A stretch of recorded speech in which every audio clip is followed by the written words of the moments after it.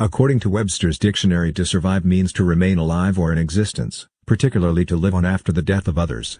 The fascinating thing about network marketing is that, in many instances, survival, i.e., staying in existence after others leave the business, is precisely what leads to dramatic wealth. Attrition is a considerable factor in our business. Yet we have rarely met anyone who has worked steadily in network marketing who doesn't eventually achieve success. And those rare individuals who do not succeed are usually their own worst enemies, constantly reinventing the wheel and complicating the simplest path to prosperity in the history of capitalism. Of course, priorities vary as widely as do people. While some choose network marketing as a means to an end, others simply enjoy it for its own merits. These folks join multi-level marketing to build their confidence, widen their circle of friends, and feel more productive.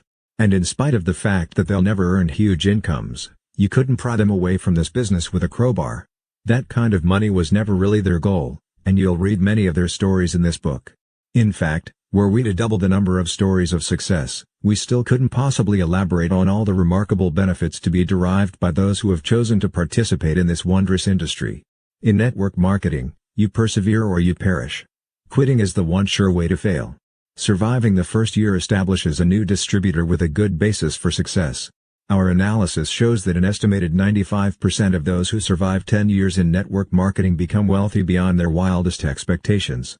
These survivors have achieved either staggering financial rewards and/or total time freedom, that is, having all the free time to do the things that really matter to you with the people you love most.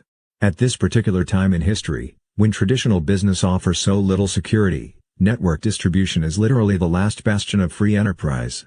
It's a system in which common people can invest a small sum and, through sheer tenacity and determination, rise to staggering levels of financial reward and personal freedom. It's a field devoid of the pitfalls of traditional business, payroll, employee benefit costs, advertising, overhead, bookkeeping, and accounts receivable. Network marketing has an entirely different set of entrapments of its own. But once understood, these problems are easily overcome. We believe success is critically dependent on awareness, from the very beginning, of what these hazards are and how to overcome them. Hence this book. The network marketing industry traces its roots to the 1940s when Nutrilite Products Incorporated launched the sale of food supplement products and, 10 years later, Amway introduced the sale of household products.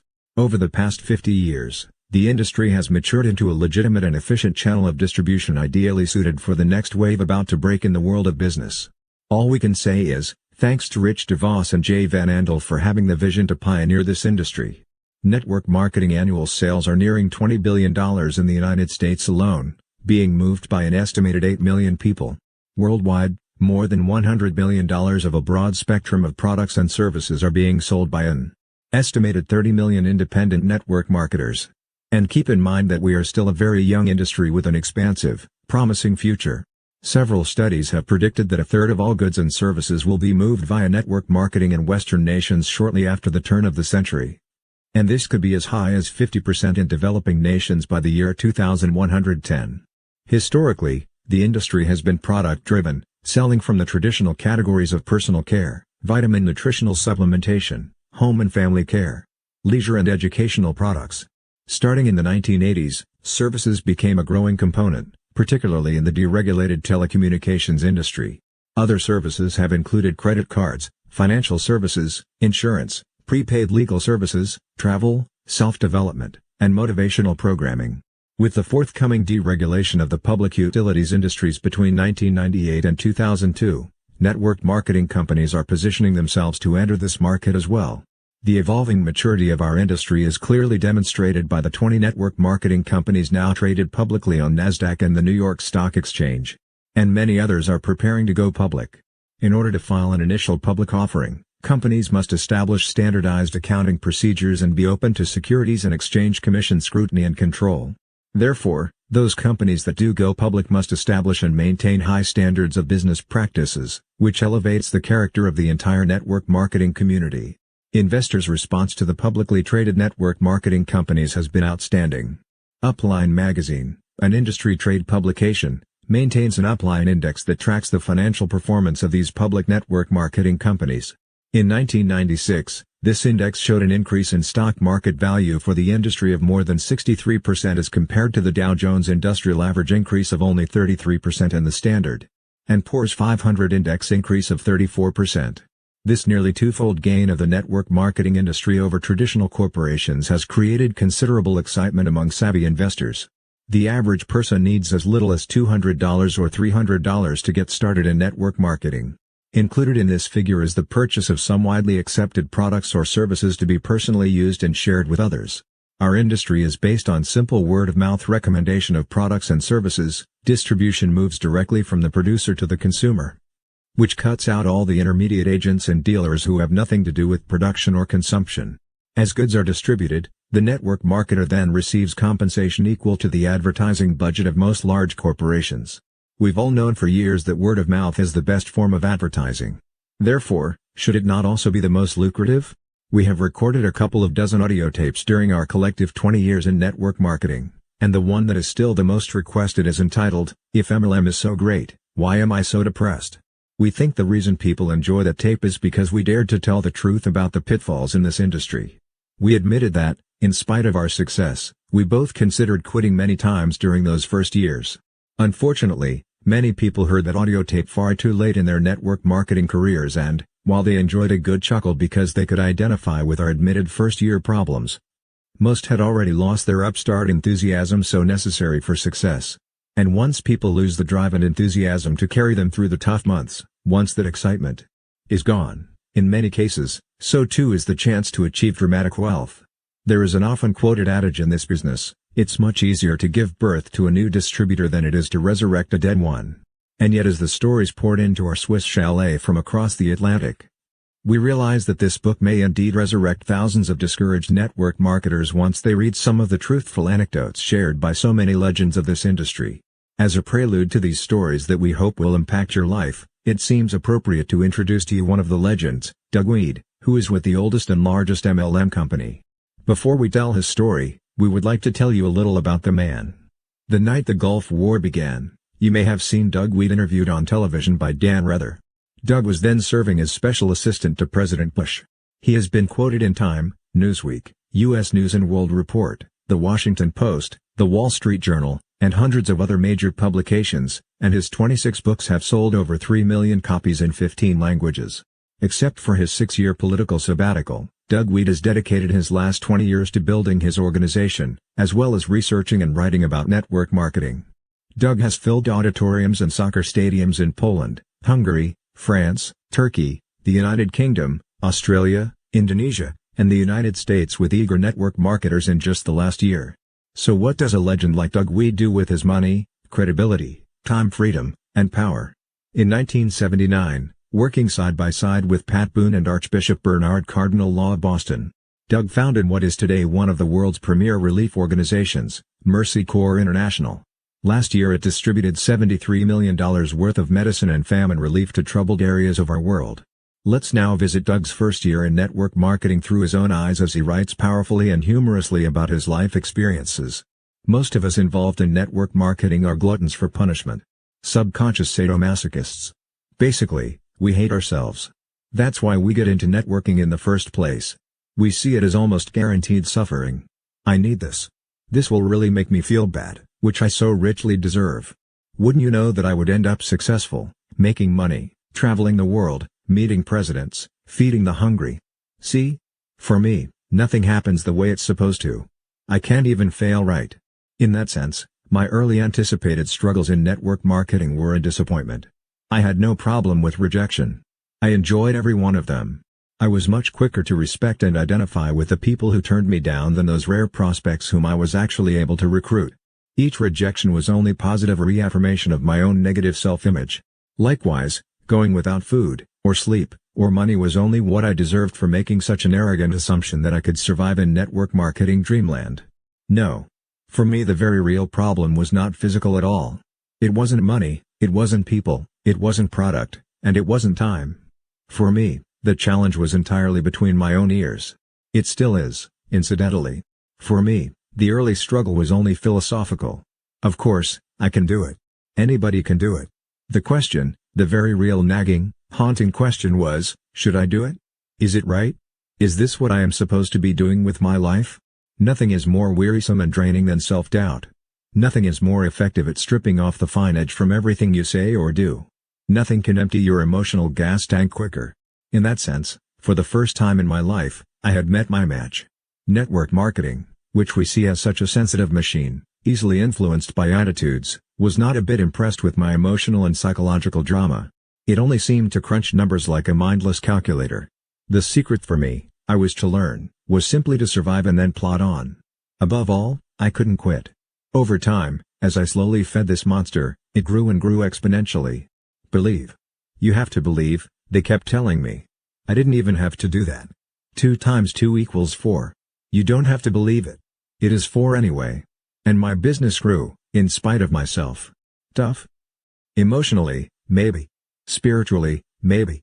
But those battles manifest themselves in failure as well as success.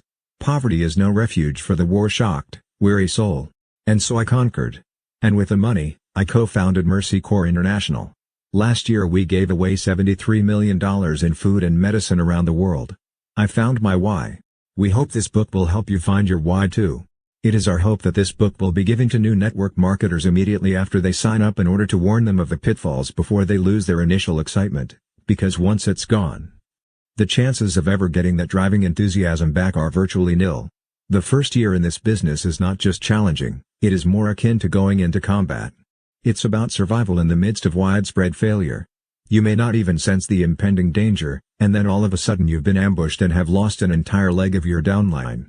One of our primary objectives in writing this book is to take the stealth out of your battles so that you can see your adversaries well in advance, instead of having them creep up and catch you unaware. But equally important is that once you see the clash coming, you are equipped with the necessary skills and tools to win each confrontation and thus survive your first year in MLM. Believe us, in year 1, survival is the name of the game. We know this both from personal experience and from statistics compiled by several companies that suggest well over 60% of all new network marketers quit in their first year, during the most important phase in the learning curve.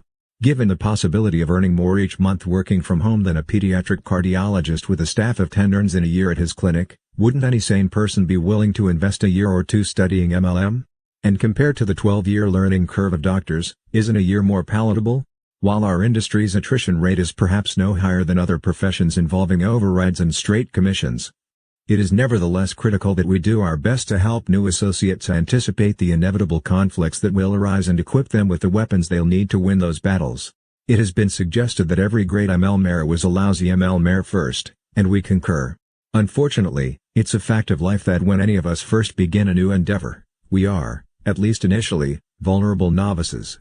Although the educational process in network marketing is relatively brief, it can be devastating to many new associates. The main reason is quite simple to understand. We all hate rejection, and none is worse than when we are mocked by friends, family, and acquaintances.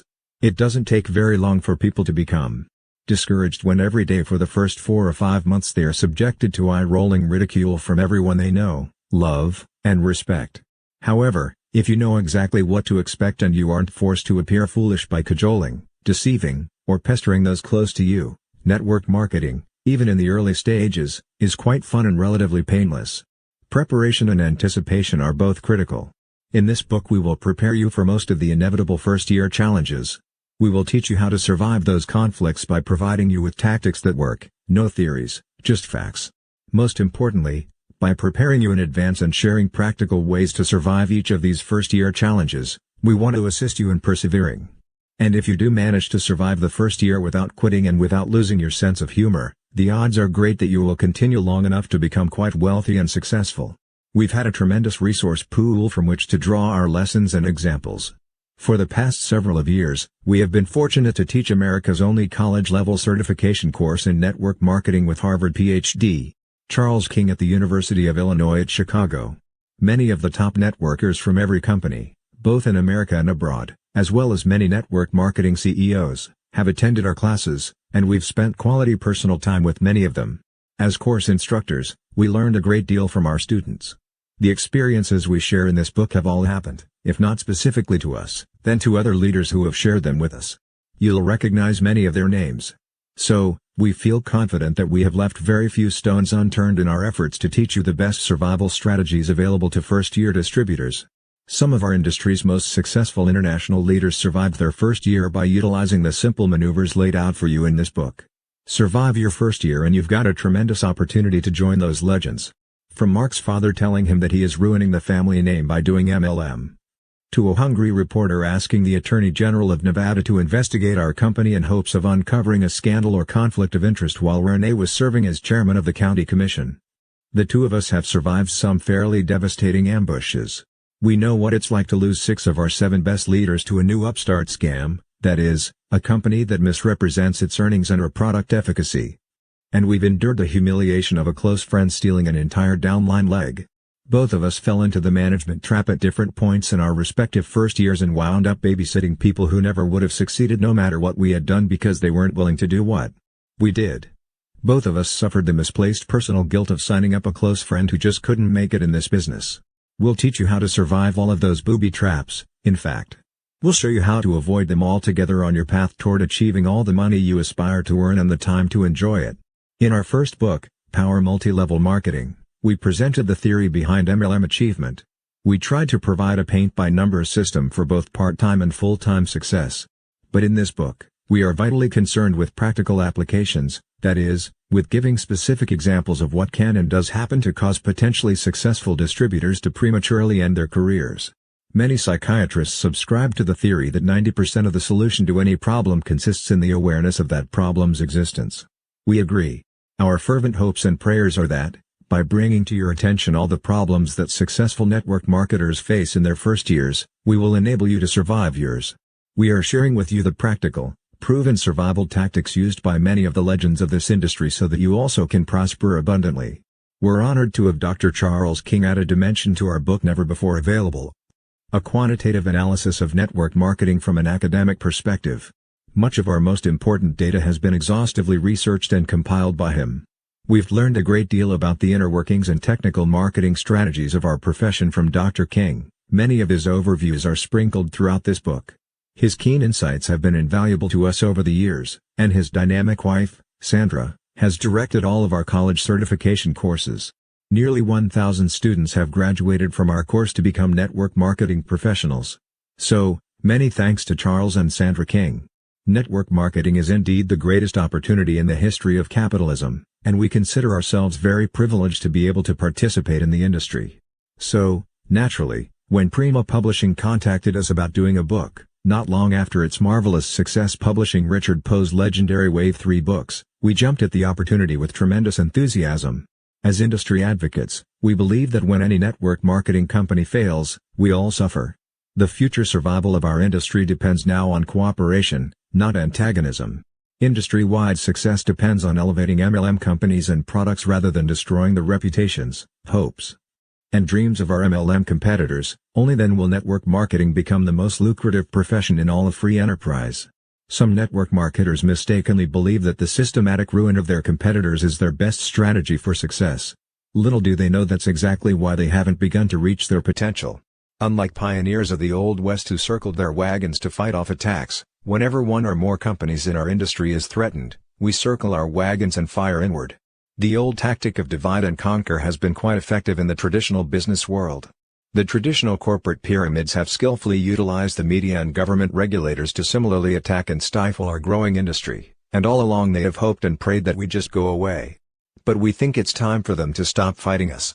We respect all companies, not just those in our own industry, and we think they should do the same. Spanning our collective 20 years in the field of professional network marketing, we have been blessed to speak to hundreds of thousands of marvelous people in every part of the world. And while we've heard our industry denigrated in a variety of ways, not once have we heard it referred to as the rat race. This graphic description has been used on every continent, and translated into every language, to depict traditional business. Rat race literally means a sprint between the world's most deplorable rodents, those who actually wiped out half the population of England during the Black Plague. And what is it they are so steadfastly pursuing? Refuse and rotten grain in a hopeful pursuit to eat enough to see one more day. If for no other reason than to help people avoid that, we feel that this is a book whose time has come because the human condition should be a joyous flight among eagles, not a frenzied dash among rodents. Betty Carter, formerly senior vice president for the Pacific Stock Exchange, recently shared a graphic comparison between the rat race of traditional business and the freedom of network marketing. In her own words, when traditional business grows, an entire population can be reduced to rats. I moved to Seattle several years ago because of the quality of life. Today, as two corporations expand, the entire city has been forced into a mindless trek for several hours each day. The average speed on major highways has been reduced to 21 miles per hour. Crime and other societal problems are rising dramatically. No one can yet predict the negative ecological impact of the several thousand-person influx each month, but environmentalists are clearly worried. The point is this: when MLM corporations experience explosive growth, thousands of people go home and soar like eagles. When traditional corporations explode, people from all over the world assume the posture of rats and take to the streets. Thank God network marketing has given me the freedom to run errands during the times when others are confined to their little cubicles, but it will just be a matter of time before I have to look elsewhere for tranquility. We feel we have an awesome responsibility to educate as many people as possible to the fact that they need no longer participate in the god-awful stress of traditional linear business.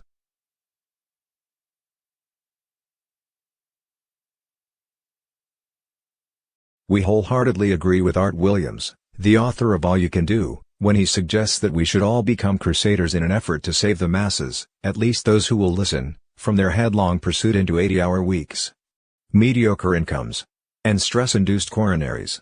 Because the American dream has become a nightmare for so many, and because network distribution is such a viable alternative to more traditional business professions, it is incumbent upon those of us who have reaped so much from this industry to begin to sow seeds for others. The book you are now holding in your hands is the ultimate survivor's manual. Thanks to the hundreds of unselfish leaders from diverse and numerous companies who rose to the occasion by contributing their stories, you will learn how to dramatically alter your life. Knowing full well that they would be educating their competitors, they all dared to tell the unadulterated truth about how to succeed in our industry.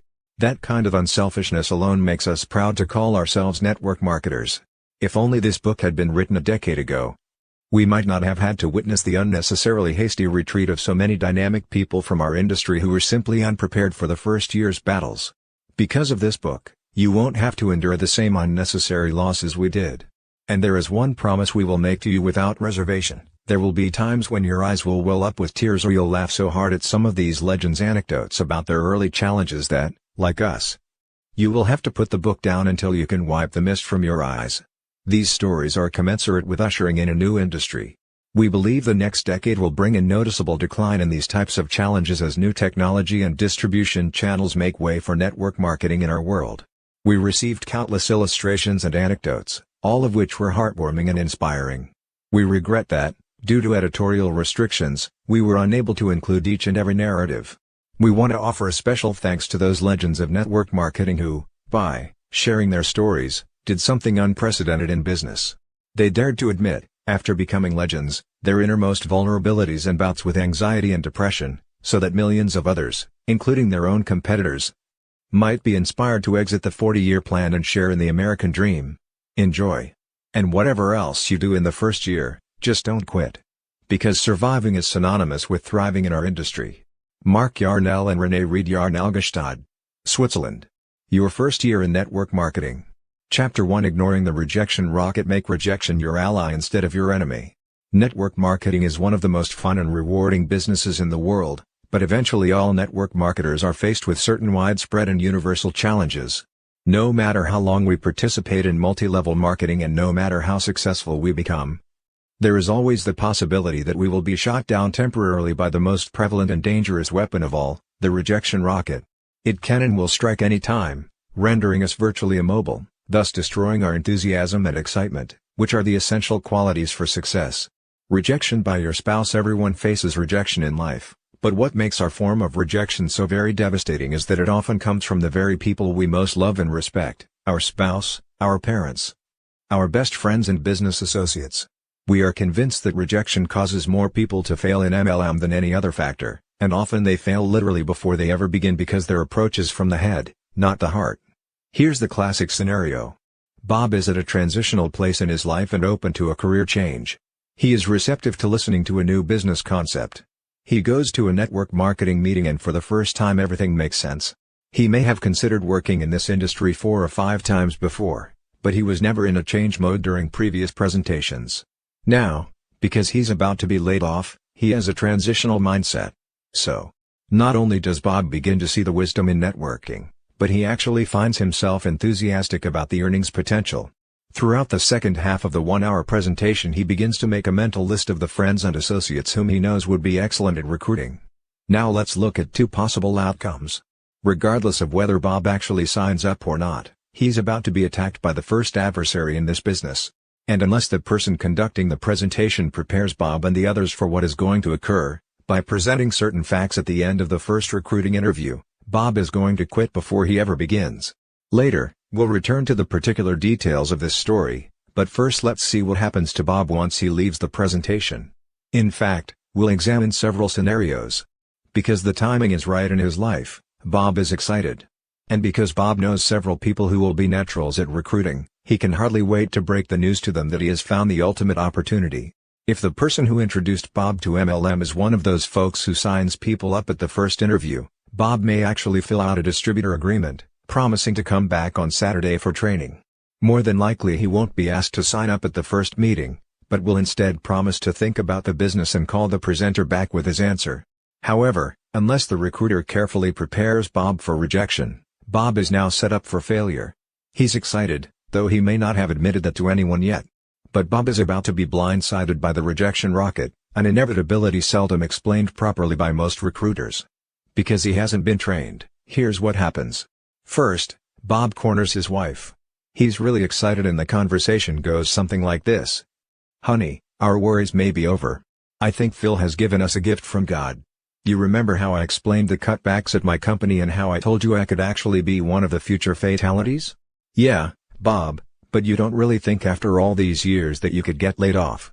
I mean, you weren't serious, were you?" His wife finds this inconceivable. "Honey, listen, it doesn't matter. I was just over at Phil's and he and Nancy have gotten into a new business that looks really great. I can't believe how much money there is to be earned and freedom to be gained. Honey, Phil is about to get his first big check. And I brought home some samples of the products. Nancy is blown away by this creme and shampoo. Here, I brought some home for you to try. She wants you to call her."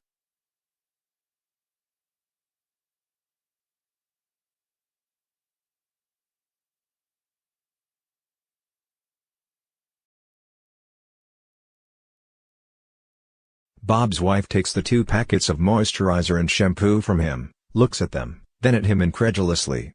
"Wait a minute, Bob. You're serious, aren't you? Let me get this straight. You've been with your company for 7 years. We have a company car, health insurance, and we just bought our dream home. Your boss loves you like his own son and is about to recommend you to the Golden Acres Country Club. They lay off a few lousy executives and now you're seriously thinking about giving up a legitimate career and all of those years I suffered to put you through your MBA program to do some pyramid scheme. Please, Bob, tell me this is a bad dream. Tell me I'm not hearing you say this." Bob grins and reaches out to touch his wife's arm and she jerks it away, snarling like a cornered wharf rat. He hasn't seen that look on her face since he accidentally backed over the puppy last summer. "No, honey, you aren't listening. We've got a chance here to get in early. We can be earning over $20,000 a month in a year. Do you realize how many hours I've been working? The baby cries when I pick her up because I'm virtually a stranger. They've laid off 35 men and women this quarter and I could be next. Honey, look, I'm telling you, Phil and Nancy are our friends. They aren't." "Oh come on, Bob," interrupts his wife. "You yourself have said that Phil is irresponsible. He failed at that tire company. He failed at life insurance. Then he tried that stupid greeting card deal and we both laughed at how dumb that was. Bob, you're not thinking straight." She softens and launches a new tactic. "Bob, honey, we're set. You said so yourself. And, besides, what am I going to tell my parents? That you left your company to sell shampoo door to door?" Bob has just heard the same spousal arguments that countless other men and women have heard over the years. It could easily have been Bob leveling the same objections at his wife who just returned from her first serious network marketing presentation. Often it's the wife who is bombarded by personal affronts from her husband. Had Bob simply said nothing until he could get his wife to Phil and Nancy's for a legitimate presentation, the rejection rocket would have never been launched. Or, had the approach been emotionally positive instead of intellectually negative, the outcome might have been different. But keep in mind that even if the circumstances differ, the outcome is often the same. This discussion could have happened on a Sunday morning following a Saturday training session in which Bob had already signed a distributor application. It doesn't really matter. The point is, this We are convinced that as many as 50% of all potentially successful networkers fail before ever getting started because their sponsor does not prepare them for the spouse rejection rocket. The tragedy is that those very circumstances could quite easily be minimized if not completely eliminated through preparation and proactive measures. It's the responsibility of every recruiter to fully prepare prospects for rejection, then provide them with the tools to overcome rejection. Phil should have insisted that Bob bring his wife to a full-blown presentation, either at this first briefing or at another one soon to follow. In addition, he should have said emphatically, "Bob, don't try to explain this to your wife until you have more information, or better yet, bring her to us." Rejection by family and friends. Before presenting solutions to the previous problem, let's first scrutinize another scenario that occurs frequently. Although the participants are somewhat different, the outcome is equally predictable and negative. We begin by assuming that Bob's wife is as excited as he is about this network marketing opportunity. Let's also assume that Bob has signed up, and both he and his wife have been trained and prepared for any and all rejection. Initially, Bob decides to take the lead until their new infant is a little older. His wife will join Bob later. Bob can anticipate the primary objections used by prospective members and has memorized a response for each one. In fact, he's quite proud of his knowledge and is even perhaps a little cocky about his ability to overcome objections. Bob is excited about his new skills of persuasion, believing with a smug self-confidence that he can effectively counter each objection. He's convinced that in this battle of wits, his prospects are unarmed. He fully expects to win any and all debates about network marketing and prove to each of his friends that his new venture is far superior to traditional business. Equipped with that knowledge, he picks up the telephone and begins calling his 25 best prospects, those people whom he would love to spend the rest of his life with in a partnership. Usually, one of three outcomes is predictable, so let's evaluate all three. Winning the battle. The first outcome is what we call winning the battle. Bob has just gotten past his close friend's secretary and is beginning his prospecting conversation. This is a man Bob has known since high school. Their lives are quite different now, so they see each other infrequently but have nevertheless retained their warm friendship. The conversation begins with small talk, but let's move ahead to the actual dialogue about the business. Bob begins his approach. "You know, Steve, the other reason I called is to try to set up a convenient time when you and Sally can come over and take a look at a new business my wife and I have." Steve cuts in. "Bob, sounds like one of those pyramid deals to me. Don't tell me you and Christy have been sucked into one of those scams." Of course, Bob has been trained, albeit improperly, to handle objections and he's armed for battle. "Actually, Steve, I can understand your reluctance to look at a deal like this, but all I ask is that you remain open-minded for a 45-minute presentation. Let me ask you, Steve, would Tuesday or Thursday be better for you?" Bob is proud of his canned response, but as we'll see, his pride is very fleeting. "Come on Bob, you and I go way back. You can cut out the memorized speeches and shoot me straight. Sal and I aren't the least bit interested in one of those deals. In fact, my own father got sucked into some gold scam last summer and put over $5,000 into the deal, never signed up one person and has a garage full of overpriced gold coins gathering dust," Steve says gently but firmly. At this point, or really before the conversation had even gone this far, Bob should have realized that Steve isn't in the right time in his life to see this opportunity. He isn't the slightest bit open to the business, and anything said from here on will only further alienate Steve and therefore hurt Bob's chances to approach his friend at a later date when he may be more receptive. In fact, unbeknown to Bob, he may actually do irreparable damage to their friendship by continuing to pursue the matter. Unfortunately, Bob is relentless. He knows he's in a great business and believes that if he can respond properly to each objection, he can perhaps sign up Steve and his wife. Because Steve is a professional who knows many quality people, Bob is absolutely convinced that, of all his friends, Steve has the greatest potential. Bob believes that all he has to do is skillfully overcome his friend's objections and he's got a winner on his front line. He's sure he will win the battle. But it won't happen. And the reasons it won't happen are simple. Steve is not in the right time in his life for change, and Bob approached his friend improperly. In this particular scenario, the objections and responses to them will probably continue for another 5 or 10 minutes. In a last-ditch effort to shut Bob up, Steve may actually agree to go to a presentation. Of course, the chances that he will actually attend are slim to none. In this winning the battle scenario, more than likely Bob's prospect will be a no-show and, in the long run, he will even lose the war. Unable to apply the 6-month rule, the battle will never again be waged, let alone won. In other words, another potentially great network marketer is history. And you can bet Steve will tell 10 other friends at a future cocktail party just how bizarre and frenzied their former friend, Bob, has become. Kiss 10 more possible networkers goodbye. Positive negative. The second outcome is what we call the positive negative. In this scenario, the very instant Bob mentions his intentions, Steve jumps in and aggressively points out how much he hates business deals with friends, detests MLM or any other home business pyramid, and adds, "By God, it better never surface again in the course of our friendship." Of course, Bob shuts up immediately and changes the subject back to small talk. He feels rejected because his good friend is so positive that network distribution is a rotten industry. And because Steve is so positively negative about network marketing, Bob decides to never again extend the opportunity to his friend. That is a serious mistake, as we'll explain later when we fully define the 6-month rule. The good zero leader's boy. The third outcome is what we call the good old boy. An example of this scenario is as follows: Steve, the other reason I called is because my wife and I have become involved in a business that we want to share with you. It will take about an hour at the most and we can see you on Tuesday evening at 8 o'clock or Thursday at 7:30. Which is better for you? Steve answers pleasantly, "Gosh, Robert, it sounds great. Can you tell me just a little about it?" "Well, Steve, I'd rather not discuss it over the telephone because it's about 90% visual. I'd like for you and Sally to see a brief video, then actually sample some products and take home some literature to examine. But I can tell you that this company is expanding globally and they're looking for brand new recruiters and trainers who have always wanted to earn over $25,000 a month." "My God, Bob!" Steve excitedly responds. "$125,000 a month. Phew. I can tell you right now we are always open-minded to new opportunities, especially when there's that kind of earnings potential. I think Thursday would be our best bet. What time?" This last scenario is actually somewhat common when new distributors are calling friends. In MLM, we refer to friends as one's warm market. Because most family members and close friends do not want to reject you, they will often agree to things they don't want, just to be warm.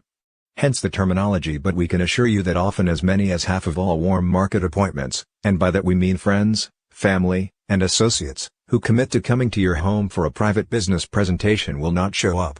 And that can be more devastating than any other form of rejection because you'll feel deceived. So remember, no matter how nice they are on the telephone, half of your family and friends may not show up for your meetings, especially if you tell them about products and brochures, videos and samples. Knowing this fact ahead of time softens the pain. Simply put, all people detest rejection, especially rejection by friends and family. Frank Pinelli of West Linn, Oregon, had been in the business all of 1 week when he experienced one of the worst rejections of his life. As he explains, "I couldn't wait to meet for breakfast with a man whom I had come to respect and admire. Like me, he was a realtor and a very successful one. Both of us were in the process of leaving real estate to start our own businesses and I assumed that would give us grounds for being mutually supportive of each other.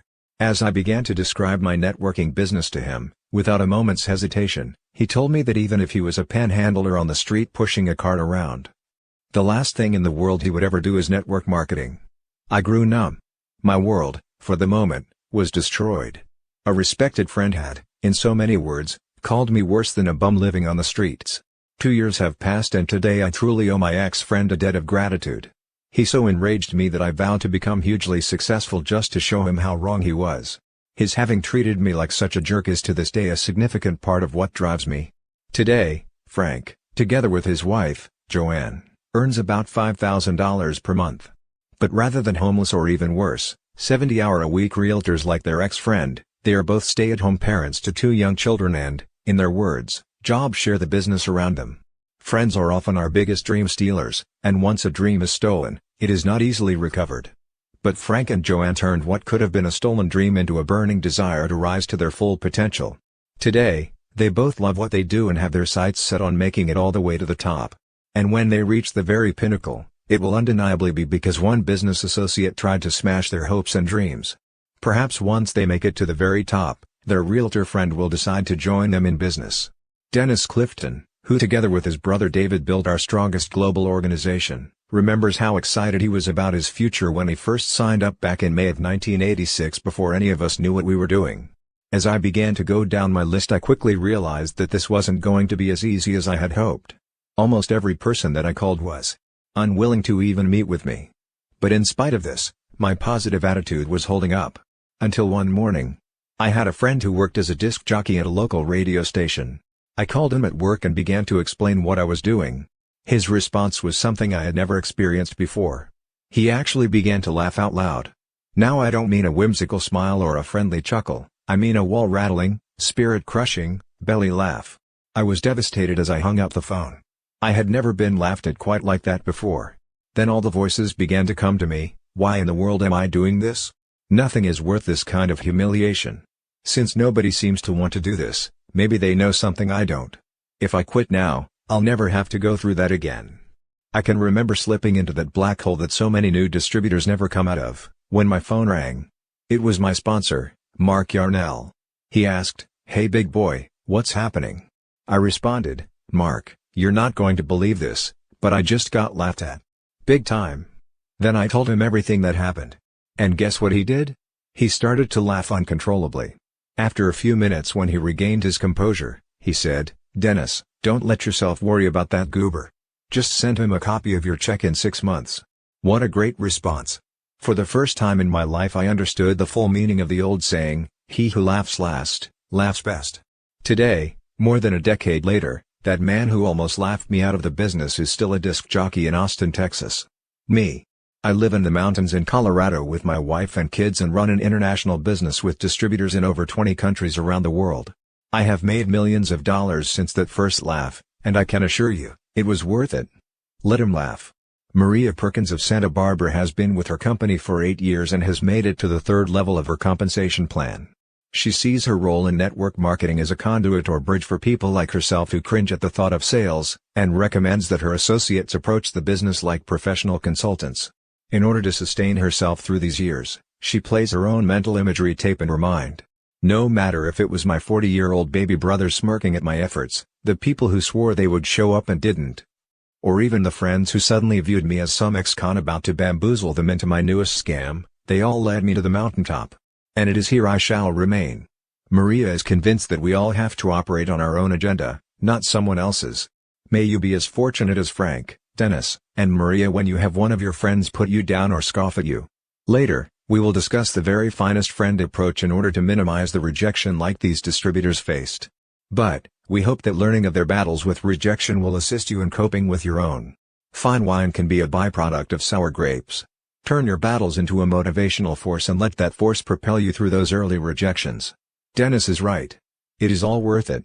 Preparing your prospects for rejection. The rejection rocket can be leveled at you anytime in your career, and the problem is that you generally don't see it coming.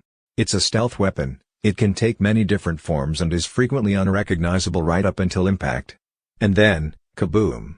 While we certainly cannot help you anticipate every potential kind of rejection, we can definitely prepare you for those forms of rejection which are the most destructive. Avoidance of these dangerous weapons is fairly simple if you begin programming your networking professionals at the very beginning, literally during the close of the first recruiting meeting. Let's set the stage. You have just presented your business opportunity effectively by following a specific format, one we'll explain in a later chapter. And you're convinced that 3 of the 5 prospects sitting in your living room are tremendously excited about the income potential. They've asked all the right questions and you've answered them to the best of your ability. You've played the video very clearly and simply explained the numbers during your board presentation, handed them some samples, and finally explained that training is here at your home next Saturday at 10 a.m. You are ready for the closing comments specifically calculated to call their attention to rejection and assist them in avoiding it before they are sideswiped. We are irrevocably convinced that most people who leave the first presentation excited but never sign up or return for training are usually fatalities of the easily avoided rejection rocket. Here's how we prepare our unwary prospects. We suggest you memorize or paraphrase this for your own use, speaking in the singular or plural accordingly.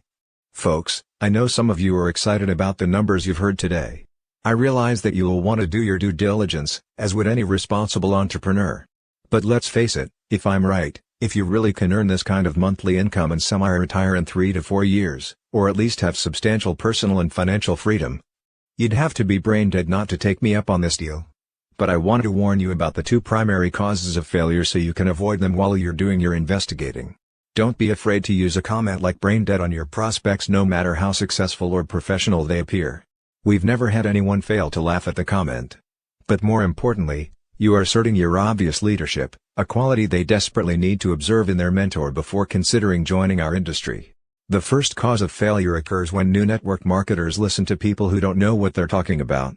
The second cause of failure results from their not listening to those of us who do know what we're talking about. Let me give you an example. It's just human nature that when we get excited about something, we want to share it with others. Whether it's a new flavor of ice cream or a business opportunity, it doesn't really matter. We want to share it, especially with the people we most care about. That's fine with ice cream or a good movie, but it's not right to share this business with anyone until you're completely trained and knowledgeable about our company. Why? Because the primary cause of failure in our profession stems from people getting excited about the tremendous earnings potential and then charging out to tell their closest friends and relatives before having the slightest idea how to do our business. It is critical that you not say anything to anyone until we have taught you a successful approach. If you begin talking to your relatives and friends about this industry, most of them are going to tell you that you've lost your mind. And even though you think you've got all the facts, even though you know the truth about the earnings potential, and even though your friends, neighbors, and relatives know nothing, they will still tell you you're an idiot. And if you have 10 or 20 people in a row question your sanity, especially people you know and love, you will give up before you begin. So don't even attempt to sell your spouse on the opportunity, simply get him or her back here for a presentation as soon as possible. Now I know you think you're strong enough to avoid being influenced by people whom you know are completely ignorant about our company. Everybody thinks that. And let's say that you are. Let's say that even if 20 friends and relatives reject you and tell you you're an imbecile, you do not collapse under the weight of their negative attitudes.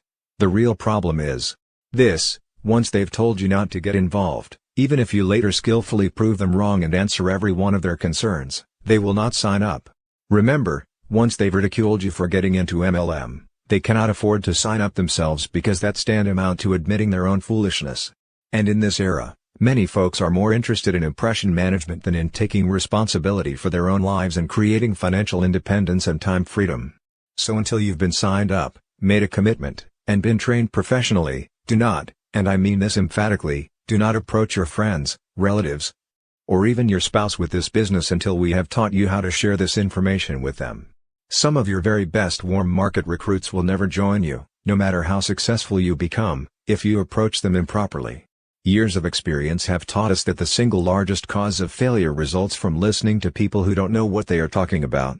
Here's the problem: new prospects' friends and family don't know anything about your company or the business of networking. And in their ignorance they are certain it must be a scam. Until you are involved financially, they sense you are not really committed. So they will do everything in their power to save you from making a big mistake.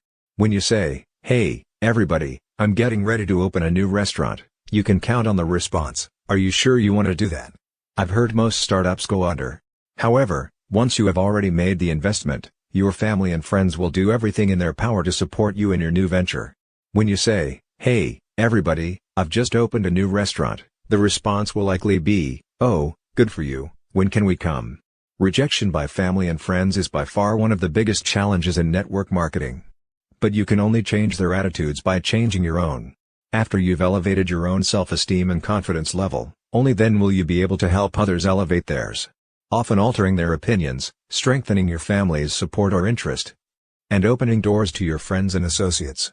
We wrap up our business presentation by discussing the second cause of failure: not listening to those who do know what they're talking about. If any of you do decide to sign up and become my frontline associates, you must also be willing to duplicate exactly what I teach you. This business is totally different from traditional business, and if you are going to sign up and then try to reinvent the wheel, you're going to fail. So promise me you'll follow our system, or, frankly, I'd rather not even have you sign up. Fortunately, we are in an experienced organization and we know what we're doing. Your first 90 days are critical, and we start the clock today as you begin your decision-making. That dialogue is the way we close our in-home recruiting presentations, nearly verbatim. In fact, as prospects are preparing to drive away, we will frequently remind them one last time, "Don't forget, please don't attempt to explain this business to anyone, especially your spouse, until after you've been trained." As they depart, we are already beginning to visualize them as partners. The rejection rocket can be deterred quite effectively if it is anticipated and fully understood by new networkers and prospects.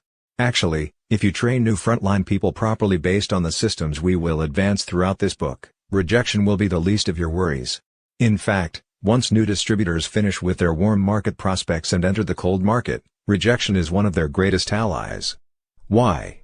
Because the sooner it can be determined that a prospect is not receptive to a network marketing opportunity, the sooner the distributor can file her away for a 6-month follow-up, and move on to viable prospects without wasting time. Like so many network marketers, Paul Del Vecchio and Jennifer Tallow of Berkeley, California, are still struggling to build their group. And because of their positive outlook, it is growing, slowly. But rejection has been their single biggest hurdle to overcome, especially that first year. In Paul's own words, "I'm sure there are people who breeze into MLM and skate their way to the top, but this was not my case. I'm a college dropout who spent my young adult years pursuing poetry, the classical guitar, and Eastern philosophy. I had no background in business, spent most of my time in seclusion, and drove an old '76 Chevy pickup with a snaggletooth bumper that I couldn't afford to have repaired. Being somewhat introverted by nature, I'd have to describe my first year in MLM like the South American diplomat who, at an elegant embassy function, tried to explain in his halting English why he and his wife had no children. My wife, she is impregnable." But when that clearly didn't evoke the response he had expected, he tried again. "I mean, she is unbearable." Puzzled by their shocked expressions, he tried one more run at it with, "No, no. What I mean to say is, she is inconceivable." I felt just as inadequate as that diplomat in my communication skills as I loaded up my truck and went down to the business district to approach strangers in suits about big money and free time, and let me tell you, they were not at all amused. And so I systematically tried everything under the sun to avoid the pain of rejection, including the art of managing a non-existent downline, but it always comes back to taking action and maintaining a positive open attitude. Napoleon Hill, the author of the classic Think and Grow Rich, helped me understand that my state of mind must be one of absolute belief in what I am communicating to others and in my ability to deliver the message, not just a mere hope or a wish. For me, this business has been the greatest self-development course in the world. As I leave the house to prospect, I have learned that I can create one of two mindsets. I can strive to be well received by those I approach, and that is a one-step process called perseverance. Or I can try to avoid the pain of rejection, and that is a 3-step formula: say nothing, do nothing, be nothing. Persistence, coupled with absolute belief, can never be defeated, and that is precisely why we know that Paul and Jenny will prosper abundantly. Call reluctance. Often the mere fear and anticipation of rejection will keep new networkers at home. Fear of getting started is one of the primary causes of failure in our industry. It is an obvious but unspoken phenomenon. New marketers will hide behind the need to study the products more, or attend a few more meetings, watching how you do it over and over, even though they've already seen it 10 times. They will gladly attend training meeting after training meeting, invest time in their new business by listening to audio tapes on how to prospect and overcome objections, and generally do anything and everything possible to avoid actual prospecting. They will become involved in all manner of unproductive activities just to avoid having to, in the words of the great Nike, just do it. Then after days, weeks, and sometimes even months of such busy work, they will decide that this business just doesn't work. After all, they haven't succeeded in building an organization. The reason is clear to everyone except them. The mere anticipation of rejection leads to call reluctance, which can and often does lead to failure. Often, a week or so before they quit, we hear the essence of their failure in the remark, "If something doesn't happen soon, we're going to have to get a job to make ends meet." In traditional business, things may just happen, but in network marketing, success comes to those who make things happen. And by the way, call reluctance is not an experience limited to non-professionals. Often it's the most sophisticated executives who carry this secret phobia, not of actually being rejected, mind you, but of the fear that they might be. Mark recruited the mayor of a major southern city, and after 6 months of virtually zero activity, he asked the mayor for his warm market list. He reluctantly handed over his top 25 names, but Mark couldn't find one person whom the mayor had actually called. In the final analysis, the mayor had to admit that he was afraid to call those friends because an election year was approaching and he didn't want to risk damaging his reputation with his constituents. He quit, having never called one prospect because of his fear of rejection. He later had the audacity to state publicly, after failing in a second network marketing company for the same reason, that MLM is a scam. He came to that conclusion without ever having called a single prospect. Not being taken seriously. Those who make it past the initial fears of getting started will often be assailed by other elements of the rejection rocket. Common among women is not being taken seriously, one of the most degrading forms of rejection. It is common for an interested male prospect who is shown the business opportunity by a professional woman networker to think something like, "I'll have to talk to my wife about this little home business." It's not a case of the woman being ineffective or the man being demeaning, it's just that most men cannot identify with having a woman recruiter who is working at home. And if she is distributing cosmetics or some other product or service with which he cannot relate, that only serves to compound the problem. No matter how strong a female leader is, in some cases the male ego cannot be assuaged by her alone. On these occasions, the potential rejection can be sidestepped by having a male upline or male partner assist her in closing such prospects. This is not codependency, but rather part of the intrinsic nature and value of what we call double gender closing, because ours is a team-based business. First-year associates need not close prospects alone. It's teamwork that earns leaders the right to receive multi-level compensation. In some situations, women have discovered that their gender challenges come from within rather than from without. Historically, men have had more self-confidence while women still struggle with poor self-esteem. For years some women have been financially dependent on their husbands and frequently overlooked for promotions in the workplace. We realize this is changing in America, but this phenomenon is still prevalent in Eastern cultures and among older generations. Women have so very much to offer this industry, their companies, their husbands and male partners, and certainly the members of their own organizations. The problem has stemmed from an industry-wide lack of awareness about just how much women have to give and how needed feminine qualities are in today's global marketplace. The role of women is on the threshold of explosive change, along with their image. If you suspect that you are being rejected because of an attitude you project, then take some time to work on your own personal growth before attempting to build an organization. Read books, attend seminars, and listen to audio tapes to enhance your self-image. Surround yourself with positive people who constantly remind you of your worth as a person and the contributions you are capable of making. Shake off any residue of negative self-esteem, any emotional baggage that you may be carrying around, and take pride in yourself.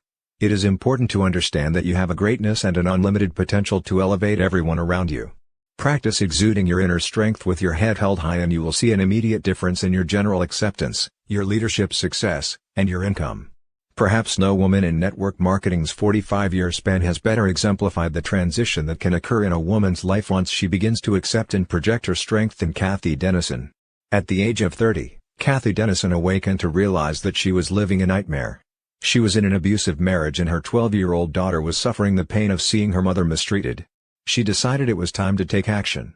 She left her husband and moved to the tiny town of Basalt, Colorado, where she began cleaning houses to support herself and her child. While her personal life improved dramatically over the next few years, her finances were in shambles. But without a degree, there were few options available to her.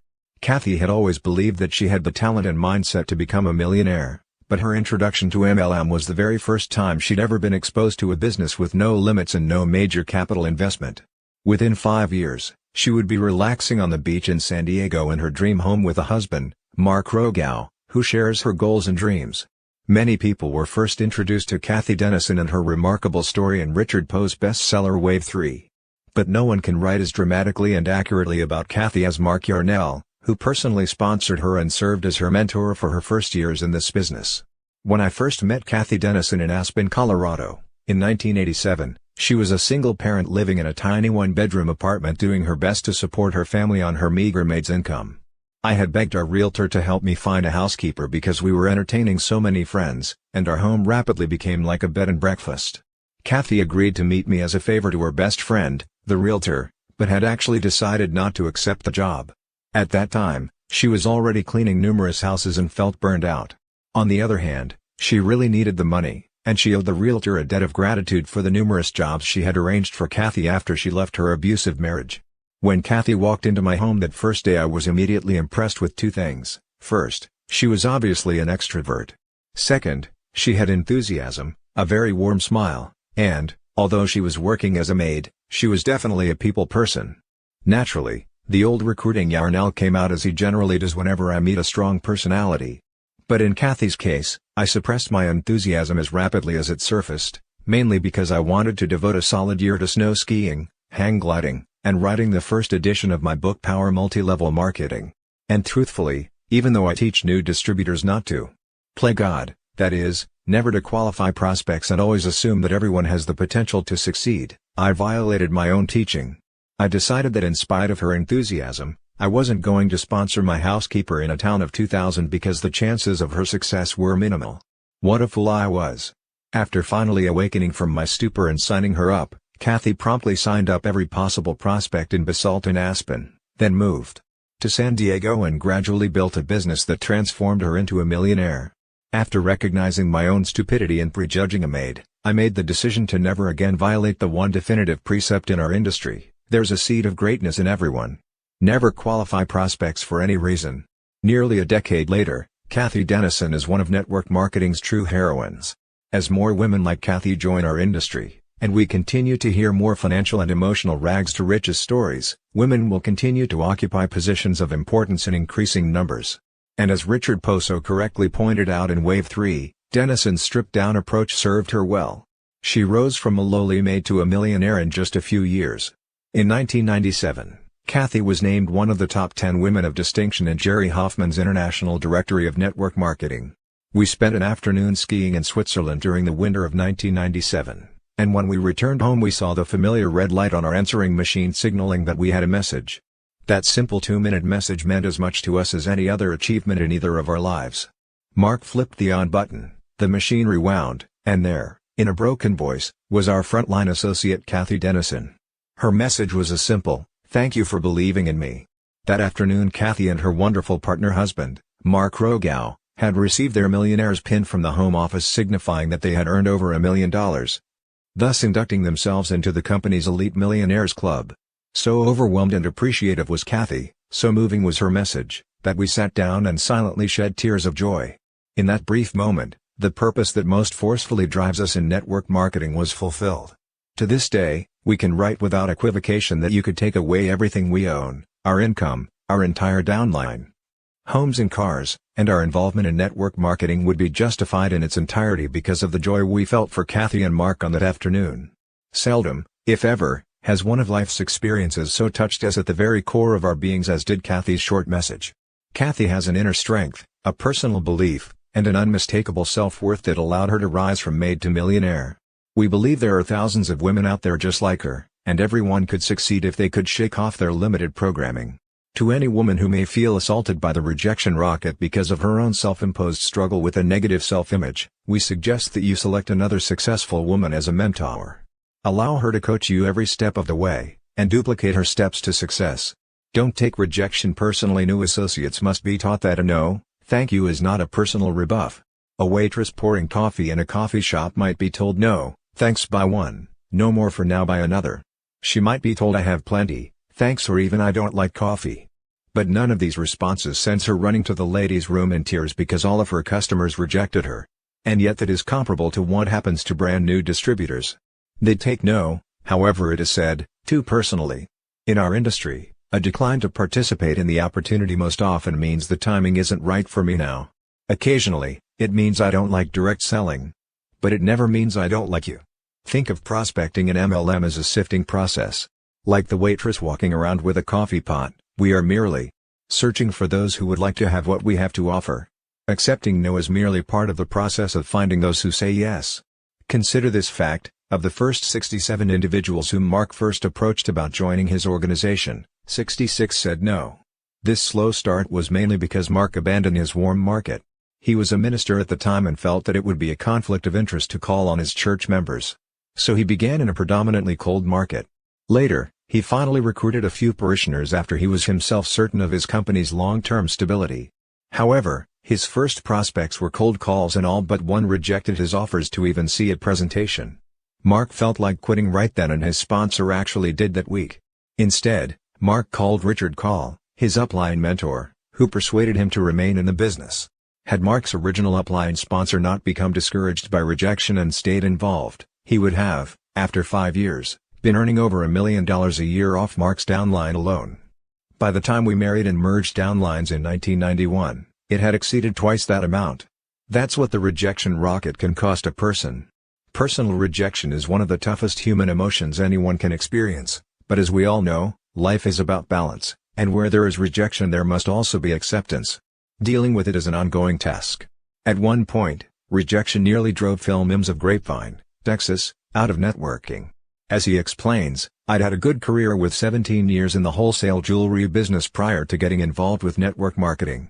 That career gave me a good lifestyle, wonderful friends, and a professional ego. Making the transition into MLM meant starting over, forcing me out of my comfort zone. As I approached friends, family, and jewelry associates to be either my customers or to join me in business, I watched personalities change.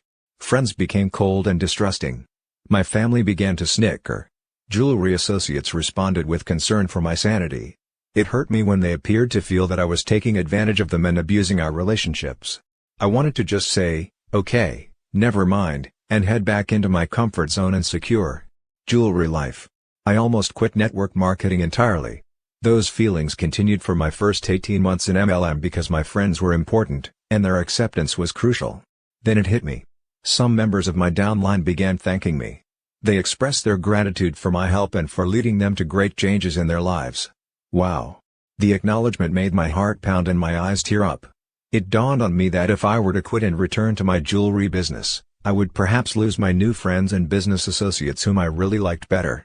Networkers are such caring, sharing, giving, and excited people, who, like me, are seeking success, peace, and freedom. Traditional business offers these things for a few people, whereas success is possible for so many in network marketing. To remember now that I almost quit because of my wounded pride helps me to understand what my new downline reps face. Shedding my old self and becoming a new person was indeed a painful transition. The hardest thing I ever did was to leave the comfort zone of my jewelry business. But as a result of my newfound personal freedom, personal growth, and feelings of appreciation, I've found a bigger and better comfort zone. Always be a networker, thankful that God opens doors, provides the courage to go through them, and furnishes the light to guide my way. Not talking to enough people. If we only talk to a dozen people in the course of a week, the act of rejection by those few becomes bigger than life. If we contact a few dozen people each week, rejection is no problem because a few will always get involved. Remember this law of balance: increase the number of approaches and decrease the impact of rejection. Susan averaged 10 contacts a week in her business because she was working part-time and had an extremely busy schedule. Because she was working from her warm market list, she had a high ratio of positive responses. 5 promised to come to her Tuesday night business briefing to learn more about this opportunity. 2 actually showed, but neither signed. All she could think about were the 3 who didn't show, and the fact that they didn't even have the courtesy to call and cancel. 4 more weeks of that kind of rejection and she will be out of the business. Why? Because her prospecting numbers are too small. Susan may be a hypothetical prospect in our example, but such low number prospecting can, and indeed has, forced would-be legends right out of business, shot down by rejection. Unless, as a part-timer, you are approaching at least 5 to 10 prospects per day, you are not serious about succeeding in this business. As a serious part-timer, those numbers should increase, and as a full-timer, they can grow to 30 or more per day once entering the cold market. Meeting attendance and brochure reading doesn't count as real time. When first launching your business, if your goal is to build an organization, 80% of your time should be spent prospecting. All other activity is busy work until you have achieved a certain level of success. Do not become a professional audience participator. Get out of the bleachers and onto the field. In contrast to Susan, the 2 of us prospected huge numbers of people when first building our individual organizations. Before marrying Renee, Mark's biggest rejection rocket was launched when 6 of his 7 frontline executives bailed out and went into a vitamin deal back in 1986. He didn't just lose 6 out of 7 distributors, he lost major leaders. That is the ultimate rejection. Again, he leaned on Richard Call to keep him focused on the importance of perseverance. Consider the impact of Richard's inspiration. There were 2 major triumphs. First, the one remaining executive distributorship today earns us more than 50% of our income. Second, because Mark continued to approach large numbers of prospects, he had 7 more qualifying executives who would soon take the place of those who left. Remember, it is the sheer magnitude of the numbers of prospects we approach that keeps us from overreacting to those who do reject our approaches. Prospecting small numbers makes the rejection bigger than life. Prospecting large numbers focuses our attention on those who say yes. If you make contact with 100 people in the course of a week, 20 of whom say, "Yes, I'd be interested in looking at what you have," and 80 of whom say, "No thanks," your focus will be on the positive. Out of that 20, you will be excited about the 3 who signed up, rather than the 80 who weren't interested. On the other hand, if you approach only 10 people, two of whom say they are willing to take a look and then decide against it, your attention inevitably is on the entire 10 who got away. Network marketing begins as a numbers game and evolves into a people business while a legitimate organization of excited networkers is being built. The narrow focus syndrome. Many people make the mistake of inviting rejection by presenting a far too narrow focus. They often promote a single product or just one division of their company as opposed to creating wide appeal by stressing the leveraged income and free time that result from orders of commonly used products and services. Network marketing is intrinsically designed to appeal to everyone. It is not meant to be an elitist club, nor is it effective if you promote just a single product line. And yet newcomers and old-timers alike often make this mistake. Some people failed to earn as much as they should have when their company added an exciting new nutritional division in the early 90s. And the reason is obvious. Even liberal estimates suggest that less than 30% of the population used vitamin supplements back then. Thus, 7 out of 10 people approached with only the new division just weren't interested. They couldn't relate to nutritional products and were unwilling to change their behavior. The original division upon which the company was founded consisted of personal care products. 100% of our population bathes, shampoos, shaves, moisturizes, deodorizes, and brushes their teeth with reasonable regularity. So success would have been more widespread had the distributors offered both lines of products in their presentations, thereby avoiding the needless problems created by limited focus. Even more significant, they should have been selling prospects with the American dream. Big money and free time. Nearly everyone is interested in ways to achieve wealth. So focus your presentations on personal and financial freedom, making certain to call your prospects' attention to all your products, services, and divisions. This comprehensive approach is how legends ultimately build large and dynamic organizations. Turning rejection into positive motivation. John Corkill worked for a large title insurance company for 10 years, the same one his father had been employed by for over 40 years. They enjoyed working together and shared a track record of success. When corporate politics became unbearable, John, with his father's understanding and support, went to work for a competitor and tripled his income during the first year. Over the next 5 years he created a six-figure income. Then, due to a merger, he was laid off. His father, still with the original title insurance company, was now in charge of starting a new division and offered his son a full-time position, but the company could only pay him a pittance of his previous income. 1 week before he was due to start the job, John was introduced to network marketing. He found the right company and chose to go full-time immediately. After receiving the news, his father's comment was, "John, I guess everyone has to do something. However, if you fail at that one, you can always sell makeup since one of the largest companies is based right here in Dallas. But whatever you do, I just hope you're not going to come over to my house and try to push your products on your own dad. I know all about network marketing. Those people make $200 a month and 9 out of 10 of them fail." John assured his father that his disapproval of the new career path he had chosen was understandable and that he just didn't want to rely on his father for normal family support. When John did not become defensive, something clicked in his father, who seemed to realize that he was treating his son like a carpetbagger. He asked John to sit down and began inquiring about his goals. When his father was convinced that his son was fully committed to becoming the 1 out of 10 who succeeds, as he had done with the company in which they both worked, the father-son relationship was back on track. For John, the story of his father's rejection turned acceptance became a driving force that motivated him to stick with his new network marketing business. Not only is he well on his way, appreciative for his father's rejection and eventual acceptance, but John plans to retire at the same time as his father so that they can enjoy the wealth together. Grateful for his father having started him off on the right foot. Reaction to family rejection can often be redirected, becoming a positive force for building your business. Summary. Failure in network marketing often results from 2 problems. 1. The new distributor's argumentative approach in recruiting frontline people who have already made it obvious that the timing isn't right in their lives. 2. The mistaken belief that the goal is to overcome objections, sign up people at all cost, then drag them across the finish line through motivation and management systems. If warm or cold market prospects are approached properly, they will only reject your offer if the timing is not right, in which case you want to gently back off and reapproach them every 6 months. Rejection is your ally, not your adversary, and if handled properly it will expedite your recruiting activities and actually set you up for a positive outcome.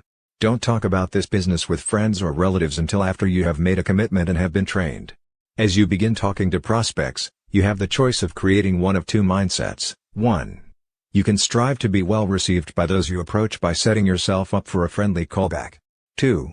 You can try to avoid the pain of rejection by saying nothing, doing nothing, being nothing. Persistence, coupled with absolute belief, can never be defeated. When you are not getting the support that you desire from family and friends, begin first by focusing on your own attitude, and changes in their behavior will naturally follow. Once you are trained, begin immediately by picking up the phone and calling the people on your list. Don't let call reluctance and the fear of rejection stop you before you start on your adventure in network marketing. Rely on the credibility of your upline leaders. Remember, you are in business for yourself, but you are never in business by yourself. As their sponsor, prospects look to you as their mentor and leader. If you are feeling low self-esteem, read, study, listen to tapes, attend seminars, and do all that you can to continue working on your personal growth. As you grow personally, so will your networking business, and, as your business grows, so will you. Building too slowly is discouraging, and often results in networkers focusing on those who rejected the opportunity rather than on those who accepted an invitation to look at the business. The growth of your business will be in direct proportion to the numbers of people you are prospecting on a regular, daily basis. Network marketing is a numbers game after the first 90 days of warm marketing. It becomes a people business once distributors begin interacting with their sponsors to build their organizations.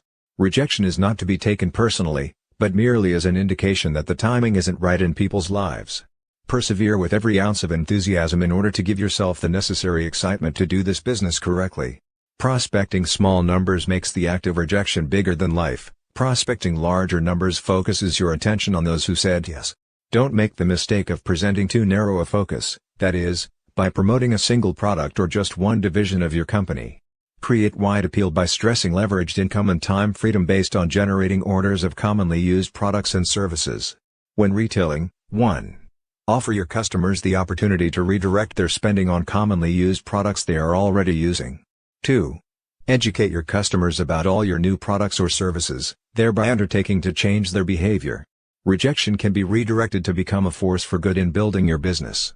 Chapter 2: Avoiding the Management Trap. Reinforce self-sufficiency rather than dependency. Network marketing is based on a team-building philosophy rather than a supervisory one. Perhaps the single most frequent cause of failure in network marketing is the mistaken belief that we must manage our downline distributors. Typically, after new associates spend their first month or two recruiting 10 or 15 friends, they end up devoting the rest of their time attempting to make those few people successful. That's what we call the management trap. Let us quickly point out that there is a significant difference between managing and supporting a downline organization. Playing caretaker to their organization causes new networkers to spend a disproportionate amount of time on a particular leg or legs of their downline to the exclusion of everyone and everything else. It creates a false codependency, doing for others instead of teaching and encouraging them to do for themselves. The management trap creates two serious problems for a business builder. First, it produces weak and lethargic distributors because someone else is doing their work for them. Second, while managing others, that networker loses valuable time that could be more wisely invested in prospecting and recruiting new frontline distributors. And remember, new blood is the lifeblood of any organization. Continually sponsoring new associates adds vitality to an entire business. If you stop recruiting before you are earning enough to live comfortably, then you lose valuable ground. And worse, since ours is a business of leading by example, your leaders will emulate you, so that everyone ends up managing and no one is prospecting or recruiting. Supporting an organization, on the other hand, is part of the team approach inherent in network marketing. It involves responding to legitimate requests on the part of any and all of your associates to help close a serious prospect or give them encouragement when they are feeling down. In this chapter, we intend to describe the difference between creating dependency in your organization and reinforcing self-sufficiency. It is critical that novice network marketers recognize the difference between productive activity and ineffectual, time-wasting practices. Sponsoring family members and building for them. Mark discovered the pitfalls of supervising his family's line the hard way when he recruited his own father. As he tells the story, "It really hurt when my father said, 'Son, you're embarrassing me and ridiculing the family name in Missouri by selling snake oil in one of those damn pyramid scams.' It hurt because I had always loved and respected my father. He never made much money while we were growing up, but he did start his own advertising and public relations firm. He also wrote 2 novels, one of which, Mantrap, became a bestseller in 1948. Dad was a proud man who always told me that integrity is more important than wealth and to never do business with a man whom you can't trust with a handshake." By the time I was a 16-year-old sophomore at Glendale High School in Springfield, Missouri, Dad left the field of writing novels and magazine articles to launch an advertising agency. I was so proud when he trusted me to go out and solicit clients. He said that if I could get a client to use our agency, he would let me have a shot at writing the copy. I was so enthusiastic that I went charging out and actually obtained a client the first week. The guy's name was Jerry Vaughn, and he was preparing to launch a new pet store in a little shopping center near our home.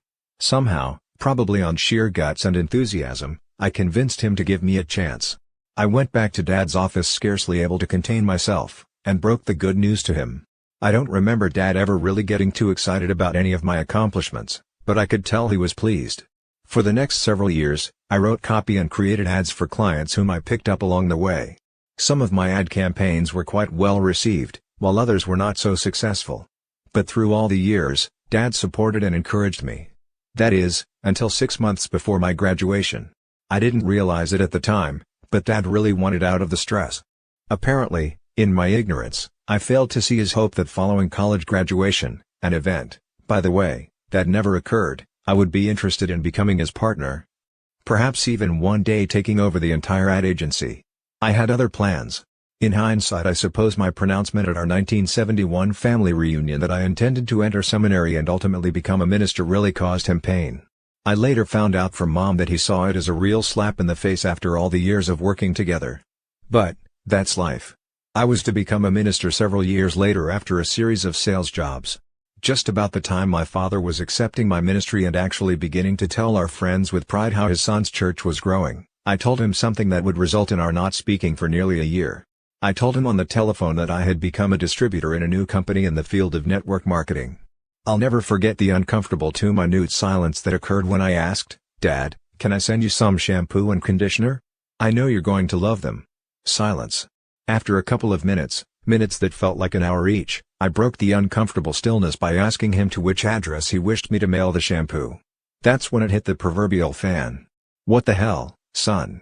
You go to seminary, become a minister, now you're quitting that too. You're a quitter. And how could you disgrace the family name by getting into a pyramid?" He abruptly hung up. Naturally, I was miserable with rejection. That all changed, however, when I received an apology call a year later. Dad had heard from my sister that I'd built a sizable downline and was earning more each month than he was earning in a year. He called and congratulated me for my success. Then he came clean about his health. The stress was causing him heart problems, and in addition to apologizing for judging me so harshly, he also intimated that maybe I could help him get out of the rat race of public relations. That was all I needed. The next week I was on a plane to Missouri to sign up my father and get him out of traditional business. I was very excited about the prospect of helping my dad change his life.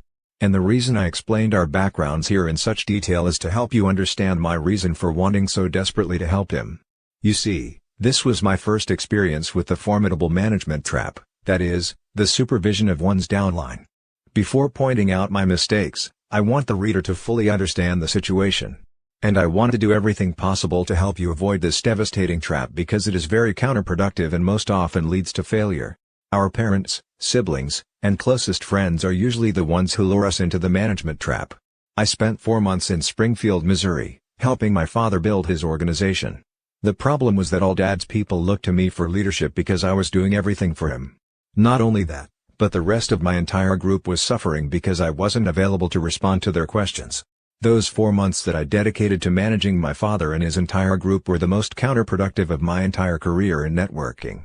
The only real value to come out of it was that I learned about the devastation of playing nursemaid to one leg of my downline and began immediately to incorporate it into our training sessions in order to keep others from making the same mistake. When I left Springfield, everything I had built began to crumble immediately. The new people on my father's front line regarded me as their mentor, and when I no longer had time to support them as effectively as I had while living in Springfield, several became despondent and quit in the first month. Dad was frustrated because he had no idea how to lead his people and they didn't look to him for leadership anyway. I created a cripple of my own father because, for all practical purposes, I became the director of an adult daycare center. But here's the real tragedy: Dad had the ability to succeed dramatically in network marketing. He had great communication skills, loved working with people, and had the overall competence in business that would have allowed him to build and run a quite successful organization worldwide. But I ruined it for him. You see, I loved him so much and was so committed to his success that I inadvertently created a weak person out of a strong one. My father's gone now, he passed away last year. And sometimes, while sitting in the solitude of my study thinking of Dad, I secretly wish an angel would appear and wave a magic wand, leaving behind a tiny golden plaque above his ashes which reads, "Here lies a great man." Mark Yarnell, who could have been greater had his son not loved him too much. But, because I didn't know then what I know now, I feel no real guilt. Dad and I had a great friendship to the very end. Next, I headed straight to Orlando, where my sister Melissa was a very successful executive analyst for the Tupperware company. With my sister I had a legitimate reason to enter the management trap, or so I then mistakenly thought, because I felt that she had a personal conflict of interest. Because Tupperware is a direct sales company, Melissa felt that for her to build a network in another company would be entirely inappropriate. I admired her decision and decided, once again, to manage my sister's entire downline. I recruited her frontline leaders, trained them, and supported them because Melissa just couldn't violate the trust Tupperware had placed in her. Once again, I fell unwittingly victim to this administrative role. Meanwhile, all my other organizations across the country were feeling the frustration of seldom reaching me because I was so vitally focused on managing my own family's groups. To make a long story short, when I went back to my own home in Aspen, Colorado, I had successfully wasted over 8 months building executive downlines for both my father and sister. Within a year, both relatives had quit and virtually everyone in both of their organizations had either quit or become wholesale buyers of the product. I had wasted so much time and worse, by loving them too much, had unwittingly stripped them of their leadership roles. Fortunately, Dad had managed to recruit a couple of my old high school and college buddies, Gary Turner and Jim Grundy. Over the years they did quite well, but in the end both opted to pursue other avenues, and today we earn not one penny from the efforts of extensively working with relatives. Taking on the position of caretaker to my group served to lower my income, spoil both my father's and sister's chances to succeed, and throw me off track for nearly a year. The truth is, I should have spent only 1 week in each city training Dad and Melissa, then they might have both been prepared to build their groups. If you find yourself alone in network marketing, with none of your family members supporting you, there are better ways to transform them than trying to coerce them into the business and then doing it all for them. If we want to change others, we begin by changing ourselves, and alterations in their behavior will naturally follow. The truth is that we are empowered far less by heredity, luck, and circumstances, than by our vision of what we believe is truly possible for ourselves. Jimmy Cozert of Renton, Washington, is one of the legendary big money earners in the networking industry. But it took an early morning self-evaluation to break an inherited cycle that had predominated in his family for over a century. He explained it to us in this way. It was near the end of my first year in MLM that I chose, early one morning at 5 a.m., to break the cycle of poverty that had been in my family for generations. Everyone I recruited had quit. Everyone I loved had told me no.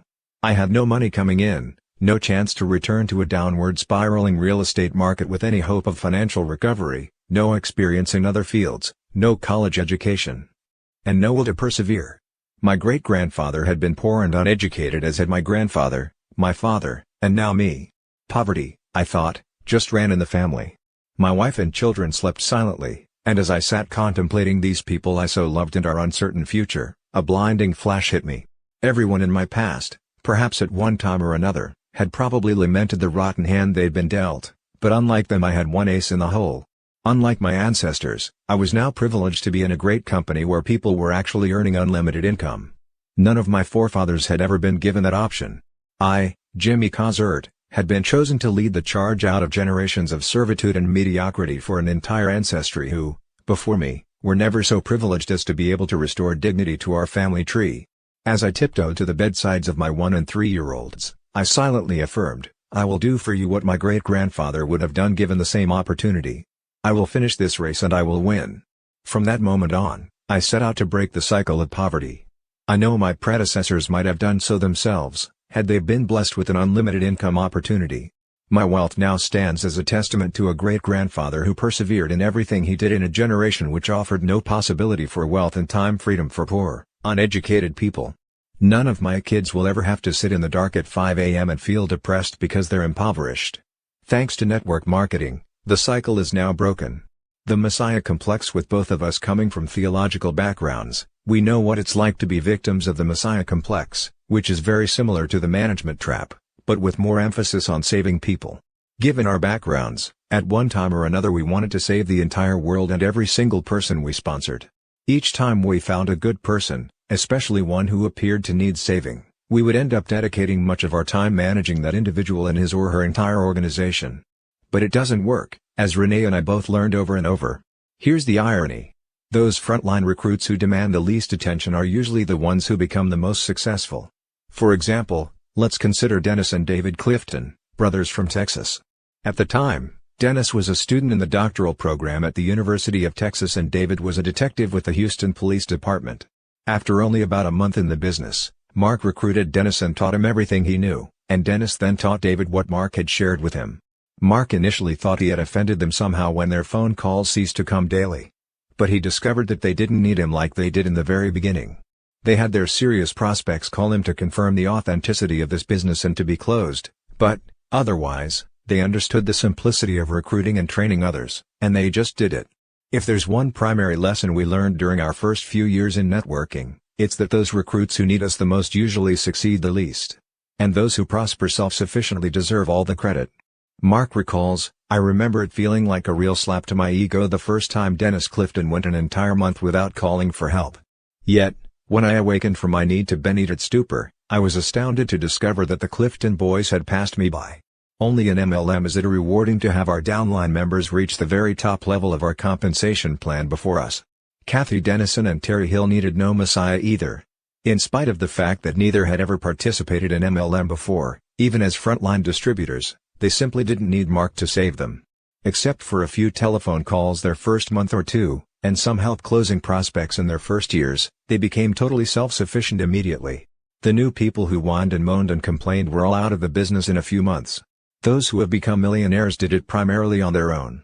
Mark gave them the support and the duplicable system Richard Kyle taught him and they proceeded to successfully accomplish great things. They are all winners.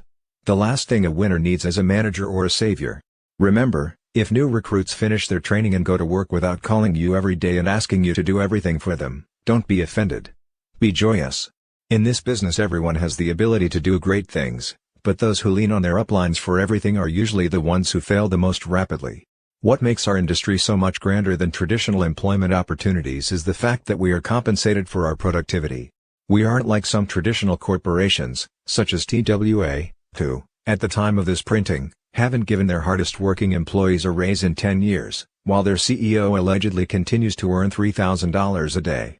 If new associates want to earn more than a particular leader above them, they just need to be more productive, i.e., find more frontline distributors and customers who will use and share the products. That's what we love most about our business. While we can never actually lose our downlines, unless we stop ordering products, our downline leaders can certainly pass us in earnings. And some of ours have, especially since 1992 when we chose to dedicate ourselves to enhancing this industry's image through positive articles and media reports, lectures to universities, clubs and organizations, and books such as this. We haven't actively pursued frontline recruiting nearly to the extent we did our first few years because we've elected to use the freedom earned for other causes. Additionally, we are upline leaders to some very sizable international organizations, all of which expect us to be present in their cities at least once a year. We travel extensively in some 20 countries. From Tokyo to Dallas, and Sydney to London, we love to spend time with our friends and associates throughout the world. And even now, while we conscientiously avoid sinking into the director's seat, we do nevertheless feel a definite desire to spend quality time in each leader city. Due to our travel agenda, several key players in our downline, some who have been in the business half as long as us, have become more prosperous. Why? Because they kept on frontline recruiting. That's the primary way to increase income. Yet, we still have a significant number of people who deserve to earn more but don't because they are bogged down in the management trap or caught up in the messiah complex. To be frank, there have been times when people earning $1 million a month, far more than us, question our sanity for choosing to try to elevate the entire industry instead of becoming gazillionaires by continuing to frontline recruit globally. Our response to them is simple: read Living with Passion by Peter Hirsch. We've found our passion. We are irrevocably convinced that network marketing is the very best, high-integrity economic system for global solutions to some very pressing problems in such places as third world countries. And lest you not understand what we mean by pressing problems, we'll give you just one example. It has now been estimated that by the year 2000 some 40 million people worldwide will have died of AIDS, leaving behind some 5 million orphans, 90% of whom live in Africa and other third world countries. As of this printing, Not one agency has yet been created to deal with this problem. There are so many enormous global problems just waiting for us out there. Many network marketers earning millions each year have joined us in projects to make the world a better place. There are indeed things more pressing than becoming excessively wealthy, and we in MLM have the money and time freedom to make a difference. We aren't alone in being plagued with the Messiah complex. Joe Tanita is one idealistic network marketer who, like many, shares this phenomenon. The biggest challenge to me was figuring out who was really going to build a business once they showed an interest. To succeed, one must have belief before evidence, that is, they have to be able to picture themselves there and feel the emotions of it long before it actually happens. I didn't understand that initially, so I simply worked and managed others who were unable to see the end result and then became quite frustrated when they quit. I wanted everyone to succeed, so I tended to spend too much energy and time helping in whatever manner I could. As a result, I found myself drained of energy and taking their failures personally. I overcame these challenges by learning how to facilitate visionary goal setting, but I'm still very selective about those with whom I choose to work. I realize that my success will be directly related to what I think about the most and where I direct my energy. It's unnecessary to fall into a management mode when what we truly need to do as a leader is provide a duplicable strategy for our new associates, then allow them to create their own success. Joe and Rick Tanita are networkers who are among the top sales leaders in their company in Canada, having now been nearly 20 years with only one company. It is our hope that many more network marketers will be able to say that with pride over the next 20 years. When you find yourself frustrated because your associates are not successful, teach them how to visualize the end result. And direct most of your energy toward those who do. Just recruit a few and drive their lines deep. One common misconception in the network marketing industry has led people down into the administration pit. Certain leaders contend that the key to success in our industry is finding 4 or 5 good people, then driving their groups by focusing exclusively on supporting them until they are wealthy, then finding 5 more and doing the same thing. That is the absolute antithesis of what is required to succeed in our profession. The 3 magic words are go wide fast. Recruit as many frontline distributors each month as you can, until you are earning at least $10,000 a month consistently. Then you can relax a bit until you feel refreshed, only to run right back out there into the frontline recruiting trenches. Unfortunately, some well-meaning authors and leaders have done a horrible disservice to our profession by misleading new distributors into believing that success in our industry requires less effort than it really does. People who teach this philosophy do so innocently because that's what they've been taught through their upline leaders who learned to do this through books and tapes. The first 90 days of warm market prospecting are much more personal and support-intensive since new distributors are focused on their friends and families. We will discuss this more in later chapters. But the truth is that you cannot hope to achieve a tremendous income, like those huge figures the legends in our industry earn, unless you play it as a numbers game, especially once you enter the cold market. Ron Wiggins, who left the shoe business after 11 years to join network marketing at the age of 27, said one of the most important things he learned his first year is that success defies all logic. So quit trying to figure it out. Just do the numbers. And when prospecting large numbers of people, don't try to tell them everything you know. It's a matter of raising their curiosity, not satisfying it. He goes on, I was doing so much of the wrong, eventually it just started to add up. From all the mistakes I made, I learned and now teach from experience to eliminate logic in your own mind and simply do what's been done by the experts and authorities of the industry who have already made all of the mistakes themselves. You've got to get rid of any personal perceptions you may have and try to accept from the beginning that it's going to be a lot of hard work on a very consistent basis. After a year of hard work, Ron had matched his previous income. Shortly thereafter, his wife, Chris, also left her job and together, working full-time, they have become one of the top network distributor teams in Dallas. It took Ron and Chris 4.5 years to reach the very pinnacle of their company's compensation plan. Today they earn a 5-figure monthly income. They have utilized their experience to become experts at training, and have learned to keep it simple so that their system can be easily duplicated. If network marketers were truly doing the numbers that it takes to succeed, no one would have time to fall into the entrapment of administration. Human nature looks for the line of least resistance, and, clearly, it is much easier to work with existing distributors than it is to face the daily rejection that occurs when recruiting new people. Because this is a business of duplication, your people will do what you do. If you manage your downline, so will they. If you spend most of your time prospecting and recruiting, so will they. The secret is not managing your organization, rather it's finding leaders, who will in turn find other leaders. Generally, leaders must be found, they cannot be created. But many people have untapped leadership skills that do not manifest themselves until the timing is right. In order to find those leaders, you must keep prospecting and recruiting, realizing that new blood is the lifeblood of any network marketing organization. Recruiting is the only viable way to offset the inevitability of attrition. This is a numbers game that inevitably becomes a people business once distributors are sponsored into the business, often forging lifetime bonds. It would indeed be wonderful if we could all skip to the bank each month with checks for $100,000 after merely working with a handful of frontline leaders. It is human nature to want to believe that there is an easy way to achieve this goal. We warn you against leaders and authors who grossly and unfairly mislead people by projecting concepts that feel easy and effortless to everybody, yet don't work. Don't be taken in by those who teach management as a philosophy of success, because it is indeed the very cause of as much as 50% of the failures in our industry.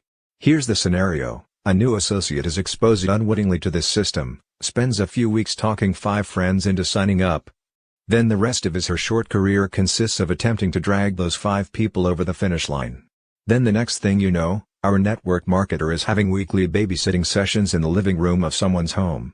Fortunately for Amway, 2 of their biggest leaders saw the folly of this philosophy early on.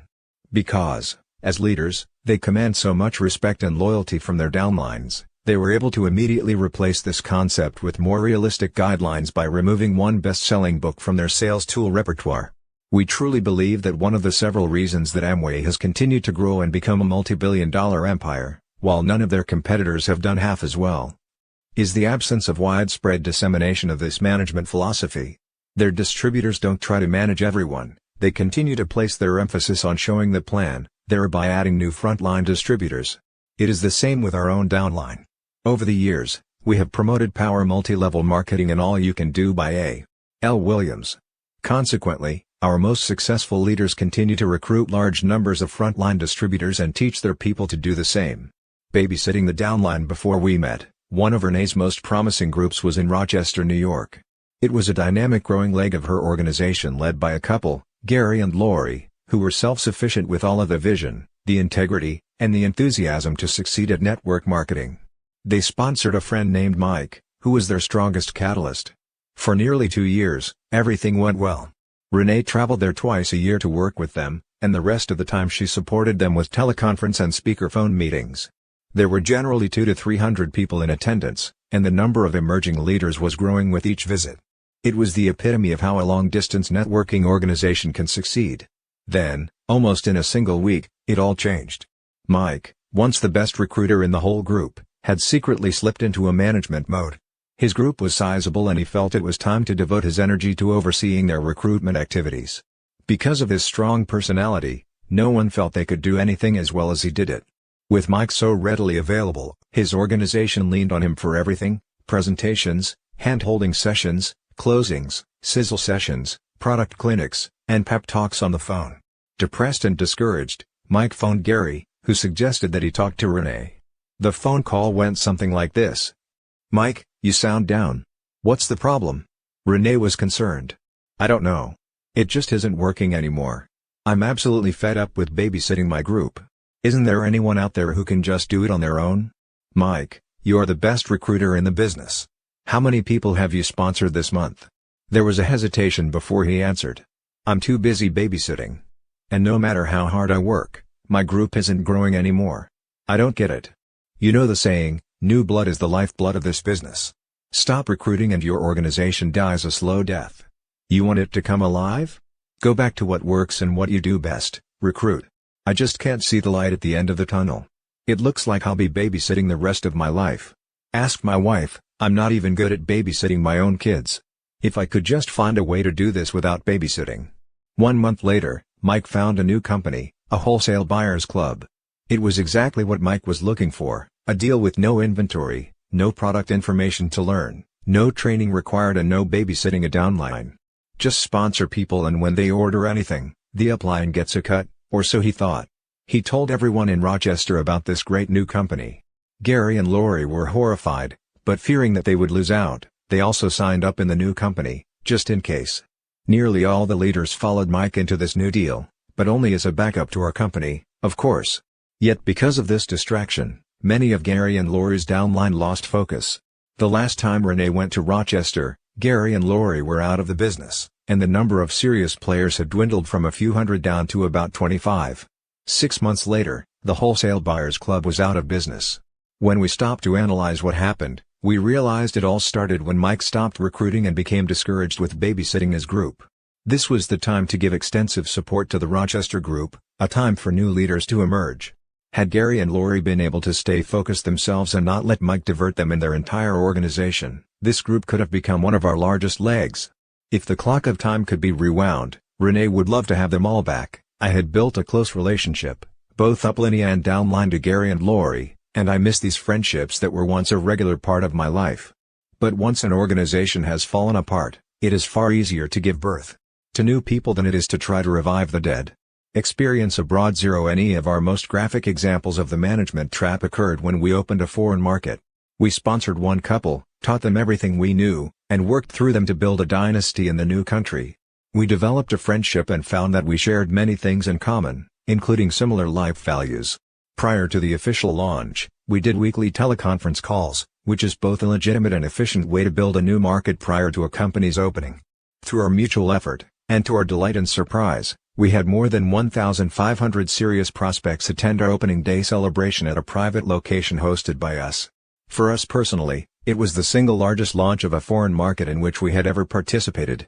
And yet, a year and a half later, our frontline couple's income continued to drop below their first executive check. How was this possible after such an awesome beginning? Prior to the official launch, everything was kept to a simple system: no hotel meetings, just friends telling friends, no literature, not even products because they weren't allowed to be sold yet. But almost immediately after the opening, the couple we sponsored stopped building their frontline and started managing their group. In fact, they spent the next 18 months creating sales tools and coaching those struggling on their front line to buy as much product as they needed in order to meet monthly requirements for advancement. Although we translated our own materials for their use, they were convinced that their culture required something different. So they developed a new manual to replace ours. They developed slides for hotel meetings because they believed their compatriots would respond especially well to that kind of presentation.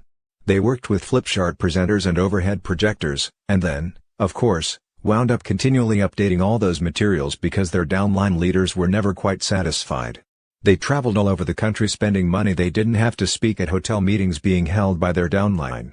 While serving as administrators to their organization, they had no time left for such mundane activities as frontline recruiting. This couple sponsored 31 people their first month. They sponsored an additional 19 people over the next 4 months. But both of them working full-time sponsored only 6 new distributors over the next 15 months. In other words, they sponsored 50 people the first 5 months and then, with so much time invested in managing their organization, averaged only 1 new associate every 2.5 months thereafter. This couple was far more achievement-oriented than materialistic, and therefore they were more interested in setting records and receiving recognition than in making money. Their goal was to be the first in their country to reach the maximum recognition level in our company. They achieved their goal, only temporarily, but their entrance into the management trap ruined what should have been our greatest income-producing leg.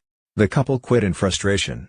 To this day they blame it all on the compensation plan, the product pricing, and the failure of the industry in that country. They worked as hard as any 2 people have ever worked in network marketing.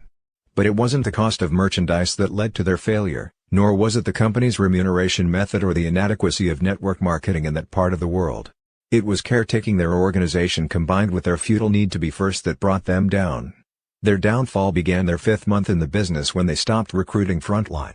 The good news is that this is not the end of the story. 2 other top leaders followed them out of the business, but at the request of some of the emerging leaders in this group, we are continuing to work with them. They have learned the hard way this lesson of trying to watchdog their groups and have gone back to basics, building a small customer base, prospecting, going wide on their front lines, working a simple, easily duplicated system out of their homes. We believe in this group and in its leadership, and are convinced that this time they are on track to set both economic and industry records in their country. It's crucial to learn from other people's mistakes, so pay close attention to this story. If you stop building your frontline before you have a solid income, you will fail in this business. No one can succeed by sponsoring only 1 new distributor every 2.5 months. And even worse, by your example you will teach your people to do the same. Full-time network marketers recruit for a minimum of 2 to 3 years before they can slow down. For part-timers, it takes longer than that. Set your sights on the goal, Strive consistently to meet the steps outlined in your business plan, and don't look for excuses. Whatever it takes. Just do it. The Piano Story. We have a story we like to share with people early in their careers. It's a great illustration that may help you in training and supporting your own organization. Imagine an audience of 500 people seated before a stage with a grand piano. Suddenly, out walks a person who has never had even one lesson and knows nothing about music. After the applause dissipates, he very aggressively begins to bang out horrible combinations of sounds that literally hurt one's ears. At first, the audience glances around the room in utter shock and disbelief. Following a full 10 minutes of pathetic piano beating, the audience begins to boo and hiss. Within a couple of minutes, their boos drown out the performer, who calmly stands, bows, and walks off. As the hacker exits, a pianist with 30 years' experience enters from the other side of the stage. He methodically and flawlessly plays a beautiful Mozart concerto. When he's finished, the crowd leaps to its feet and gives him a thunderous ovation as he bows 2 or 3 times, then exits the stage. In the dressing room, the expert pianist notices that the first performer is gently humming to himself and adjusting his tie before leaving. Although the expert pianist is somewhat embarrassed to bring up the subject, his curiosity finally gets the best of him. He smiles in the mirror at the first performer, and asks a question. "Forgive me for intruding, but I notice you aren't particularly offended by what just happened out there. I have to ask you, what's it like to be booed off a stage? I mean, isn't it horribly degrading?" The gentleman turns around so that he is facing the pianist and with all seriousness responds, "Oh no. I didn't take it personally. It was the piano." Perhaps one of the most interesting elements of human nature is our tendency, and to a greater or lesser degree we all possess it, to place blame elsewhere. The truth is, while many people criticize our industry after they fail, it's not the fault of the industry. As in the preceding story, a poor musician can't legitimately blame the piano for his lack of talent. You may want to remember this story and share it with new distributors. The buy-in of all the possible fiascos stemming from the management trap, buying in for your downline or teaching them to do this for their distributors is the worst. Marketers who get caught spending more time managing than recruiting often get snared into this trap, which has serious legal consequences. And when law enforcement goes after a buy-in pyramid deal, we all look bad by association. Success in network marketing results from the creation of real volume as opposed to promotional volume. Real volume is produced from orders of satisfied customers and distributors who use and love the products, ordering them month after month, thus creating long-term, stable sales volume in that organization. It is the most important type of volume because it represents money spent by bona fide customers for items that their families consume and then reorder. Promotional volume results from multiple product packages that are ordered by distributors who may be attempting to buy their way to the next level or intend to use these packages to get their new distributors started in the business. Buying in will always backfire with distributors who simply cannot afford it and have no legitimate outlet for moving the products. When new associates join your organization and have definite prospects to whom they know they can sell their starter packages, promotional volume can be a valuable tool for creating the often needed initial volume swell to get distributors through qualification requirements. But first-year networkers often get confused by this sudden spurt of success and start thinking that they have created a solid flow of volume throughout their organization. Promotional volume does not result in a stable organization. Both types of volume serve their purpose in network marketing, but the majority of new distributors will benefit from being introduced to a low-cost product starter package, consisting of products, training, or services they will personally use, which is the essence of starting people in our business. Some people caught up in supervising their groups who are simultaneously working toward promotions and higher rankings within their companies will often purchase unneeded products and then teach their personally sponsored frontline distributors to do the same thing in order to meet requirements for advancement. However, if distributors are doing this business right, they will be recruiting enough new people each month in order to advance through the ranks properly. But if they start attempting to manage a small group of marketers, they may find at the end of the month that their sales volume requirements are not adequate. So, they simply call in an order for products they don't really need or intend to sell in order to meet promotion requirements, hence the name promotional volume. Front-end loading is forbidden by state and federal regulators who believe that such activities are pyramid-like in nature. We agree. In fact, we have a term for this kind of activity, garage qualifying. We sometimes wonder how many American garages are crammed to overflowing with non-run pantyhose, 3D cameras, home insulation, videos, and other non-consumable products. If all of America's garage products were put together for one big flea market, we're sure it would stretch from Missouri to Maine. Don't ever allow yourself to be duped into believing that you can buy your way to the top of a company. You can. And if for any reason your company's compensation plan is set up to reward those who buy in, it's just a matter of time before some Attorney General or Federal Trade Commission representative slams the regulatory cease and desist order on the company. The process of buying in never leads to long-term success. It only serves to bridge the gap between levels in a compensation plan. We do not know any distributors earning big money who bought their way to the top. But we know many who have garages full of products.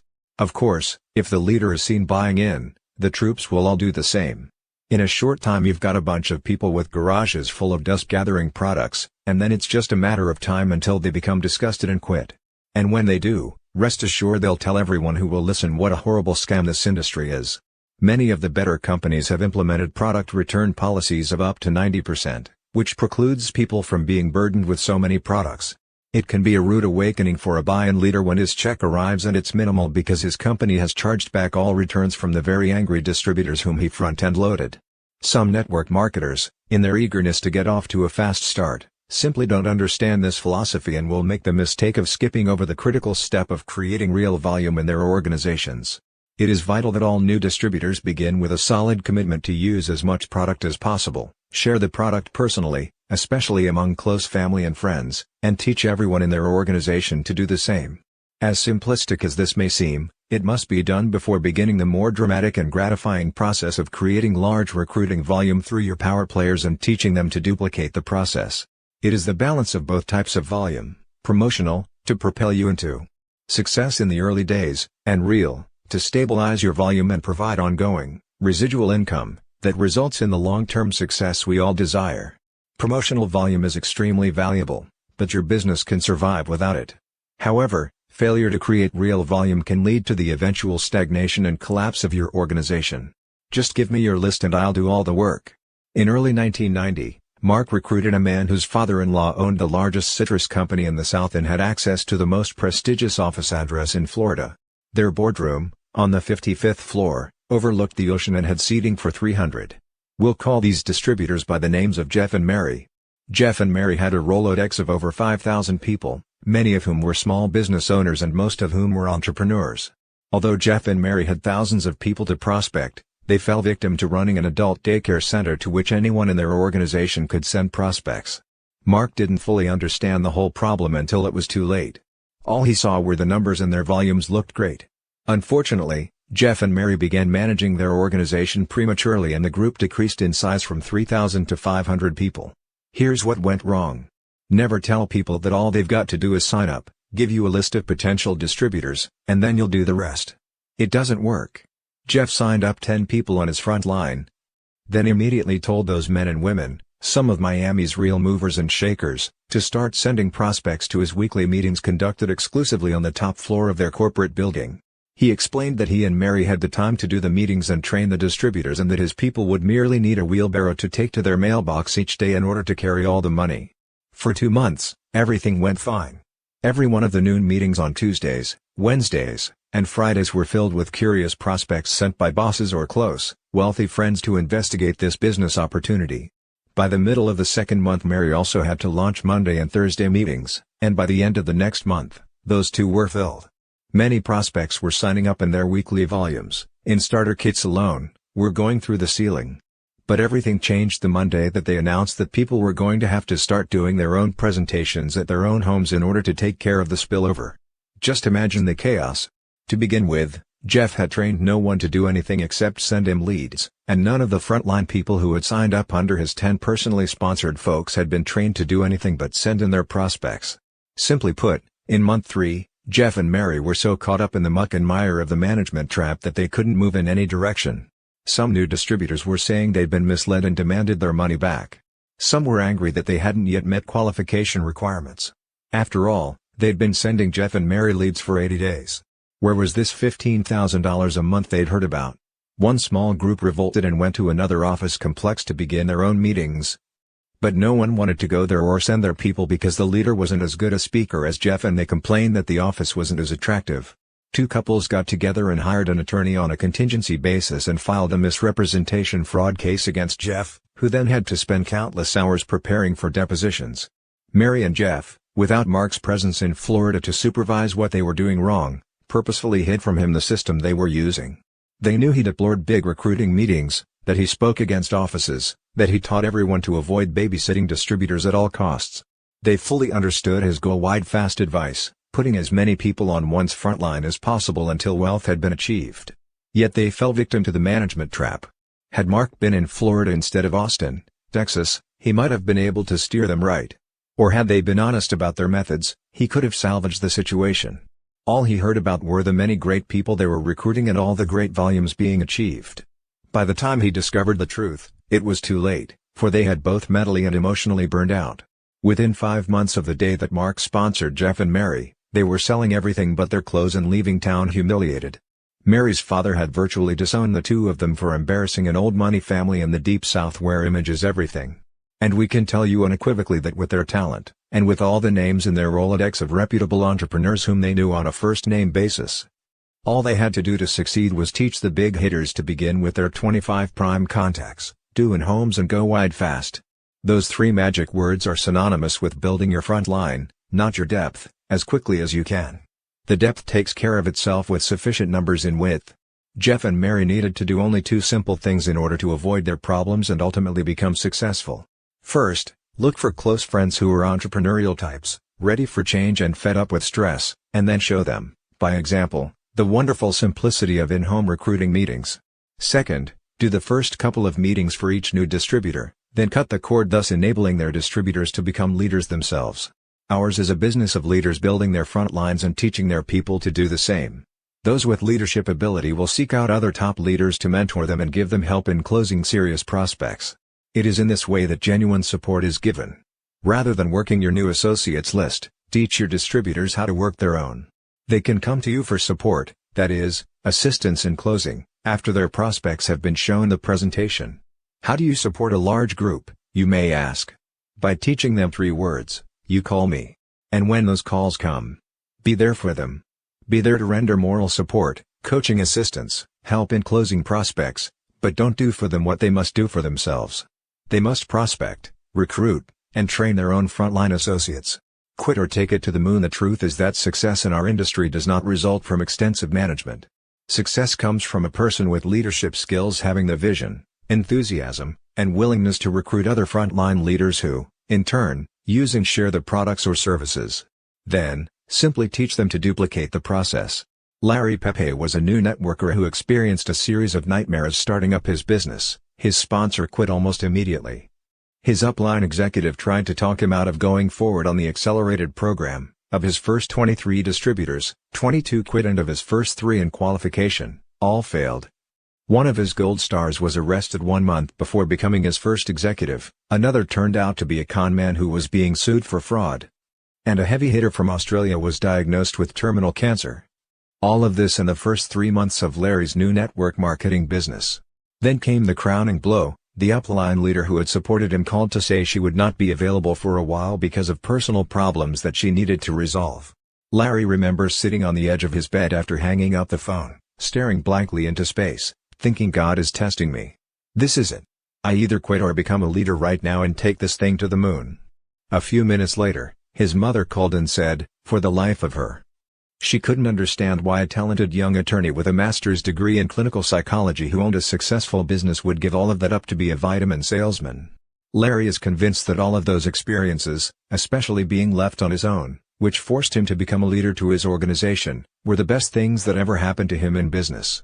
He went to work frontline recruiting and refused to slow down until he achieved his first goal. Today, he and his upline leader work closely together, and she fondly refers to him as Hercules. And the best part, says Larry, is my mom doesn't think of me as a vitamin salesman anymore. Thank God for small miracles.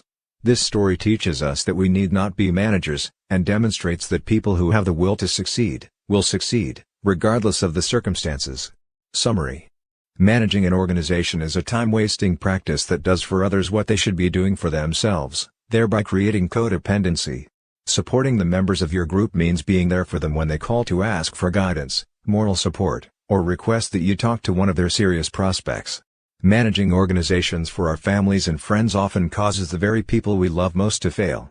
Practicing a management mode is counterproductive for both those being managed and those doing the managing. We are empowered far less by heredity, luck, and circumstances, than by our vision of what we believe is truly possible for ourselves. Don't be offended, be joyous, when new recruits finish their training and go to work without calling you every day and asking you to do everything for them. In this business, everyone has the ability to do great things, but those who lean on their uplines for every single thing are usually the ones who fail. What makes our industry so much grander than traditional employment opportunities is the fact that we are compensated ethically and generously for our productivity. If new associates want to earn more than a leader above them, they just need to be more productive, i.e., recruit more active frontline distributors and customers than do their uplines.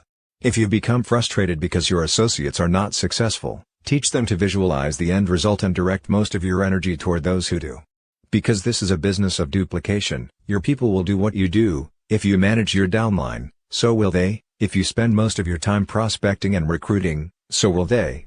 Babysitting a downline is not an effective way to build a business. The key to successfully building a large, dynamic organization is to steadily continue to prospect and recruit, creating a wide front line. Don't make the mistake that results in nearly 50% of the failures in our industry, building your front line for the first few months, then stopping to manage your people. Merely overseeing the activities of your organization is not leading them, but rather misleading them into rearranging their deck chairs on the Titanic. Set your sights on the goal, consistently meet the steps outlined in your business plan, and don't make excuses. Whatever it takes, just do it. Of all the possible fiascos stemming from the administration of your organization, buying in for your downline or teaching them to do this for their distributors is the worst. Promotional volume, that is, money spent on products, samples, and multiple kits, is initially a means of helping distributors meet volume requirements for qualification.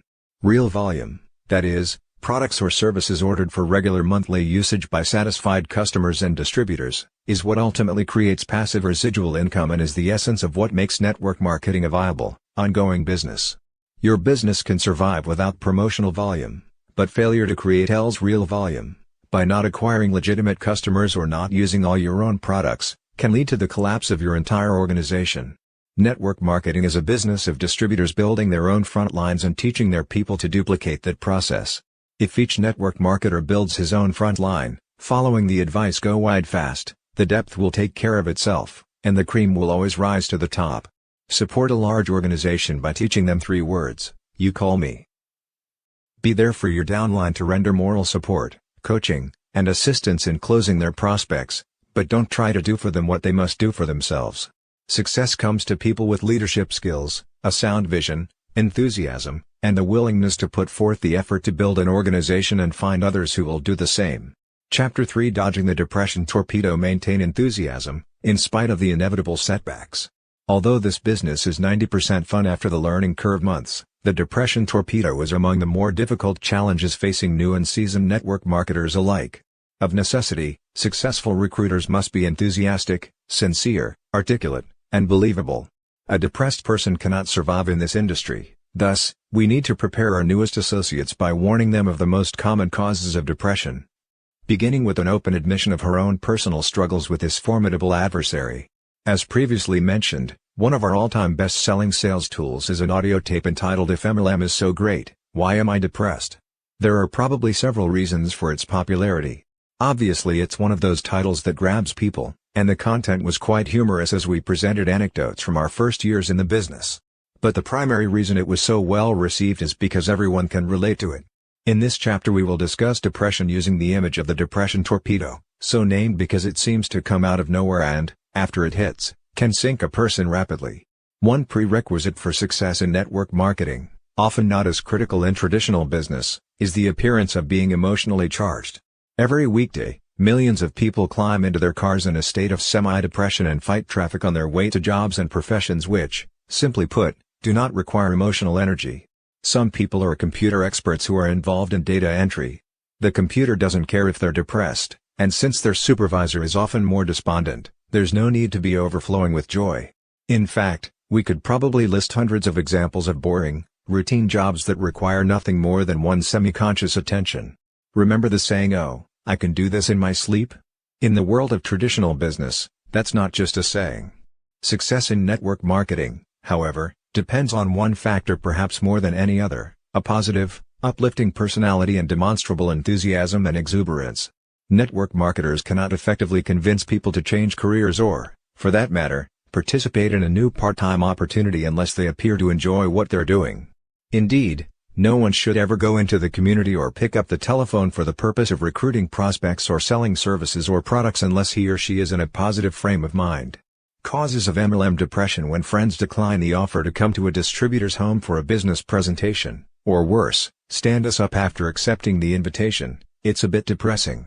Each time a valued associate goes AWOL by slipping into apathy, changing companies, or quitting MLM altogether, we can become depressed. The more we dwell on such things, the more depressed we become. And yet we all know that attrition is going to happen. Over time, attrition can account for as much as a 75% dropout rate as we move through the ups and downs of building our business. It is a fundamental reality in MLM and one from which we will never be exempt. After years of experience and success in network marketing, Ron Wiggins has developed a philosophical attitude about attrition: the sooner someone quits who isn't serious about the business, the sooner he knows with whom he need not waste a lot of time.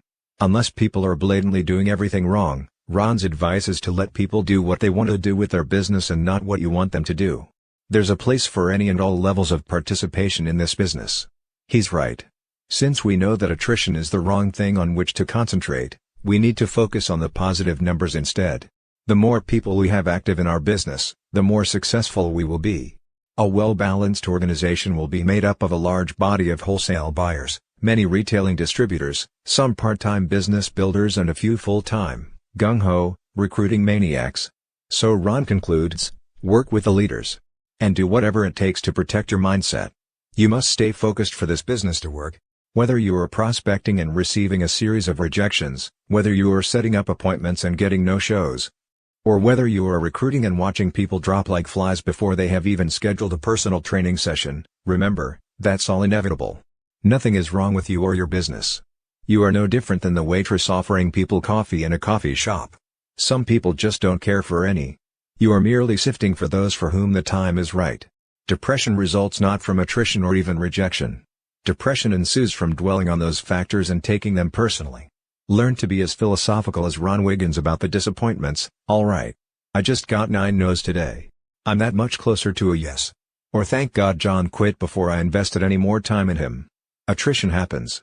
People lose their initial enthusiasm. Some people are not coachable, so move on and start working with the new people who are coming on board. And if you don't have any new, enthusiastic associates, go find some. If you spend too much time trying to boost up people who don't want to be in this business, it will drag you down, and the deeper you sink, the more vulnerable you become to the depression torpedo. It is much more energizing to look for new people who are excited, interested, and willing to learn. When you're down, go up. We have an age-old adage in our industry: if you are up, go down, and if you are down, go up. Each of us has upline leaders who are, theoretically, more experienced than we and who have a vested interest in our success.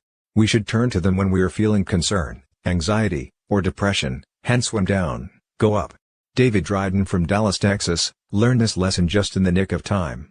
About 2 years ago, my wife, Terry, and I were looking for a way to bring her home from corporate America so that we could raise our kids instead of some daycare doing it for us. I decided to work harder and start my own business, but it wasn't working out. One day my wife came home after being prospected by a young man named Al Hewitt. After sitting in a meeting with my arms crossed and my mind closed, I gave her the okay to do the business, as if she needed my permission. Before I knew what was going on, we had products all over our home and a house full of people curious to see what we were doing. Without realizing it, I was hooked on the business, that is, until I met my first and biggest adversary, no-shows of people whom we considered good friends, folks who had promised to come to our meeting. I was so discouraged I was ready to quit. But I had thankfully heard the adage when we are down, go up, so I decided to call and introduce myself to my upline. I left messages for almost all of them, not fully convinced I'd receive any calls back. Then one day, something happened to change my life. I had finally had it, too many no-shows, too many no's, too many late nights without success happening as fast as I thought it should. I was going to take my wife to lunch, she was still working at that time, and tell her that this was her business, her idea, and that I would support her, but she was going to have to do it without my direct involvement. I was walking out the door when the telephone rang and I almost let it go for the answering machine to pick up. Something told me to answer, On the line was a strangely familiar voice with this outrageous Texas twang asking if David Dryden was in. The call was from Mark Yarnell, who was actually returning my call. We very casually discussed the business and the successes possible. But I never mentioned my immediate plans to quit. His last comments were focused on perseverance and how many people similar to me had hung in there and how successful they were now just because they didn't quit. Well, this obviously changed my plans for our lunch conversation, and it goes without saying that Terry and I are still working our way toward our goals. Thanks to upline support from Al Hewitt all the way up to Mark Yarnell, we now know that we will achieve our dreams. David added as a postscript that it took him nearly 2 years to figure out why he didn't quit back then. It was only while writing out this story from his heart late one night that he completely understood why he is still in this business. And how it changed from his wife's way out of the corporate world to their shared dream. We must always remember to return calls to our downline. A simple 5-minute conversation can often be the only thing necessary to protect them from vulnerability to the depression torpedo. Upline support can make or break a new networker's early months in this business. Vera Holub of San Diego, California, has relied heavily on her upline and, in turn, tried to emulate them in working with her downline. As she explains, I grew up in the cotton fields of South Texas in a tin-roofed shack with no running water or electricity. I lost my only brother to suicide at age 33. I worked my way through junior college in a kitchen cabinet factory and finished my BS degree in dental hygiene. I achieved the American dream nightmare by busting my chops, working with a bunch of neurotic dentists for $50,000 a year. Finally, I realized there had to be a better way. That day in 1988 when I saw Mark Yarnell's video explaining network marketing, I knew my prayers had been answered, and that I would do this business for the rest of my life. Quitting was never an option. Today I have a life about which many people only dream, and I am able to take care of my aging mother who was responsible for giving me the dream to rise above our early situation. I've taken some time to enjoy life and touch other people's lives, while building my business. I am so grateful for Mark Yarnell and Kathy Dennison as my upline coaches, and for their having turned me onto this marvelous industry. Never convey a down attitude to your downline. The last thing we want to do is negatively impact our downline organization by taking our negativity down. Thus when you're up emotionally, that's the best time to talk with your downline. This industry is so much fun that you may find yourself seldom negative. But don't ever share your negativity with anyone in your downline or you could poison a huge percentage of your entire group. You see, it's quite devastating, especially to a new distributor, to discover that their leaders are down emotionally. If you have ever played the game of gossip as a child, you remember how, once in a circle with your friends, one individual would whisper a quick story to the person sitting next to her. Then, after being repeated by each person, it would reach the original storyteller, often distorted completely beyond recognition. If you've never played the game, let me assure you, by the time a simple story has gone through a mere 5 or 6 individuals, that story can become dramatically distorted. And that's just 5 retellings. In networking, a simple story can be told, on the telephone or in person, as many as 5 or 6,000 times over a period of a week or less. Can you even begin to imagine the distortions that inevitably occur? If not, here's a graphic example. Mark describes a situation that happened to him in his first 6 months. Even though my group was naturally smaller in this early stage, I discovered the dramatic impact that can occur by a leader talking to downline members when he is down himself. I was angry when a pro football player on my 3rd level decided to quit in his 2nd month of our business. It troubled me for 2 reasons. First, I had invested numerous hours in personally training him. After all, how often does a simple country boy from the Boston Mountains of northern Arkansas get a chance to coach an NFL star? Second, everyone knew him and I was in ego heaven each time I told anyone, especially my close friends and family members back in Missouri, that I was spending quality time coaching my great friend and associate Mr. NFL. So when he quit and took 5 of his best friends with him into the old USA Vitamin deal, I was depressed and angry. I made the mistake of mentioning to a new frontline leader what he'd done and why I was so angered by his actions. 2 weeks later, by the time I'd all but forgotten Mr. NFL, I received a disturbing message on my answering machine from a tearful downline member of another completely separate organization. This lady was not even in my own downline. I didn't know her, had not talked to her before, and have not spoken to her since this incident. She didn't tell me what was disturbing her but merely suggested that I call her immediately so I could help her make an important decision. As best as I can recall, and it's going to be reasonably accurate because it was such an emotionally charged 30-minute conversation, here's how the dialogue played out. Following the 2 minutes of ice-breaking small talk, she began her story in a depressed, and at one point, Sobbing manner. Mr. Yarnell, I can't blame you for leaving the company and bettering your finances, if that was your problem. Your family deserves prosperity, especially considering the amount of effort you've put into network marketing. But what upsets me is that, from what your upline has told us, you are making a ton of money.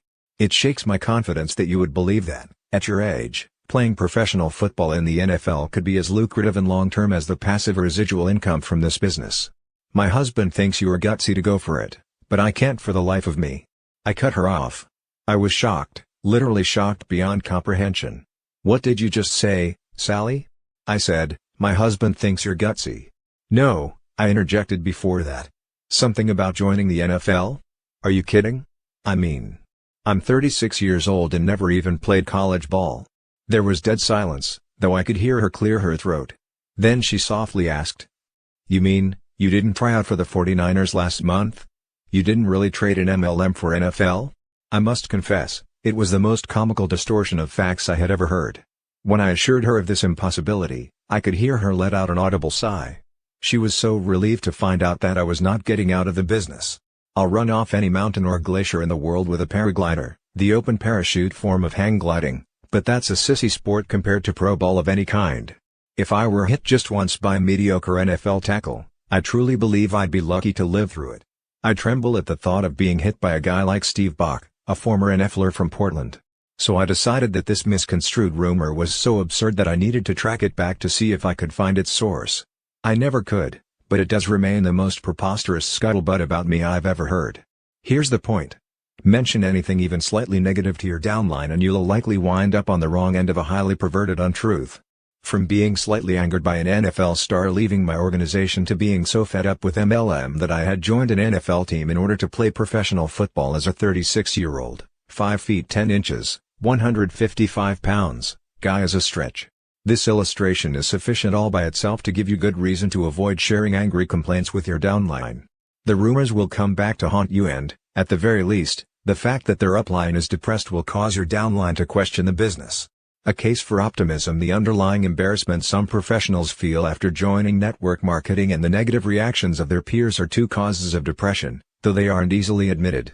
We need to especially prepare former physicians, lawyers, accountants, and other professionals for the internal conflict they nearly always experience during their transition to MLM. In their previous life, no matter how underpaid or overworked, they were seen as somebody important with a title and an office. Now they are starting over at the bottom rung of the ladder as lowly network marketers. To even consider taking on this challenge, such professionals often suffer the anguish of feeling that, in order to go forward with this new business undertaking, they must sacrifice their very identity. In order for professionals to be successful in network marketing, they must be willing to use their reputations and credibility toward building their business. By hiding behind the pretense that it's their spouse's business or that it is just an insignificant little side business, they will set themselves up for failure by subtly denying their commitment to their warm market. It is the responsibility of serious players in network marketing to provide such professionals with a real vision of why MLM is a remarkable industry and how many people they will help avoid the rat race, and perhaps even stress-induced coronaries. Without an optimistic outlook, people are doomed to failure in this business. One of the greatest books Mark ever encountered as a minister was entitled A Case for Optimism by James Dillett Freeman. Mr. Freeman is a poet, minister, and scholar from Lee's Summit, Missouri, who devoted a significant part of his adult life to a prayer ministry called Silent Unity. As a part of the worldwide Unity movement, Silent Unity receives thousands of prayer requests each day by telephone and mail and has a vigil of quiet prayers 24 hours a day for those who request them. Who better than a man devoted to prayer and meditation to write a book on optimism about our often pessimistic species? Read any chapter and you will feel just a little bit better about yourself, your life, and your world. We've come to realize that in network marketing, we have literally the greatest case for optimism in the history of free enterprise. We want to share a few of the reasons for stating this and encourage you to mark this place in the book. When one of our reasons for optimism is particularly relevant to you, underline it, then come back to it when it's necessary to lift your spirits. First, we have the only entrepreneurial home business with literally no downside risk. You see, most businesses require significant capital before you can even hang up a sign. Not networking marketing. So we are, first of all, extremely pleased with the fact that anyone can get involved with us for the nominal price of a few products and sales aids, and even that is optional. Thus, in the competitive world of home businesses and franchises, We have no equals. Second, there is literally no ceiling, no limits on earnings. A lawyer can only bill so many hours in a day and a doctor can only perform a handful of surgeries a day. Some great people working in traditional business haven't had a raise in 10 years. But, in our case, we can create a raise for our family every day if we choose. Since we can recruit an unlimited number of people who each can do the same. We are ultimately paid on the efforts of hundreds of thousands of individuals. We can't speak for you or any other, but we can tell you this: we absolutely love the fact that it's possible to earn $1 million a month. There's just something appealing about life when you first catch the vision that if you apply yourself, your grandchildren will be considered old money in your town. Third, and most exhilarating of all, in network marketing, time freedom is directly commensurate with wealth and prosperity. In our opinion, nothing in life equals the joy of spending quality time doing the things we most enjoy with the people we most love. In traditional professions, small businesses, sales or corporate management, everyone is struggling through 80-hour weeks doing mundane, boring work in order to have, maybe, a Sunday afternoon with their family. Nothing is more precious than free time, and those of us who have achieved it are optimistic about an industry that offers this precious commodity to others, thereby improving the possibility of family values throughout the world. Fourth, there need not be any stress at all in MLM. According to a late 80s cover story in Georgia Trends magazine, the #1 trend in America is stress-induced coronary. And as the article suggests, it's no longer just a risk for men. Death from coronary disease has increased 100% among women since 1980. In network marketing, if you aren't having fun, you aren't doing it right. We've had a blast the last few years in spite of the fact that our business required large-scale recruiting and a lot of good old-fashioned rejection. So, like us, if you pay the price in the first few years, stress need no longer exist in your life. That brings us to our fifth reason for optimism, the 4-year plan. The 40-year plan is the best that folks can hope for in traditional businesses. So, what's the 40-year plan, you ask? By age 25, most people have an idea of what profession they'll enter, anything from a fishing guide to a surgeon. But 40 years later, out of a typical 100 people, 5 are still working, 36 are dead, 54 are dead broke, 4 are well off, and 1 person is wealthy. Thus, the 40-year plan means that for 4 decades most of us go back and forth from home to work. Back and forth, like a silly, sick, caged lion. And yet at the end of that time only 1 out of 100 persons has something to show for it. In stark contrast is the 4-year plan.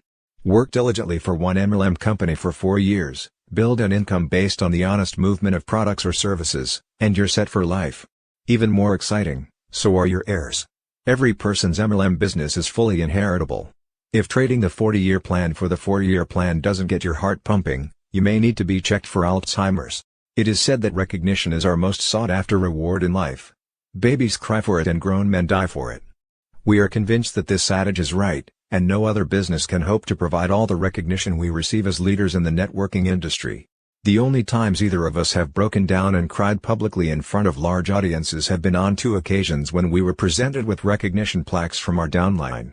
Such recognition awaits all those who become reasonably successful in network distribution.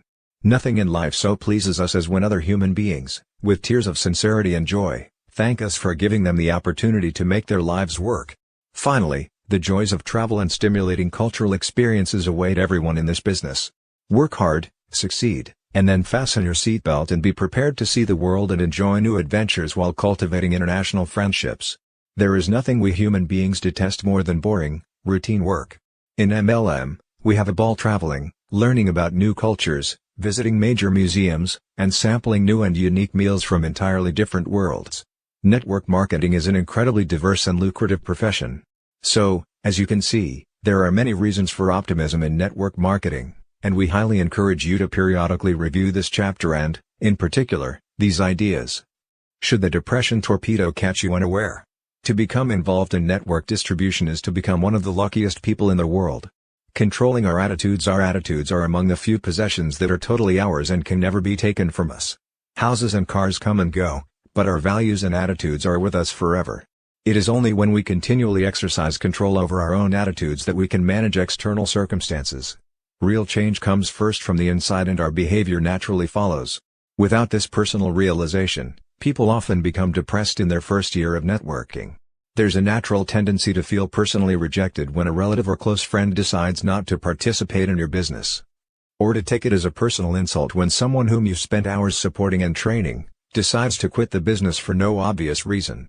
More than likely, those events will occur, but it is up to you to determine how you react to them. No one can successfully perform the tasks necessary to succeed when he is depressed, especially in a business in which success results more often from attitude than ability. Many people fail simply because of their attitudes. And as we pointed out earlier, it is virtually impossible to convince people to change careers if you don't show them your enthusiasm and joy. We can't expect others to join us in business if it is obvious to them that we are less than satisfied. Always remember, enthusiasm is contagious. In our own recruiting, we freely express excitement and effervescence as key tools in convincing others to join our business. Our prospects can tell how excited we are while many of them know their lives are boring and routine. We make certain at some point in our presentation to say, in our business if you aren't having fun, you're doing it wrong. Now for the practical advice. No more news. Never before, in our long history as civilized beings, have we had so many means of completely controlling our attitudes until now. We are convinced that the old adage originally aimed at computers can also be applied to people, garbage in, garbage out. Because of our backgrounds in theology, both of us have participated in extensive counseling. Often we found that depression was the result of the garbage people allowed into their brains. One man, who showed up for marital counseling, explained how he'd lost the fire in his relationship. In fact, his whole life was becoming increasingly more depressing. As is so often the case, as Mark recalls the incident, a brief evaluation of this man's daily activities told the tale. Philip was a 40-year-old computer analyst for a major technology firm who explained his day as nothing out of the ordinary. I get up each morning and sit at the breakfast table reading the newspaper. Because I'm in a carpool, I either pick up my two friends, or they me, for the 45-minute commute. I stopped him with a leading question. Once you're in the car, what do you talk about? I wondered for an important reason. Oh, you know, the usual small talk, he replied. But we really only spend a few minutes talking, then we flip on the radio because one news station gives traffic reports every 10 minutes which helps us strategize our commute. If there's a serious traffic problem ahead, we avoid it. And besides, during that time, those who aren't driving normally have business files to examine. It was just as I expected. Philip then proceeded to detail his mundane day. He and his coworkers had permission to listen to the radio at work. That breaks some of the monotony. Philip explained. When he got home from work, he first read the paper while sipping a glass of wine. He had dinner with his two kids and wife, during which they all discussed their days. He spent less than 2 hours with any paperwork he brought home, then he and his wife curled up in bed in time to see an on-program entitled Law and Order followed by the 10 o'clock news. He again emphasized that he led a reasonably good life, but nothing extraordinary. At the end of 45 minutes of reflective listening, I recommended that Philip go 6 months without reading one newspaper, watching one television show about crime or newscasts of any kind. And no radio news at all. 6 months without news. Following 2 more counseling sessions in which routine marriage counseling techniques were employed. Philip and Nancy never returned. We bumped into them 2 years later at a conference and they both beamed. Their marriage had taken a positive turn and Philip thanked me profusely. He made a point of mentioning that he really didn't know for certain what changed, but something had surely improved his life. By the way, he said as he turned to walk away. Except for the weekend edition of USA Today, I don't mess with the news anymore. Not that that has helped a great deal. Wrong, Phil.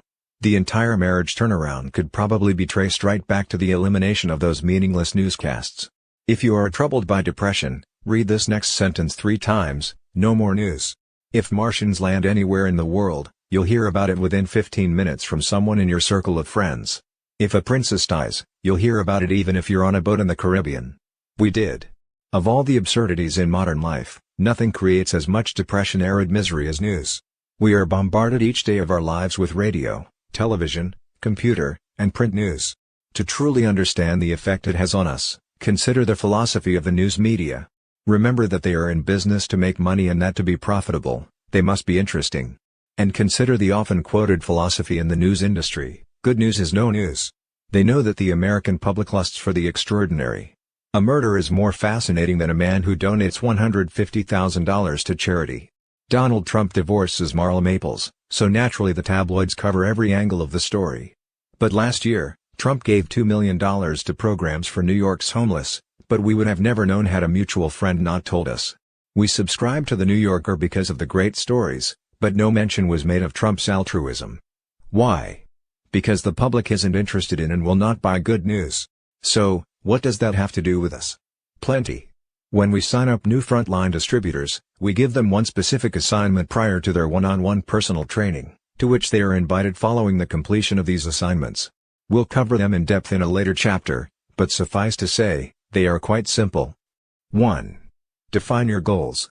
Visualize the end result, see yourself there, then commit your goals to writing. 2. Make a list of 2,000 warm market leads, people with whom you want to share the opportunity, then prioritize your prime 25 family members and friends. 3. After personally using our products, find 10 customers who enjoy them as well. 4. For the sake of preserving your positive attitude, avoid any and all news for 6 months, except magazines which are 75% literature and 25% current event news. It's very easy to enforce the first 3, but not the last. However, a cursory evaluation of your distributor's attitude will reveal a great deal.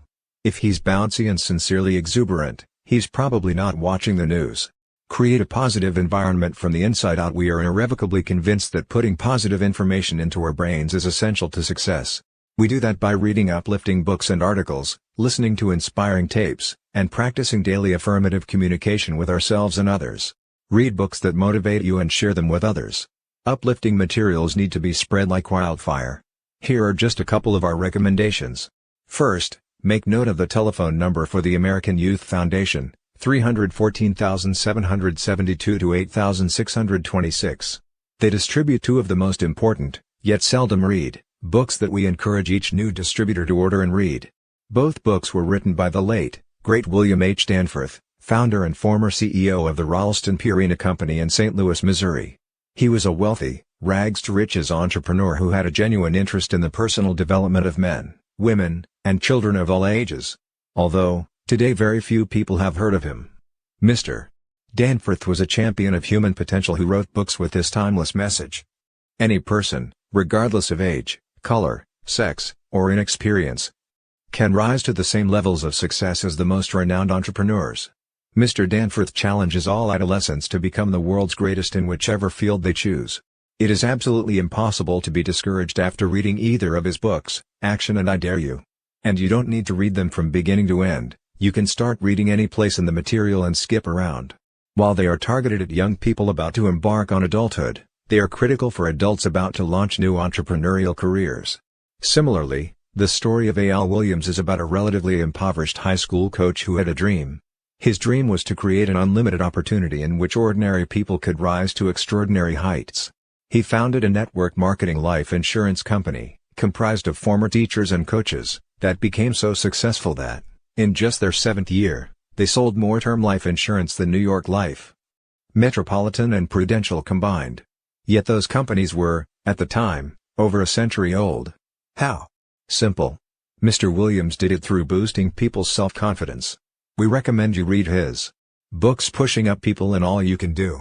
Both books are remarkable, but pay special attention to his chapter in All You Can Do about having a cause and being a crusader. During many days when we were convinced that the difficulties of network marketing would defeat us, the words of A.L. Williams touched us and wiped out our depression. There are hundreds of inspirational and motivational audio tapes available today. Put one into your cassette player at every possible opportunity, during drive time or when doing menial work at home, for instance, to continually absorb positive messages. These tapes will assist you in achieving your full potential, expanding your belief in yourself, and achieving your highest goals. 50 to 60,000 thoughts a day go through each of our minds, 95% of them are about the past, and frequently it is the past that holds us back. Dwelling on negative events from the past that cannot be changed will only limit our possibilities. Do you know what happens when you play a country western song backwards? You get your dog back, your pickup back, your girlfriend back. And you're right back where you started. In order to move forward, we must spend more time recalling positive emotional experiences from the past, or focusing on the future. The moment you feel yourself spiraling downward, play some music from your past that conjures up happy days. You can't help but feel good. Think about past situations that turned out perfectly. Just those thoughts give you warm feelings. Then, take those feelings and emotions and inject them into the present moment. When a husband walks into his house and sees the girl he courted rather than the wife with whom he now lives a routine life, he will behave differently. His loving actions toward her will often cause similar reactions from her. This example is just one way to use the past to change our emotional responses to the present. The depression torpedo may be looming out there, but we don't have to be struck by it. We are 100% in control of our own mindsets. When working on personal development, putting more energy into thinking about the future is equally effective. This takes effort and determination because our natural tendency is to dwell in the past. Striving to visualize ourselves as we want to be is the first step toward change and growth. If we can't picture ourselves in a positive future, we may never get there. Too often, people limit their goals by basing them on what they know to be true at the moment. But breaking out of those boundaries allows what seemed impossible to become possible. Goal setting is simply the process of adapting to a new reality, beginning from the inside out. To gradually turn those dreams into reality, begin to visualize them long before they ever happen. Start saying to yourself, "It is possible, even though it isn't happening now." Think in the future tense and visualize goals as already accomplished. Allow yourself to feel as if your dreams were happening now. Successful people always concentrate on the end result, while others get stuck focusing on the process, the how. People with limited thinking ask why? Those with unlimited thinking ask why, right? The skeptics among you may worry about setting unrealistic goals or an inability to make them happen. If you believe in the value of your goals, trust us, you'll find the resources to make them happen. Set big goals and then strive to meet them. Whatever you do, don't ever give up on your goals, just change your attitudes. When the belief that we are locked into our present reality is stronger than our vision of what we really want, our growth becomes stifled. Think about what's coining in order to effect change. Use affirmations. An affirmation is a trigger tool, a statement of belief, written and repeated as if the goal were already an accomplished fact. Affirmations have the power to affect that outcome. Many prominent behavioral scientists have documented, in several landmark studies, the effectiveness of autogenics. We can now state to the most cynical, conservative, pragmatists that self-talk, affirmations, visualization, and autogenic programming work. Prior to the release of Dr. Bandura's studies at Stanford and those of Dr. Charles Garfield at the Performance Sciences Institute at Berkeley, California, as well as the pioneering human potential research of Lou Tice at the Pacific Institute, we would lose some of our audience when we got into affirmations and autogenic commands. Now, only those who have been living in a closet could doubt the effectiveness of visualization and daily affirmations. Today, we know that one of the best defenses against depression or any other form of mental anguish is the daily process of drafting and repeating positive statements about yourself. Write a few down on a slip of paper and keep them in your wallet or day timer, or on your bathroom mirror for daily recitation. Here are a few affirmations that seem to work for everyone, but we encourage you to write some of your own, related specifically to your wants and needs. Read them silently every morning when you wake up and every night before the lights go out. After reading each one, visualize the written statement as if it is transpiring right now. Read the words, picture them happening, and feel the emotions that go with the vision. As the affirmations are gradually assimilated into your daily life, creativity, positive decision-making, and goal-setting become free-flowing events. I am powerful, knowing that I alone am accountable for the results of my decisions and actions. I enjoy every facet of life, because I easily and enthusiastically create fun, joy, and adventure. I feel supported, working with a team of positive people who share my values. People listen to me when I talk because I have something of value to say. I clearly communicate my business vision to others in such a way that they are inspired to join me and become a part of it.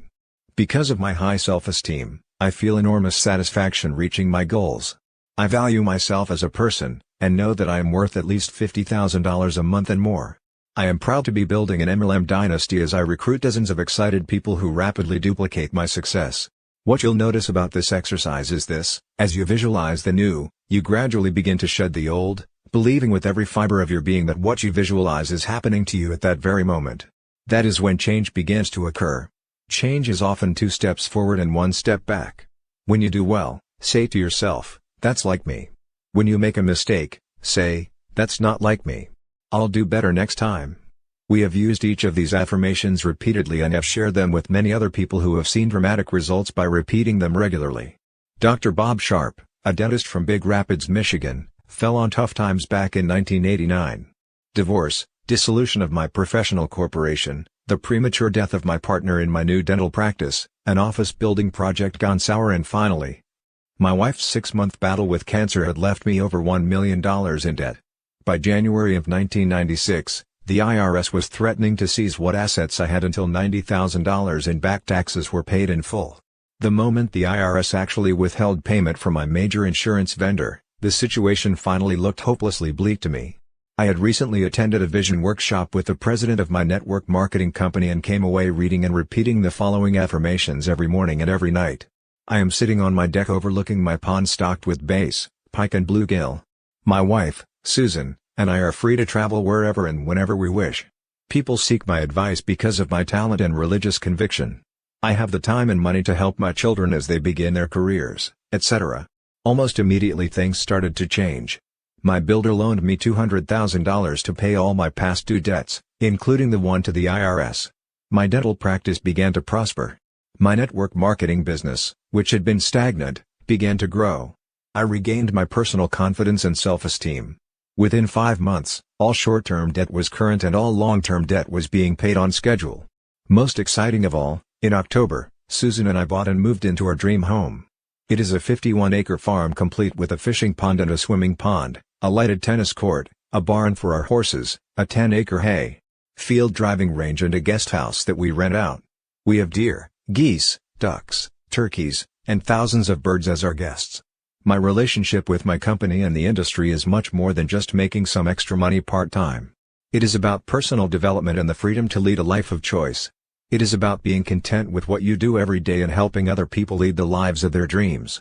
More and more scientists, including respected quantum physicists, have come to the realization that we cannot produce magic results by thinking away the laws of physics. However, we can dramatically impact our subconscious, which directly influences our daily productivity. Perhaps you'll recall that in 1969, the Federal Communications Commission became very concerned that consumers could be unconsciously manipulated by subliminal advertising. It was eventually made illegal because it is so very effective. That same kind of manipulation can also be utilized for positive productivity. Try using affirmations for a month and you'll use them for the rest of your life. When you use affirmations, you will be defending yourself against the depression torpedo, and no bad news or disappointments will be able to penetrate your shield. Create a positive environment from the outside, and our final piece of advice to avoid depression, and this need not be a tough one, is that new distributors should avoid dream stealers and negative people at least through their first year in network marketing. Often the negative people are family members or even close friends. Because success in MLM results more often from attitude than ability, it is important that we spend time associating with people who support us in our desire for success. Set clearer rules for those who are constantly talking negatively about our business or criticizing our dreams. Sit down with those negative people one at a time and have a serious, authentic discussion. Let them know that regardless of their opinion of this industry, you needn't expect positive, uplifting comments or no comments at all.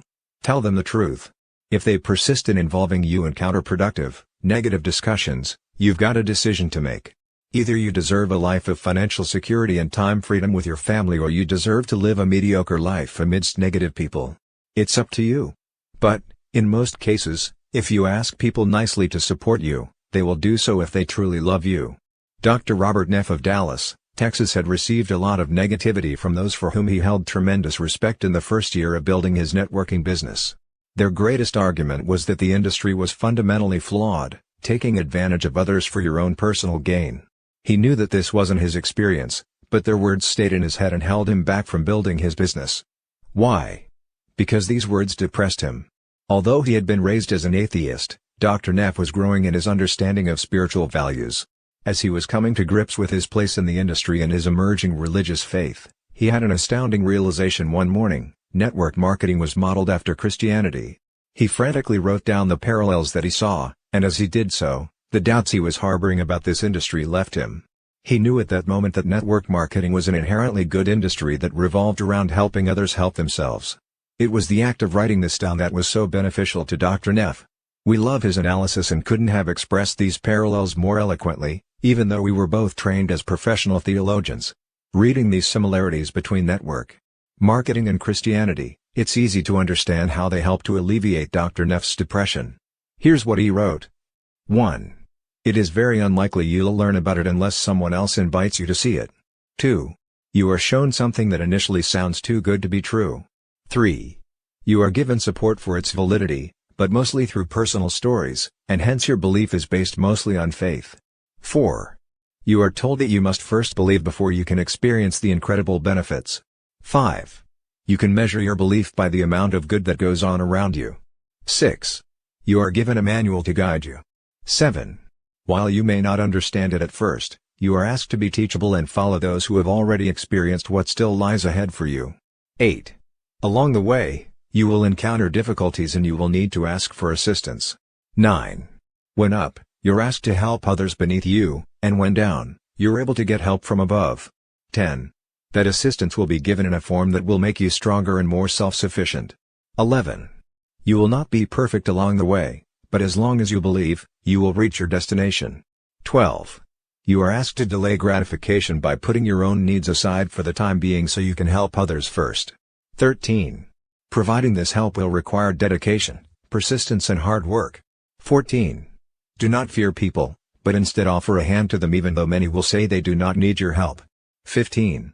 By surrounding yourself with other good people who also carry the same beliefs and commitments, you are protected from negatives that can hurt you.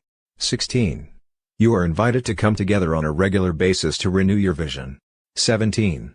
As a result, you will learn more about yourself, about others, and about life. 18. In the end, you will have directly or indirectly helped thousands of people to live better lives and move on to a better place. Network marketing is the great equalizer because it is built on attitude. Charles Swindoll, a minister and best-selling author, wrote, "The longer I live, the more I realize the impact of attitude on life. Attitude, to me, is more important than facts. It is more important than the past, than education, than money, than circumstances, than failures, than successes, than what other people think or say or do. It is more important than appearance, giftedness, or skill. The remarkable thing is that we have a choice every day regarding the attitude we will embrace for that day. We cannot change our past, we cannot change the fact that people will act in a certain way. We cannot change the inevitable. The only thing we can do is play on the string we have, and that is our attitude. I'm convinced that life is 10% what happens to me and 90% how I react to it.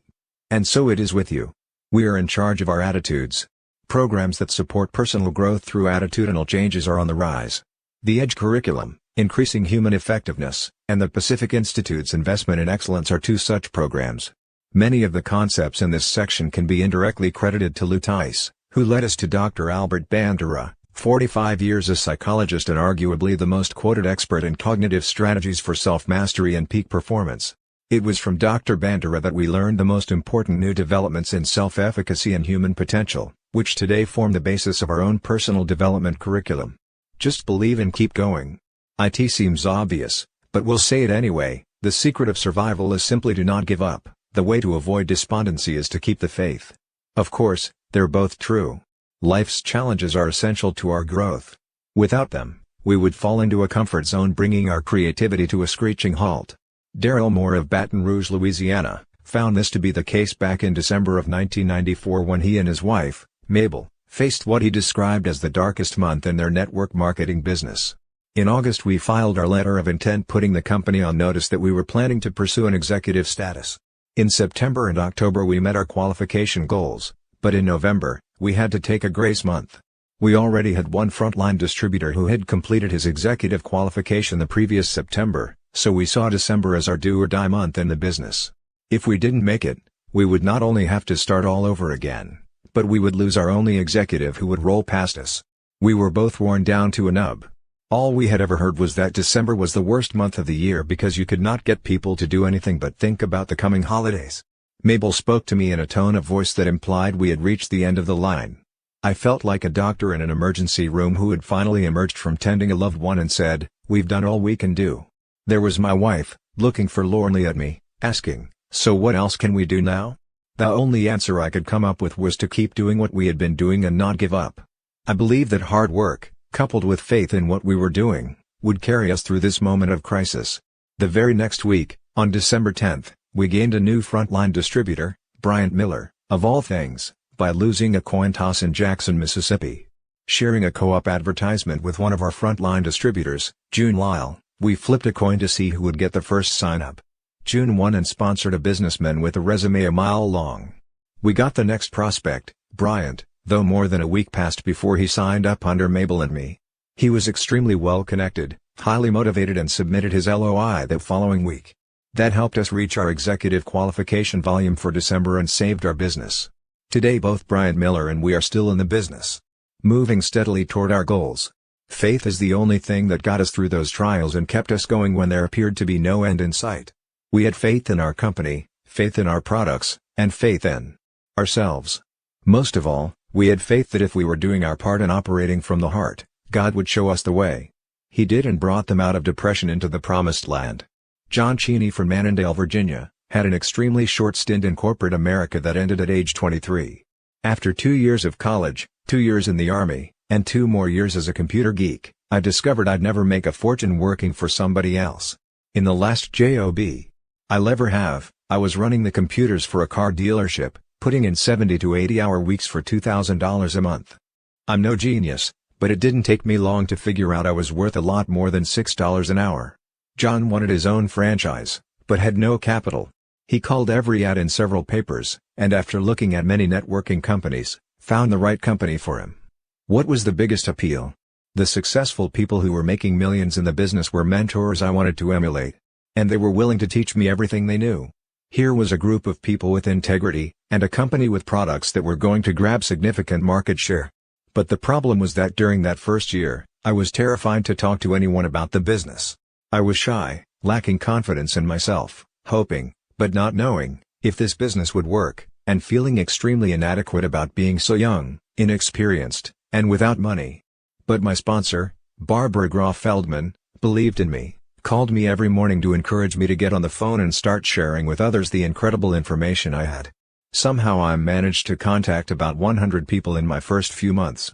Most laughed at me. I actually only sponsored one of those 100, and she quit a week later. After 6 months, I had only made about $1,500 total. But an interesting evolution had taken place right in front of me. I had observed Barbara's sponsor go from $4,000 a month when I met her, to over $520,000 a month in that same 6-month time span. She was a 26-year-old single mother, Lisa Fairbanks, with a journalism degree and a great attitude, who in 22 months went from startup to over $60,000 a month. That made her a legend in our company. And I was fortunate enough to witness everything she did firsthand to make that money. You know what I learned? She didn't do anything I couldn't do. She just worked really hard and had complete confidence in the company, the products, and her ability to make millions. So even though I was very ineffective and had almost zero income, my belief level began to explode. That's when my business changed forever, when I believed I could duplicate the success of my mentors. In the next year, my income went from a little over $1,100 per month to almost $10,000 a month. And today, nobody believes the story of how I began, shy and broke and ready to quit. But it doesn't matter. Just remember 3 magic words: keep watching winners.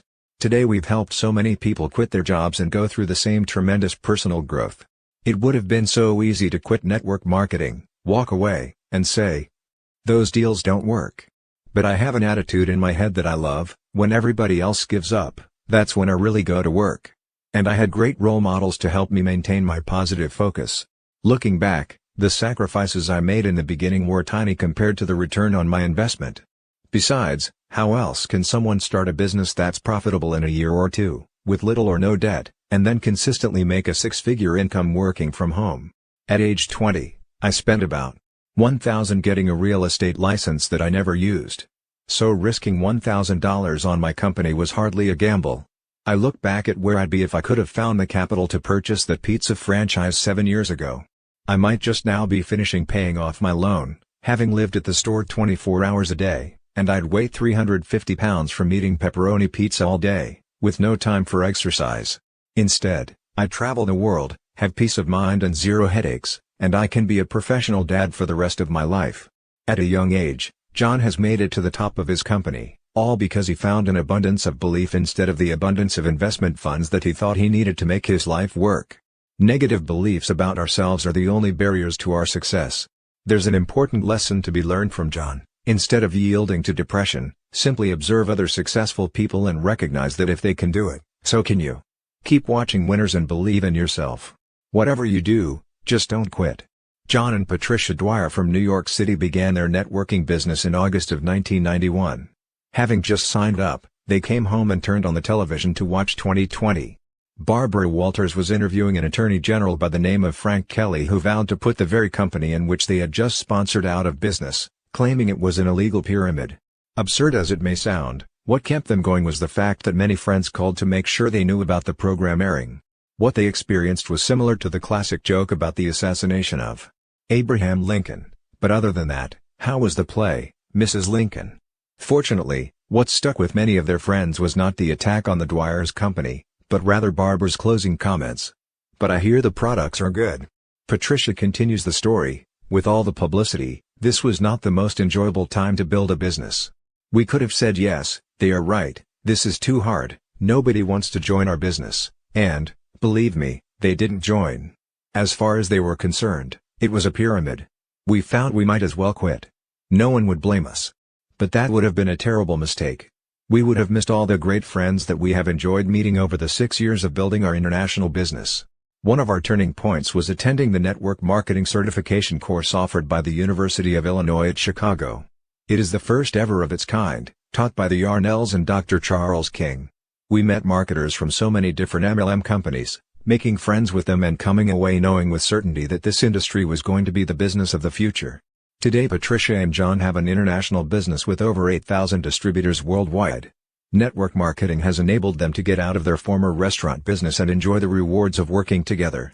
It has given them unlimited free time as well as financial freedom. They travel the world and support their associates along the way. They are especially grateful that, like so many others who bailed out at that time, they didn't listen to the media expose attacking their company.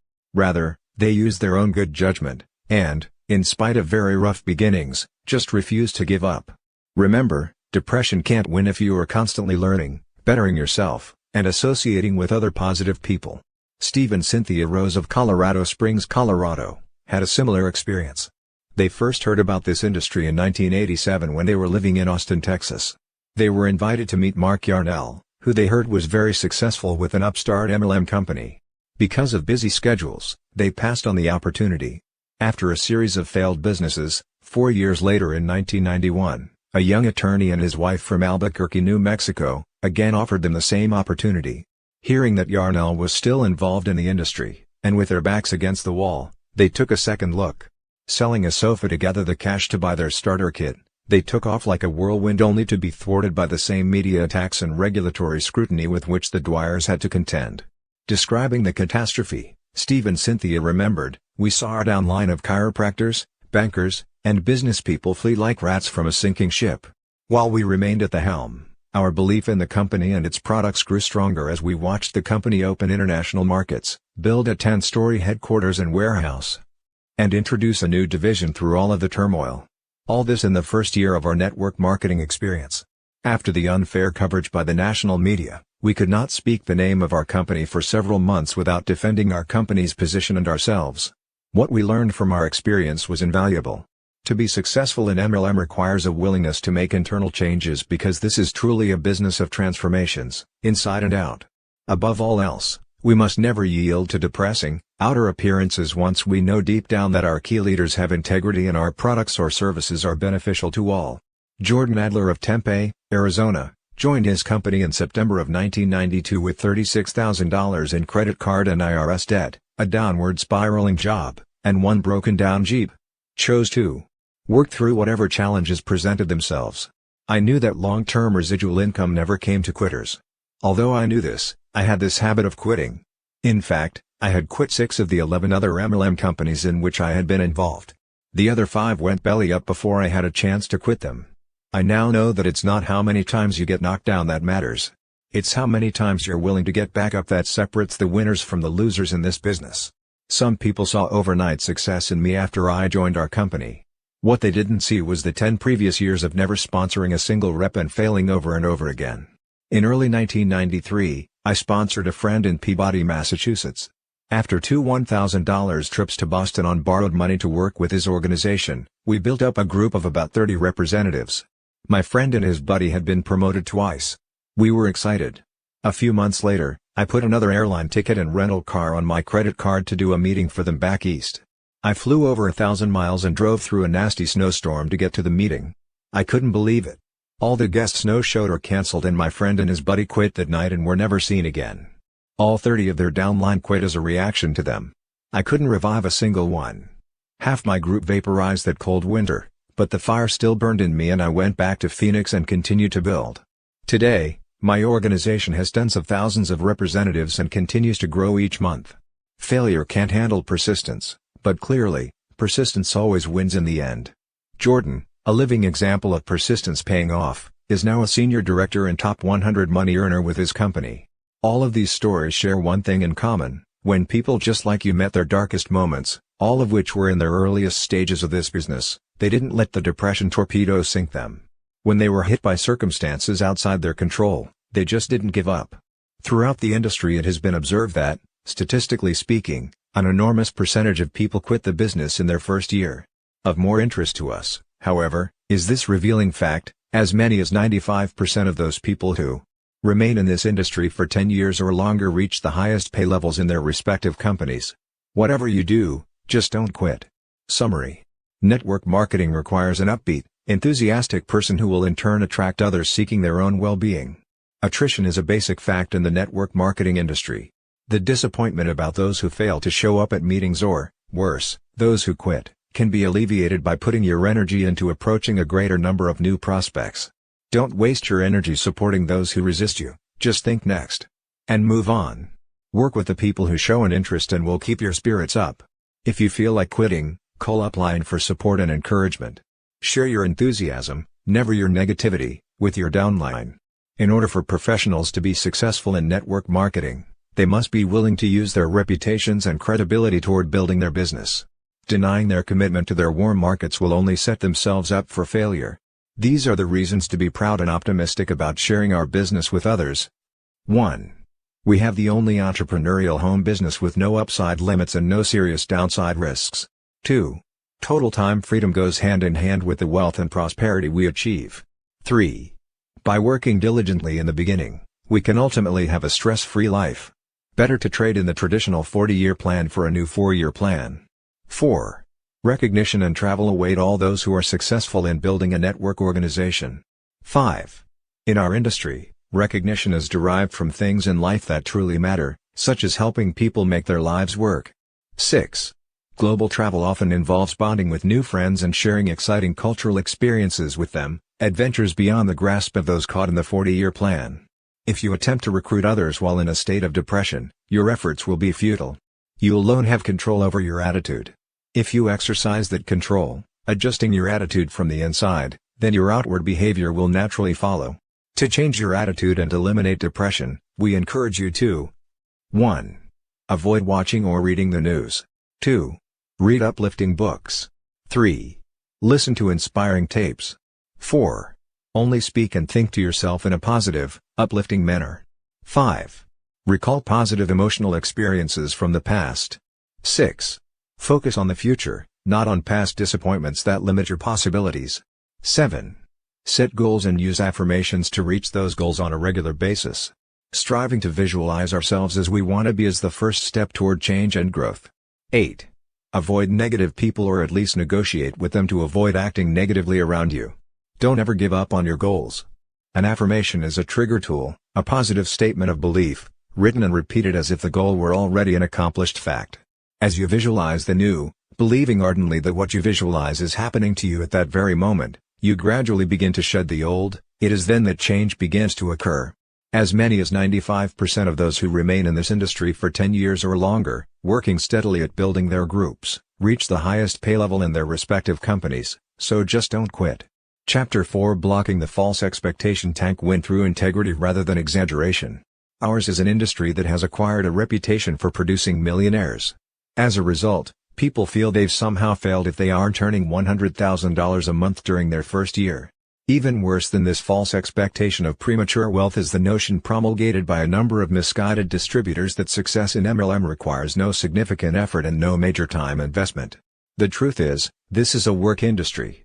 Those of us who have achieved high incomes have applied ourselves diligently to succeed, and we have stayed with it for a number of years. Equally wrong is the idea that you need not do anything except send people to a weekly hotel meeting and the leaders will do all the rest. In those meetings, some leaders have been known to indeed do it all, including signing up your prospects for themselves. This is a home-based industry where rewards are commensurate with effort. In this chapter, we will take a close look at what we call the false expectation tank by exposing and carefully refuting many of the myths used to recruit unwitting distributors. We will replace them with the actual facts about your first-year efforts. An analogy: imagine the following scenario. Basketball superstar Michael Jordan just happens to be sitting in a coffee shop in Chicago where you and a friend have chosen to eat breakfast. You recognize him immediately, of course, but the last thing you want to do is pester him on a Sunday morning. The table next to his is vacant, so you sit at that one to be near him. As you are sitting down, you notice that Michael's two companions are both in wheelchairs. One of them is a paraplegic and the other has a metal brace on his leg, probably indicative of multiple sclerosis or some other muscle disease. They are both in their late teens. You sit down with your back to Michael, but you're so close you can hear his dialogue. You don't mean to eavesdrop, but you can't help but overhear the conversation. "Jim, Danny, I know you both may not believe me, but many of us in the NBA earn over $30 million a year because we were willing to pay the price of hard work and countless hours of effort. I started practicing when I was your age, and I never stopped believing that one day I'd make the team. You owe it to yourselves to look at this." Michael, you notice out of the corner of your eye, hands one of the boys a piece of paper. The adolescent looks at it closely and exclaims, "My God, Mr. Jordan, that's more than my dad made over the past 10 years and he's a doctor." "I know," responds Michael, "and that's just 1 month's income." "Jimmy, look at this," Danny says as he stretches just as far as he can across the table to hand him the check. Jimmy takes one look at the $2.8 million check and shakes his head in utter disbelief. He's never seen this kind of money and can hardly imagine it's possible to earn so much in 1 month. As they both continue to stare at the check, Michael then interjects, "And you know what, guys? You can do it too. Why get involved with some menial job when you can get into something with unlimited potential like playing for a pro basketball team?" You shake your head and glance back quickly to make sure your eyes have not played tricks on you. Nope, they are both in wheelchairs. He continues, "I'm not saying you won't have it tough, we all did.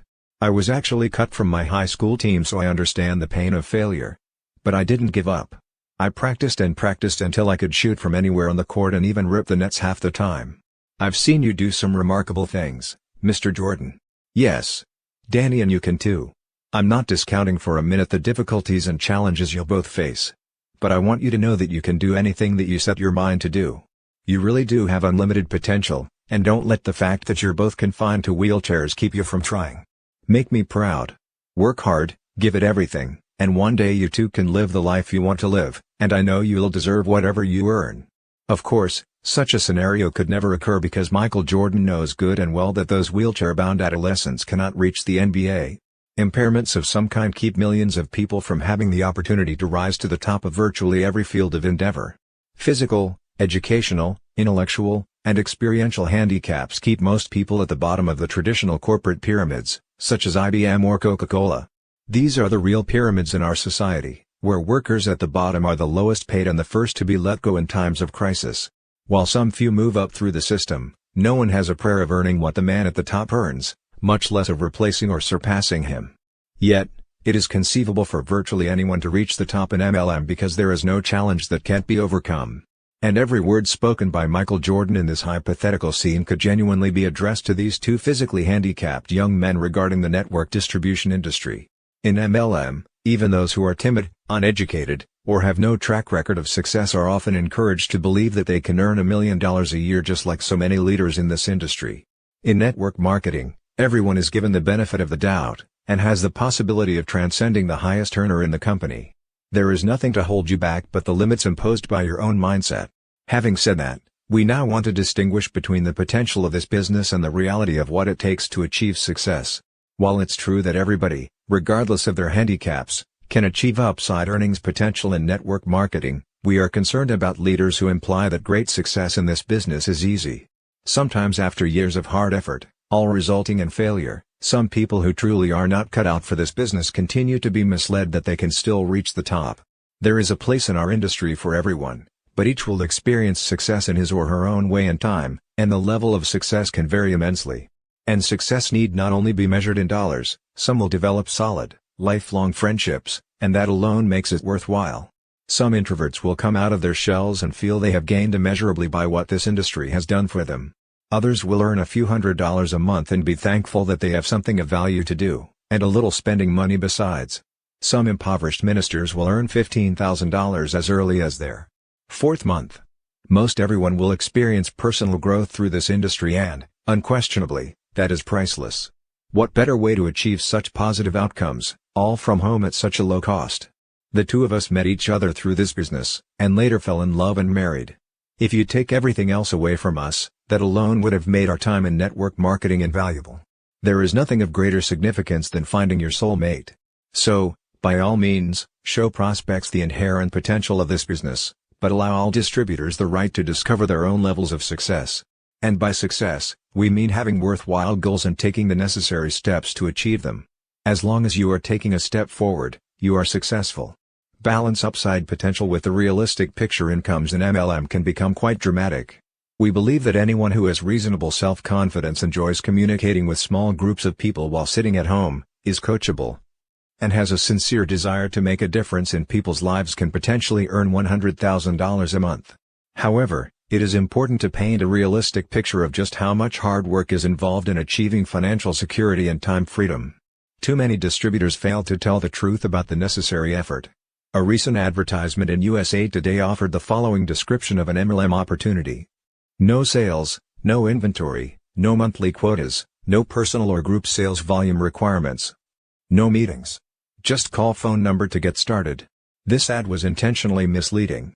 We called the number to check it out and discovered that while no purchases were mandatory, in order to receive full compensation on several levels, substantial sales volumes were required. Here's the question: if a leader is going to advertise in the business section to find other entrepreneurial leaders interested in big money, why imply that no inventory or monthly sales are necessary? That's not only misleading, it's fraud. And we believe the Federal Trade Commission and other regulatory agencies are correct to go after such marketers and companies. They deceive innocent people into believing that MLM, like the lottery, is getting something for nothing. And in case you think most people are smart enough to avoid such preposterous claims, take a close look at how many men and women bet family food money on a 1 in 10 million chance lottery. Let's examine what is required to earn big incomes. Network marketing income is a direct result of the amount of wholesale products and/or services purchased by those individuals in your organization. Since most families only purchase as much as they need and use, a sizable organization is necessary to provide a large income, lots of people ordering and using a little bit. Huge organizations are developed by individuals who personally recruit large numbers of frontline distributors and, as capable educators, teach them to duplicate their process. Our industry's leading company built a multi-billion-dollar, global empire one person at a time over a 4-decade period. In essence, MLM is much more a teaching profession than a sales profession. Those who make it to the pinnacle of any company are usually good communicators in a one-on-one sense. Being able to deliver a speech to a large crowd is absolutely unnecessary. Duplication is what is critical. It doesn't matter how tremendous we are as individuals, but rather how great we are at teaching others to duplicate our system, as you've already read in many of our stories. But we don't want to create false expectations by waving the oversized checks in front of people without also discussing what it honestly takes to earn them. Understating the hard work and perseverance to achieve great success is the most often utilized strategy by those who create false expectations. Most people will quickly see through the false promises in a very short time and then quit.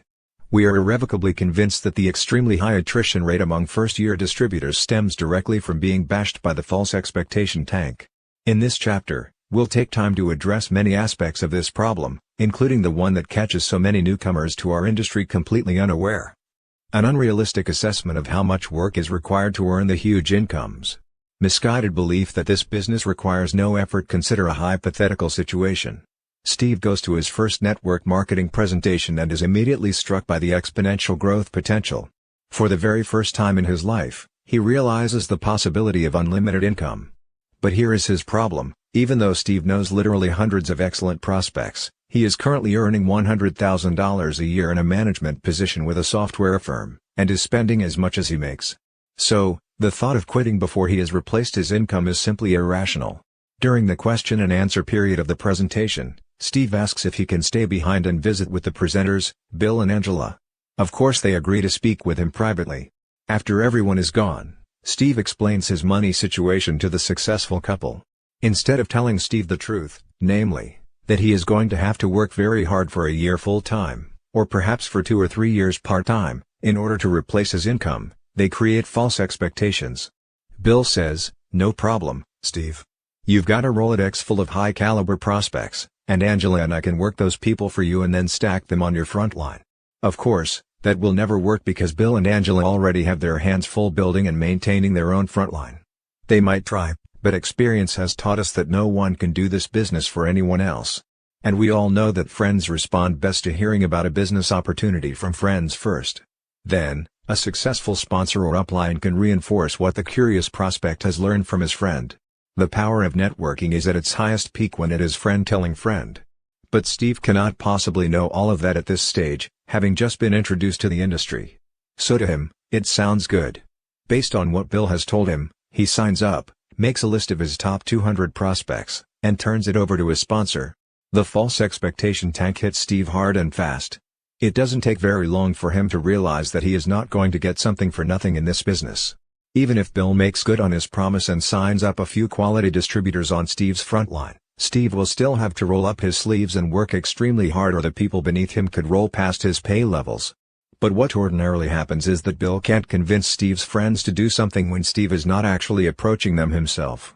Here's the point: rarely, if ever, has a person in network marketing had the time and energy to recruit, build, and train more than one large frontline. We have not met anyone who has done so. Typically, after half a year of little or no activity, Steve quits. But he doesn't really go away. From that day forward, whenever network marketing is mentioned in his presence, Steve remarks, "Yeah, MLM is such a scam. I gave it my best shot for half a year and had a sponsor who was supposedly making big money, but I never saw a penny."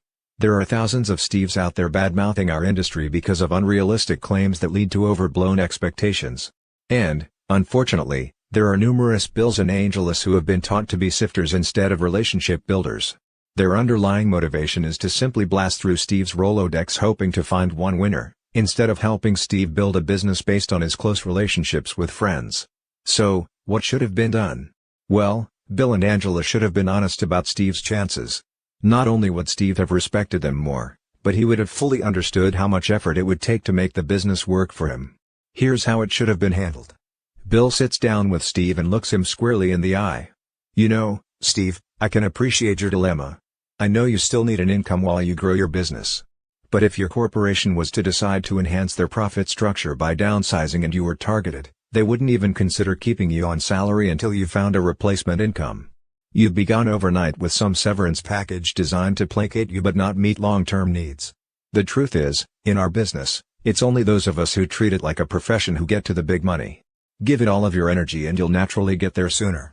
Undertake it part-time, and stay with it steadily, and you'll get there eventually. But there is no way for you to earn big money by exerting only minimal effort, that is, by simply turning all your prospects over to your sponsor." Steve listens but still doesn't fully understand. He responds, "Well, how do guys like me do this business? How does anyone ever get to the kind of money I've been hearing about?" "Steve, it's true that many leaders in our industry earn over $50,000 a month and most could afford to retire on that income in half a decade. Compared to retirement on a little pension after 40 years in your profession, our offer is very attractive. But I'd be doing you a disservice if I didn't tell you the truth. And the truth is, to hit those numbers, you would have to tighten your belt and do this business full-time. The other option is to work very aggressively part-time until you've replaced your income and then go full-time. If you decide to do it either way, great. Angela and I will work with you side by side until you reach your goals.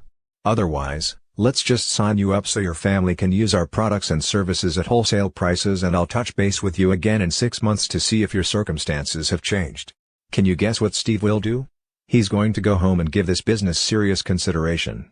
He has no illusions about how hard he's going to have to work and, frankly, he respects Bill immensely for his honesty. Bill shot him straight, thereby preventing Steve from being a target of the false expectation tank altogether. He's going to carefully think it through. Either his future is brighter in network marketing and he is willing to make the gutsy move to live off his savings for 6 months and give this business his full-time effort. He'll choose to take the precautionary approach and replace his income first by remaining on his job and working the business part-time, which will take substantially longer.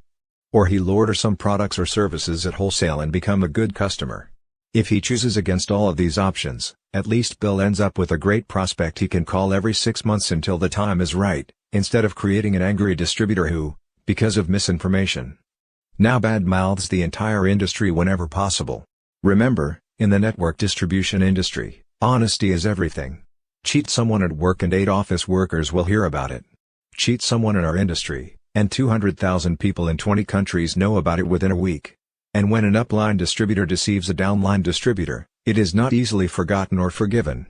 It is the most detestable offense in our business. Think about it in terms of your own company. Those who are guilty of cheating others are the most despised people. And the sad part is, no matter how many apologies you make, once it is done, you can never recover. Your reputation within the company is irreconcilably damaged. We've seen it happen in several companies, and it is one of the most easily avoidable tragedies of our business. Our industry affords us daily opportunities to discover our true worth. There are countless moments when we are faced with situations that require moral decisions. Each one is a personal test of our integrity, and sometimes no one will know but us, but we are challenged more than anyone in any field of endeavor to raise the standards of human values. This integrity must begin with our very first presentations. Tell the truth about your marketing plan and the tremendous amount of work necessary for success. Offer your support, but never offer to do work for a new distributor that you barely have time to accomplish for yourself. The more honest we are about the hard work in our business, the less attrition we will experience and the more respect we will build for our industry. Unrealistic assumption about the numbers needed to succeed. Beware of the unrealistic assumption about the number of individuals that you need to personally recruit. Some companies have joined with field distributors in an effort to further the myth that you need not be particularly prolific in sponsoring people in order to prosper. Bunk. While there are exceptions, most successful leaders have had to sign up large numbers on their front line. Most of the truly big-time income earners in the field of network distribution have, over time, personally sponsored at least 100 frontline distributors, and many have sponsored even more. However, there are always some exceptions to this rule, and Michael DiMuccio of Kyneburg, Ontario, is one such example. After struggling for 13 months in one MLM company, Michael found another that had remarkable products with which he could readily identify. This is how he describes his experience after joining the new company. During the initial launch phase, I prospected about 100 people and recruited 26 frontline.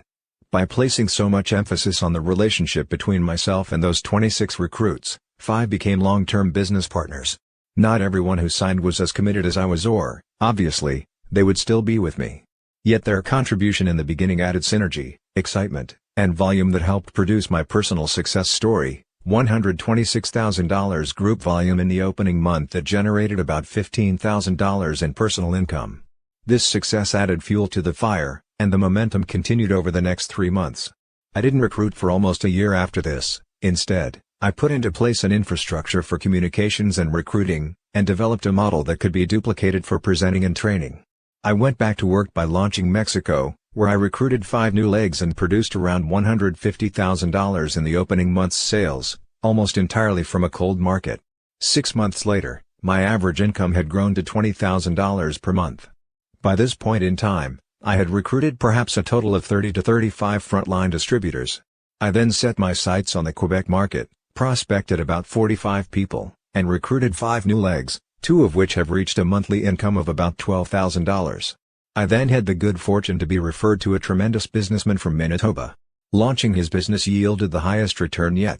Dealing only in a warm market, he recruited 12 of his 13 prospects, 4 of which exploded in the first month, followed by 2 more in the next 60 days. His launch generated a record $219,000 in group volume and netted him $17,900 in personal income. As a result, my income rose to an average $40,000 per month. Success breeds success. Now, with relatively little effort, I've sponsored and recruited 12 new legs over the last 18 months, with 4 of them averaging $2,000 to $8,000 monthly. At the same time, I helped my leaders expand and took my monthly income up to $100,000. Today, at 33 years of age, after nearly 6 years in the business, I've personally sponsored 60 frontline recruits, 6 of which average a monthly income between $8,000 and $45,000. 3 taken approximately $2,000 to $4,000 per month, and a few more are just getting started. Many people deserve the real recognition for my success, but suffice to say that I've enjoyed an extraordinary career in an incredible profession. Michael was acknowledged as Distributor of the Year by his company for these outstanding achievements. We are currently developing strategies to make stories like this become the wave of the future in network marketing. As these kinds of ratios become more attainable in our industry, we will see a flood of new associates joining our ranks over the next decade. Those new to network marketing should have a simple understanding of the four most popular types of compensation plans: the breakaway, the uni-level, the matrix, and the binary. There are other hybrid plans that are a combination of these, but in general, these four are the most widespread.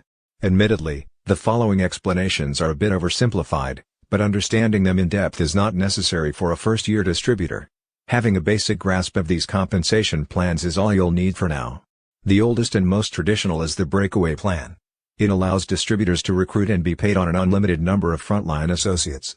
When leaders emerge by meeting the basic requirements set forth by the company, they break away from their upline executives, thereby forming their own organizations. In a breakaway plan, leaders receive a commission on unlimited levels generated by everyone within their own circle volume and, based upon the number of breakaway leaders on their frontline, they are paid a commission on a designated number of levels of their breakaway groups. Even though a larger percentage is generally paid on the circle volume, the real money is made in the massive numbers generated in the breakaway groups. Since the emphasis in a breakaway plan is placed on numbers of distributors on your front line, it is difficult to mislead new associates about the fact that it takes lots of sign-ups to receive the full benefit of the compensation plan. The uni-level plan essentially pays commissions on a specified number of levels, as opposed to generations that can run to depths of 20 or more, as designated by the company. It is comparable to the compensation paid on the circle volume only of the breakaway plan, except that it limits the number of levels. A uni-level formula, of course, has no breakaway system, but it is similar in that the only way to make money is to sponsor significant numbers on your front line, thus increasing the chances for greater exponential growth. In the breakaway and uni-level plans, each level beneath you grows larger than the levels above. Your sixth level, for example, should ultimately be larger than the 5 levels above it combined. So, the larger your front line, the larger your sixth level will ultimately become. Because the uni-level is not as lucrative as other bonus programs, it is more often used in combination with another plan. Again, it is difficult to mislead anyone about the numbers necessary to succeed with the uni-level plan. The matrix plan is inherently limiting as a compensation plan by its very definition. Let's consider the 3x7 matrix as an example. You are on top and have 3 on your front line. Your second level is 9. Third is 27, fourth is 81, fifth is 243, sixth is 729, and seventh is 2187. Your entire organization, if it filled up, would compensate you for a total of 3.279 people. Many leaders have 10 to 100 times that many people in their organizations. It's literally a case of converting an unlimited opportunity into a limited income position. What's worse, it's very difficult for those below you to succeed in this system. Let's pretend that everyone on your 7th level has a sincere desire to succeed in filling up each of their matrix organizations. That would require a company of over 2 million distributors. The problems now arise, because for people to succeed on that 7th level would require recruiting the equivalent of the entire populations of China, the United States, and Germany. Disregarding the reality of the matrix plan, the sales pitch still is, all you have to do is sponsor 3. Only 3. The company literature and the entire sales force then promotes the idea that you can be successful in their venture if you only personally sponsor 3 others. And that's precisely all that most people end up doing, if that. But what we want you to understand is this: nobody, in any company at any time in our industry's history, has succeeded in earning the truly big checks after personally sponsoring only 3 or 4 people. That is false expectation ad absurdum. If you are working a matrix plan, be prepared to personally recruit enough associates to tip your first 4 or 5 levels. Do that and you'll likely prosper. A matrix plan will only work if you do. The binary plan is the most recent hybrid in the chain of new compensation plans. If you like the matrix, you'll love the original binary. The premise here is that all you need to do is sponsor 2 frontline individuals, who are called your profit centers. Once you've got your 2, teach them both to duplicate what you've done, and so on until, poof, you're rich. Not in most cases. It may be perfected in the future, but as of the time of this writing, many of the binary plans we've reviewed require distributors to balance the sales volumes of both sides of their organization. And if left on their own, each side tends to grow at radically different paces. Since balanced volumes just don't happen by themselves, distributors need to focus constantly on adding enough quality people to either or both sides in order to keep volumes in balance. Otherwise, distributors are paid only on the lower of the 2 sides of their binary-shaped organization. We can already hear the shrieks and screams of matrix and binary companies who don't read this chapter carefully, so please be clear on what we are saying before you react. We've met people who are dramatically successful in every kind of compensation plan in existence, and we do not advocate one above the others. Whether in a breakaway, a uni-level, a matrix, or a binary compensation plan, you must personally recruit, or play a long-term personal role in the recruitment of, a significant number of distributors to be successful. We have heard popular authors and top leaders suggest otherwise. Don't be fooled into believing that you need only sponsor 2 or 3 frontline networkers to find your way to unlimited wealth. No matter which compensation plan you choose, success requires lots of hard work. We do not mean to pass judgment on compensation plans, but rather to caution leaders in a matrix or binary plan against creating false expectations as they present their plan to new prospects. Unrealistic assumptions tend to emerge most often from those plans that limit the number of frontline distributors. Carol Fitzgerald of Dundee, New York, found herself a victim of false expectations with a brand new startup company. She felt doubly deceived because she had networking experience, and in hindsight, felt she should have seen it coming. I had been working part-time with a large network marketing company for about 3 years while homeschooling 2 children. I was a distributor with a large, solid nutritional and household product company. I wasn't shattering any records, but for the time I invested each week, I had a nice income and it had a steady increase each month. My organization was comprised mainly of women who had careers in corporate America but wanted to be able to stay home with their children while still maintaining an income.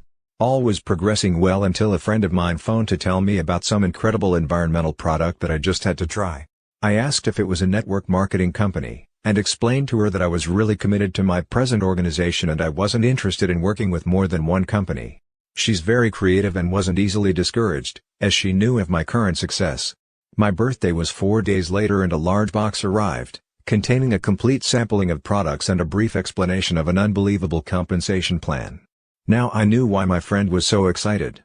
The products were great and the money offered was staggering. Binary pay plans were brand new. I had been working with a matrix program and didn't know much about binaries. They seemed too good to be true. Why didn't those warning bells go off? This was truly an unbelievable opportunity for fast growth and quick cash. It paid weekly. For every $1,000 worth of products sold, $250 was paid out in commissions. Sponsorship didn't matter, there was no limit on depth, and, best of all, volume was never lost, but carried over until a balance was achieved. Typically for this type of plan, distributors were qualified to receive commissions once they had purchased $100 in product and sponsored just 2 other people who did the same. Distributors could personally purchase up to 3 positions, there was no age limit, and everyone in a household could have their own distributorship. I was hooked. This company had everything. The products truly were revolutionary, they could help the environment, and the money was fantastic.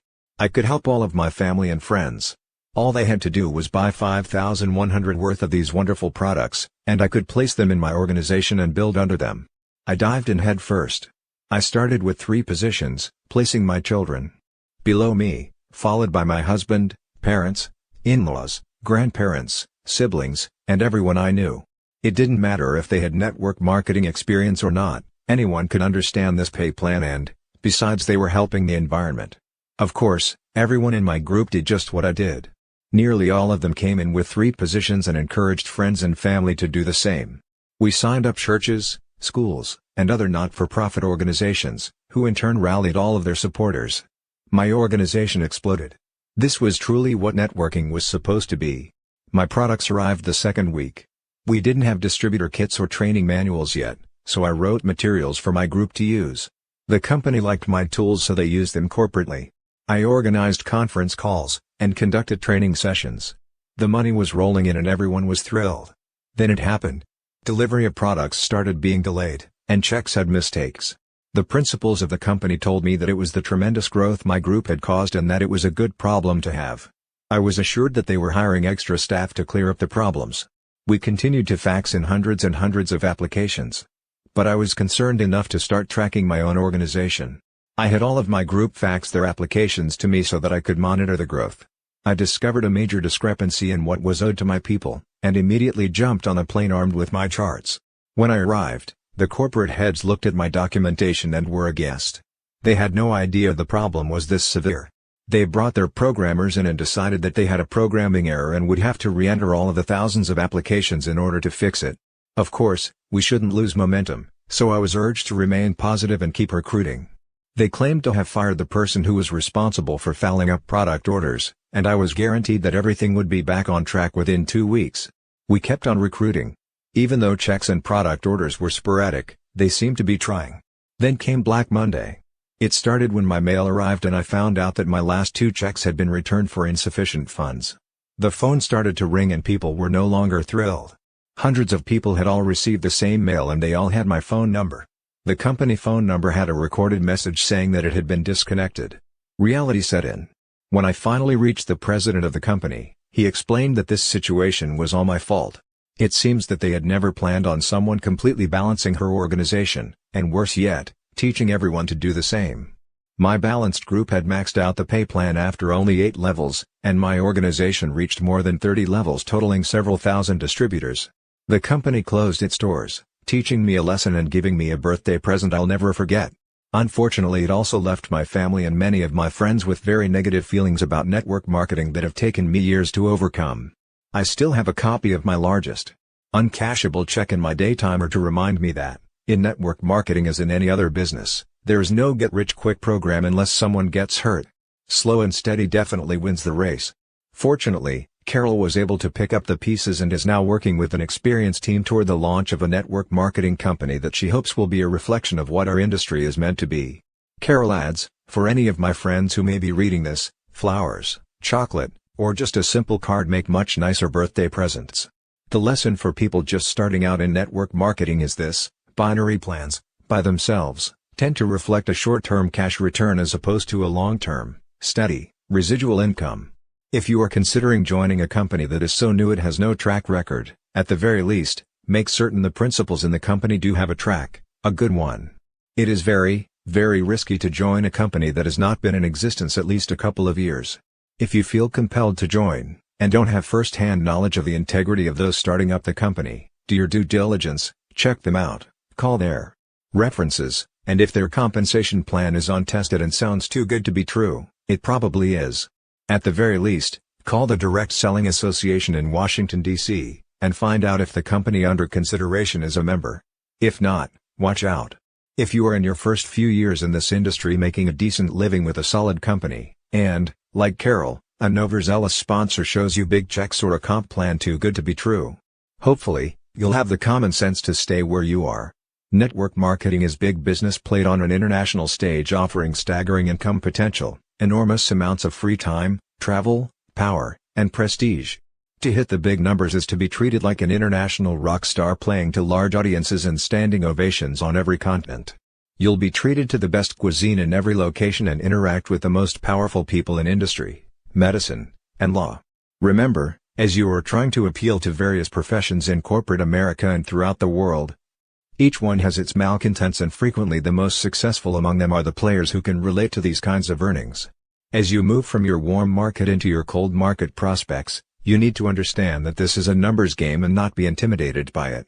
MLM is the great equalizer in which farmer blue-collar workers are allowed to compete with, or even bypass, doctors and corporate leaders. Perhaps from the standpoint of workloads and maybe with respect to the number of people you actually have to sponsor, you were falsely induced into MLM. But no one can truly tell you about the joy of earning 5- or 6-figure monthly incomes until you yourself experience it. So, don't whine, get to work. What's it going to be, 4 years or 40? Inaccurate perception about the time needed to succeed. The next problem area, time investment, is certainly worth mentioning because it so often misleads prospective distributors about one of the most important aspects of the business. While we've seen many of our associates reach 5-figure monthly incomes in only a few months, ourselves included, not many do. We believe new marketers should set realistic objectives ranging from 1, 2 and 3 year, to 5 and 10 year goals. Then, track upline until you find a person in your company who is earning the amount you wish to earn by your 10th year. Ask that person to help you set realistic goals based on the amount of time and effort they were expending at each of these monthly and yearly mileposts. It's quite reasonable to assume that if another person was able to achieve what you desire, if you can visualize yourself doing that too, and if you are willing to put forth the same amount of time and effort, you can earn the same. An average earnings report can and should be issued by your company. The way to set practical goals is to base them on incomes at varying levels actually earned throughout your existing distributor force.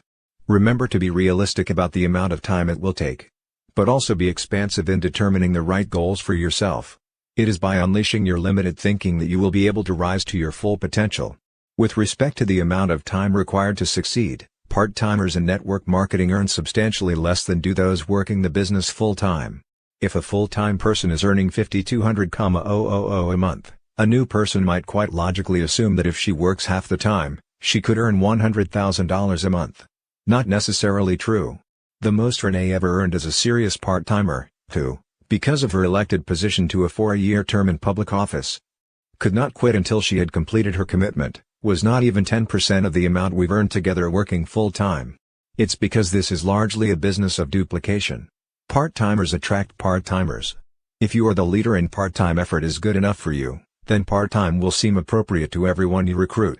On the other hand, if you are working very aggressively, treating this like big business, so too will more members of your downline. Ask yourself a simple question: when was the last time you met a person who became a millionaire in his spare time? Prosperity is a full-time venture. Our book Power Multi-Level Marketing is dedicated to teaching how to build a large, dynamic multi-level marketing organization and the inevitable differences between working part-time and full-time. We have researched numerous companies with respect to average part-time and full-time incomes. You simply cannot accomplish full-time goals on part-time effort. Obviously, those who give this business their all should arrive at their goals more expediently. If this is an option for you, and if you have 6 months of staying power on the money you have in savings, then we highly encourage you to carefully select your company, and give it everything you've got. There has never been a more lucrative time to get involved with this industry, nor has there been better public receptivity to the concept of networking as a viable business. If you believe in yourself, the organization you've joined, your company, and the industry, then simply tell the world of your discovery. That's what Mark did, sometimes putting in 60 to 70-hour weeks on fire with enthusiasm, and within 3.5 years his efforts earned him his first $100,000 monthly check. If responsibilities, financial constraints, doubts, or just good, common sense hold you back from beginning this business on a full-time basis, then Renee may be someone for you to emulate. Although only part-time, while serving full-time on the Board of County Commissioners in Reno, Nevada, she treated her network marketing business like a real business. As she explains, I stayed with a consistent regimen, prospecting 12 to 15 people every single day, holding a presentation in my home for at least 15 prospects a week, gathered in 2 to 3 separate meetings, all of which resulted in my sponsoring a minimum of 5 people a month. With extra time invested on the weekends, the number of people I sponsored could sometimes run as high as 10. By never letting up, even though I had a busy professional schedule, I reached $100,000 annual income after 1.5 years in the business. Consistency is critical, whether you are approaching 5 or 30 prospects a day. There is nothing wrong with telling people the possibilities in this industry. The true stories are intrinsically strong in themselves. There is no need to exaggerate, but everyone needs to know the amount of productive time and focused effort we invested to accomplish these goals. We weren't attending someone else's meetings, we were conducting our own. We weren't managing our downlines, we were supporting our frontline associates by helping them close their prospects, and thus building organizations that duplicated our efforts. Faulty premise that upline will do it all for you. Many new distributors are recruited by being told they need not work hard. All they have to do, they are assured, is send their prospects to an upline's hotel meeting, and their sponsor or upline will do the presentations and close everyone for them. But let's get back to the basics. The definition of networking is friends telling friends. But you must be involved. Talking with your friends, sharing your excitement about this business. Networking is absolutely no different than telling friends about a good movie or a new restaurant you've discovered. You don't have to be an expert. You don't know who directed the movie or where they went on location to film it. You don't know who choreographed it or who wrote the musical score. You may not even remember most of the actors in the movie. All you know is that you loved it. It made you laugh or cry or just feel good. So you tell people. No one expects you to know everything about it. Based on your word, they will probably go see the movie the next time they are in the mood, just because you recommended it. Hearing about it friend to friend is the essence of what makes network marketing an effective method of distribution. But what would you think if a close friend called you and said, "Hi, it's me. I've got a lady on the line who introduced me to a new movie last week. We went and saw the movie and liked it so much that we both called you. I'd like you to speak with her. She's on the line to answer any questions you might have about the movie because she's seen it more times than I have. Get the picture? There is a place for upline support. It comes after they have seen the movie, that is, after they have seen the presentation, when bringing in an authority to help get them involved makes sense. Whether you introduce your prospect through an audiovisual business briefing or an in-home presentation, use your upline to add credibility after the initial exposure. You don't have to be an authority on MLM or your company or your products to make the initial introduction. Nor do you have to deliver a polished speech or have your upline on the phone with you. Our experience has been that a little less refinement goes a long way in this business. As you share your enthusiasm about what you've learned, particularly at the presentation, you want people to walk away thinking, "I can do that too," not "Wow, what a brilliant presenter she was." Stephen Friedberg of Parkland, Florida, learned this lesson by being thrown directly into the fire for his first meeting. Believing that his sponsor was going to do his first meeting for him, Stephen invited several of his friends and encouraged them to bring a friend. 5 minutes before the meeting, with 19 people gathered in his living room, Stephen found out that his sponsor couldn't make it. "At that point I came close to having a massive heart attack. I was so scared. I was sweating so much that my glasses fell off my face. I was shaking so hard that, for the life of me, I couldn't draw a straight line on the board." The meeting that was supposed to last an hour took only 19 minutes because I had told them everything I knew. To make matters worse, someone I had already sponsored filled the empty minutes by taking over the floor, shouting to everyone, "You can do it," while striding from one end of the room to the other. All I could do was pray that the floor would suddenly open up and swallow me, sparing further embarrassment. It was my worst nightmare, until the next day. 3 people signed up and my business was off and running. Although we do teach sponsors to do the first couple of meetings for their new associates. This story shows what can happen when people are left with no options but to go out and, in the words of the great Nike, just do it. This is a business of teamwork. Don't be misled by the false expectation that somehow your upline is supposed to take you by the hand and do everything for you. But at the same time, the reason we are compensated multi-levels is because, as we plant the seeds with our prospects, our upline mentors are there to water those seeds for us. Then, as your people bring in interested prospects, you are there to help close their people for them. It is not a matter of upline doing it all. It's about all of us doing our parts, making the whole organization function as one healthy body. Remember, you don't need colossal support nearly as much as you need to be a major support for others. When that sinks in, you'll truly begin your march toward wealth. But you will argue, "I'm not making the big money yet." It doesn't matter. Most people only need to hear the same thing reinforced, the old 1-2 punch. If the subject comes up, "How much are you making?" let them know that you are still in the early building stages, but give them the private number of a specific person in your upline who is making big money. Our experience is that only a small number of them will follow through and call. What they really need is to hear that what they've been told is being accomplished by someone beyond their friend, someone to whom they will also have access. But when they do follow through, the big earner needs to be accessible. Clarification of retirement. The definition of retirement is the total withdrawal or separation of oneself, thereby indicating the end of a career. Have you noticed that the topic of retirement comes up at virtually every opportunity meeting conducted by a leader? This is a false expectation often promised and seldom realized in network distribution. This business is just too much fun and can even be conducted by telephone from an easy chair. Many of us use the word retirement loosely in our first approach with prospects, but what we mean is that after a certain period of time invested in the business, we can ease up dramatically. At a certain point, we no longer have to spend our lives prospecting people to achieve wealth and independence. But we must find an appropriate means of sustaining our support and accessibility to those who count on us. When any network marketing company allows vesting, retirement without any further production requirements, few distributors choose to actually retire completely. A real leader makes plenty of time for his family, most often creating a lifestyle that blends quality free time with quality work time. But that leader usually continues to be accessible by telephone and never allows the rumor to circulate in his downline that he is fully retired. That could be a mistake, and should be avoided. But don't allow this retirement issue to disturb you. Here's why. First, there is no other business in existence that has such universal application but also offers the rewards of network marketing. Not everybody can be an athlete or an actress. Not everyone has the funds to purchase their own franchise.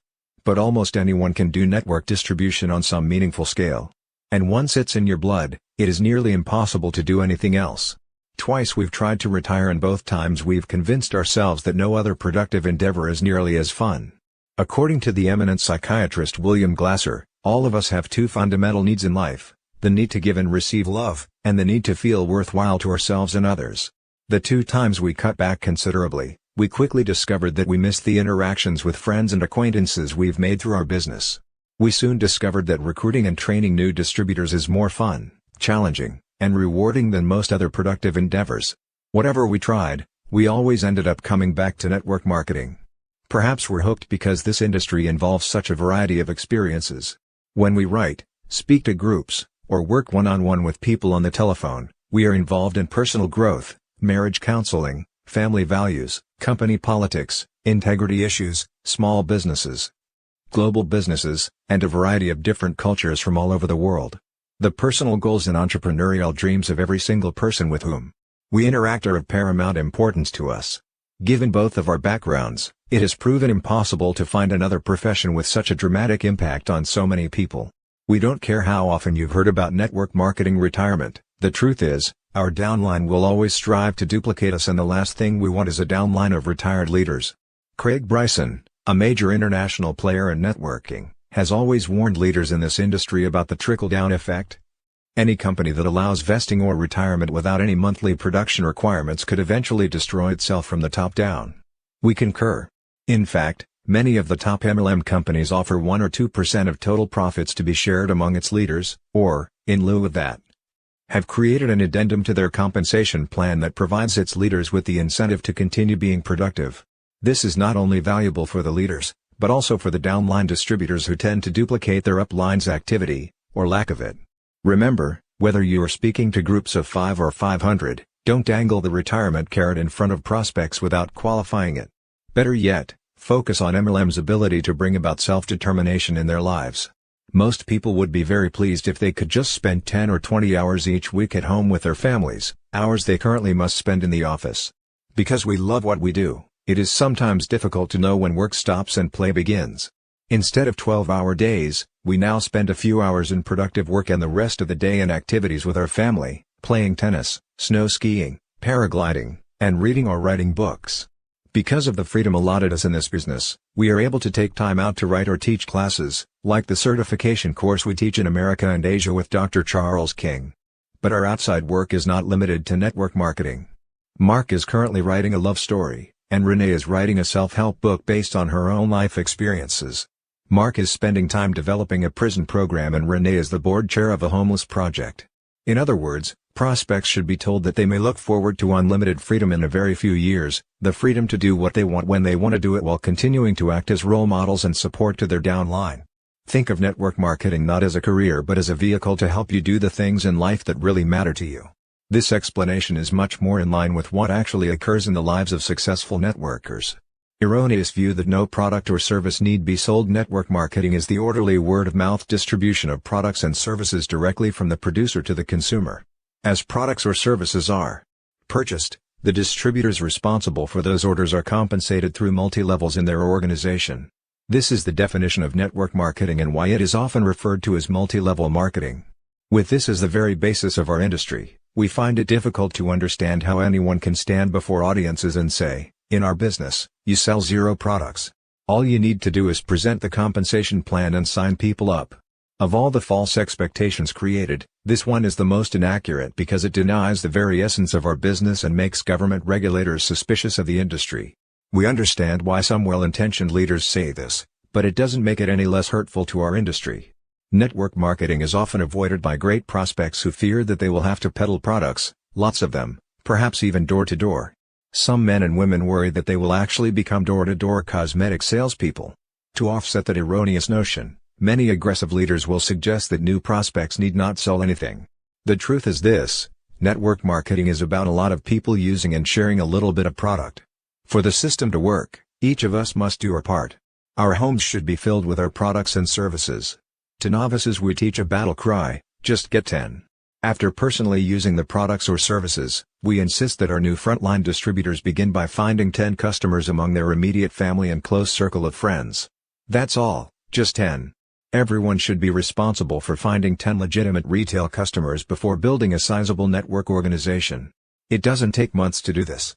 It can be dealt with in a matter of days, but it must be done before they are ready to begin the more dramatic and lucrative part of the business, recruiting others who will do the same. Simple math makes it easy to understand the importance of each person creating product movement.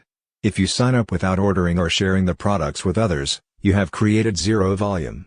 Duplicate your process and sponsor 100 people who in turn each sponsor 100 people, and you can brag to everyone that you have 10,000 people in your organization. The downside is that if they all duplicated your effort, 10,000 times 0 is still 0. There are two kinds of product movement that are up to each of us: personal use and customer orders.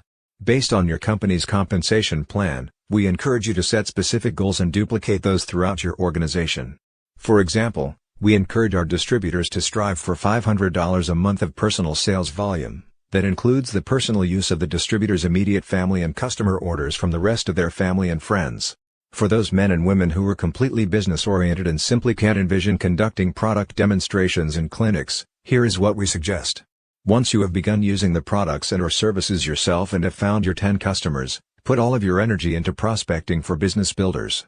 As you sit down with small groups of prospects to show them the business presentation, you will inevitably have people who don't sign up to become business builders. However, they may be interested in the products or services your company offers. Without having gone out of your way, or exerted extra energy, you simply service those people as retail consumers. Others will sign up, interested only in getting the products at wholesale. Instead of joining Sam's Club or Costco and paying an annual membership fee, busy consumers are learning that, through our industry, their products and services can be delivered to them directly. Teach your people who are resistant to product sales how easy it is to create customers out of those prospects who come to the recruiting meetings but decide not to participate in the business. This method appeals to executives and other business people who are intimidated by the fear that they will lose their identity as professionals and be looked upon by their peers as product peddlers or door-to-door salespeople. That's the honest way to address this problem, instead of creating the false expectation that no products or services need be purchased in our business. Mistaken belief that success can be achieved exclusively through retail sales. Steve and Jeanette Bach from Portland, Oregon, joined the world of network marketing with no prior business experience. Both were scholar athletes. Steve played professional football with the Detroit Lions for 5 years, and Jeanette still teaches peak performance aerobics. As they explain, the attraction for us was big money and free time. We embraced the product line wholeheartedly, but made the fatal mistake in the beginning of not seeking out upline mentors who had previous success in the business. We built a retail base of more than 100 customers and looked at our check after 1 year in the business and said, "There's got to be a better way." There was. Our new focus was on duplication, keeping it simple, and constantly adding new recruits to the pipeline. Once we instilled these principles into our personal business, it was easy to teach others. When you stay busy looking for people who are at the right place and time in their lives, you don't worry about the ones who say no. Today, our life works. We've replaced our NFL income and, more importantly, our time is our own. So many people come into this business hearing about the upside potential, and believing that all they have to do is sell some products to get to the big money. Not true. Ours is a business of each of us doing our little part of moving products or services. As with Steve and Jeanette, the money comes once you successfully recruit a large downline and duplicate that process. The average person will not be responsive to hype. People today are much more sophisticated than they were 2 or 3 decades ago. We've all been bombarded with millions of slick, Madison Avenue advertising campaigns before we reach adolescence. By the time we reach maturity, we've seen our share of carnival barkers, sales professionals, and pushy, arrogant marketing reps. A 20-year-old today is more jaded and cynical than a 60-year-old in 1940. The very last thing people want is a high-pressure pitch on an MLM opportunity. Most people today can smell a rat the minute it emerges, and can easily see through lies and fabrication. Our business already seems too good to be true. There's absolutely no reason to attempt to make it even better with false statements about exaggerated income, early retirement, or zero sales. We suspect that most professionals avoid our industry because it doesn't make sense that an ordinary person with only a high school degree can become a millionaire in 3 years with virtually no risk and no capital. When a thinking person is exposed for the very first time to network marketing by a competent leader who simply articulates the facts honestly, one of two things will occur. Either that prospect will walk away shaking her head in total disbelief, or she'll lose sleep for a week from the excitement of our potential earnings and lifestyle. No one need ever exaggerate nor falsely explain our industry again. The facts are sufficient in and of themselves.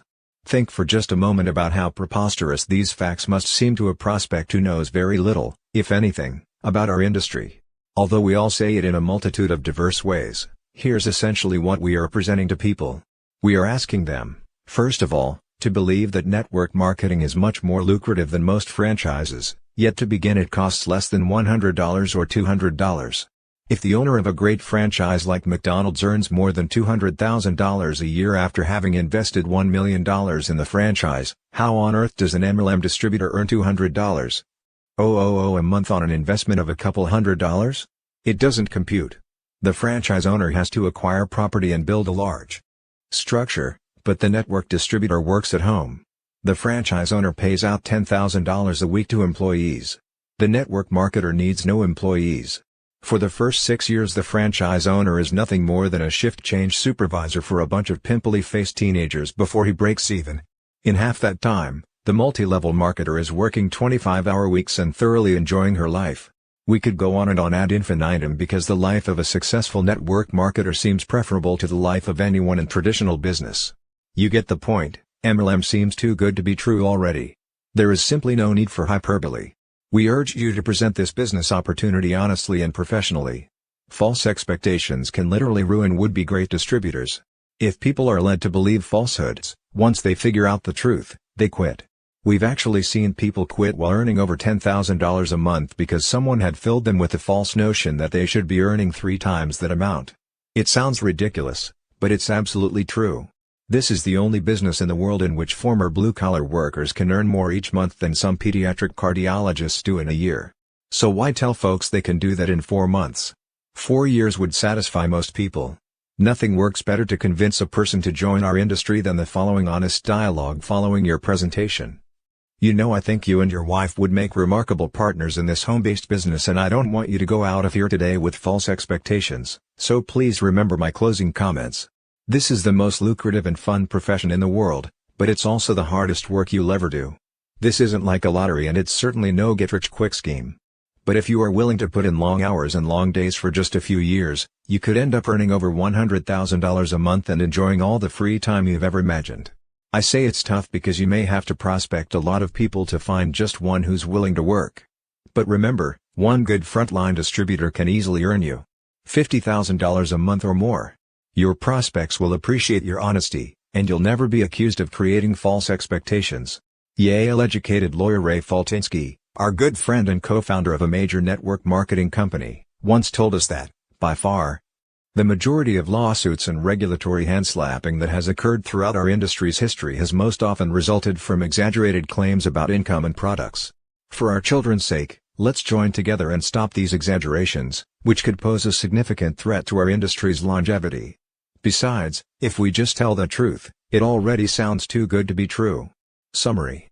Don't be misled by false expectations. Success in network marketing takes hard work and persistence. There is no one to whom we could not present the MLM opportunity as a chance for success, but be cautious to distinguish between the fact that, while everyone can, not everyone will. Along with references to the oversized checks, distributors will also want to discuss the amount of effort required in MLM. The more honest we are about the hard work required to succeed, the less attrition we will have and the more respect we will build for the industry. Whether in a breakaway, a uni-level, a matrix, or a binary plan, the greater the number of personally sponsored distributors, the larger the income. Network marketing is the great equalizer in which former blue-collar workers are allowed to compete financially with doctors and corporate CEOs. With respect to the time it takes to do this business, set realistic goals based on real achievements of upline distributors or average earnings published by your company.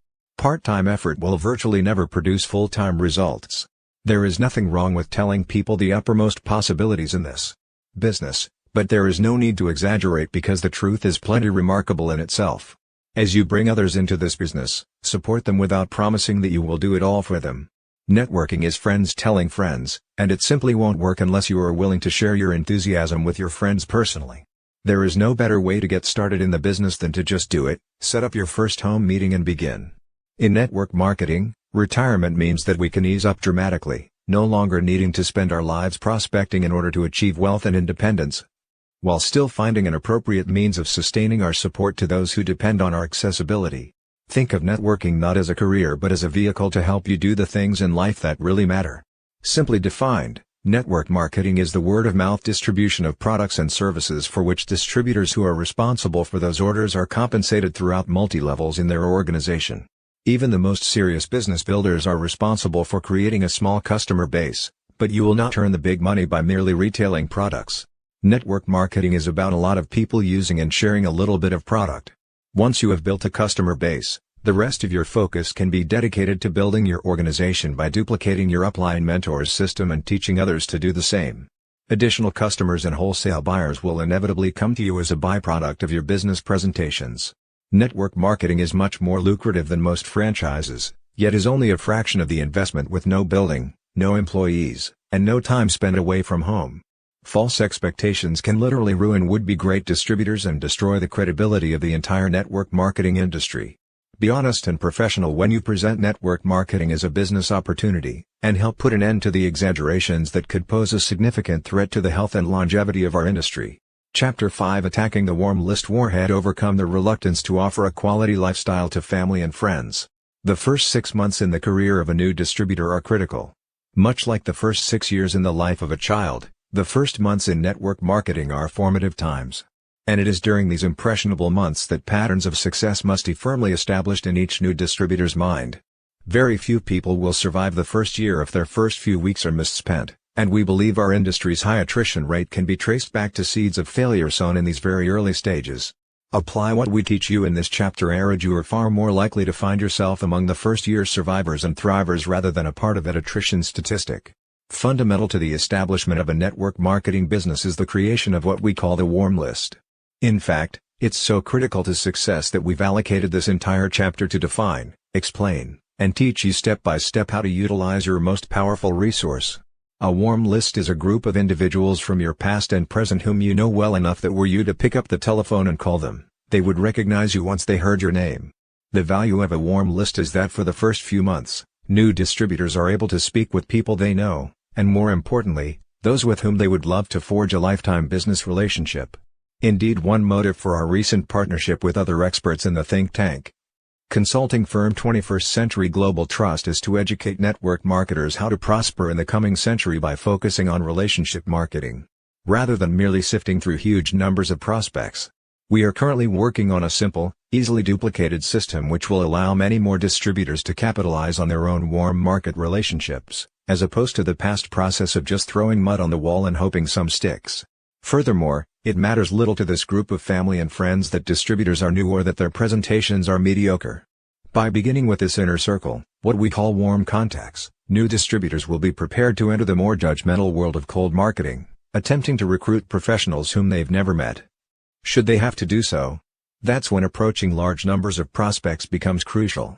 Your warm list is what sets you apart from everyone else in the business.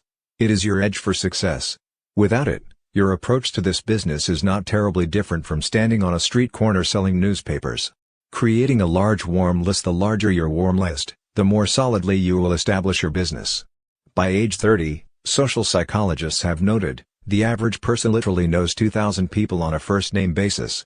One of the first steps for new distributors is to begin making a 2,000-person list of people they know personally. We can hear the gasps and sighs already. Why do we recommend such a large warm list? If distributors are asked to create a 200-person list, they will average 60 or 70 names and feel proud. If they are urged to target 10 times this many, they will generally come with hundreds of names and apologize for being short of the goal. Once you are well on your way with your list, select your top 25 people, those with whom you would most enjoy being in business. Since we believe so strongly that the warm list is the key to starting every network marketer on the right track, we are going to devote some time to it. We want you to know what objections you will hear and how to overcome them, as well as how to create and use your warm list as a tool for building your business. Everyone has a warm list, but most don't know how to identify and record the names. 2,000 is a shocking number, but even more shocking is our inability to recall a mere 10% of those acquaintances without a specific triggering device. A triggering device is any list of people, places, occupations, directories, or things that allow us to recall people from our past. At the time we first became involved with network marketing, we each had a very extensive warm list and have since recruited others whose lists far exceeded ours. We used telephone directories, old high school yearbooks, and books of vocations to help us create lists of several hundred people.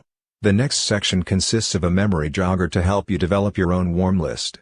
Memory jogger to help make your warm list. Who do you know who you respect, shows genuine concern for other people, is active in their church, people always seem to like, does personal counseling, such as church leaders, doctors, lawyers, etc.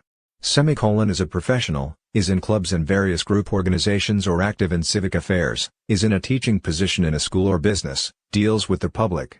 Is in a management, supervisory, consultant, or trainer capacity, is looking for more out of life, is ambitious, assertive, and on the go, is considered a leader, attracts leaders.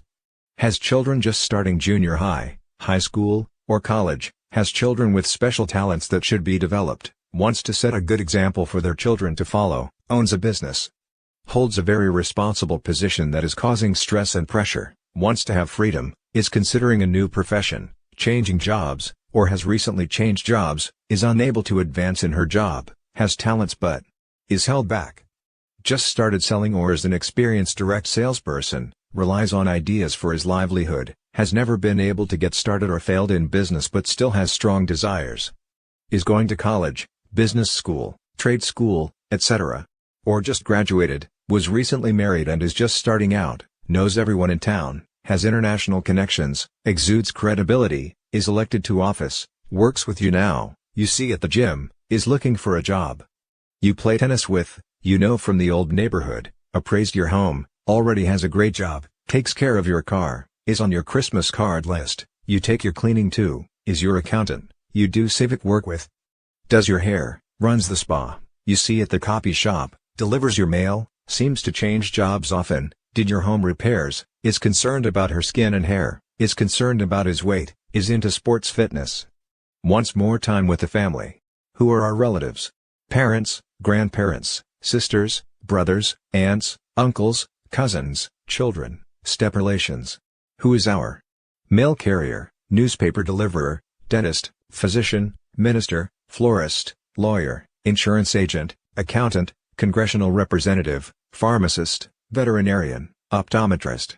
Who sold us our house, car tires, television stereo, fishing license, hunting license, suit, tie, shoes, business cards, wedding rings, eyeglasses, contacts, vacuum cleaner, boat, camper, motorcycle, bicycle, living room furniture, air conditioner, kitchen appliances, lawnmower, luggage, Avon products, Tupperware, carpet. Do you know someone who lives next door across the street, is my spouse's barber hairdresser, teaches our children at school, was best man usher maid of honor bridesmaid, was the photographer who took our wedding pictures, is the purchasing agent where I work, is the finance director at school, goes hunting or fishing with me, was my Army-Navy buddy, is the architect who drew up house plans, goes bowling with me us.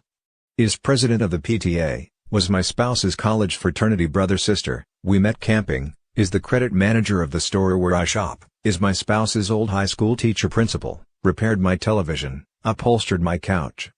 We knew on our old jobs, went with us to the races, is in my carpool, installed our telephone, has a laundromat, teaches ceramics, owns a taxi service, cuts the grass, painted the house. Owns the pet shop where I bought our dog, installed our refrigerator, renewed my driver's license, owns an apartment, is in Rotary Lions Kiwanis with me, is JC president, plays bridge with me us, is in garden club, is in book club.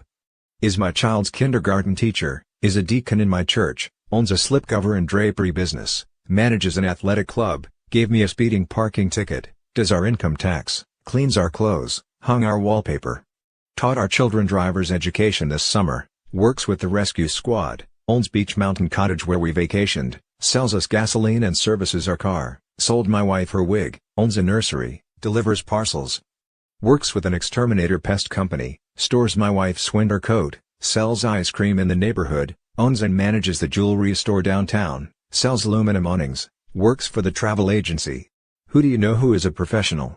Nurse, golf pro, student, fashion model, security guard, sheriff, fire chief, secretary, welder, crane operator, candy salesperson, police detective, music teacher, art instructor, typesetter, forester, seamstress, carpenter, pilot steward, mobile home salesperson, bank cashier teller, tailor, garage mechanic, editor, lab technician, restaurateur, PBX operator, social worker, lifeguard, race car driver, paper mill worker, brick mason, draftsperson, printer, officer manager, bakery owner, plant supervisor, dietitian, mechanic, anesthetist, surgeon, librarian, mortician, missionary, real estate agent, railroad ticket agent, newspaper press operator, bulldozer operator, bus driver, airline ticket agent, computer programmer, motorhome dealer, business machine salesperson, soft drink distributor, air traffic controller,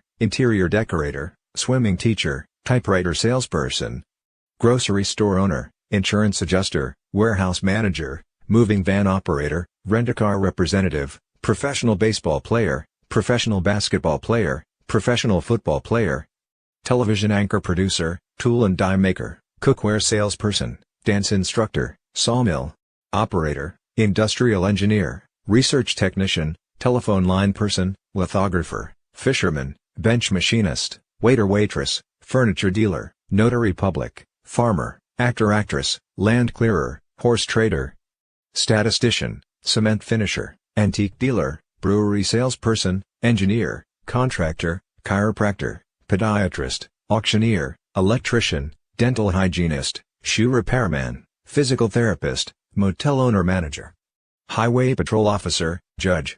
Take the time and use the resources to develop your list. All new distributors should sit down in a quiet room with several triggering devices and attempt to create a warm list of 2,000 people.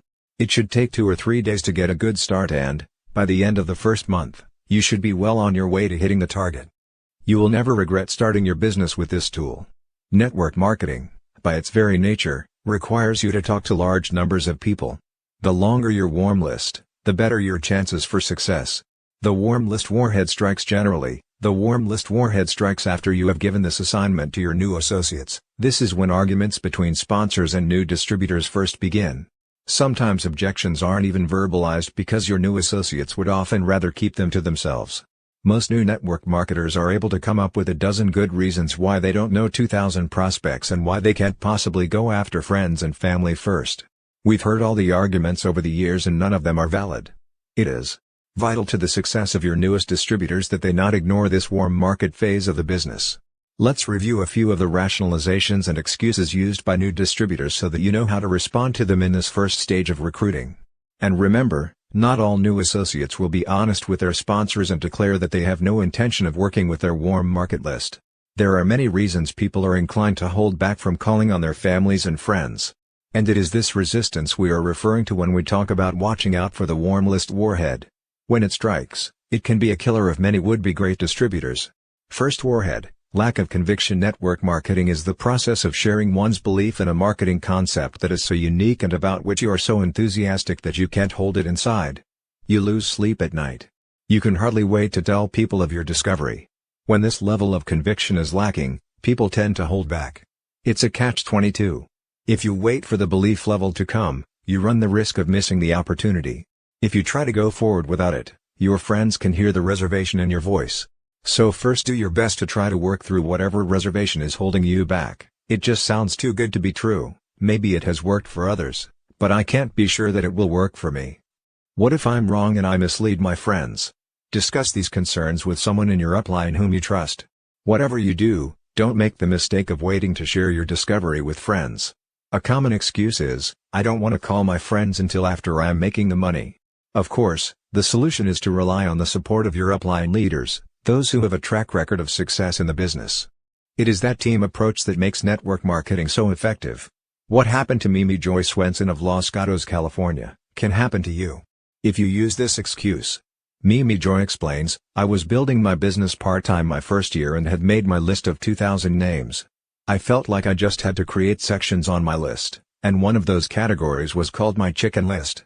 These were names of people whom I felt were already successful in their present jobs and with whom I had better wait to speak until I was more educated, making more money, and working this business full-time. I was attending a company function in San Francisco and, as I walked into the gathering, I experienced a scary vision.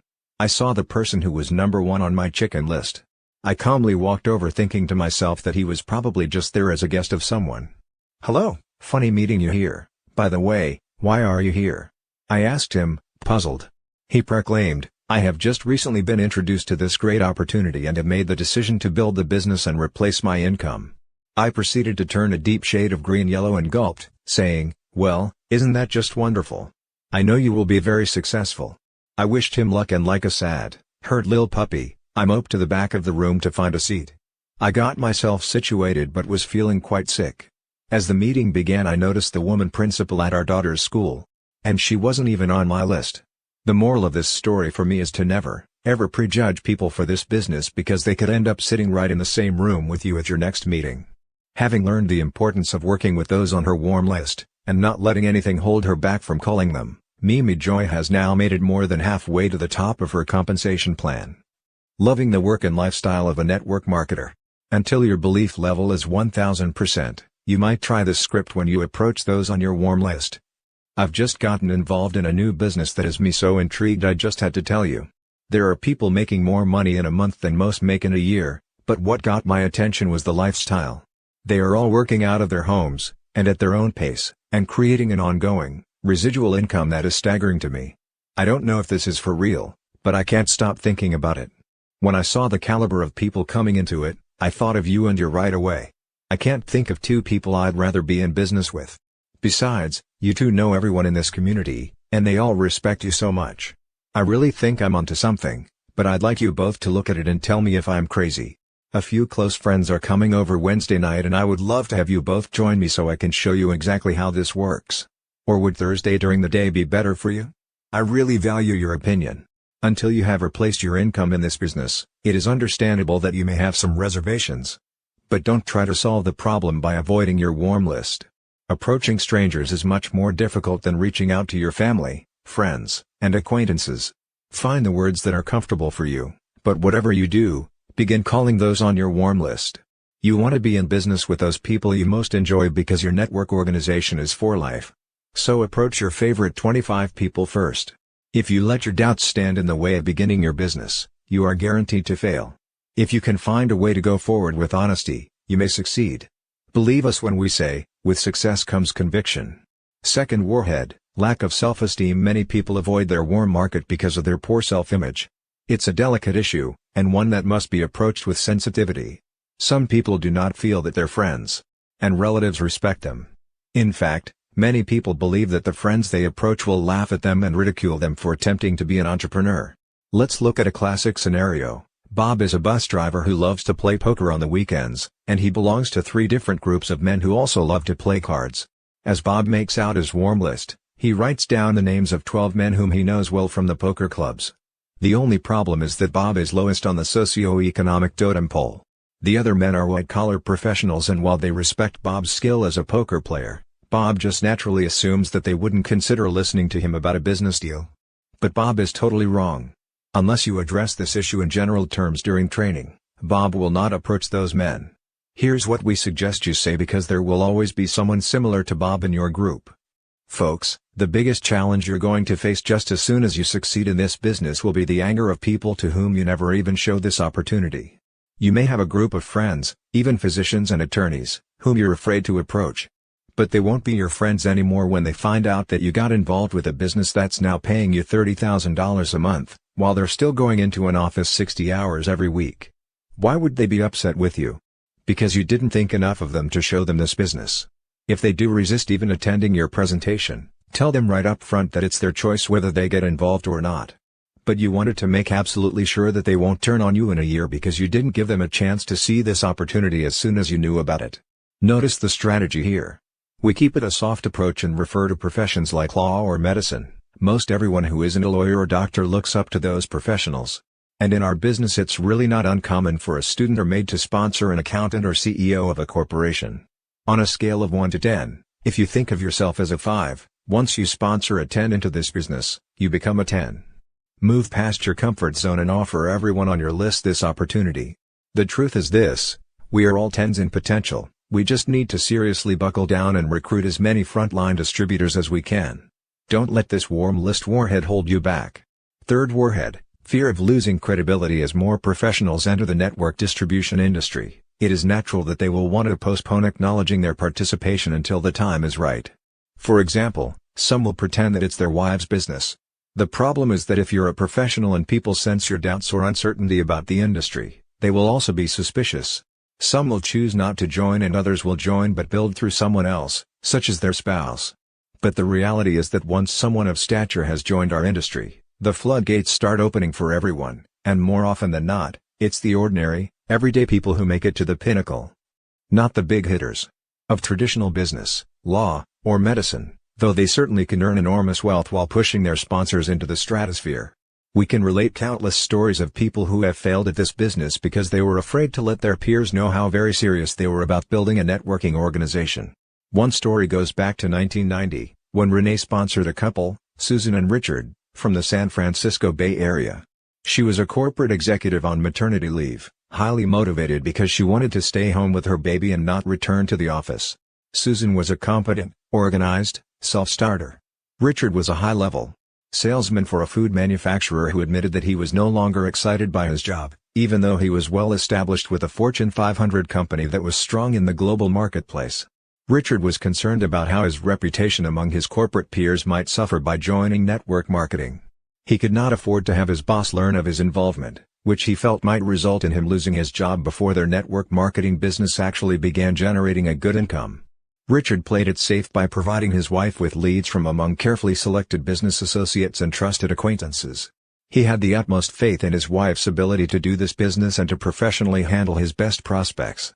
The problem was that his associates knew him and trusted his judgment and insights about a business opportunity, and they didn't really know his wife. She spent months calling up his leads and doing presentations for them. He was even present at some of her business meetings. But because of his fear of losing his professional credibility, he never openly admitted that he believed in the business hook, line, and sinker. He never let prospects know that at some point in the future, he was planning to give this his full-time effort. He continued to portray the image that this was entirely her business and that he avidly supported her in it. After a year, she had sponsored a few of her girlfriends, a couple of guys she knew from work, and a few of the wives of her husband's business associates. But their business never really took off as they had expected. Susan and Richard ultimately slipped from business building into merely product wholesale buying, and she eventually went back to work. Both of them were disillusioned about network marketing. Renee was developing a close personal relationship with both of them and knew that, if any two people could succeed in this industry, they were Susan and Richard. They had the connections, the motivation, the innate ability, and the respect of their friends and associates. Susan obviously felt that if she could not make her MLM business work, none of her family and friends could either. But it was the fear of losing his job and professional reputation that held Richard back from participating in the business with Susan. The fear of something that may never have happened destroyed the possibility of their success. The lesson here is that whoever knows the warm list prospect best should make the call. Prospecting the other way certainly put Susan into a funk because she didn't understand what had happened. She just assumed that she wasn't a self-starter.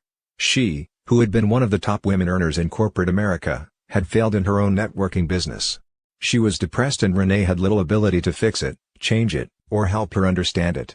Renee was only 2 years in the industry at that time and could not pinpoint the problem. But, in hindsight, there is no doubt in Renee's mind that if she had coached Richard to put himself and his reputation on the line with this business, he and Susan would be two of the top earners in the industry today. They had phenomenal potential. They would have been great working side by side. This fear of lost credibility holds back countless new distributors in our industry. As leaders, we must not be afraid. Once we are absolutely convinced of their potential, we need to encourage men and women to take a stand and go for it all the way. We don't mean to undermine the very real fear that exists in starting a new venture. It is a legitimate one. Why burn the bridge that currently supports you before you know whether the new bridge you are building will hold up through storms and outer pressures? The solution is in what we call balanced risk-taking. If you don't let prospects know how completely and totally convinced you are about this industry and your company, you will fail. That is for sure. On the other hand, if you flaunt your new business around the office, you could lose your job and your source of income before you have replaced it. Somewhere in between is the answer. Unless you have sizable savings, you may have to postpone sponsoring your boss if he is someone who would be truly threatened by your outside business involvement. You may even have to put off sponsoring everyone in your immediate environment.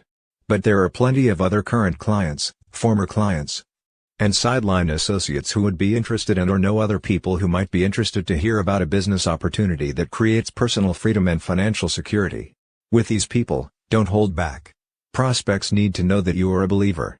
Let them know, In no uncertain terms, the depth and breadth of your conviction about the power of this type of business to transform your life and theirs. Encourage husbands like Richard to state at each meeting their ultimate intention to do this business full-time, and soon.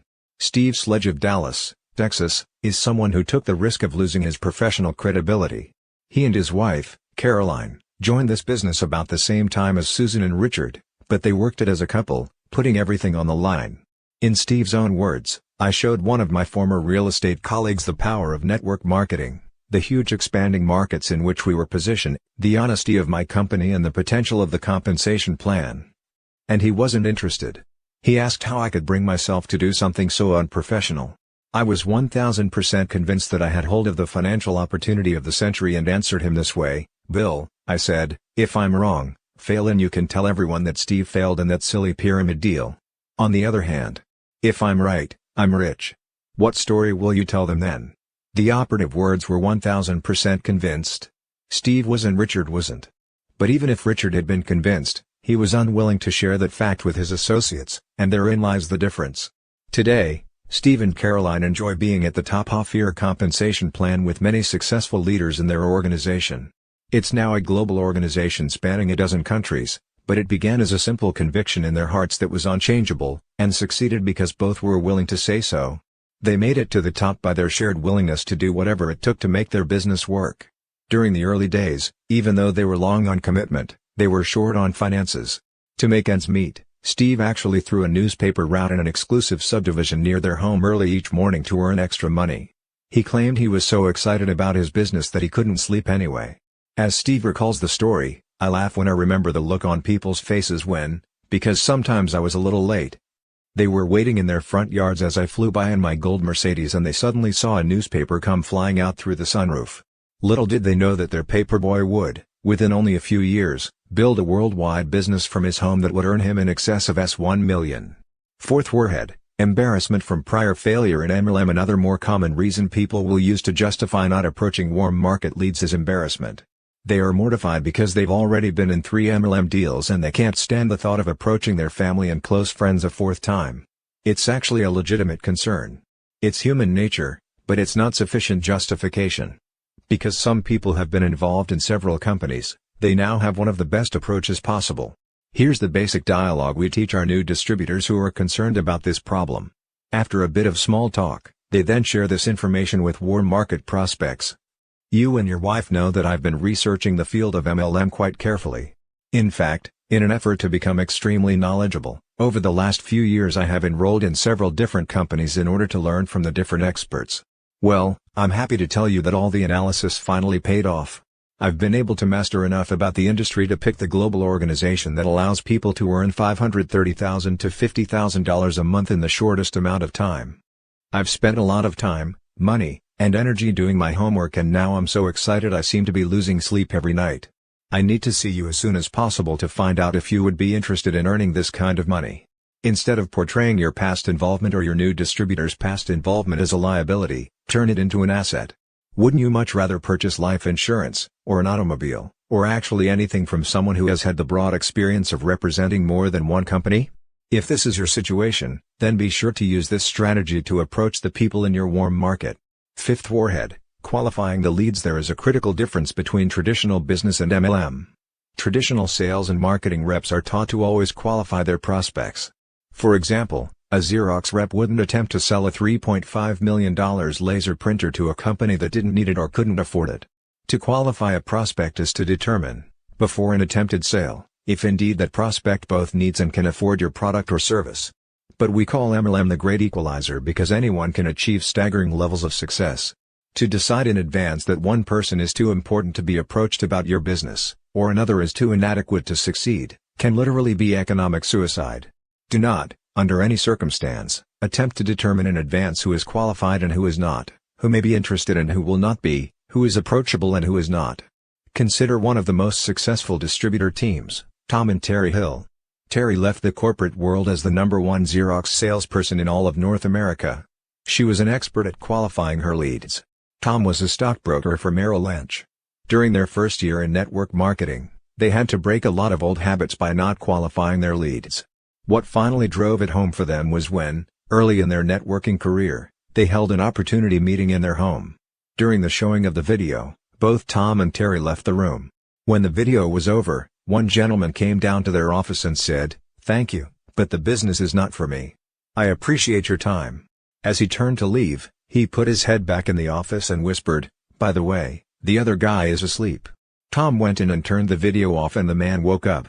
As Tom thanked him for coming and started to hand him some information, the prospect stood up and said with the utmost enthusiasm, "This sounds incredible. I'm in." When the timing is right in someone's life, it is right, no matter how wrong everything seems. Even an unconscious man can evidently become excited. Today, this distributor has hundreds of distributors under him in both the United States and Australia. He is one of the strong legs in the organization built by Tom and Terry, who have now sold their MLM business and moved their family to a small town in Tennessee. After all those years in the corporate world, they both feel extremely fortunate to have left the stress behind. Now they both have the time and money to live the laid-back life they have always wanted. Another one of our frontline distributors was a college student earning $800 a month as a student teacher. His brother David was a detective investigating hit-and-run accidents in Houston, Texas. We are, of course, referring to Dennis and David Clifton, two of the real legends in the network marketing industry. They joined the business along with Dennis's father-in-law, scholar and theologian Dr. Roy Blizzard Jr. All three men and their wives have become multimillionaires and respected industry leaders. The brothers often tell the story that when they came into the business, no one rolled out the red carpet. The company president didn't call and welcome them into the company anticipating that they were a couple of big hitters. They were just a graduate student and a cop. They were scared, and their wives were petrified. David's wife, Jackie, was fully aware that her husband only had to put in 13 more years in order to a full vesting in a $17,000 a year pension program. What intelligent wife like Jackie wants to walk away from that kind of security? Everyone starts out in network marketing as a little hitter. Big hitters are teammate and are recognized as such by their results. The proof is in the printout.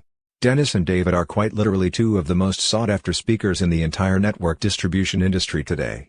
Yet before they entered network marketing, neither could have even gotten a job interview with Exxon or Sony because neither had a business education or former experience in management. Today, they manage an international organization of more than 100,000 distributors in 20 countries and account for over half of our MLM income.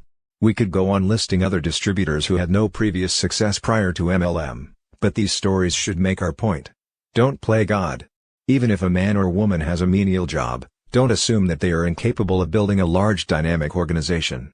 On the other hand, don't assume that because one of your friends is a doctor, MLM would be beneath him or her. Many doctors may be in a state of mind where they detest the practice of medicine and are looking for an alternate way to make the same amount of money. Whatever you do, don't succumb to this warm list warhead. Don't make the mistake of qualifying your leads.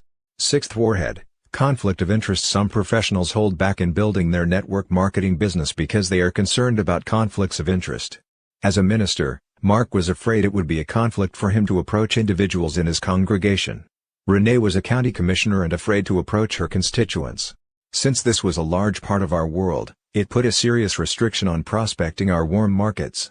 So we understand that this is a legitimate concern. It can even be a question of ethics. Whatever you do not want to jeopardize your present career. You want to decide when you are leaving your profession. You don't want it decided for you. We have two suggestions that may help.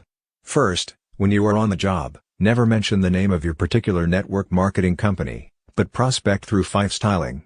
That is, approach people through the normal course of your life, clients, customers, store clerks, people at the health club, the bank, the grocery store, complimenting them about the personality trait that drew you to them. Let them know that, with that quality, they could be outstanding in your business and are exactly the kind of people with whom you are looking to partner. Tell them up front that you cannot discuss the matter there, but that you would like to find a time that would be good for both of you. Then ask permission to call them. Exchange business cards, and write on the back of theirs the best time to reach them. This is the method Renee used extensively. And it was very effective for her. By handling the situation straightforwardly, few constituents ever complained about her having a conflict.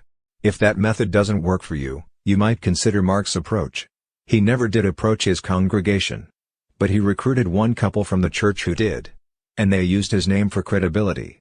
Target marketing. You may want to consider prioritizing your warm list by using target marketing. which involves focusing your prospecting efforts on selected groups of people within your inner circle of influence who have a potential interest either in the business opportunity, part-time replacement income, and/or tax deductions, or your product and its specific benefits to them. The research of Dr. Charles King offers us an example of target marketing. An aerobics instructor at a health center introduced her line of vitamin supplements to members of her aerobics class, all upper middle income, 30 to 50-year-olds. Based on the shared demographics and interests in healthfulness, physical fitness, and exercise, several of the class adopted the products. Within 6 months, the instructor had a customer base of over 60 regular retail buyers. Some of the customers later became distributors in order to buy products at wholesale or develop their own businesses.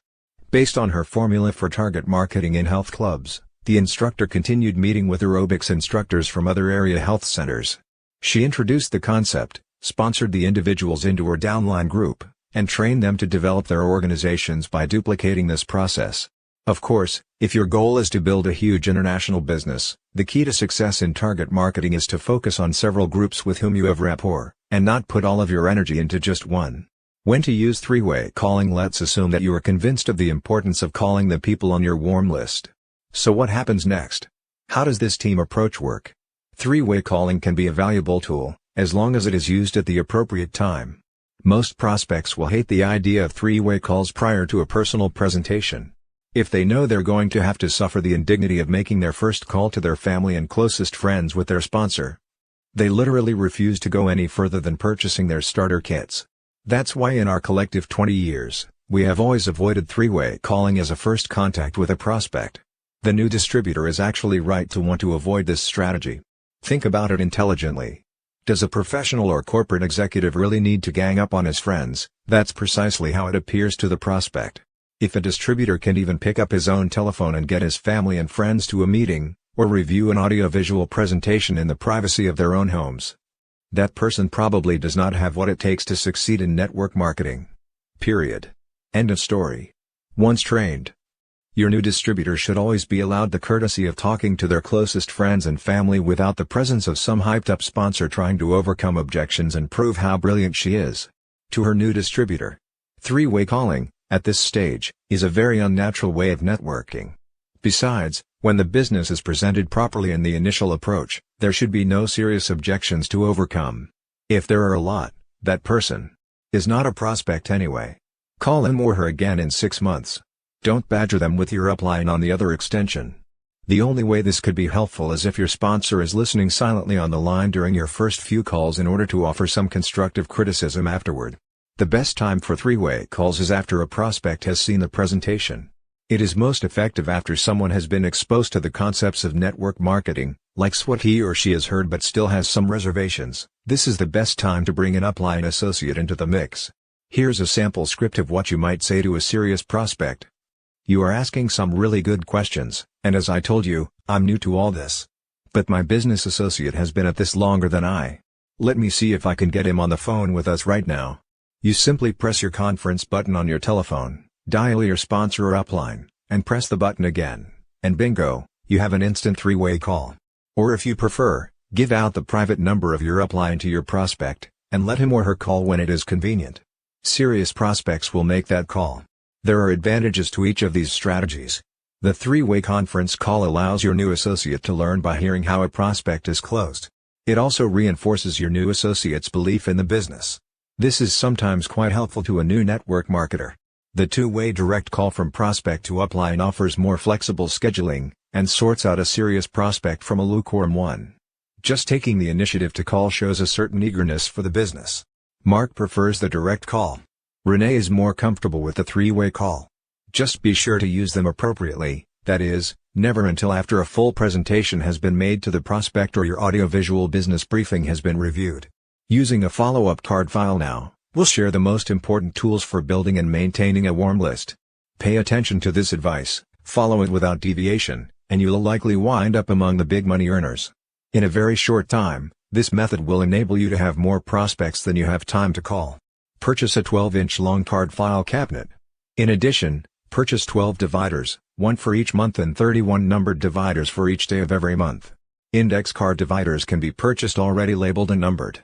Then purchase several hundred index cards and write the name of one warm market prospect at the top of each card. Next to each name, write his or her telephone number. Beneath the name on the left-hand side of the card, write the heading words date last contacted. On the right-hand side, write actions and results. Every time you obtain any person's name and telephone number, especially new people you've just met or prospected, create a new card. Of course, for computer buffs, there are software programs for organizing and following up on leads. What matters is that you have a system for keeping track of your prospects. Now for the critical system. From that point forward, you are going to call every single person on your prospect cards every 6 months until they either sign up or die. Never, ever are you to throw away leads until they become distributors or you attend their funerals. As you speak with your prospects and they tell you all the reasons why this isn't a good time to get together, politely ask them if you can contact them at a later date. They'll almost always say yes. Move the index card to that month in your follow-up file. The day-by-day dividers are, of course, used in the current month. Some people will need a follow-up in 2 days. Or if you fail to reach some people, you should put their cards in the next day's file. The average full-time worker in any field in America, Europe, and Asia will change jobs every 3.7 years. Try to contact prospects every 6 months. No matter how adamantly they rejected you previously, eventually you are going to catch them during a period of job transition. If presented properly to people during those inevitable transitions, network marketing will be next to impossible to turn down. Remember what we've stressed before, network marketing is all about timing. If prospects are in the right time in their lives for change, it doesn't matter how poorly MLM is explained, they'll probably decide to give it a shot. Conversely, prospects who are not in the proper time of life probably won't be receptive no matter how articulately or professionally the business is presented. Steve Sledge says he had fun using the follow-up system. Sometimes after I explained the power of network marketing to some of my former business associates and showed them the 5x5x5 illustration of logarithmic growth, they smiled. Some even laughed and said, "Hey, Steve, give us a call when you get rich." So I did, every last one of them. Starting with warm market prospecting, so now you know some of the excuses people will throw at you in an effort to put off prospecting their warm lists. But why is it so important that sponsors encourage them to do it? Warm market prospecting is much easier than the cold, cruel world of trying to persuade people you've never met to quit their jobs and join you in MLM. Cold market prospecting requires professionalism, enthusiasm, competence, and moxie. You are trying to convince veritable strangers that they should abandon their weekly paychecks and comfort zone jobs or professions to follow you into an entrepreneurial pyramid. At least, that's how prospects view it. This is where the numbers play an important role. You will talk to a greater number of people in cold marketing than in warm in order to generate the same favorable responses. In those circumstances you better be confident, self-assured, and proficient at responding to the primary objections brought up at recruiting meetings. Cold market prospecting is aptly named, it's cold. Because your warm market is comprised of folks you know, it is much more understanding and forgiving than our total strangers. There's an old saying in our industry, every great multi-level marketer was a lousy multi-level marketer first. No one starts out poised and self-assured. So it just makes good sense to approach your strongest relationships, those with your family and friends, first. And you're not alone. Your sponsor should do your first 2 or 3 presentations for you in your home with your friends or support you by phone if long distance. But now let's examine the proper way to approach warm market leads. Success results more from attitude than ability because attitude rather than ability leads to real success in network marketing. Your biggest asset is enthusiasm. We are not talking about some fake excitement that is learned behavior, or following some script written by your upline associate. We're talking about natural enthusiasm, that is, your excitement after realizing you could be only months away from earning $520,000 a month.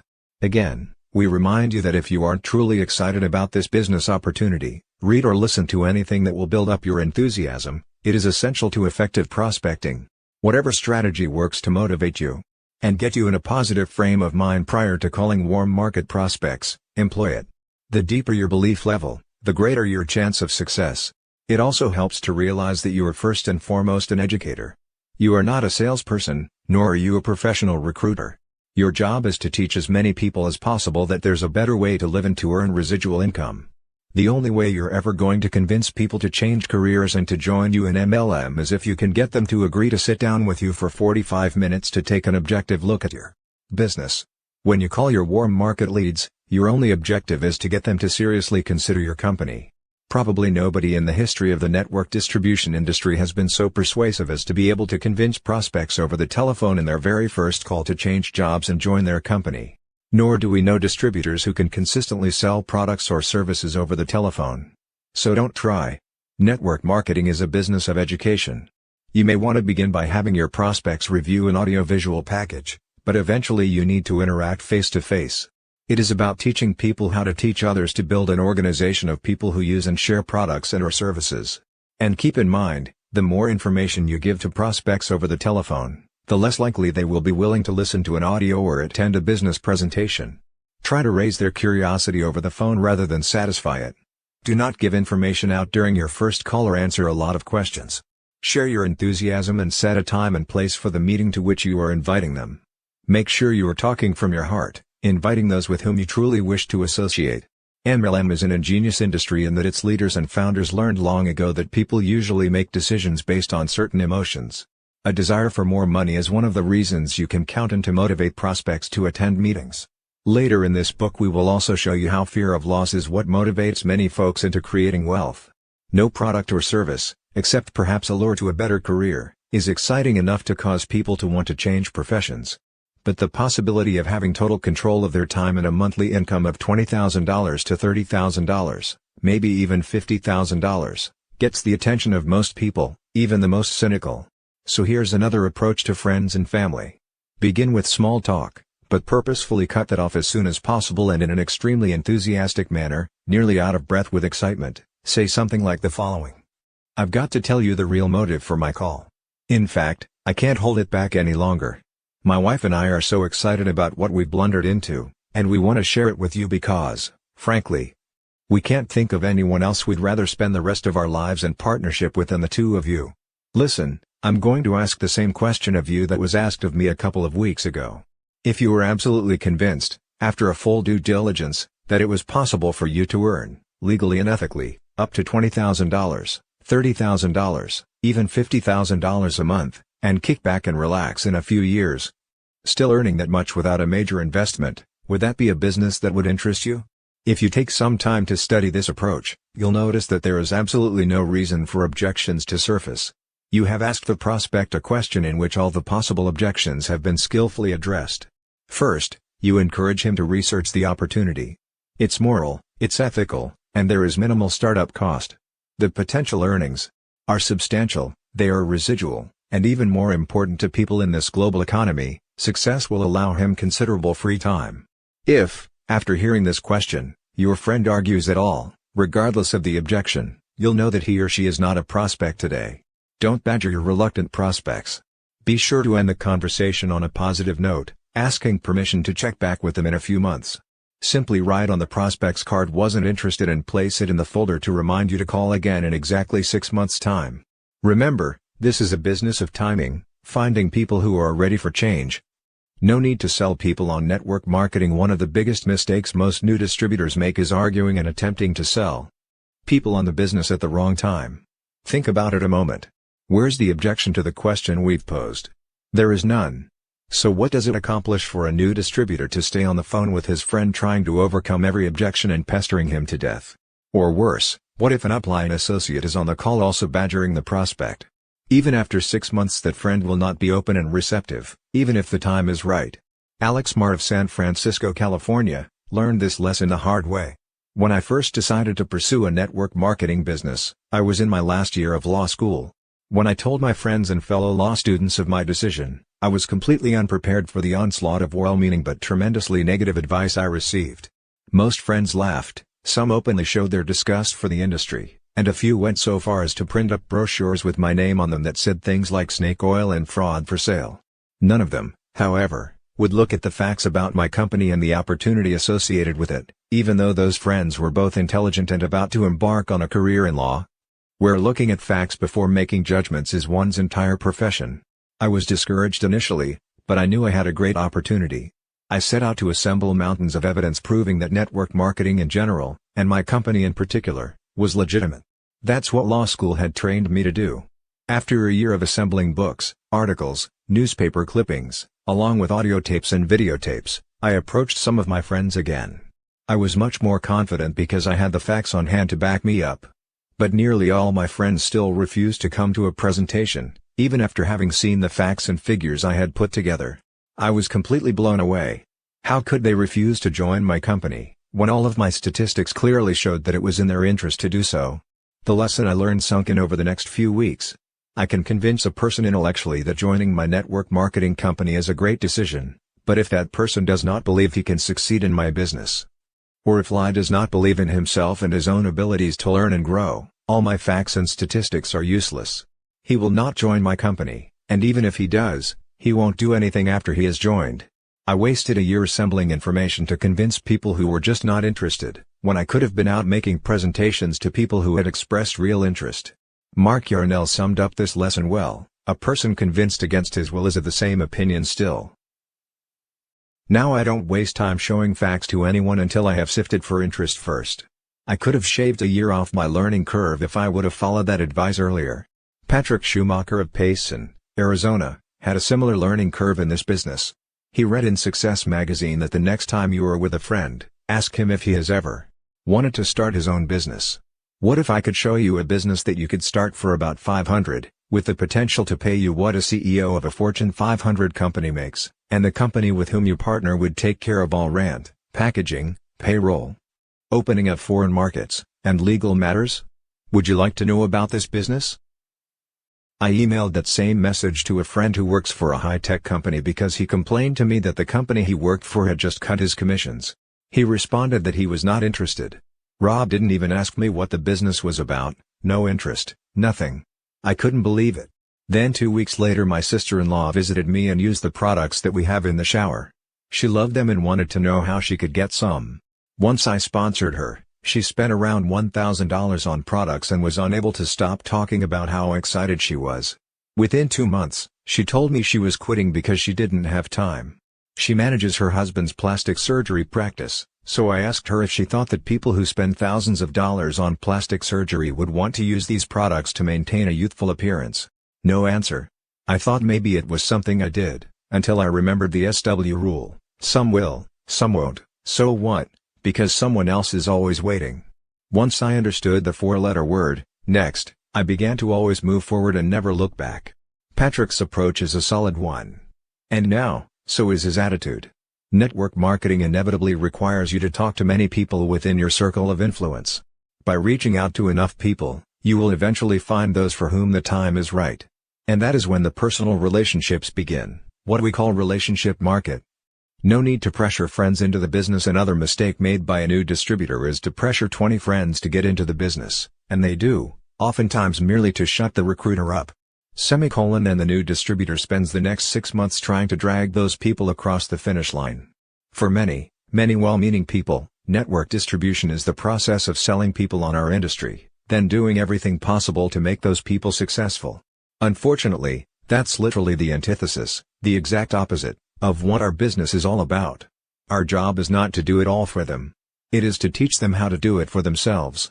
We are educators. We teach people a new way to buy and sell products and services and a new way to make a living. The more people we educate, the more money we all earn.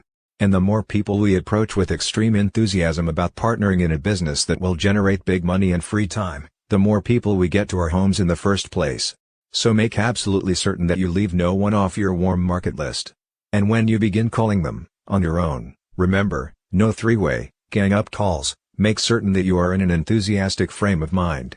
Share your desire to be involved in business with them and focus your prospecting question around big money, free time, and a lifetime partnership.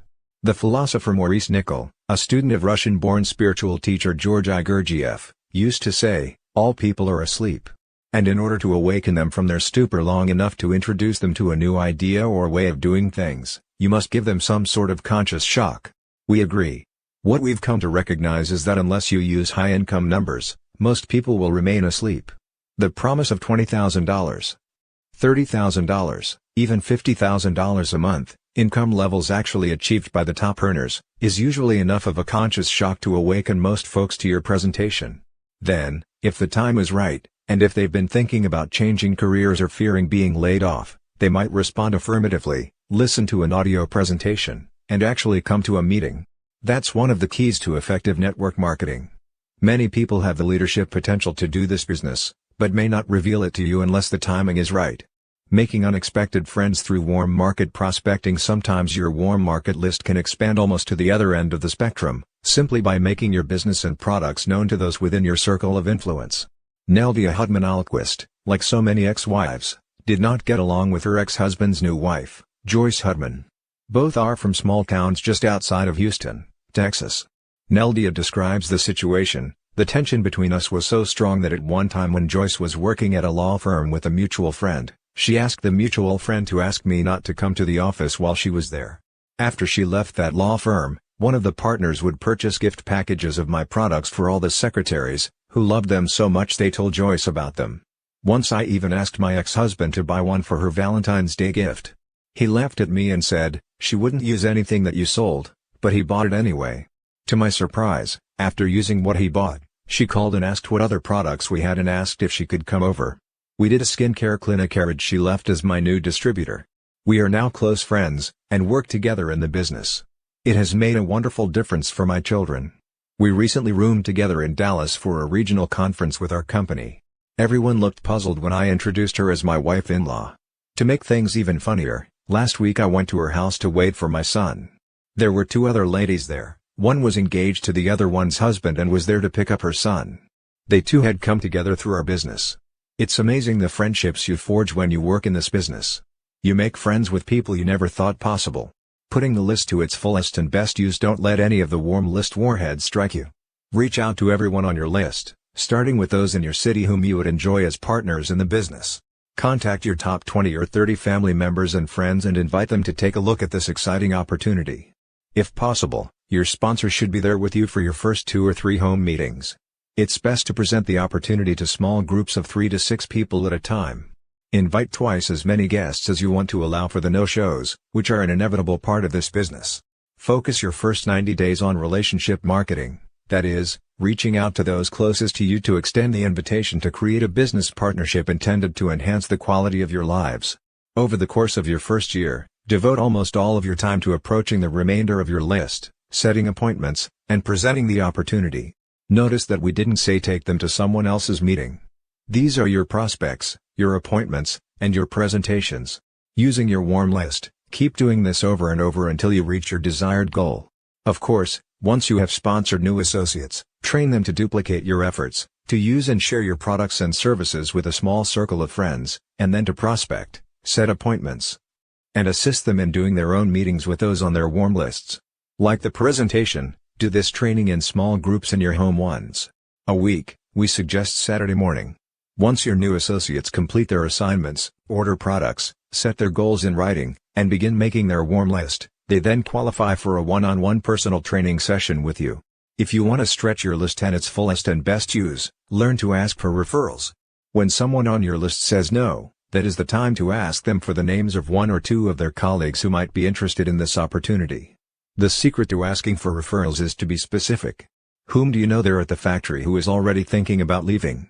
Who is the most dynamic person among your friends at work, or the one everyone looks up to? Remember to ask for referrals. If you can learn to replace every no with just one new prospect, your warm list will never run out.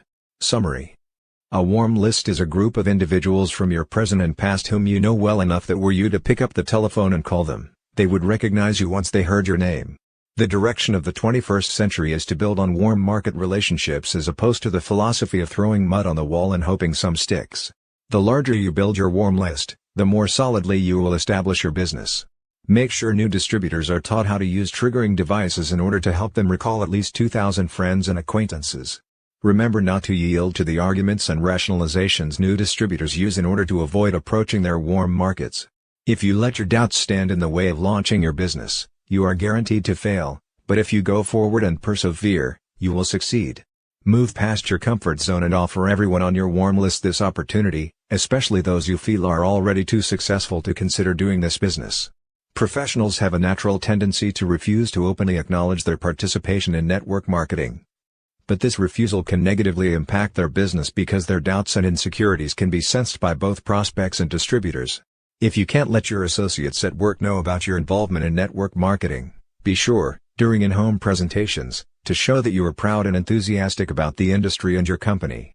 Your reluctance to approach your warm market, because you have been in other MLMs and have already approached the same people in the past, can easily be overcome by assuring your friends and family that your research and analysis has finally led you to the right company. Never qualify your prospects. To decide in advance that one person is too important to be approached, or another is too inadequate to succeed, is economic suicide. If your professional career has a potential conflict of interest that hampers recruiting efforts, you can either 1. Prospect through lifestyling, that is, by approaching people through the normal course of your life. Letting them know, without mentioning your business, that you would like to get together with them when it is appropriate, or 2. Sponsor someone who knows your business associates and can ethically approach those people. You may want to consider prioritizing your list by using target marketing, wherein you share a personal background with certain groups from your warm or lukewarm market. Always allow your new distributors the courtesy of talking to their closest friends and family without the presence of their sponsor on the line. Three-way calling is most effective after the presentation, not before. Or you may prefer to have the prospect make a direct call to your upline associate. Use a card filing system to track your prospects. Call all the people on your prospect cards every 6 months until they either sign up or die. Beginning with the warm market is best because approaching friends and relatives is much easier than approaching strangers. Attitude is more important than ability in network marketing. During your recruiting efforts, think of yourself as an educator more than as a salesperson. Until the presentation, your intent is to stimulate the curiosity of your prospects, not satisfy it. When contacting warm market leads with the possibility of partnering in business, emphasize big money and free time rather than any specifics about the company or products. When prospects object to an enthusiastic, big money free time partnership, don't argue with them, simply file their card and call them again in 6 months. A person convinced against his will is of the same opinion still. Remember the SW rule: some will, some won't, so what, because someone else is always waiting. Focus your first 90 days on relationship marketing, that is, reaching out to those closest to you to extend the invitation to create a business partnership intended to enhance the quality of your lives. During your first year, devote almost all of your time to prospecting, setting appointments, and presenting the opportunity until you reach your desired goal and teach your associates to do the same. When someone on your list says no, that is the time to ask for the names of 1 or 2 colleagues at work who might be interested in your opportunity. If you can learn to replace every no with just one new referral, your warm list will never run out. Chapter 6: Fending off the scatter bomb. Stay focused among all the distractions. The next great obstacle in the battle for success probably afflicts every single distributor who ever enters our industry. We call it the scatter bomb. It is quite easy to fall into this booby trap because of the very changeable nature of our business. Simply put, the scatter bomb is a mental explosion that diffuses the focus of distributors, causing them to stop using the system they have been taught and to frantically follow any and every new network marketing system that comes along. The scatter bomb occurs frequently in the first year, sending new distributors in search of any new leader, company, sales aid, or system that might enable them to succeed more rapidly or more easily. This divisive weapon is quite deceptive because it comes disguised as the ultimate new tool or as the perfect strategy for success. Sometimes it's a new manual or a video, which many new distributors assume will be more effective than the work program currently used, merely because it's new. Other times it's a new leader who comes to town with a brand new way to do the business, and since he's making more money than you, his system must be better than yours. When your spirits are really down, it can even be a new company with a better compensation plan. Whether the scatter bomb takes the form of a person, system, or company, the very worst thing you can do in your first year is yield to the temptation to change direction every time a new system comes along. This business is a process of system duplication, and therefore each time you downline gets confused. In network marketing, the worst battles in the entire first year will be the internal ones you fight each time you're tempted to find a faster, better, easier route. Remember, if someone in your upline is earning the amount of money you strongly desire and you continue to duplicate the exact system that got him or her to wealth, you too will eventually get there. But not if you are always changing the system. There are many different ways to do the network distribution business, and fortunately each of them is equally lucrative. There's no one way to success. But if a network marketer becomes so scattered that he or she is constantly changing from system to system, thereby compelling downline associates to change, failure will certainly follow. In this chapter we will prepare you to fend off the inevitable scatter bomb by bringing to your attention the detours you and your new distributors will be tempted to take. Always changing the system. We have personally lost great frontline distributors, many of whom could have become legends in this industry, because they just couldn't stop changing systems. In fact, in one case, We lost the leaders of an entire foreign market. Just imagine the possibilities if you started on the ground floor in a brand new country with 1,500 serious prospects who came to learn more about your business on opening day. The company you represented was a billion-dollar MLM company already successful in 20 other countries, and all the new distributors signing up were within your first 5 levels. Also, assume that your sponsors were extremely well known and had all the training manuals translated into every language on your continent, and then set up a second home in your part of the world in order to spend significant time supporting you. Under these circumstances, failure seems impossible. Believe it or not, failure was the end result. The key leaders quit the business within 18 months. They failed because they changed their name from the Yarnell organization to another unknown group, gradually eliminated every system we taught them, and consumed much of their time routinely changing their training materials. It was the ultimate scatter bomb. Every one of our systems had proven success, and every one of theirs rapidly failed. But they still maintain that their organization collapsed because they just didn't have a good enough compensation plan. And we provided them with many other forms of support, financial and otherwise, that we haven't even mentioned. The truth is that they and all their downline were victims of the scatter bomb. But frankly, as their sponsors, we have to accept a great deal of the responsibility for their failure, because each time they made a system change, and it was very frequent, we protested only gently. Unlike the typical recriminations in traditional business after such a collapse, we are still friends with this group of distributors despite the failure. This experience was an important and painful lesson for us, so we want to pass it on to you so that you might avoid our mistake. And here's the primary lesson: new distributors must literally be indoctrinated into duplicating your system. They must be taught in the beginning to follow the system of their sponsor and not deviate from it. Today we tell our newest associates in no uncertain terms that the day they deviate from our system is the day they lose our support. It's a serious matter for us. What we've learned is that even if you handpick the best recruiters and most committed people in a newly opened foreign market, set them up with all the training tools they need, help close their best prospects, sign them up during an opening day launch attended by the company's highest dignitaries, even if you do all that, if those people are unwilling to duplicate one simple system that has proven itself elsewhere, they are destined for failure. That's the frightening reality about the scatter bomb. Business without blinders. The metaphor of scatter bomb also refers to the inability of new distributors to ignore all the inevitable distractions in the first year and maintain a clear vision of where they are going and how they are going to get there. New distributors become scattered very quickly by a veritable smorgasbord of companies, recruiting systems, videos, manuals, and numerous other sales systems available to them. New distributors must be warned to put on blinders during their first year. Consistent duplication of one simple success system is essential in order to avoid confusion in one's entire downline, which is precisely what occurs each time a leader changes systems midstream. Even worse, some overzealous entrepreneurs jump right into recruiting without any goals or systems around which to base their business plan. Many new network marketers are like the man searching for his keys one night. A neighbor sees the man spending hours laboriously searching for something in the grass. Finally, she goes to ask if she can help. "What are you looking for?" she asks. "I lost my keys," he replies. As she begins to crawl on the ground with him, she inquires, "You lost them in this yard?" "No," he responds, "but the light is better here." There are countless distributors who want to work the business in ways that are more comfortable to them, more fitting to their self-image, more in keeping with their old work habits. The light may be better there, but if your goal is to achieve financial security and personal freedom, you may have to get out of your comfort zone and work where the light is not so good or the ambience is not so elegant. The good life will come soon enough if you pay the price in the first year. Having faced many challenges in her life, Pia Dietzen of El Dorado, Arkansas, learned this lesson repeatedly before entering the world of network marketing. She left Denmark to come to America and got her real estate license within 5 months of her arrival. Shortly thereafter, she became a full-time student while holding down a full-time job, all during a pregnancy. She went back to work within weeks after delivering her baby through C-section. Throughout all of this, she managed to get her black belt. "What keeps me going on these ugly days when nothing seems to go right?" she asks.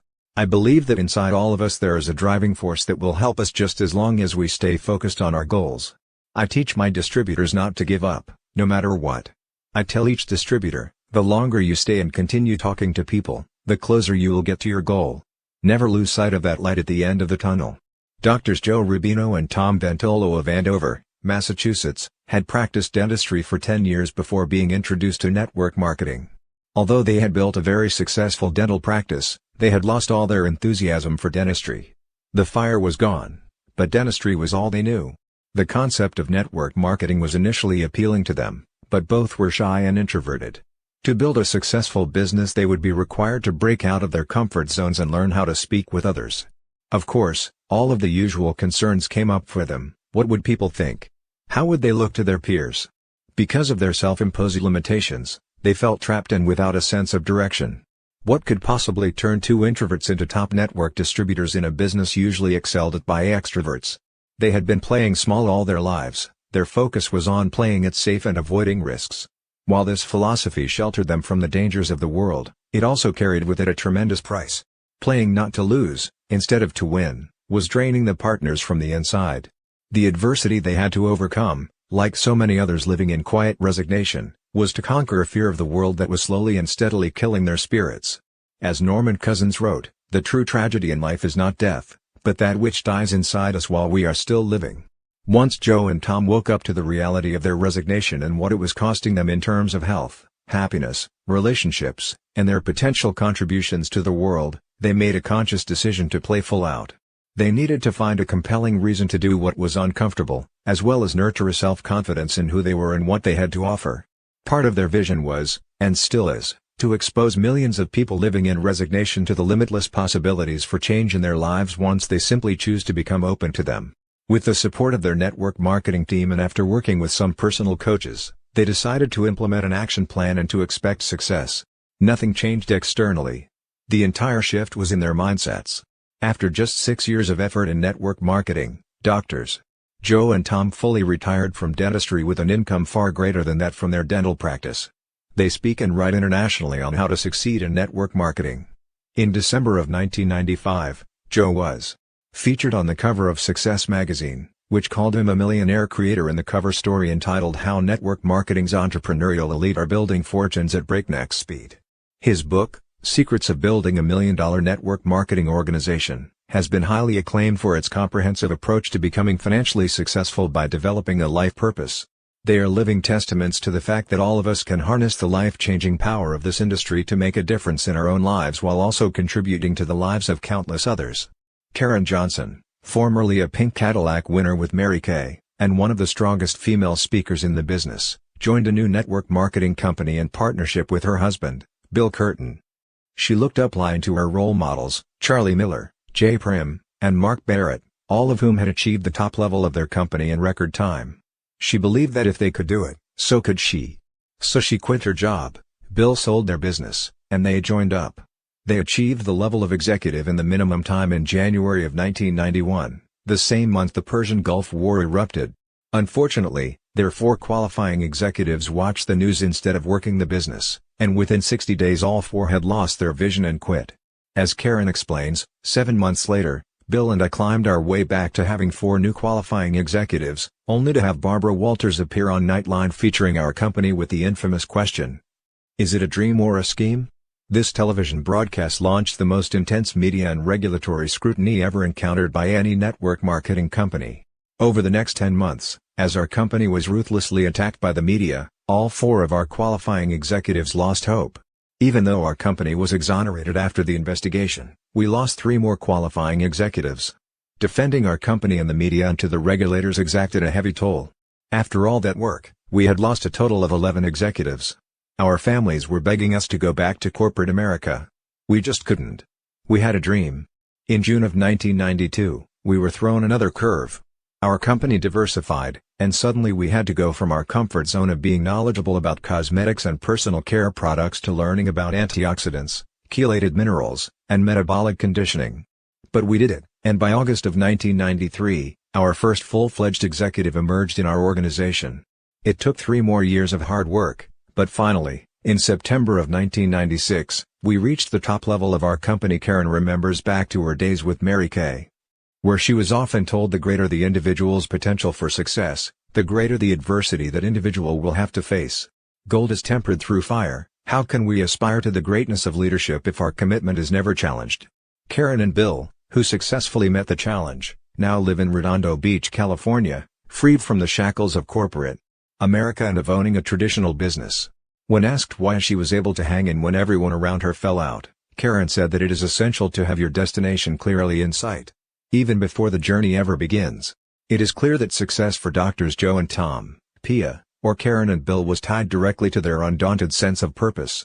Each was successful at building their networking business because of an ability to shut out every distraction around them, whether internal or external, and stay the course with clear vision of where they were going and how they were going to get there. Achieving your goal is a process of getting accustomed to a new and better reality, one in which you can actually see yourself. Keep focused on the end result while preserving your belief that it is possible, blocking negative influences, and not worrying about how it will come to pass. Changing the system midstream. More than likely, one of the first manifestations of the scatter bomb will be the temptation to change, even just slightly, the system of recruiting you were taught. For example, your sponsor might tell you the critical importance of approaching your warm list by expressing your desire to have a business relationship with each of them and sharing your excitement about the potential of big money and free time because of the universal appeal of both. And while you are nodding your head in agreement, what you are really thinking is, I can't approach my friends and family with an idea as outrageous as earning such extraordinary income. So you begin changing the approach, you avoid your best prospects or mention a smaller income figure or none at all in favor of promoting your products. Never mind that your sponsor insisted that you need to use the big money, free time approach. You know in your heart that your friends and family members simply cannot relate to that kind of money. You don't argue with your sponsor because you've already promised to use his system, but you think you know what's best. And guess what? If you think that way, so will all your recruits. We don't know what there is about our industry that makes it seem so easy, but all who sign up immediately begin to believe that they know more than their sponsor or, for that matter, more than anyone who's ever been in this industry. The greater their innate leadership skills, the more likely they will want to reinvent the wheel. The way to prevent new distributors from changing the approach is to anticipate their notions during training. New distributors may not understand the importance of starting their business with relationship marketing or quoting large income figures in order to create a conscious shock. So teach them how easy it is to get sidetracked. Tell them right up front, now you are going to be tempted to postpone reaching out to your most viable contacts or change the numbers because you're concerned about discussing so much money with your friends. Do it anyway. It is important that you use the exact approach we teach you. Make sure new distributors understand that network marketing begins with relationships and requires numerous contacts and tenacious follow-through. Another part of the approach they will feel compelled to change is to lower any numbers you give them in training. If you suggest they need to personally sponsor at least 100 people over time, they often decide that 50 frontline recruits are enough. If you advise that full-time distributors may need to approach at least 100 prospects a week once they move into cold marketing, they often decide that 30 or 40 is plenty. If you suggest targeting 2,000 people on their warm list, they will, usually without telling you so, think you are out of your mind. Such changes to your system, which new distributors are convinced will not block their success, is the first element of the scatter bomb. Remember, each time you teach a module of your system to new recruits, make absolutely certain that you stress to them that any deviation from your system could result in failure. The mere act of warning your recruits about first-year challenges during a fun, relaxed training session will help you later when you need to constructively criticize them after they become rebellious or unfocused. Of course, if you don't want to waste time talking about all these things and you have no system created by an upline associate who is earning big money, just hand this book to all new distributors when they sign up. But remember, the best advice will come from upline leaders, because they have already proven themselves in your specific company. The lure of other deals. Some changes will come from outside your sphere of influence and seem beyond your control. We want you to be prepared for any and all diversions and challenges that threaten your downline. The amazing truth about MLM is that once you have established yourself with a company, you can literally waltz through decades without anyone trying to lure you away. Yet in the first year you become a distributor, the competition will come out of the woodwork and beg you to switch companies.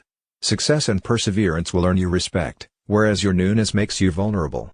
Mark tells the story of his very first exposure to a successful upline distributor.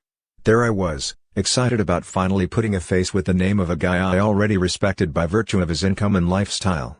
He was living in another city, so when he called to see if he could help me in any way, I asked if he would consider driving the 150 miles to my city sometime to visit with my top distributors and coach them about the business.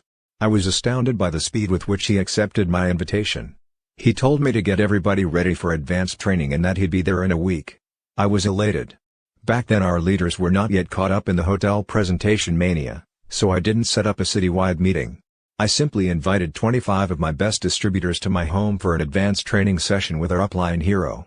Although my real mentor was Richard Call, this leader lived closer and was only 3 levels above me in the company. He was allegedly earning over $15,000 a month, so I figured my people would be in good hands. I remember it like yesterday.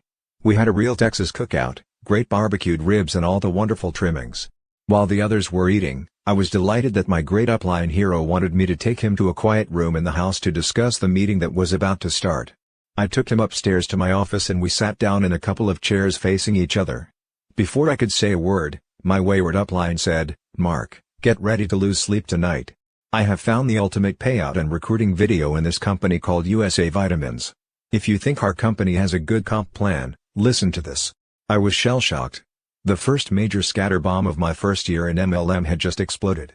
And this one was sure to get everyone off course, because he was getting ready to address my top 25 distributors. I had to think fast because I didn't want to make a scene and I only had half an hour to prepare a strategy. As he talked, I sat there racking my brain trying to figure out what I could do.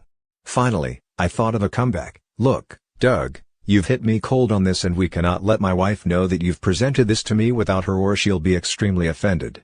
Doug said, "I understand, my wife's the..." I stopped him with my last comment. "Look. Just pretend you haven't said anything. I want my wife to see this great deal, and the last thing we want is for you to say anything to any of these distributors. My wife and I need to be on your team when you pitch them, you know what I mean?" Doug nodded in agreement and became extremely cordial. He was sure he was going to recruit us. He promised not to say one word until the 3 of us were alone later that evening. The meeting went smoothly and nobody had any idea that our great mentor was already in another deal. Of course, once everyone was gone, I really let him have it with both barrels, specifically pointing out what a fool he was to jump ship in the first year. We parted as enemies because that's the way he wanted it. But he still calls from time to time to share his latest MLM venture and explain why I should join him. I think he's been in half a dozen companies since then. Imagine what he must be thinking when he realizes, had he stayed and continued to work, he would be earning in excess of $100,000 a month for the rest of his life, off of our efforts alone. We have a saying that we share with every new distributor: the grass is always greener, till it's time to mow. We can guarantee you, just as certain as the sun will rise in the east tomorrow, that your new recruits will be courted by other MLM companies in their first years as distributors. It's a certainty and must be addressed in the training process of all new distributors. A good thing for distributors to always keep in mind is that the trickle-down theory works better in our business than in economics. Teach your leaders anything and if it works, everyone in your organization will learn it rapidly. Those of us who have been in this industry for many years have learned a very real success principle: perseverance. Distributors who have stayed with one company for many years, and built new legs in each of those years, are now very wealthy. Those who think the grass is greener soon learn that true, lasting wealth can only be achieved through long-term participation in one company. We've heard all the arguments of those distributors who honestly believe that, to succeed in MLM, one must belong to 2 or more companies. But the proof is in the printout. We've never met one person who has successfully built more than one downline at the same time. And we've met hundreds of people over the years who swear by the 2-company system. But listen closely, IT doesn't work. It takes every bit of focus and effort you've got to reach the top payout of one solid network marketing company. Have no doubt, several of your distributors will become tempted by other programs and some will actually attempt to prove us wrong. Until that's done, we've got to keep stressing the facts. No one has successfully done it yet. Some people will participate in what we call positioning for the pop. That means that they will jump from company to company, knowing full well that each company will not remain in business long term. But they'll jump from the gold deal to the offshore deal, hoping to pick up some front-end, quick money in the process. Never mind that these are pyramid schemes and only a few people will win. Never mind that the company is likely to fold any minute. All that matters is that they pick up a little easy money along the way. Watch out for those scoundrels, they are the folks who give our industry a bad name. In the world of traditional, corporate pyramids, entire companies are created to search for executives to fill their clients' needs or specialties. If you are a physician who is tired of private practice and you're looking for a partnership of specialists or some directorship at a hospital, all you need to do is find the number of an employment agency that specializes in the medical field. There are dozens of them. If IBM needs a specialist in some technical engineering position, they not only advertise but will also frequently call an employment agency specializing in engineering. Here's our point. In a free society, people will always seek to better themselves. Corporate executives aren't particularly hurt when some headhunting agency hires away their upper managers. It happens, it's a fact of life. Yet if one of our leaders begins sniffing around other network marketing companies, or worse, actually goes to a presentation, my God, you'd think the sky was falling. Rumors begin flying around at fiber optic speeds. Upline associates are immediately notified and an entire search and rescue program is launched by every money earner within 6 or 7 levels in an effort to keep that poor fool from defecting. They all think that if the company loses that leader, they're ruined, that it's liable to destroy the enthusiasm and momentum of the entire organization. The truth is, all new distributors will probably be tempted, several times in their careers, to change companies. Remember the SW rule: some will, some won't, so what, because someone else is always waiting. We're all adults, and we certainly don't want to retain those who are plodding along in our company, who are making no progress and draining our time, when they might be happier in a different company. We say, Godspeed and good luck. But long before they are ever exposed to a new, competitive company, we make certain that they've been prepared for that eventuality, and that they realize that every time they start over, they are hurting their reputation just a little bit more and distancing themselves from wealth one more time. Unless you pick a real dud of an MLM company, it's possible to do well in any number of them. The key to success is to stop jumping ship and stick with one. Peter Hirsch has given a name to the frantic search that people take as they go from company to company looking for the $10,000 first month fix, the cocaine mentality. In contrast, he recommends the surer, safer approach, the carrot juice mentality, which recognizes that it is only from the steady building of a healthy organization that long-term residual benefits are derived. In MLM as in life, as we sow, so shall we reap. Diffusion by other leaders. The temptation to follow the teachings of expert journalists or to become involved in other MLM companies would seem to be a natural part of business. But what about scatter bombs that are dropped by leaders within one's own company? How dangerous are those diversions? Extremely. In fact, this problem causes distributors, especially in their first year, to become scattered and ineffective, and is the most difficult to combat. Unless leaders explain this very carefully, they could quite easily become the targets of scorn and ridicule from leaders within their own company. More often than not, the scatter bomb is perpetrated by pseudo-leaders who may have never before succeeded in building a successful downline, but by virtue of former experience, believe they know what they're doing. There's a significant difference between 10 years experience and 1 year's experience 10 times. That's why we always encourage our distributors to primarily recruit individuals with no former experience in MLM, because they are so much easier to train. Those who are basically MLM junkies, jumping from company to company, are often the very know-it-alls who can cause your new distributors so many problems. Let's take a look at the confusion potentially caused when leaders set off the scatter bomb. Let's pretend that you are in your first year of MLM and you've done an exceptional job of building your organization. You have 850 people total and are earning a reasonable $3,000 a month. Your groups are growing exponentially and all of them are following your training format. Then your people start excitedly discussing the fact that one of the company's leaders from a completely different upline group is coming to town to train his people, and, since it's an open meeting, everyone in town is invited. Obviously you can't stem the tide of enthusiasm if you've failed to discuss this threat beforehand with your people, and you certainly don't want to seem jealous or overprotective. Of course, this is just your 6th month in the business and none of your strongest leaders have been in the business long enough to make any real money yet. So they are extremely vulnerable at this stage of their careers to any new concept that would seem to propel them to wealth a little faster or easier. The in-meeting occurs and you sit there and cringe as the speaker introduces a brand new prospecting system that has supposedly proven very effective. You notice your people are taking copious notes. This is the same system your upline associates taught you is not as effective as their own. In fact, they tried it years ago and found that it wasn't a system that was easily duplicated. Be prepared in this situation. Usually about half your leaders will go charging out and implement this exciting new system, only to fizzle in 6 months, but, in the meantime, it will sidetrack your leaders just enough to ruin their momentum. How in the world do you stop this kind of internal scatter bomb? A psychiatrist we greatly admire once said, 90% of the solution to any problem consists in awareness of that problem. Again, if you train your people effectively in the earliest stages, you'll have already dealt with, if not eliminated, this problem. Here's how to do it.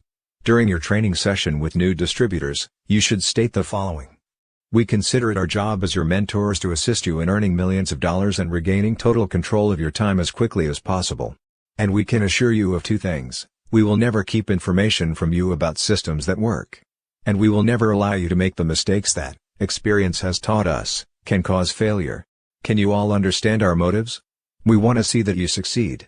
As your mentors, we insist that you agree to one very important stipulation, because if you won't agree to this, we can't help you. Fair enough? Get their consent. You must be willing to promise us right now that you will never, under any circumstances, change to new systems because a leader in town has promoted them. Or recommend books and materials to your downline until you check with us. That is, until we get you to an income of $15,000 a month. After that, you can do whatever you want. Is that a fair deal? We cannot afford to have you scattered and unfocused, or teaching new concepts to your downline, or doing anything else counterproductive. In fact, we suggest you check with us before you attend any big meeting in your first year. Fair enough? By calling the attention of new distributors to this inevitable booby trap, you are doing a great deal toward preempting it. More importantly, you are requesting their permission, in advance, to repeat this admonition each time a new leader comes to town peddling sales aids. And when you do bring it up on your voicemail to your entire downline the week before the leader hits town, they will not consider your warning as stepping out of line or expressing jealousy. If you don't breach the subject at training and teach all your people to do the same with all their frontline, every time a new leader comes into town, your people can be set back months in their efforts. You see, it's not necessarily that the new system doesn't work. The problem is that each time you introduce a new system to your entire downline, everyone starts all over again at ground zero. And we all know that it takes months of effort to become proficient at any new marketing strategy.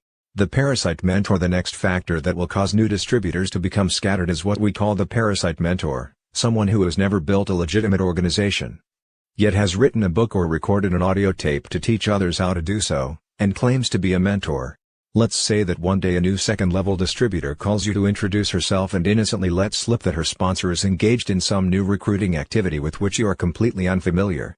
So you call your frontline associate and gently mention your conversation with his new recruit and, after a bit of small talk, you quiz him about this new direct mailing system. He becomes embarrassed, but then explains to you that he just read a great book by a well-known author, whom you know has never actually built his own organization. Regardless of the fact that mass mailings have never worked effectively for anyone in your group, he is using it and teaching it to others. Folks, we recognize and respect the fact that we are all independent distributors who have the right to do this business any way we desire. But as the head of our own organization, each of us has the right to decide whom, among our people, we wish to actively support. Make certain in training new distributors that they understand that you are going to support only those that follow your system. And those who change your system without your approval will lose your support. Why are we so adamant about this? Because we want you to succeed and we know our system works. But we don't know about others. Another problem can stem from a successful network marketer who has a burning desire to become an author. But beware of these books, they can be quite inventive. We have seen lots of materials churned out by successful network marketers that contain systems and strategies that have never been utilized by them or anyone else. But motivated by a fiery zeal to get a book or tape released, the concepts seem logical at first glance. The problem is most new distributors who read materials written by leaders accept them as gospel. We've often pondered how many poor souls must have failed at network marketing by emulating these unproven recruiting and training techniques, presented by successful distributors who never actually use them. It's sad but true. If you're a new distributor, we encourage you to track upline until you find a highly successful distributor and follow the exact systems he or she has used. If you enjoy absorbing knowledge about the industry, at least call a veteran in your company to get suggestions on truly useful books by authors who have successfully built huge organizations. Don't lose your vision by following systems of parasite mentors or new authors describing unproven systems. Some who have written bestsellers in our field have never built anything. Other authors have been in 20 different companies and will, in fact, join yours if you order 10,000 books. But they are often disseminating strategies that do not work or have not been tested, and if your new distributor reads and implements them, it will cause months of wasted time. Scatterbomb fever. The next diversion is often inadvertently created by your own company, when new products or services are introduced. Often, it's what we call a sizzle product, a new, exciting technology or specialized niche item that causes distributors to lose all decorum and sense of propriety, and start jumping around like old Festus Bean on a train trip to the Yukon during the Great Gold Rush. Irrational comments and erratic behavior on the part of new distributors generally accompany the announcement of these new products. Especially when a major field leader joins in the fever, the sizzle product scatterbomb can be quite devastating. Let's take a look at one example. This type of scatterbomb fever began in one company with something as innocent as simple math when a distributor calculated that he would earn an extra $30 the next month if everybody in his group ordered just one of the newly released product. It progressed to the point where frenzied medical doctors rented warehouse space and taught medical assistants how to operate forklifts in order to warehouse the supply, which would result in $20 million of profits next year. What made this situation all the more frightening was that this frenzy occurred when no one had yet seen or even used the product, and no studies about the product had been released. All this activity stemmed from rumors that the new product was really great and that everyone in America would be in lines a mile long to purchase it. Company leaders dropped the hint that the supply was limited and could become backordered, thereby keeping the fever at a high pitch as distributors bought more than they needed to be sure they didn't run out.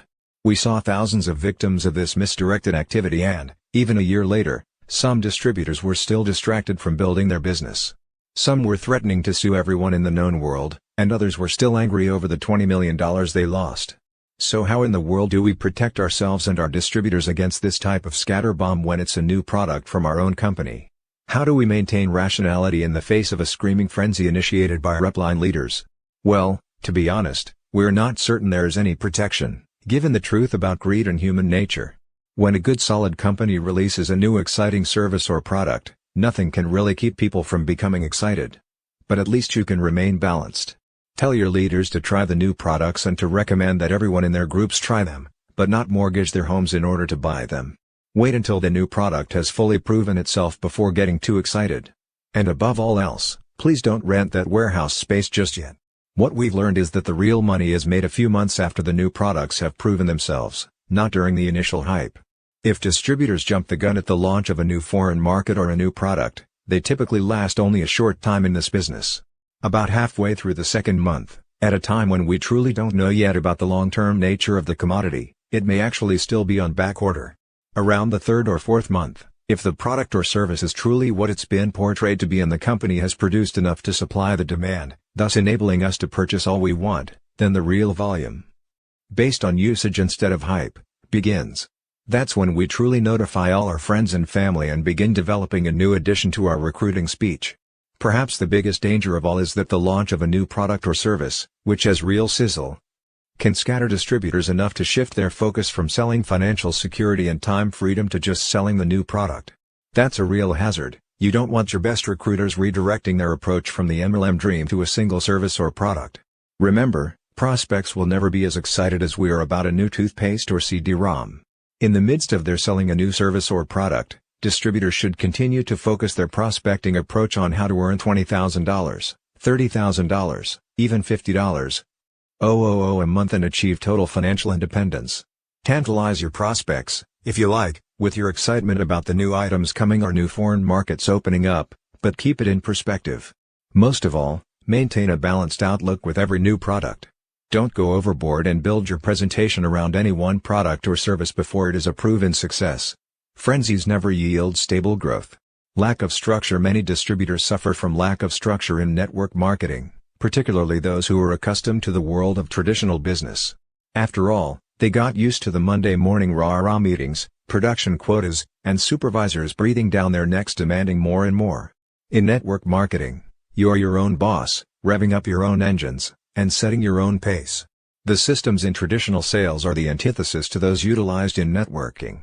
Some corporate salespeople, such as Terry Hill, after she left the Xerox Corporation as their #1 salesperson, feel disoriented and displaced at first without the traditional structure. Many people need a detailed plan of action and a timetable, complete with daily quotas. This keeps them from becoming scattered and creates a strong sense of direction. Once you have set specific goals, use a day planner, or a scheduler, or anything else that will assist you in keeping yourself on track. For others, time itself is a problem. Such people may feel overwhelmed by their already busy lives.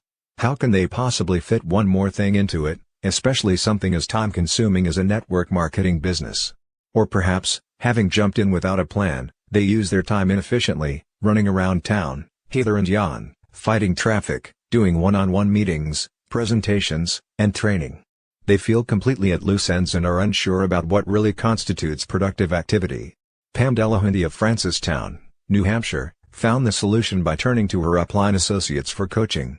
She describes how dissipated she felt trying to keep up with her life and her business. "The biggest challenge I had was time. After all, I already worked full-time as a dental hygienist. On top of that, I was a mom to two very active toddlers, and then there was my husband, with whom I wanted to spend time. I felt stretched, torn, and at times guilty as I tried to spread myself in all directions. I felt out of balance, out of control, and out of integrity. I saw myself wearing too many hats, as mother, wife, friend, employee, and now as a networker. Though I felt a strong belief for this industry and the possibilities it could provide, it was difficult for me to find the time and energy to share it with other people given my already full and hectic schedule. I turned to my upline associates, Dr. J. Clark and Linda Young, for help, and at their suggestion I began exploring my core values.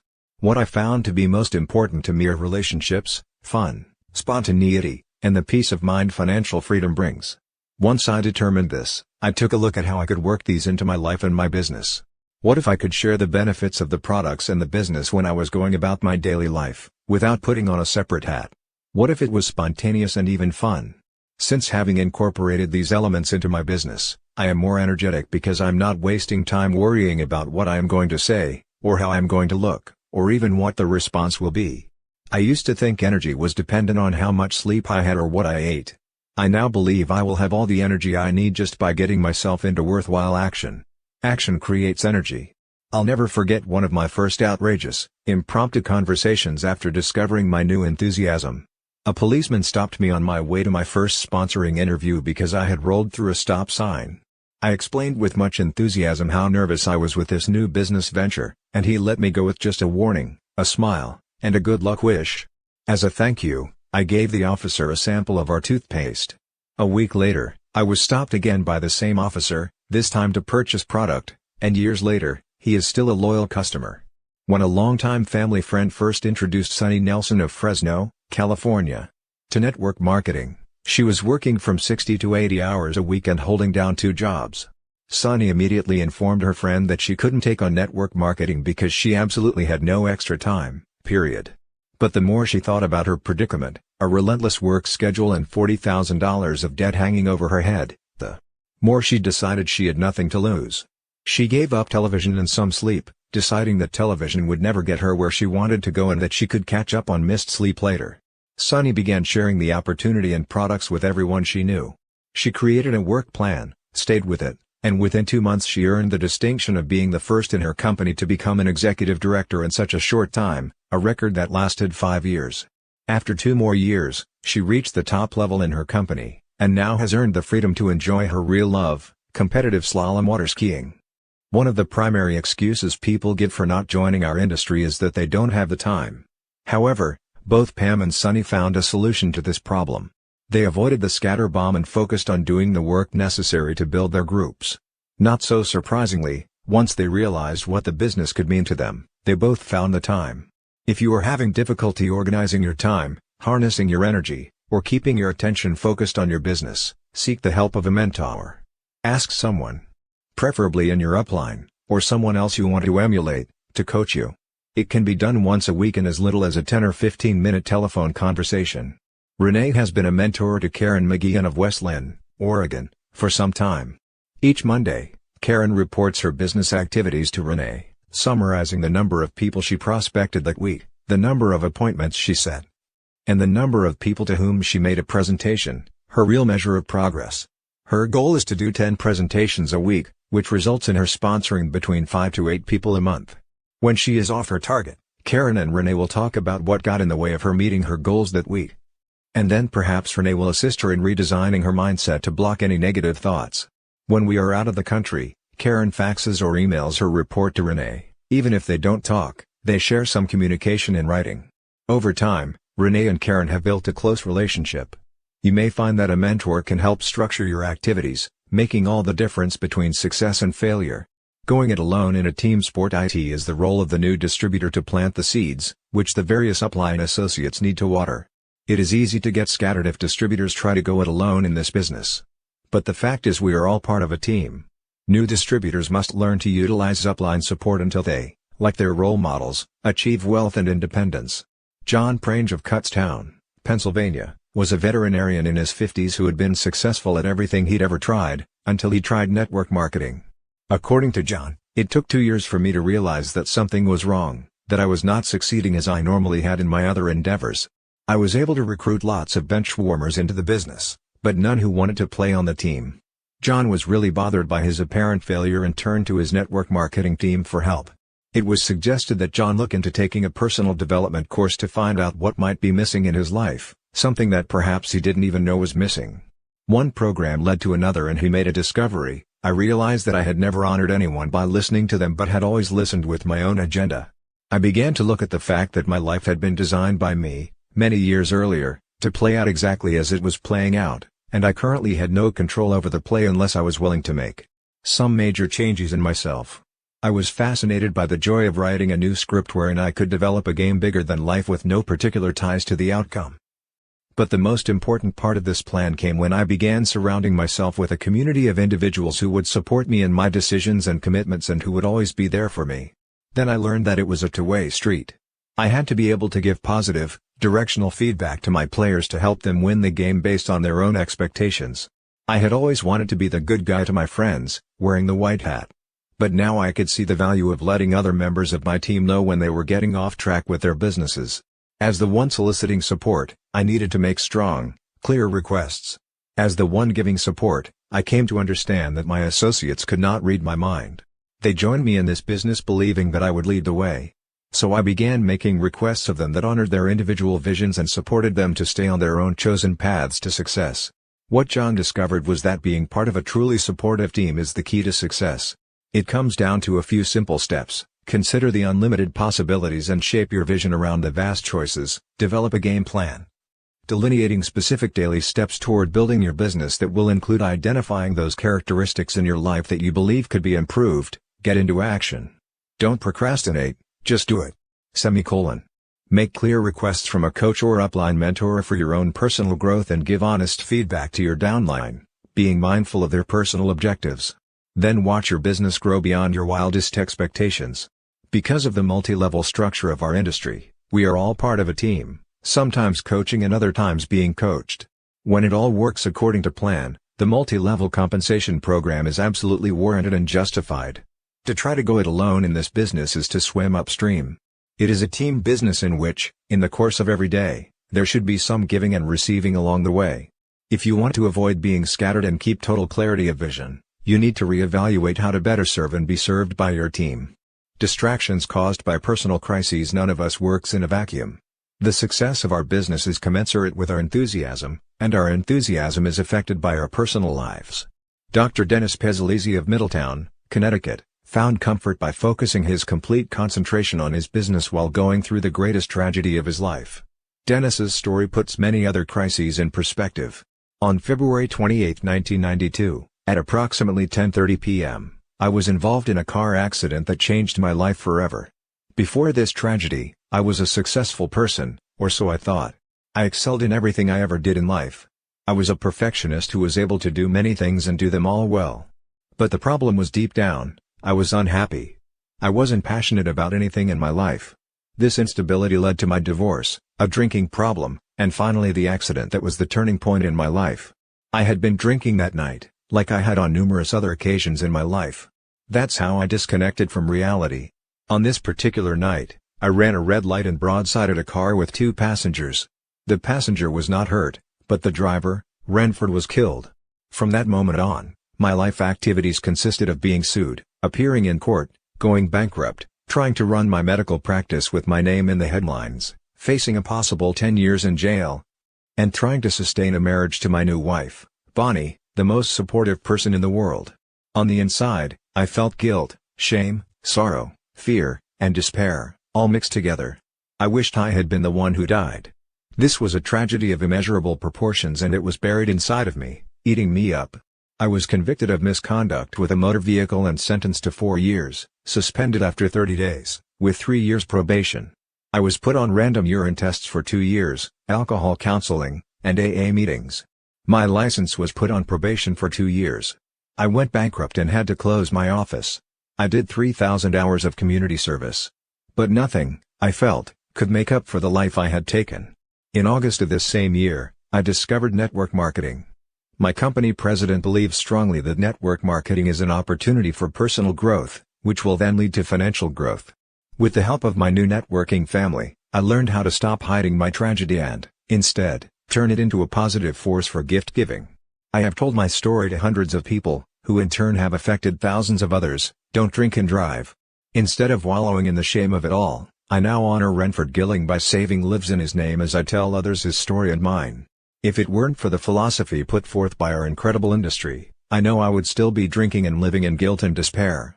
Instead, I have a beautiful relationship with my wife, a wonderful 3-year-old son, a thriving medical practice, a network organization that is growing geometrically, and most of all, I am living my passion, which is to powerfully affect the lives of millions.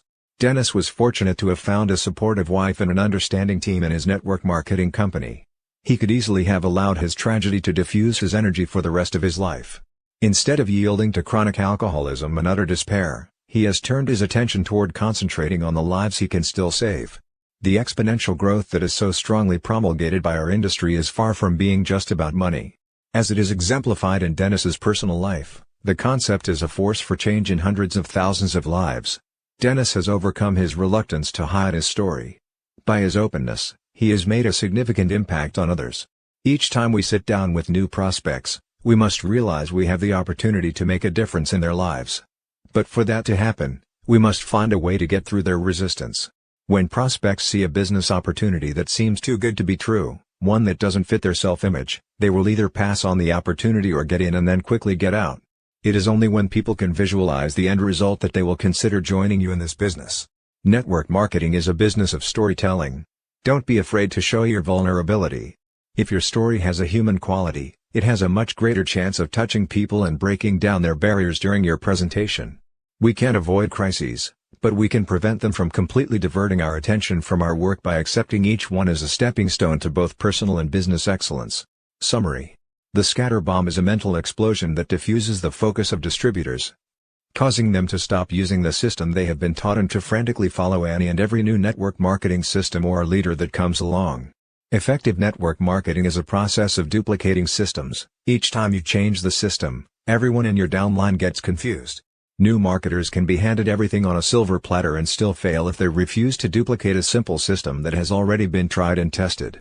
Novice distributors must be taught to follow the teachings of their sponsors and not deviate from them. Distributors must be warned to put on blinders their first year because of the veritable smorgasbord of competing companies, recruiting systems, videos, manuals, and numerous other sales systems available to them. Successful networkers build their businesses on their ability to shut out every negative influence around them, whether internal or external, and stay the course with clear vision, focusing intently on their goal and plan of action. One of the first manifestations of the scatter bomb will be the temptation to change, just slightly, the recruiting system you've learned, by either softening the approach or lowering the income or recruiting numbers. The way to prevent your new distributors from attempting to reinvent the wheel is to anticipate it early, and warn them during training of the importance of following a proven system. Counter the threat that first-year networkers will be offered other deals by 1. Warning them of this fact. 2. Teaching them that perseverance with one company is the key to success. 3. Explaining to them that trying to build two downlines in separate companies will lead to failure. Most new distributors will be tempted several times to change companies, but, remember, no single person in your organization is absolutely indispensable. As you continue to build your group, new leaders will emerge under those who choose to leave. Keep your group from jumping from one system to another by preparing them ahead of time to glean new facts from a new speaker while never changing to a new recruiting or training system. The key to building a successful business is to stick with one system long enough to allow it to work. Ask a trusted upline associate for recommended reading, and don't lose your vision by following authors not recommended by your mentor. Scatterbomb fever can be caused by an announcement, often from highly respected leaders within your company, about a soon-to-be-released product or service that they say is so unbelievable that everyone will soon be clamoring for it. Be skeptical of their claims until you have used it yourself. When you or your associates occasionally fall victim to scatterbomb fever, don't change your plan of action, simply continue on your steady course, while including a mention of the exciting new addition in your presentations. Many distributors suffer from a lack of structure, particularly those who are accustomed to the structure of traditional business. If you have a problem organizing your time, use a planner or scheduler to help you stay on track. Make clear requests for your own business and personal growth from a coach or upline mentor and, in return, give honest feedback to your downline associates, being mindful of their objectives. If you want to avoid being scattered and keep total clarity of vision, reevaluate how to better serve and be served by your team. The success of our business is commensurate with our enthusiasm, which in turn is affected by our personal lives. It is only when people can visualize the end result that they will consider joining you in this business. When you experience a personal crisis, don't be afraid to include it in your story to help break down the barriers during your presentation. You can't avoid crises, but you can prevent them from completely diverting your attention away from your intended objectives by using each one as a stepping stone to propel you to success. Chapter 7: Eluding the Meeting Minds. Avoid the pitfalls of counterproductive meetings. Everyone who has come out of corporate America recalls different highlights of the experience, but without exception, all of them recall the endless meetings. Many managers, who still have some desire to be productive, get extremely frustrated with the meeting syndrome. They are absolutely convinced nothing of value ever happens in meetings.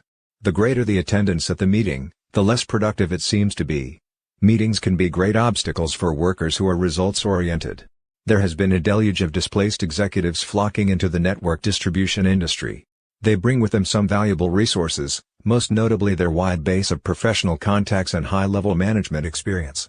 But they also bring sonic disastrous habits, many of which may have caused the downsizing of corporate America in the first place. That same executive who was paid a fairly high salary to go from meeting to meeting in his former career has a strong inclination to carry that habit into our industry. In the very first year of network marketing, probably even the first month, new distributors may find themselves exposed to one of the prime causes of failure in our profession: lethargy. Because this is brought on by the very people whom they regard as successful, it will be difficult to resist. Lethargy results from what we call meeting minds. In the battle for success, these minds seldom cause death, but they often lead to the maiming and disfigurement of a networking career. That is, they keep some new associates from rising to their full potential. Once they step on these well-camouflaged explosives, new distributors may end up disabled and limping through the rest of their careers. If new distributors are lucky, they will be able to avoid these particularly destructive explosives until after they have achieved a reasonable income. Those unfortunate enough to be led through this minefield by their sponsors in their first month may indeed be among the earliest of our dearly departed associates. Although meeting minds usually just maim, they can be fatal. Take some time to consider how our industry works. Income is paid when products or services are ordered. The larger our organization, the more orders are placed.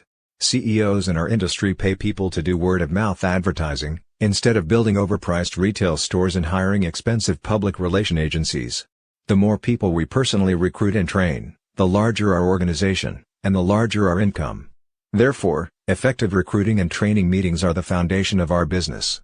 In network marketing, no one pays you to waste time sitting around in strategy meetings. Unless you are talking to people about our business, you are not really working the business. New distributors will never be as enthusiastic about personal sponsoring as they are in the first year. It is the most critical time in the career of a network marketer. In this chapter we intend to describe meeting minds carefully and provide you with an effective defense against each of them. First mine, hotel meetings. Just about the time a new distributor has learned how to become a leader and has his group on track. Some out-of-town leader inevitably blasts into the community and holds a citywide hotel meeting. Although lavish and appealing to new people, it can often result in teaching your group bad habits. Or it may be a regularly scheduled hotel recruiting meeting at which one or two of the local leaders speak and to which you are encouraged to bring new recruits. Such meetings are going on at all hours of the day at every major hotel in the world. Occasionally the speaker is reasonably good and lots of distributors are encouraged to attend, as many as 1,000 people can be present. But of all the ways to build a dynamic network marketing organization, a large hotel meeting, as the first and primary contact with your prospects, is perhaps the very worst. In spite of the fact that Mark's mentor, Richard Call, said, "Don't do a hotel meeting when I make my first trip to Austin," Mark set one up anyway. He packed 300 people in a ballroom, convinced that, given his communication skills, Richard's success, and a ground floor networking offer, they'd sign up half the audience. Mark sat up all night putting his identification number on more than 100 distributor agreements. Out of the 300 prospects, only 3 signed up and all of those had quit in 60 days. Mark had just stepped on his first meeting mine and resolved to never do it again. Hotel meetings were first developed by network marketing companies that sold durable goods as a means of quickly sifting through large numbers of people in order to find 1 or 2 people with big money to invest. A former president of one such company told us jokingly that their best closers use this method to sniff out overly eager prospects with at least $30,000 to invest. The problem is, when these companies were run out of business or prevented from front-end loading distributors with garages full of products, their hotel meeting system remained popular. But hotel meetings are among the least effective recruiting systems. Network marketing has always been a people business. When prospects are subjected to a large, impersonal meeting room, the intimacy of our business is completely lost. Long before fax machines, computers, VCRs, and hotel meetings, Mary Kay created more female millionaires than any other corporation in history. Amway built a billion-dollar empire in America using private, in-home meetings and is today still 4 times larger than their nearest competitors. For some strange reason, during the last half of the 80s, when MLM really began to blossom, most companies opted for hotel meetings rather than in-home meetings. Hotel meetings can only be of value if they are used occasionally as a supplement to regularly scheduled in-home presentations. Let's analyze why. Hotel meetings cannot be duplicated. First, the setting of a hotel meeting is all wrong for network marketing. The number one fear in business is public speaking. New prospects, whose first introduction to our business is via the hotel meeting, will be immediately fearful of success. They walk into the Hyatt, see a well-dressed couple addressing hundreds of attendees with a microphone and think, "I can't do that." Most people fear public speaking. We sometimes wonder how many millions of would-be successful MLM distributors have walked out of hotel meetings and chosen never to participate because they thought they might be required to stand up and deliver a public speech. The thought can be quite intimidating. No one need ever deliver a speech to become a millionaire in our profession. Yet that's not the understanding of many who quit before they ever begin, believing that public speaking is a large part of network marketing. In addition, there's the money issue. It costs a reasonable sum for leaders to rent a ballroom or meeting space at a hotel.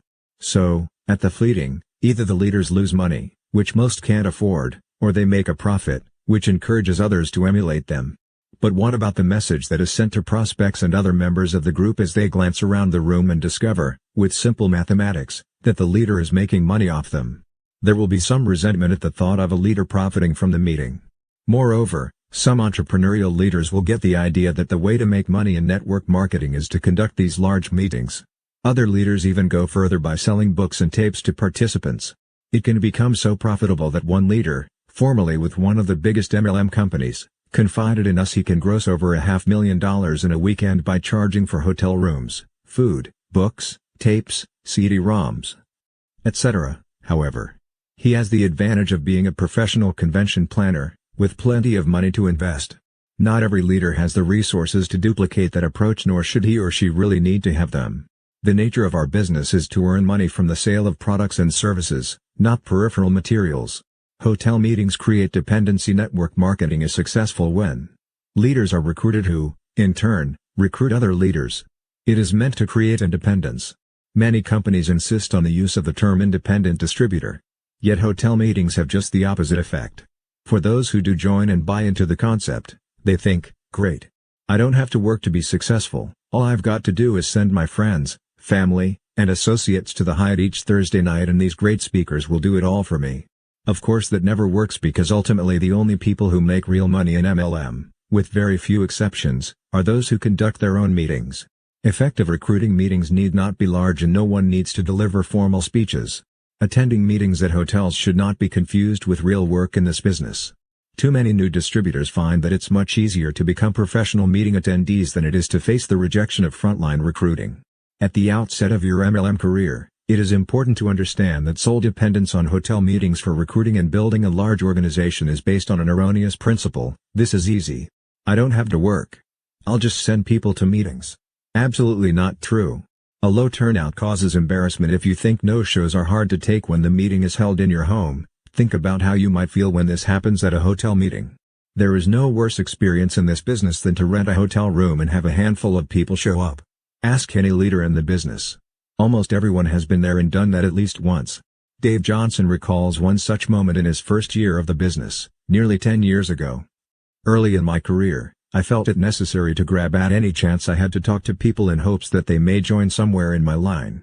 One of my second-level distributors, Dr. Hong Tai Wang, invited me to conduct a training meeting in Bethesda, Maryland, at the Hyatt Regency. He promised me that there would be 175 people in attendance. So I maxed out my credit card, cashed in my last free miles on United, and went to support my downline. On the target Saturday, I arrived at the ballroom at 8:30 a.m., 1 hour before the 9:30 start time. Nobody was there. At 9 o'clock, Dr. Wang arrived. At 9:15, it was still just the two of us. At 9:25, there were 5 guests. By 9:30, Dr. Wang was pacing up and down the hallway looking for lost distributors. At 9:45, he was quite distraught wondering where the other 170 guests were. We did conduct the all-day seminar for the 5 attendees and 3 of them are still in the business today.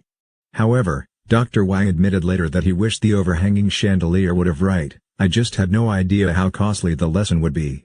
Well, the evening of the big event came and we had the most beautiful product display and professional handouts on each chair summarizing the business opportunity and products.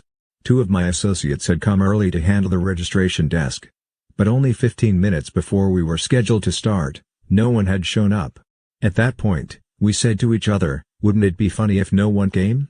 Ha, ha. Well, guess what? By our scheduled start time of 7:30 p.m., there were 4 people in the room and there were 4 of the original 10 I had invited, in a room that would hold 200. We did sponsor those 4 guests, so it wasn't a total loss, just a very expensive evening. They must have gotten a clear picture that the market wasn't saturated yet. My husband jokingly said that if there was any scam in this business, it was that my upline had a downline in Houston. We had a good laugh over it. When I got back to my room, there was a message from my upline asking me to call him and let him know how the meeting went. When I told him, he was horrified. And I will never forget his first question to me, "Are you going to quit?" To tell you the truth, it never even entered my mind to quit. When I told him, "No, of course not," he said that I had real character. If I wasn't planning to quit, then I would definitely make it in the business. As it turned out, there was a glitch in the voicemail system, preventing anyone from hearing the announcements. My upline offered to pay for the room, which I declined, but we've had many laughs over it since. In the years that followed, I thought of that comment often when I really did feel like quitting. It kept me going. Today, 7 years later, Paula and her husband, Mort, are living on Miami Beach, having reached the very pinnacle of their company. Drawing an income from an organization that stretches across more than 20 countries. They are living the lifestyle of which they've always dreamed, and still believe that anyone can do this business if they are willing to overcome the temporary setbacks along the way. A handful of people showing up in a home or hotel suite would have been a normal MLM gathering. But a handful in a hotel ballroom is not a good feeling if you are the host. It's also quite costly. Most networkers can only afford to make this mistake once. Hotel meetings are not private hotel meetings. By their very nature, systematically screen out 25% of the population. Just use a little common sense. Many doctors and accountants cannot afford to be seen by patients or clients at a hotel recruiting meeting for multi-level marketing. Many corporate leaders and company owners won't risk being seen in these meetings by their subordinates or customers. Teachers fear bumping into parents of their students or, even worse, their principal. We once recruited a pediatric cardiologist who sat in our living room and said, "You know, my own sister tried to get me to attend one of her meetings when some great out-of-town leader was speaking in Austin, but I declined." How confident would the parents of a 5-year-old be if they bumped into their physician at an MLM recruiting meeting the night before he was to perform open heart surgery on their child? The only reason I am here now is because it's a private meeting. Remember, the first time a new prospect sees our business, the best possible setting is your living room, be it ever so humble. Hotel meetings do not exemplify freedom. We are always insisting to new prospects that freedom is our greatest reward. So imagine a guy on Thursday night at 7:30, loosening his tie and walking into a meeting of 100 people. He's thinking about the fact that he's already put in 42 hours this week at his company. How is he going to explain to his wife and children why he now needs to go out to meetings at night, too? Nobody wants to spend what precious little time they've got at night searching for a parking space at the Hilton. Large, weekly hotel meetings destroy the concept of freedom by forcing people to add to their already overloaded schedule after their regular work hours. Hotel meetings create an illusion of saturation. It's impossible to saturate any area with too many distributors, yet the perception of saturation can discourage new distributors. A presentation is naturally more appealing when it is given in one's living room with a few friends discussing the tremendous ground floor opportunity in network marketing. We all know that, relative to the entire population of most cities, a gathering of 300 people is a drop in the bucket. Yet, to new distributors, it may seem as if everyone in their immediate area already knows about this deal. A new distributor may think, "My gosh, In this room alone, 299 people are ahead of me in this business. The impression of joining a company at an early stage is destroyed by the initial perception of hundreds streaming into a large hotel recruiting meeting. Hotel meetings do not promote personal development. Personal growth and development have always been the true assets of our industry. But only a very few people experience personal growth by standing up in front of an audience with a microphone. For most people, leadership skills are better developed in small in-home meetings to recruit new frontline distributors. Coupled with weekend training sessions in which networkers are taught to lead their own small groups. We believe the most positive outcome of success in our industry is not financial independence or time freedom, but rather personal development. We have proudly watched many of our personal recruits, some of them the most unlikely to become success stories, develop into remarkable leaders by sheer force of will. Rather than conducting their recruiting meetings for them, we encourage them to take charge on their own. And while some successful leaders are proud of the former doctors, lawyers, and corporate CEOs they've sponsored, we are exceptionally proud of our humble frontline recruits, a housekeeper, a student, and a police officer, all of whom have become millionaire legends in our industry. Along the way, we managed to recruit a few dynamic professionals like Terry and Tom Hill, but for the most part our highest percentage of successful frontline leaders were formerly ordinary, wage-earning people. The message we want to convey at every meeting with every single prospect and distributor is a simple one: we are in a low investment, low overhead distribution business in which average people can achieve wealth and independence through hard work and the legitimate movement of products and services. Here's the message we don't want to convey: we are in a pyramid system in which those with public speaking skills, who get in early, can lead profitable weekly, monthly, and annual meetings by selling books and tapes and hosting motivation rallies. The latter message is the one being projected by those who insist on regular hotel meetings. Thus, the first meeting a new distributor is likely to encounter in the early battle for success is the frequent hotel extravaganza. Hotel meetings are not an effective tool in building a legitimate network, and they are not easily duplicated by the masses. Hotel meetings are a great way to bring your group together periodically on special occasions, like when upline leaders in your group come to town, or for a formal presentation of awards or special recognition, or just for bonding. But most of your time should be spent in face-to-face prospecting or at home making calls and doing your own presentations. Second Mine, the part-time adult daycare center. The second meeting mine actually occurs most often in the home. We call it the part-time adult daycare center. Generally it's created by well-intentioned upline leaders who open their homes to any and all downline associates whenever they are not at work. New people and old feel they can drop by any time to pick up products or just have a cup of coffee and visit their upline. It's a bit of an ego boost for those who have never had many friends, and it's a wonderful way to improve one's social life. It's also much easier to coach existing distributors who respect you than it is to endure the rejection of recruiting meetings with new prospects. The problem is, if your goal is to build a large organization, this method won't help you. It's like having a 24-hour drop-in center for the homeless and is about as profitable. This socializing may be fun, but don't deceive yourself into believing that your daily or weekly drop-ins are productive or helping grow your business. They aren't. Third Mine, the church service. Another less effective get-together is what we call the church service.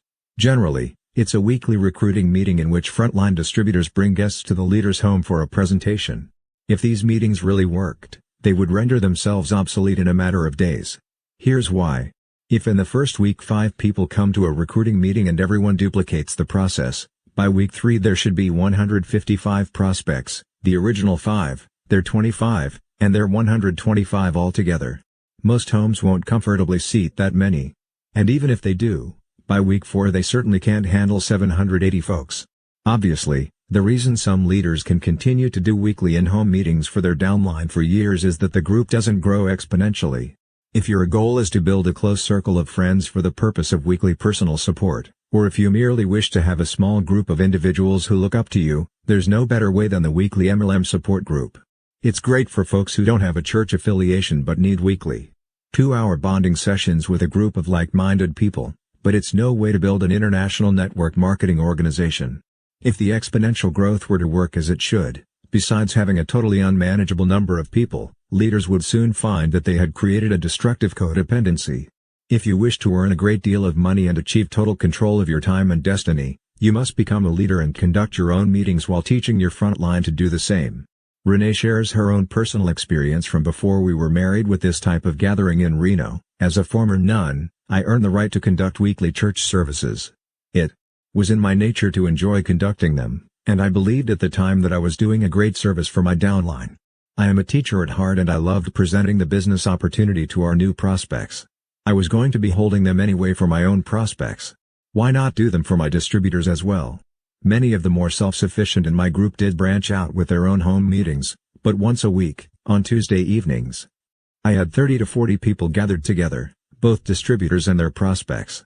As long as I continued leading them, many good things came from those meetings. New people joined us in the business, but it was the closeness and friendships that we built that I really treasured. At the end of 1991, Mark and I married. My life changed dramatically, including considerable travel with my husband to support his, now our, downline across the country. I gave up my weekly meetings and, almost overnight, my Reno group disintegrated. Partly it was due to the fact that our company was experiencing the most severe media scrutiny in the history of network marketing. But mostly it was because I had made most everyone in the group dependent on me. When I closed the church doors, it shut down business for many of my associates. It was a hard, but important, lesson for me. If you are holding your own church service by choice, at the very least, continue to encourage the independence of every single person in your group along the way. It is important for their own personal growth and for the growth of everyone's business. Fourth mine, the deception meeting. The next meeting mine is called a lot of different names by a lot of different marketers. Some call it the dinner meeting because it usually involves friends who have been invited to a dinner party. Others call it the curiosity meeting because the approach used to get friends and associates to the house does not explain why they're invited. So the friends attend because they are curious to see what their hosts are up to. Actually, we call it the deception meeting because those of us who were ever invited to one still remember how angry we were at our friends for leading us on. In fact, many of us avoided network marketing for years because our only exposure to the industry involved this kind of trickery. Before you use this kind of meeting to snare recruits, be forewarned that it is not only ineffective, but it can lead to real resentment among friends. The deception meeting is based on a very serious misconception. Some distributors with companies that have been in business for over a decade are afraid to tell their friends the name of their company out of fear that a well-known name will lead them to believe that the market is already saturated with distributors, and therefore won't be inclined to come to a presentation. This fear is erroneous for two reasons. First, the name of the company generally should not be mentioned when you are inviting people to a meeting anyway. Second, no business is ever saturated in any community. The fact that your friends may have already heard of your particular corporation doesn't mean they won't be interested. What is objectionable is being invited to a social event or an intimate dinner with friends that is really a recruitment meeting. Deception or curiosity meetings are in-home business presentations in which the prospects are led to believe that they are merely going to dinner at a friend's home. When guests arrive, they are usually introduced to others in attendance, who are sponsors of the host, and perhaps another 2 or 3 couples who are prospects. Once the dinner is over, a formal presentation is given to illustrate the logarithmic growth of MLM. That's when the guests realize they've been had. This kind of meeting is a fraud right from the start. Most people with any integrity will refuse to recruit their friends using such deception, and those who are persuaded to do so usually fail. Throughout our travels in America, Asia, and Europe, we have met countless individuals who have refused for many years to consider any involvement in our industry because their initial exposure was based on a deception meeting.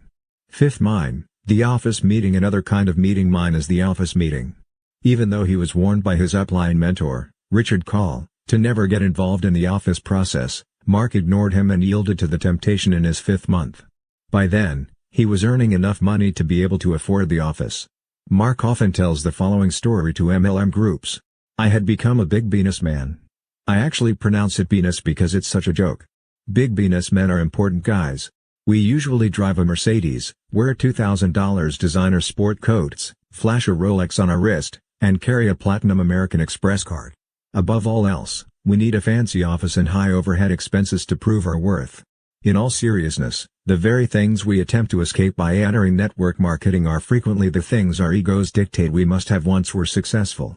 When I started earning over $15,000 a month, I decided, against my mentor's protests, that I needed to move my network marketing business to an office location. After all, with that kind of income, I felt it was time to begin conducting meetings in an environment where I had my own desk, secretary, fax machine, and conference room. So I found a beautiful space in the nicest office complex in Austin, Texas, and signed a 6-month lease. Then I hired a part-time secretary to take all my important calls and, puff, I was a big businessman. Guess what happened? First, my closing ratio declined by almost 50%. Not only that, but I had a significant increase in no-shows to my presentations. What telephone calls I did take were people complaining about the attitude problems and general incompetence of my secretary. So I had to spend time teaching her the fundamentals of telephone behavior. By the second month, no one I interviewed signed up, and the few I recruited in the first month were clamoring to hold their meetings in my office and refusing to do their own in-home meetings. By the third month, I had moved my office back home. Here's what I learned. Office meetings don't work nearly as effectively in our business as do in-home presentations. When I went home, my closing ratios jumped right back into the 20% range, and my downline distributors were much happier doing their own in-homes when I was again doing so. We realize that advising against offices will be unpopular with many of you who already have offices and approach business in this manner. But our objective isn't to have you love us. Our goal is to get you to the same kind of income we are earning without unnecessary, costly overhead. However, if you choose to keep an office, at least do so knowing all the facts. First, renting an office cannot be duplicated by most people because of cost. Second, an office creates unnecessary overhead. Third, office meetings do not exemplify the freedom that you should enjoy as a network marketer. Office meetings cannot be duplicated. Most people have jobs rather than private offices and, therefore, do not have the slightest idea how to manage them. This causes havoc and unnecessary stress, which can impede one's productivity. Most people are too busy just learning the basics of MLM to have time to deal with running an office. In addition, not many people can afford an office. Neither of us could have afforded an office in our first few months in business and, therefore, would have never signed up had we been recruited in an office setting. Office space, even if you share it with other business people, is expensive anywhere in the world. Remember, we are in a business of duplication. If we can't afford to do business in an office, on a boat, or anywhere else, it probably will also be impossible for, or inaccessible to, the masses. Offices create unnecessary overhead. Perhaps one of the biggest strengths of network marketing is the lack of overhead. In our business, you can reap the benefits of being an entrepreneur without the expense of a franchise or a small business owner's operating costs. The beauty of this business is that you can do it from your living room. There's no need to invest thousands of dollars on employees and office space. So why waste money on totally unnecessary overhead when an office is not going to increase your productivity? Offices do not exemplify freedom. There are two major attractions to our industry: big money and free time. Prospects who connect to an office interview will feel that, by joining your MLM organization, they will be tying themselves to an office. Hence, where is the freedom? If they duplicate your system, soon they will not only be fighting traffic during their commute but will feel compelled to spend much of their time there. What's worse, their leaders will imitate the process. They will feel that their presentations, too, should be held in such a professional setting. By leasing an office, you will be implementing a trend in your downline that contradicts the essence of this industry, giving ordinary people the chance to enjoy freedom outside of the traditional business site. We have people in our downline who have succeeded through both hotel and office meetings, but none of them are earning half as much as we are. Regardless of how much you make, we encourage you, as we encourage them, to make your decisions based on what you want out of your business. Some distributors, and some foreign cultures, simply prefer the group office environment for motivational and social support. We understand these preferences and accept the fact that network marketers are their own bosses. But nothing is going to prevent us from advocating to every distributor in every country the systems that made us millions. Our intent is to give you all the facts so that you can make intelligent decisions for yourself while establishing your network marketing business. Sixth mine, the bar or restaurant meeting. Another hazardous situation can be found in the bar or restaurant meeting. Recruiters can't expect to be successful by conducting their meetings in public places where there's no access to a VCR, no blackboard or dry erase whiteboard, and lots of distractions. You know, little distractions like a gang of drunken office workers singing songs or a sporting event blaring over multiple television sets. One of the most popular network marketing books, written a couple of decades ago during our industry's infancy, asserted that anyone could become wealthy by doing presentations on a bar napkin.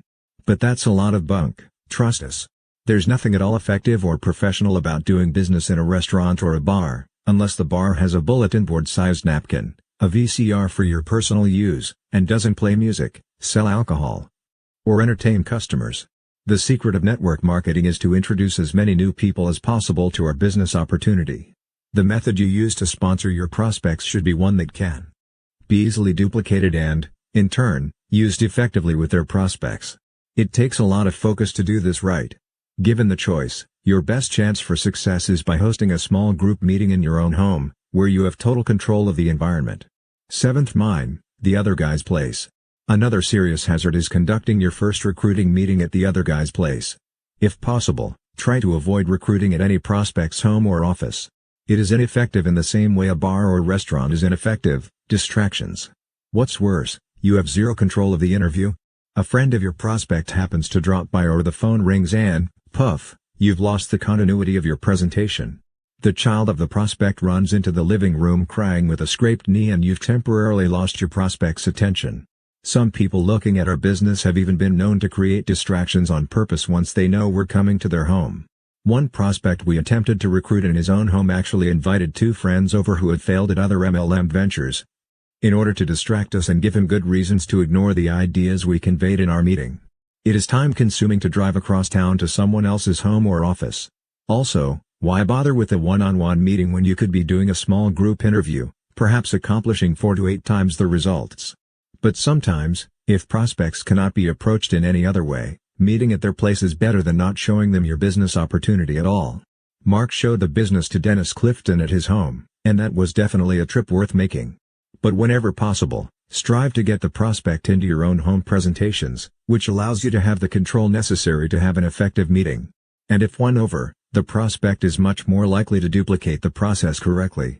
8th, mine, technology. Even though new technological methods will become available in the future, those distributors who remain faithful to a simple recruiting system will prosper dramatically. Remember, if everyone can't easily duplicate your system, it won't lead to success.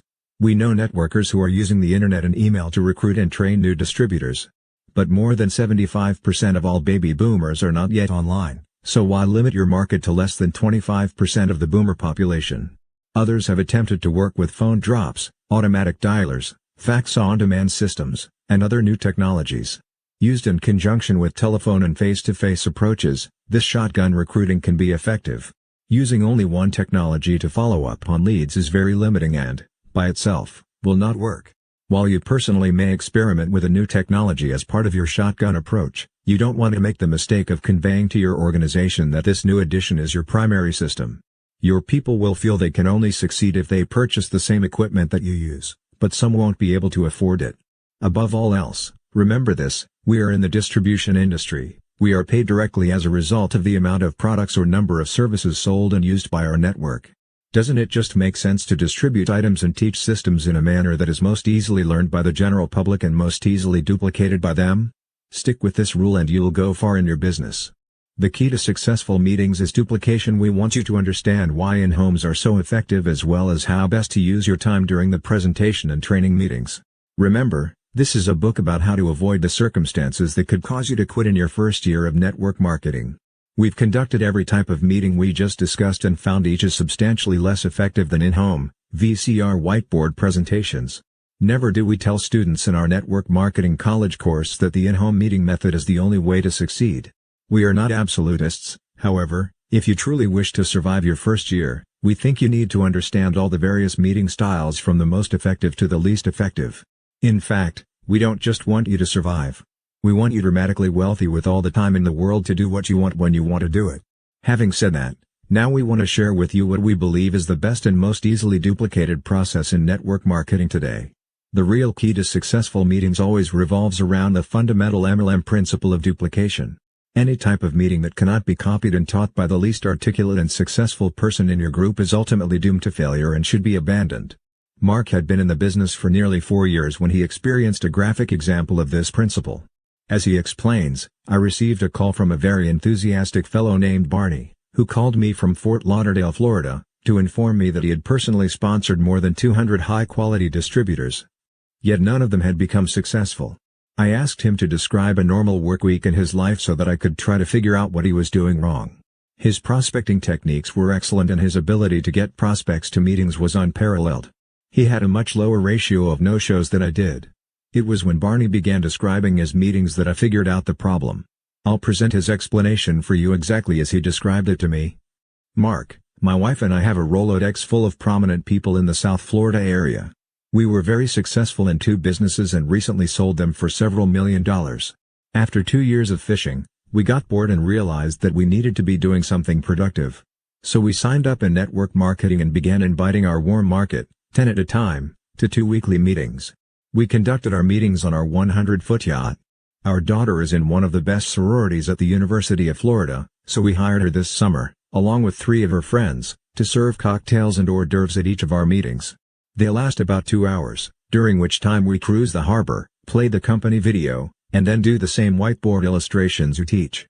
When we're done, we dock our boat and invite them to Saturday training. Barney went on to explain that sign-ups were not a problem. All or most of his family and friends were signing up and many actually ordered more products than the initial startup kit. Yet, only one of dozens of his frontline associates had ever signed up any other distributors. After listening carefully to Barney's story, I asked him one question: how many of your frontline distributors and prospects own a yacht? He laughed and said, none. He got the point. No one could duplicate the type of meeting he was conducting. He immediately moved his meetings into his guest house, quit serving cocktails and hors d'oeuvres, and eventually succeeded in sponsoring other successful distributors. Sometimes, when we are teaching our distributors a system for recruiting or training, we will unwittingly suggest some new technique, one we've heard about but haven't actually put into practice. That's when we seriously lead new recruits astray. Here's our rule of thumb: if you personally practice a new recruiting or training procedure and actually see it work to increase volumes for a full 6 months, then implement it and teach it to your downline. If you've merely heard a rumor that some new system has worked elsewhere, don't give it serious consideration, or even repeat it to others, until you've actually tried it. You want to keep the in-home meetings of your downline so consistent that any prospect could attend any meeting in any city and walk away with the same knowledge and information. That's how the leaders in the top companies have done it, and it's hard to argue with billions of dollars of success. Recruiting meetings: there are many ways to prospect people, and we certainly subscribe to the shotgun approach. Use ads, fish bowls, and contests. Use walking and talking, lifestyling, and the telephone. Use the mail as well as the computer. Use flyers and bulletin boards in every available public area. Give handouts and attend trade shows and franchise seminars. In fact, use every method available to meet prospects, but then adopt one specific meeting style in which to make your presentation. And don't change systems, especially during your first 2 years. The best meeting is the one in which every single detail, from location to closing comments, is easy to teach and emulate. Steve Sledge recalls doing presentations in his den with a room full of people, and how his family handled his need for privacy. I asked my wife and kids not to interrupt my meetings. The problem was that, when they were away from our home and returned to find me in the middle of a presentation, there was no way they could come in without passing through our den. So they became creative, removing the large screen in the master bathroom and climbing through the window. Time and again, I saw my family laughing, smiling, and waving to me as they made their way into our home. All the while the prospects were oblivious to what was taking place behind them. Those are the fun moments on which we all look back, remembering how we built global international businesses right out of our homes. Begin recruiting in your own city. Ken Pontius, one of America's MLM legends and a dear friend, explains the importance of starting to build your business at home in your own city during your first year. The money, skills, and knowledge it takes to sponsor long-distance distributors can be debilitating for novices. Sometimes when I remember the comedy of errors that comprised my first year in MLM, it's hard to fathom that through perseverance, my wife, Shirley, and I now earn millions each year. I sponsored people who had no business being in our profession, nor did they even want to be involved. I just pushed and pushed with the tenacity of a bulldog, never considering for a moment that people need self-motivation to succeed in life. I sponsored people who lived in other states before I had the money or the knowledge to support them. For some reason, doing business at home, in my own city, just didn't occur to me initially. I drove miles to do meetings only to be stood up. In one case I drove 221 miles to conduct a presentation for a minister in Missouri who promised that he had a hotel meeting already booked and filled to capacity. One sweet, little lady showed up thinking it was a square dance. She dozy-doed right on out. I could fill 10 pages with all the reasons why I should have quit in my first year, but it only takes one sentence to tell you why you shouldn't. Network marketing is the only industry that allows common people to earn millions with a minimal investment and zero overhead, coupled with total time freedom and the joy of global travel. There are 3 magic words that worked for all of us who have made it to the pinnacle, and they'll work for you: lust, don't quit. Meeting times and locations. Because virtually everyone has a home, it is obviously the most logical place to conduct recruiting meetings. People frequently say to us, "Sure, Mark and Renee, That's easy for you to say because you live in a proverbial mansion. Yes, but remember, we began in humble environments. Regardless of whether you live in an apartment, trailer, or house, always use your largest room for meetings. You must have 3 items: a television, a VCR, and a whiteboard or flip chart. Most everyone has 2 of the 3 already, but if you don't, borrow or buy them. As part of creating a simple, easily duplicated system, we suggest that you show a video and do your presentations using a dry erase whiteboard. During his first year, Mark signed up people from different ends of the spectrum, sponsoring a bank president who had recently been terminated. At the same time, he sponsored the wife of a painter. The former banker lived in a $1 million home in the finest subdivision in Austin, Texas. The painter and his wife lived in a trailer. The banker quit in 3 months. The painter's wife today earns $6,000 a month and most likely will do so for the rest of her life. The quality of your home environment is not nearly as significant as your own enthusiasm. Don't serve any food at your meetings, but if you feel the need to provide something, make it a beverage: water, coffee, or iced tea. Ideally, you should conduct meetings on any weekday during regular work hours for 1 hour either side of noon. These hours are best because it allows your prospects to take an early or extended lunch. The next best meeting times are evenings. The least preferable times are during weekends. You want to create the impression that our industry is a truly legitimate business that is conducted during normal business hours. The ideal number of prospects per meeting is 4 to 8. Try to avoid doing one on any meetings. They are an ineffective use of your time. Of course, there is always the rare professional whom you might determine needs a private meeting, but, as a rule, small group meetings are best. For information on the opening interview and presentation, we refer you to a comprehensive step-by-step chapter on the subject in our book Power Multi-Level Marketing. This provides more specific information on the points to cover while doing a business opportunity meeting by whatever name you call it: business presentation, business briefing, business interview, or private business reception. No-shows are normal. Always schedule twice as many prospects as you would like to attend your recruiting meetings. For example, if you want 5, invite 10. It is normal to have 50% no-shows at these meetings. People will offer the wildest excuses for not showing up at your business presentation. Jerry and Debbie Campisi of Boca Raton, Florida, recalling their early days of building their business, claim to have heard every excuse in the book. Here are just a few of the standouts. You won't believe it. My house caught on fire and burned to the ground. I lost everything I own, including your information. I feel really bad about missing your meeting. I had an accident on the way to our appointment. I can't believe I'm still alive. I had to go to the hospital, but I'm okay now. I want to wait a few weeks to get everything back to normal before we meet. And their favorite: I couldn't show up for our appointment because someone broke into my car and stole everything I had, including your starter package. It had your telephone number, so I couldn't even call you. I'm really glad you're calling me now. How about this one? I was so excited to meet with you until my husband came home. He told me that this was one of those pyramid schemes where they don't care about selling anything. It's just a front-end network deal, and all they want is your money. He wondered why in the world I would even be looking at something like this. Don't be surprised if you get outlandish excuses. In a follow-up phone conversation, a prospect's girlfriend offered this defense: "Oh, I'm sorry, my boyfriend must have forgotten. It's his pet snake's birthday. He can't come to the phone right now because he's having a birthday party." Jerry said he tried to get a visual on that one, picturing the snake wearing his birthday hat and diving into the cake. The Campisis advised that, whatever you do, don't buy into all the explanations that people offer. Successful entrepreneurs know that excuses are the nails that build houses of failure. After more than a decade with one company, Jerry and Debbie Campisi have the experience to know the truth of that statement. They have reached the top. Like us, they met and married in this business and are close friends and travel companions throughout the United States, Europe, and Asia. We all enjoy working the business together and playing on the beaches of the world. We have seen many successful marriages between distributors in our industry. Network marketing is a haven for finding people of like minds, hearts, and bank accounts.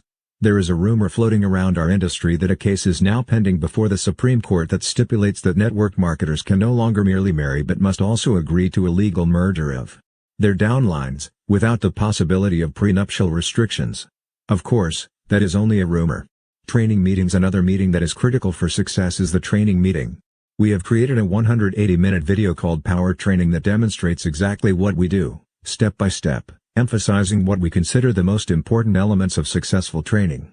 However, there are a few philosophical issues we need to address related specifically to training.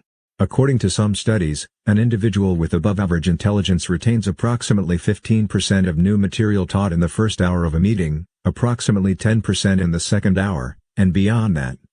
Less than 3%. We are convinced that providing a laundry list of facts and ideas in the first training session, or for that matter in any training session, is not only unnecessary but a foolish waste of time.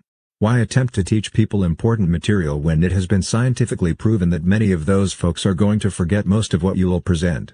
Our entire training system is designed in such a way as to change subject matter every 50 minutes.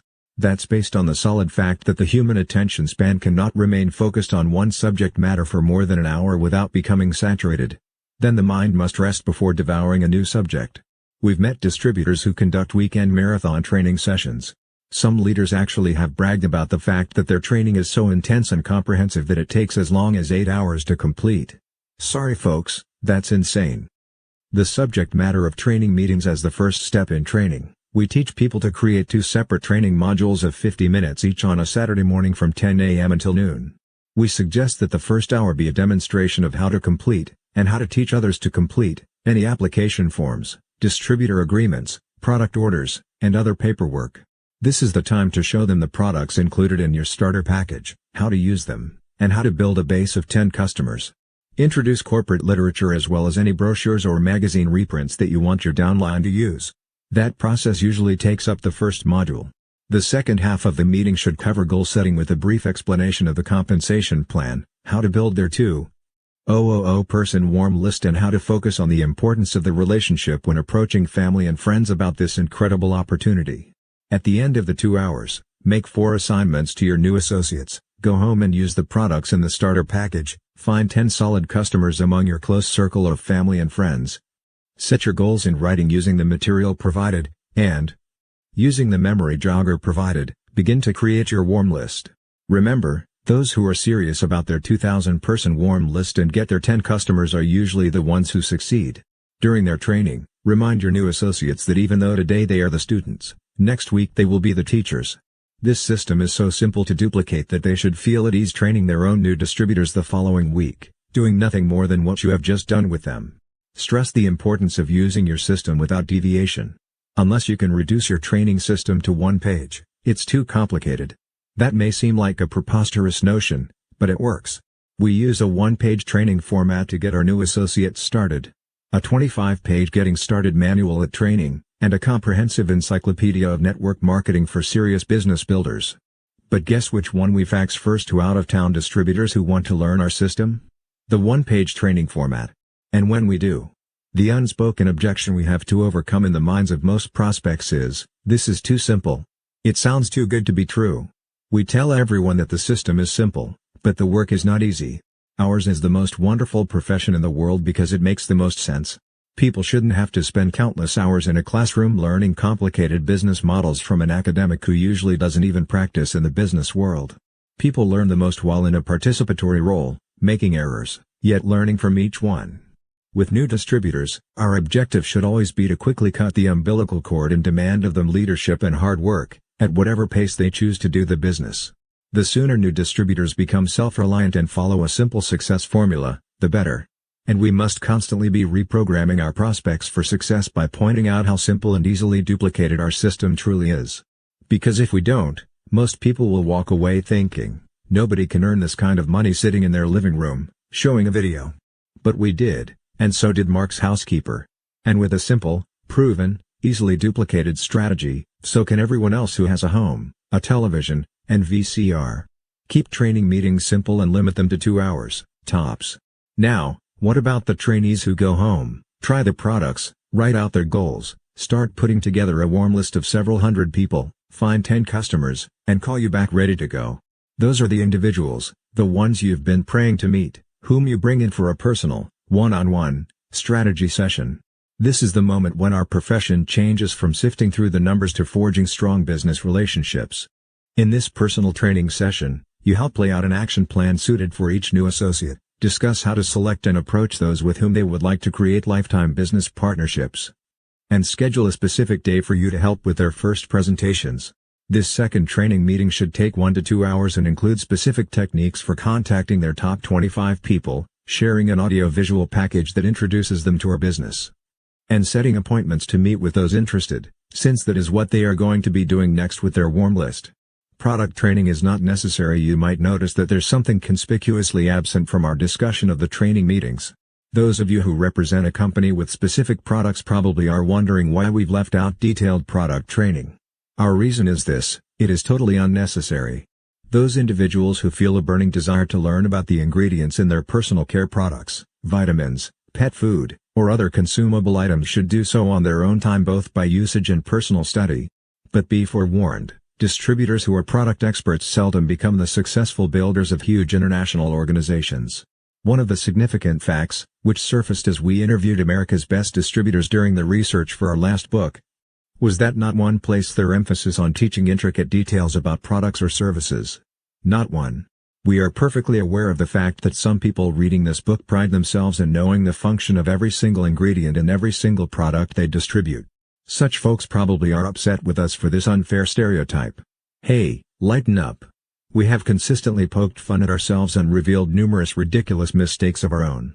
The truth is this: in our profession, those who truly wish to recruit dozens of frontline leaders over the years and build a really powerful international organization must focus on educating the multitudes about how to achieve wealth and independence. These have always been and will continue to be the most exciting products of our industry. At one point, both of us, still building our own individual organizations, decided to become experts on one of our hair products so we could dazzle people with our wisdom. It didn't take long to memorize the process that scientists used to fractionate the mucopolysaccharides to the precise molecular size so that they would stimulate the papilla of the hair follicles in order to vasodilate the capillaries to just the right blood flow in order to improve hair fitness. And when we proudly talked about that in meetings, some of the doctors even rolled their eyes in confusion. That knowledge never allowed either of us to obtain one customer nor sign up one distributor.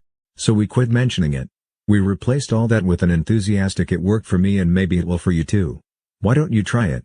Don't discuss products in training other than to provide a general understanding of the primary products or services, then encourage the distributors to use them all and learn from personal consumption. Network marketing is about sharing products and services with family and friends based on your own personal excitement with the results.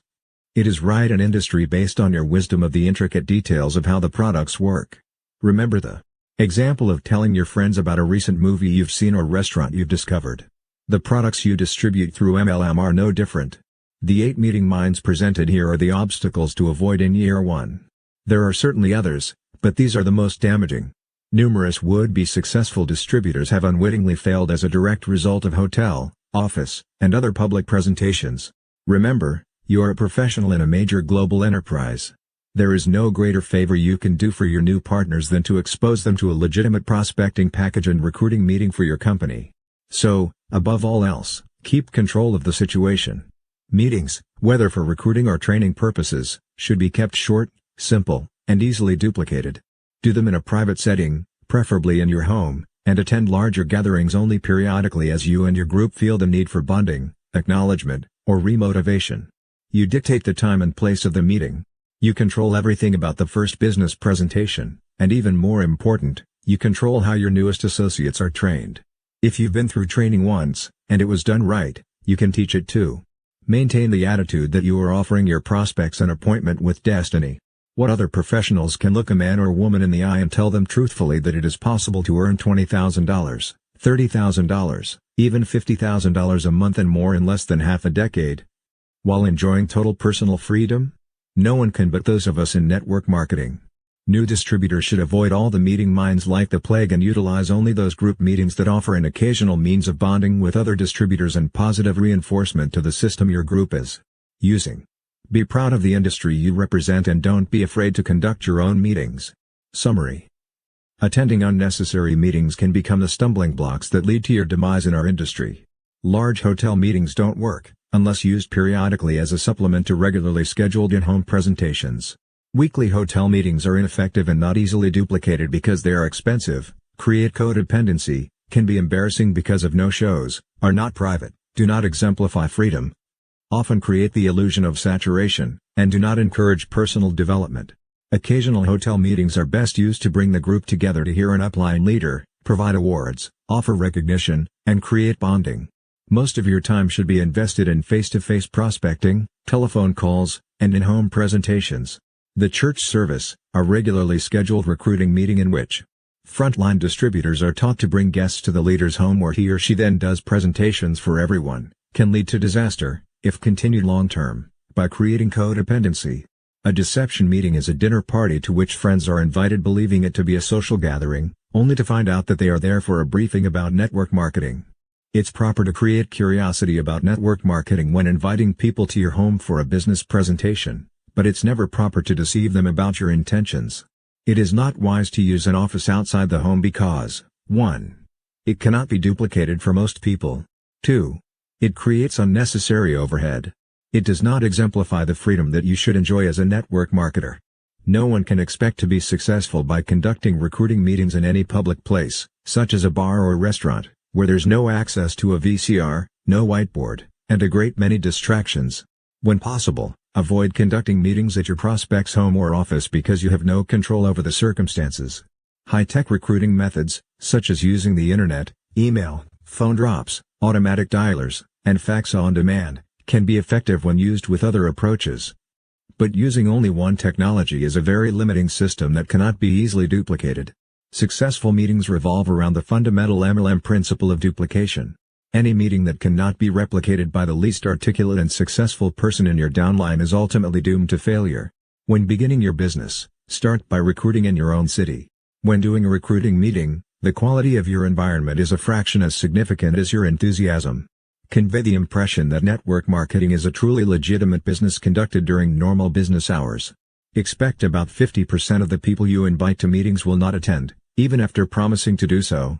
As the first step in training, we recommend that you set aside 2 hours each week on Saturday mornings to teach a small group of your newest distributors the basics of how to do our business. Following the first step training, set up a one-on-one personal strategy session with any frontline associate who completes your assignments. Product details should not be a significant part of your training because networking is a business of sharing of products with family and friends based on personal excitement and results, not based on a technical knowledge of ingredients or services. Meetings, whether for recruiting or training purposes, should be kept short, simple, and easily duplicated. Chapter 8: Unloading the plug-in pistol. Recruit and train your people instead of depending on others. There's a devastating weapon which can misfire, injuring potential leaders in our industry. This little weapon can also backfire on new distributors, crippling and sometimes destroying their ability to recruit and train long-distance prospects. Both of us fired this weapon in our first year as new network marketers, and it is discharged daily by new people in MLM organizations all over the world. We call it the plug-in pistol. Here's how it works. The phone rings. It's one of your distributors, who tells you, very enthusiastically, that she has a major, well-connected prospect in another state who is so credible that he will make billions of dollars for everyone in her upline. Once those remarks are uttered, the pistol is fired. So, I need to plug him into someone in that city. Do you have a leader there whom you can recommend? Even more complex is the foreign prospect due to the language barrier. We just signed up a distributor in Tokyo and he's so excited. What kind of training meetings do we have going on in that part of the world? We want to get him plugged in right away. The problem with trying to plug in people in this way is quite simple. It seldom works and more often backfires, negatively affecting your new distributors, and often creating a permanent obstacle to their success. Success in network marketing is tied to our ability to prospect, recruit, and train, and teach others to do the same. No distributors have ever become successful through a welfare mentality of having others do everything for them. There are many examples from which to draw, and in this chapter, we'll prepare you for each of the situations you are likely to face. Plugging into a long-distance training meeting and long-distance sponsoring. Network marketers commonly sign up new distributors and send them to whatever training session is going on in that particular locale. Let us say this right up front before we say anything else. Most network marketers use this technique. Why? Because, frankly, they don't know what else to do, and it's the easiest way to handle the situation. It generally has a certain ambience of professionalism and it can get people started. So, if you get shot by one of the long-distance sponsoring bullets, you may be only mildly hurt. But beware, you may also be seriously wounded and not even know it yourself, and it can be fatal to your MLM career. Here's the situation. Training is a very personal and critical step in getting your new associate started in the business. As we have written repeatedly, there are many ways to do this business, But consistency is essential to success. Changing systems frequently can be deadly for the unseasoned, and even the seasoned, network marketer. If you intend to be a responsible, supportive upline associate to your new distributor, then you want to have a strong hand in teaching that person how to get started. This creates a mentality of self-sufficiency that you want to spread throughout your organization. If you leave it to chance, or worse, plug your new protege into whatever training is close by, then you are taking a serious risk. You may be setting up your new distributor for a welfare mentality. Confusion often sets in about which system to use. You have mentioned to your new associate the importance of doing in-home meetings, but the local trainers you plugged him or her in to suggest that prospects be brought to their weekly hotel meeting. Even though you have stressed the importance of personal interaction with your potential business partners, at the local training meeting your new associate hears about a great new recruiting video that can be sent out to prospects, thereby avoiding any personal rejection. The worst thing you can do to new associates is plug them into a myriad of diverse systems that will leave them floundering. So if you are convinced that systems do, in fact, matter, then please heed this advice. Be careful when you select a leader or group for your new frontline associates. Be as picky about their training as you would be about daycare for your own child. In our business, how your new recruits are trained is crucial to their success. But just as the best of all possible solutions, if the choice is available to you, is to stay at home and raise your own child, the very best method for taking your valued frontline associates from childhood to adulthood in the network distribution industry is to do it yourself. And remember, duplication is the name of the game. If you send your new recruits to other meetings, so will they. If you personally train your recruits, so will they.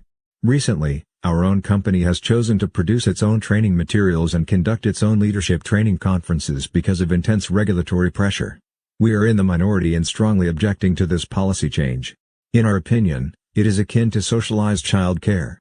If you have children, imagine how you would feel if the government decided that all parents are mandated to send their children to public daycare centers of the government's choosing. All children might be raised by the philosophy of those in power. It is the antithesis to American democracy and of freedom of choice. We are firmly against any company-imposed training of our valued, new associates in business, unless that training was created and approved by field leaders. If MLM corporate executives knew how to succeed in this business, they'd be at home with their families earning 10 times their salaries, not in meetings creating sales tools they've never used themselves. Having them design our training program gives meaning to that old saying, those who can, do, and those who can't, teach. But at the same time we understand why the company has taken this position. The Federal Trade Commission is taking a very hard line with certain well-established MLM companies. If you are with a newer company, less than 5 years old, brace yourself. If you hit the big time in this industry, your turn will come. The FTC is poring over every little detail in the corporate brochures, catalogs, and field-produced training manuals. And this government bureaucracy is holding the company ultimately responsible for the content of these publications. In response, MLM companies have decided to take the easy way out. They are reclaiming the right to produce training materials so that they can maintain control over all content to avoid lawsuits. And that leads them to also exert authority over all training procedures. While we understand the reason for their knee-jerk reaction to federal scrutiny, that still doesn't make it right, in our opinion. We don't believe in company-imposed training systems any more than we support mandatory daycare. And we don't accept the erroneous notion that just any citywide training will do for our new distributors, especially during their formative first year in the business. The potential problems are as threatening as the inherent challenges in not being selective about the care of your own children. There are thousands of horror stories about sending a new recruit to a local training meeting held in another city. Mark recalls a personal story of his own. In 1986, he plugged his cousin, Steve, from his hometown into a local meeting because a distributor who was quite successful was moderating it. What follows is Steve's humorous account of that particular evening. I was turned on about the business because I was tired of practicing medicine and figured my career was taking me nowhere. When Mark sent me a newspaper clipping of him jumping over his tennis net after a game in his backyard, and I knew he had been broke just 6 months earlier, I got very excited. He sent me the information. I filled out an agreement and then called him back for training. He said that since a local doctor was conducting a Saturday training session, I should attend his meeting. Admit the fact that another MD was involved helped me shake my professional pride issue. After all, why should a 35-year-old, successful doctor be signing up in MLA? Yet, I rationalized that this was no different than an AA meeting and that it might be embarrassing at first, but, after all, everyone was there for the same reason. During the drive to the meeting, I began to think about all the interesting entrepreneurs and business experts I would undoubtedly meet. When I first walked in the door, my suspicions were confirmed, my negative suspicions, that is. A patient for whom I had recently performed a medical procedure that very week approached me and jokingly said, loud enough for everyone to hear, "Good God, Doc, after what you charge for minor surgery. Surely you don't need a part-time job in a pyramid deal." I was mortified and turned 10 shades of red as I noticed a good 10 or 15 people had heard the remark and were now staring at me. I laughed off the comment, shook his hand, then moved away, quickly isolating myself from him and that group by selecting an empty chair on the other side of the room. The lady I sat next to was quite well dressed and looked like a solid citizen. So, I introduced myself and made a little small talk. She confided in me that she, too, had just signed up under another couple out of town and was here at a training meeting for the first time. Then, she began telling me that her former massage therapist had actually sent her to the meeting. What excited her the most was that she had been doing what she called a treasure map for wealth, which, she explained to me, was cutting pictures of material objects out of magazines and pasting them on a canvas. Twice a day, she told me, she sat down by her pictures, chanted the word "who," then envisioned unexpected income falling into her lap. It wasn't until she told me that, in a channeling session, her archangel Michael informed her, in ancient Aramaic, that she should attend this meeting that I walked out, never again to attend an MLM meeting. We've heard tales much worse than this one. So listen to us carefully. When distributors in your organization call and ask if you have any leaders in Michigan, or Florida, or Texas, whom they can plug a new person into for training and support, tell them no. This isn't a business in which you merely sign them up and plug them in. Associates should be supported long distance until they are experienced and self-sufficient by utilizing proven training materials. Only after they are solidly established can they go to other leaders' meetings for additional support and company bonding. But it will take some time before they're established. Always remember the Yarnell's 81st law: whenever you send a credible person to an out-of-town meeting, he or she will invariably pick a seat next to someone whom God planted on this earth to demonstrate that not all the squirrels are in the trees. On that fact you made a pent. If you choose to send a new associate to another leader's meeting, do so by checking it out thoroughly and asking for referrals about the quality and content of the training. Don't just blindly send someone there, taking the path of least resistance. You can't expect someone with no vested interest in your downline to give your associates the same kind of attention that you would provide them. Each leader's primary responsibility is to train and support those on whom he is paid in his own line. Even the most extraordinary leaders may not mind including your associates in their meetings, but they are not likely to go the extra mile for them. Most are stretched to the limit just trying to build their own lines and support their own associates. Yours will certainly go by the wayside. By simply plugging prospects into an existing meeting, you are offering them mediocre support, at best, during the critical time of getting started in our business. Do your own training. So what should you do if you are the type of parent who, given the choice, would be inclined to stay at home, or run a business from home, so that you could raise your own children?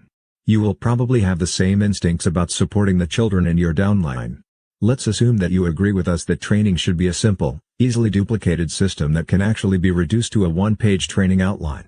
Let's also assume that you have a new person who just signed up on your front line in another state. Begin by faxing him or her a copy of your one-page system. Ask your new associate to look it over carefully and offer to answer any questions in the next day or two. At the appointed time, make the call so you can answer any questions. Let him or her know the source and credibility of your system. Because you need to get it out of the way right up front, ask if he or she has any objections to the system. Conclude the discussion by letting the new associate know how avidly you believe in this system and that, if he or she wants your support in business, any deviation from this system is not allowed. Get your new associate to fully commit to your system.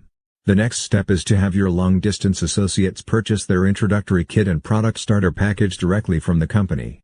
At that time, if the option is open to you, have them purchase a short manual, put together by a leader whose system you are using, that teaches a simple, no-brainer way to do this business.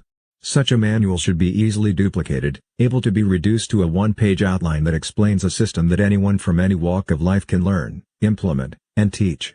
After your long-distance associates have started using the products and have read their short manual, arrange another telephone discussion, this time to target those issues that are the most critical in your system. Sometimes your new distributors will quit after the purchase of their first product package and before they complete their assignments. A certain amount of quick in and out attrition is normal in our business. But for those who continue on with you, Recommend one or two of your most powerful motivational tools to help them build their business. These are the people with whom you will forge a close personal bond and create a lifetime business partnership. For these serious business builders, we then suggest that they purchase a complete training manual. We have invested years researching and writing the Encyclopedia of Network Marketing to guide serious network marketers to success. We also suggest a weekly coaching session over the phone between you and all serious long-distance frontline members of your group. Insist that they initiate the session, using the magic words "you call me." When and if they do, give them your unwavering support. Be sure that their style of approach and their numbers are reviewed during this weekly telephone meeting. Discuss how many prospects they approached that week, how many audiovisual packages they gave out, how many appointments they set, how many people to whom they actually made a presentation, and finally, how many they sponsored. Encourage them whenever their style of approach and their numbers are inordinately low. Be a mentor and lead by example. Help them close their serious prospects. Give constructive criticism about how your new associates might develop on more personal levels. When coaching downline distributors, don't make the mistake of telling them what they did wrong. Doing this only reinforces the mistake and puts them into a downward spiral. Have you ever figured out how to do a don't? When you want to assist associates in changing, suggest what you want them to do right. Quite often the obstacles to overcome are within a person. If your associate is struggling with lack of confidence, suggest that she ask herself, "But what if I could?" Possibility thinking expands consciousness, increases self-esteem, and furthers the chances for success. The best coaches are those who remind people of their inherent ability. Just trying harder seldom produces results. In short, train your people as leaders and teach them to do the same with their people. Give everyone the opportunity to emerge as a leader. And you know the SW rule: some will, some won't, so what? Because someone else is always waiting. Those who don't become leaders will gravitate toward codependency at the citywide meeting, if it exists in their locale. That's your backup plan. Maybe, just maybe, the archangel will show up and lead them back home. The value of a simple training system. Teaching a simple system is a good start toward taking charge of the leadership of your own organization. If you begin your leaders on the right track and prove it can create success for them, you have a good chance that they, in turn, will stick with the same program and pass it on. The following is an example of our one-page training. If you like it, adapt it for your own personal use. A good training system flows in such a way that it can be duplicated by the least experienced in your organization. As you can see from the MLM flow chart following the Yarnell Success Training System, it comes full circle, taking your new associates through the process and then teaching them to do the same. The Yarnell Success Training System simplicity is evidence of the most advanced teachings. Dr. Emil Cady. The Guidelines 1. Commit to this proven training system for 1 year or until you reach your financial goal. Because it is essential that you stay on one proven track, we encourage you not to expose yourself to events that teach or promote other systems. 2. Begin by carefully selecting and approaching those with whom you would most enjoy creating a lifetime business partnership, and teach those people who join you to do the same. 3. As you gradually move into the cold market, place more emphasis on the number of people that you approach. Focus on the width of your front line, rather than the depth. However, support everyone who asks for your help as though they were frontline. 4. Following in-home presentations or long-distance sign-ups, encourage serious people to phone an upline leader. 5. In order to stay focused, we discourage you from creating your own training materials. Rely exclusively on this proven system for the first year or until you reach your financial goal. 6. Build a customer base among your family and neighbors prior to creating a downline. 7. Focus all of your efforts on building one powerful organization and never try to build 2 or more lines in different companies. 8. Success depends on believing and investing in yourself. Therefore, never loan money or products to new distributors. 9. Be loyal to your business. Use your own products or services in lieu of other inferior brands. 10. Stay focused on the end result and take pride in your accomplishments along the way. Do not allow rejections, dropouts, dream stealers, and discouragements to deter you from your vision. You are 100% in control of your own mindset and, therefore, your own future. The System 1. Attend first step training with your sponsor, held once a week as a group meeting. 2. Fill out an application form. Set up a temporary account and place a product order. 3. Just get 10 personal customers as soon as possible. Having received a product starter package, share your enthusiasm based on personal use and results. 4. Establish written goals and visualize them as already accomplished. Stay focused on the end result and realize that your business plan will be the means to this end. 5. Begin making your warm market list of 2,000 names, prioritizing your top 25 preferred business partners. Set up a card file system, by which prospects can be reapproached every 6 months.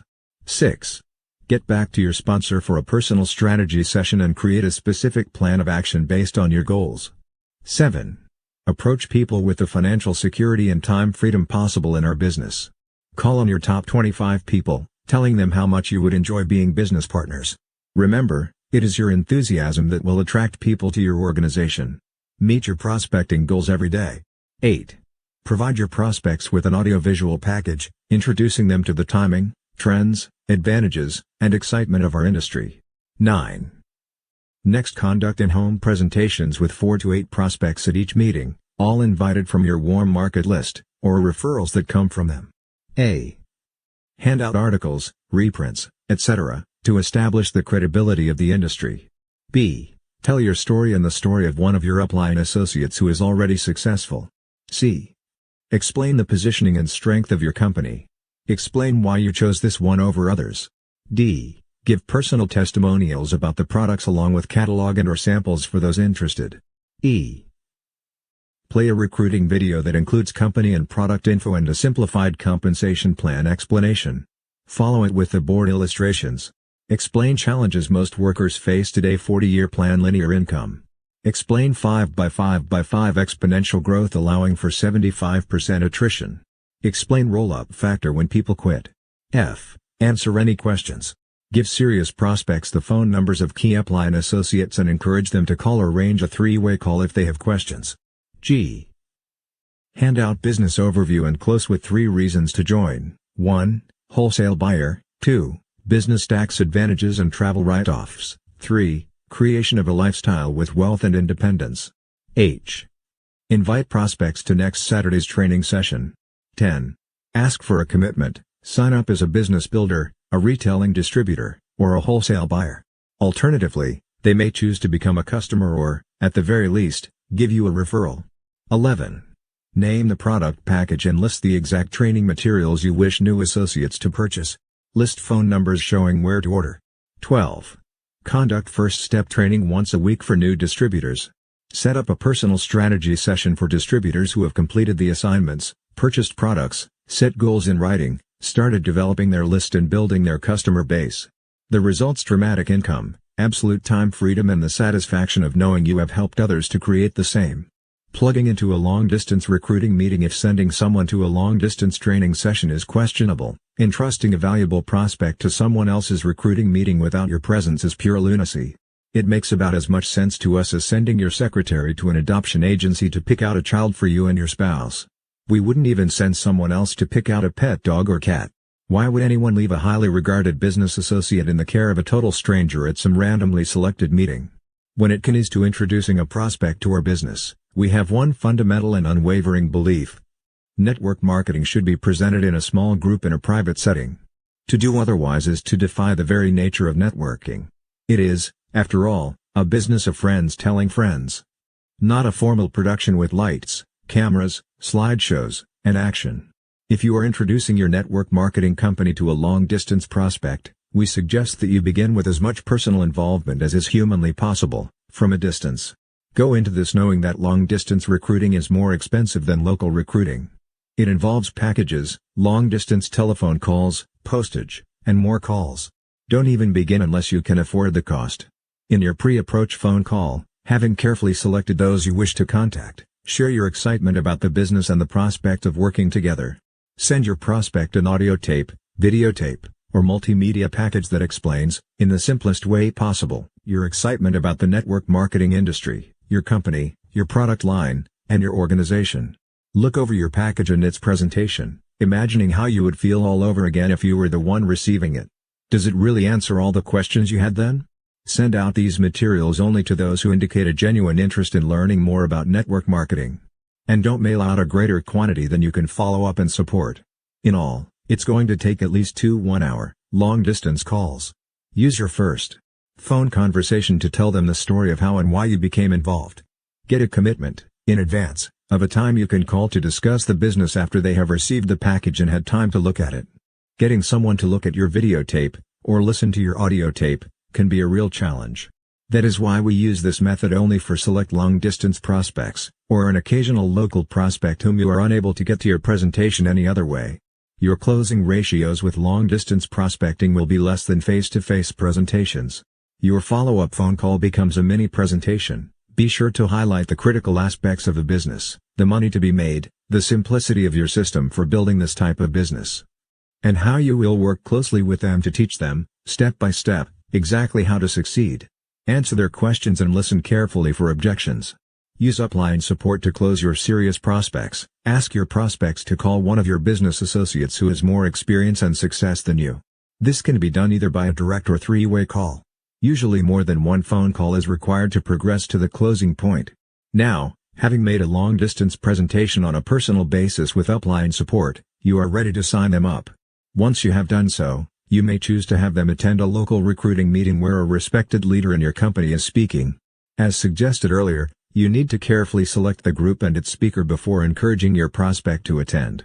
Under no circumstances should you allow your prospect to attend the training meeting that follows the recruiting meeting, unless the training leader is a well-regarded member of your upline or a mentor whose system you are following.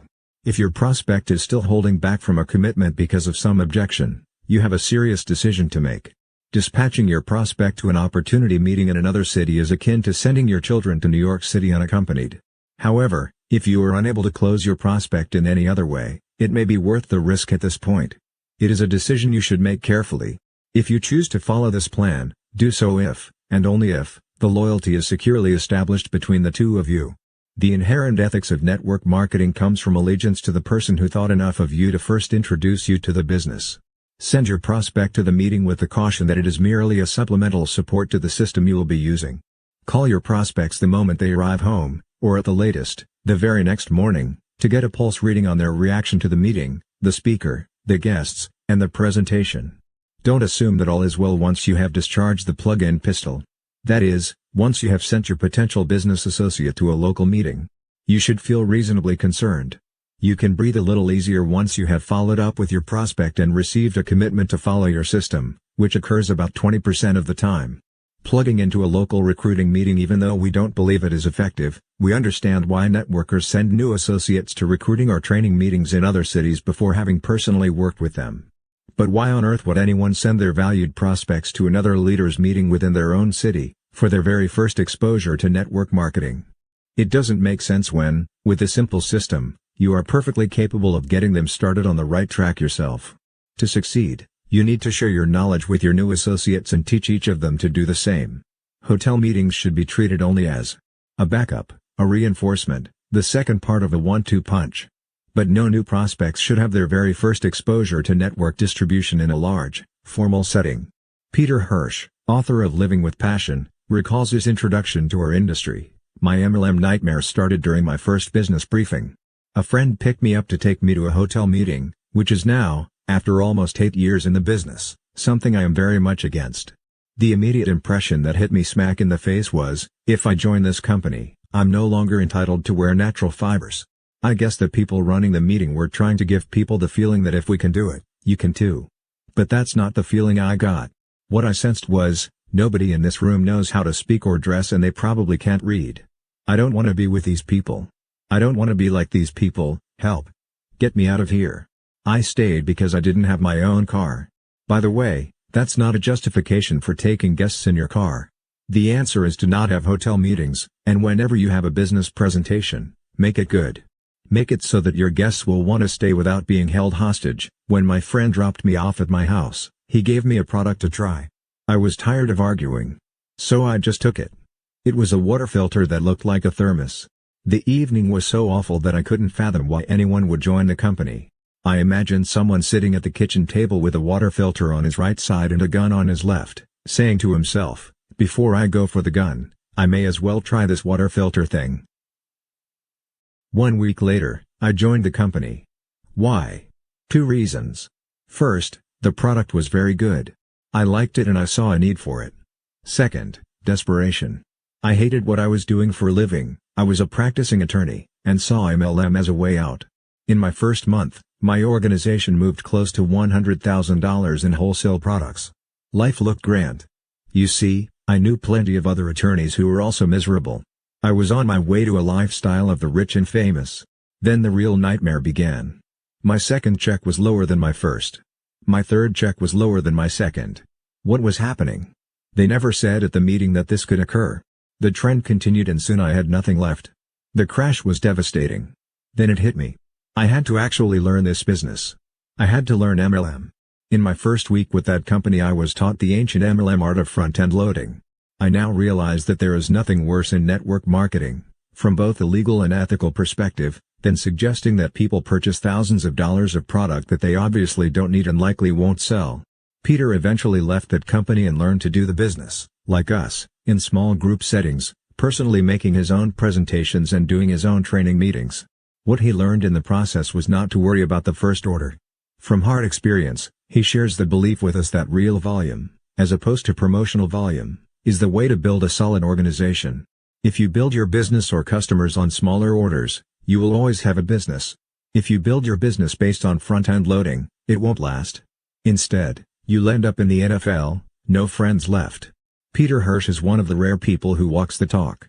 He not only wrote the book, but everything he does is about living with passion. How much passion does it take to walk away from your company, when you are the top distributor earning several times more than you've ever earned in your life, because you don't agree with its practices? Peter knows because he did. He has become a close friend whom we greatly admire as one of the most ethical and conscientious young men in network marketing. Issues of integrity. Of course, there are many more practical reasons for avoiding plugging quality prospects into meetings, whether in your own city or others, if you cannot participate. Some time ago we were speakers at a meeting where a couple set up a table in the front reception area in order to register all the attendees. When the meeting began, they simply walked off with the list and the registration money. Later, they began calling those people who were on the registration list. What we discovered was unbelievable. They were actually leaders in a totally different company who used this same deception on more than one occasion to steal prospects from other distributors. That's how insane things can become at large meetings. But let's talk about a much more insidious form of theft, namely, prospects being stolen by leaders from one's own company. Not only does this happen, but all too frequently it's perpetrated by those leaders who are at the very top of companies. Sometimes it happens with the full knowledge and blessing of corporate owners and staff, though they never dare admit it. Peter Hirsch called us not too many months ago in a despondent mood and asked if we could get together and spend the weekend. Because we're great friends, of course we invited him over. This young star was a top earner in his company, responsible for recruiting and training a very large organization. We found out that weekend that the corporate leaders allowed another leader, who was given preferential treatment by the company, to steal an entire downline from him. He came to tell us that he had quit and walked away from an income of $30,000 a month. That takes courage, more than most of us have. Fortunately, this is not a common occurrence among company leaders, but it does happen. We have seen company owners themselves face many ethical dilemmas in network marketing. Some companies finally reach the big money only after sacrificing some or all of their reputation in the process. Other companies have insisted on high ethical standards, but have not been able to pull in the big money. Some try to make money from the sale of required, ongoing support materials, audio tapes, videotapes, and printed manuals, instead of from the sale of actual products. We have seen companies charge many times the actual value of a so-called training program and try to pay the downline from these revenues. Something that, when investigated, we believe would never pass FTC standards. Like so many of you, we are extremely idealistic in our expectations concerning the network marketing industry. When we first became involved, the industry had a rather poor public image. But we knew the truth. This was a clean, solid industry having as its preeminent purpose the sale of massive quantities of quality products and services by word of mouth, while paying network distributors what they are truly worth. That's what enables us all to lead quality lives. With the ongoing development of the industry, some of that idealism has been compromised. As we look at various companies emerging today, we see no network marketing company who has made it to the big money, that is, to $500 million in annual sales or more, and not compromised something in the process. No company is in a position to cast the first stone at any other company. However, the ethical lapses in network marketing pale in comparison to traditional business. Last year, for example, the biggest bank in Japan was caught cheating and forced to pay $2 million in fines to Americans. In 1995, 7 CEOs of the largest tobacco companies stood in front of a Senate investigative committee with their right hand in the air and swore that tobacco is no more addictive than marshmallows and contains no booster additives. 2 years later, those same corporate heads settled all future lawsuits for $2 billion with the proviso that they will never again advertise their products. Recently we saw a Winston billboard at one of the main intersections in our town stating "We've gone naked, and taken out all the additives." Noble. How proud would you be to be involved in that industry? This is our message to MLM newcomers: take pride in our industry and select your company based on realistic expectations. Select the one that has the very best record based on your values. But we don't believe any company in existence today would receive a check mark in every column: top money earners, complete harmony among field distributors, respected corporate leaders, level playing field, high ethical standards, perfectly balanced front-end and back-end compensation plan, quality products that are in demand and competitively priced, the potential for longevity, a globally seamless marketing plan, and no more than average attrition. Perhaps one day a company will come along that can uphold the highest ethical standards and break all sales records as well. But even if that never happens, network marketing companies still ethically outpace the majority of traditional corporations worldwide. There is really no comparison. With the maturation of network marketing comes the loss of innocence. Those companies that last more than 5 years have a generally favorable record for high standards. Unfortunately, even in those companies there is a growing number of distributors who are quite unscrupulous.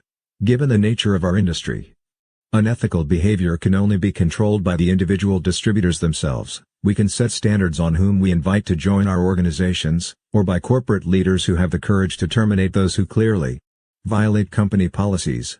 If this problem is not dealt with in the early stages, and the wayward networker is allowed to continue operating unethically, there comes a point of no return. Eventually, an unethical distributor will become too big and too powerful to eliminate without bringing harm to the company and, for that matter, to the entire industry. We can preserve the integrity of our industry by only affiliating with those companies that demonstrate the will to strictly enforce policies devoid of favoritism or selfish greed, as well as by screening new associates in our recruiting, selection and training process. Simply put, select a company that isn't afraid to terminate a big hitter who breaks the rules, invite principled people whom you trust into your organization, and train them to do the business ethically. Fear of loss. Get ready for a scary fact.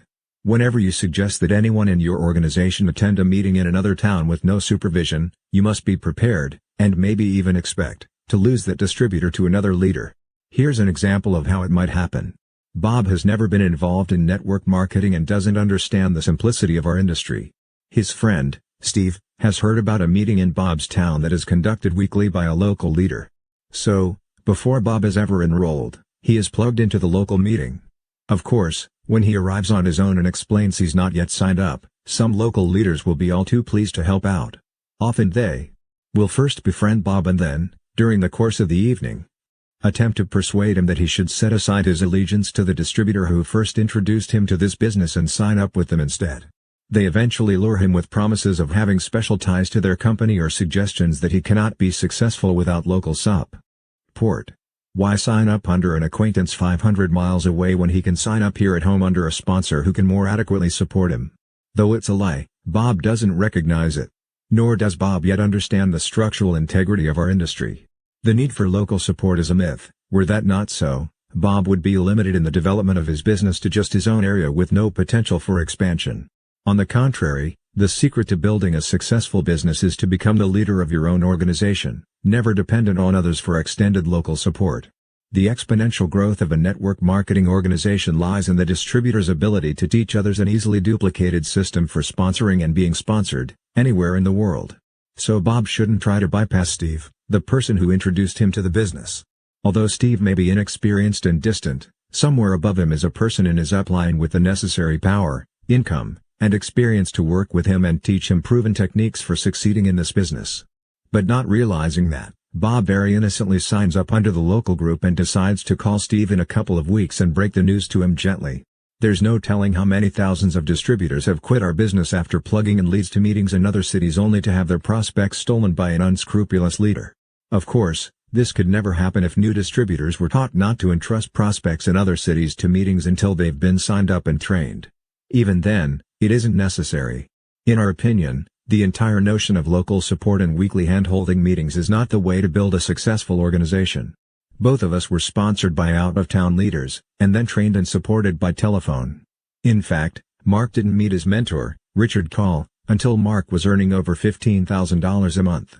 The first time he called Richard, he was given a system over the telephone and he went out and followed it. Even though it was Mark's first participation in networking, he learned enough in that phone conversation to earn serious money after just 4 months in our company. International recruiting. There's a real risk of collapse of the structural integrity intrinsic to network marketing in foreign markets. Breach of loyalty between you and your group, however promising in a newly launched market, is often a direct result of the plug-in pistol. It can even happen without entrusting someone to another leader's meeting. Success in a foreign market is dependent on several things: the loyalty and communication between the sponsor and new distributor, well-translated training materials offering a simple, proven system, and the self-reliance and proactive nature of the startup group in that country. Success does not result from merely finding one good person and plugging him or her into whatever training session happens to be offered locally. However, failure is quite probable. If done properly and taught truthfully, anyone can succeed at, and teach others to succeed at, the business of network marketing.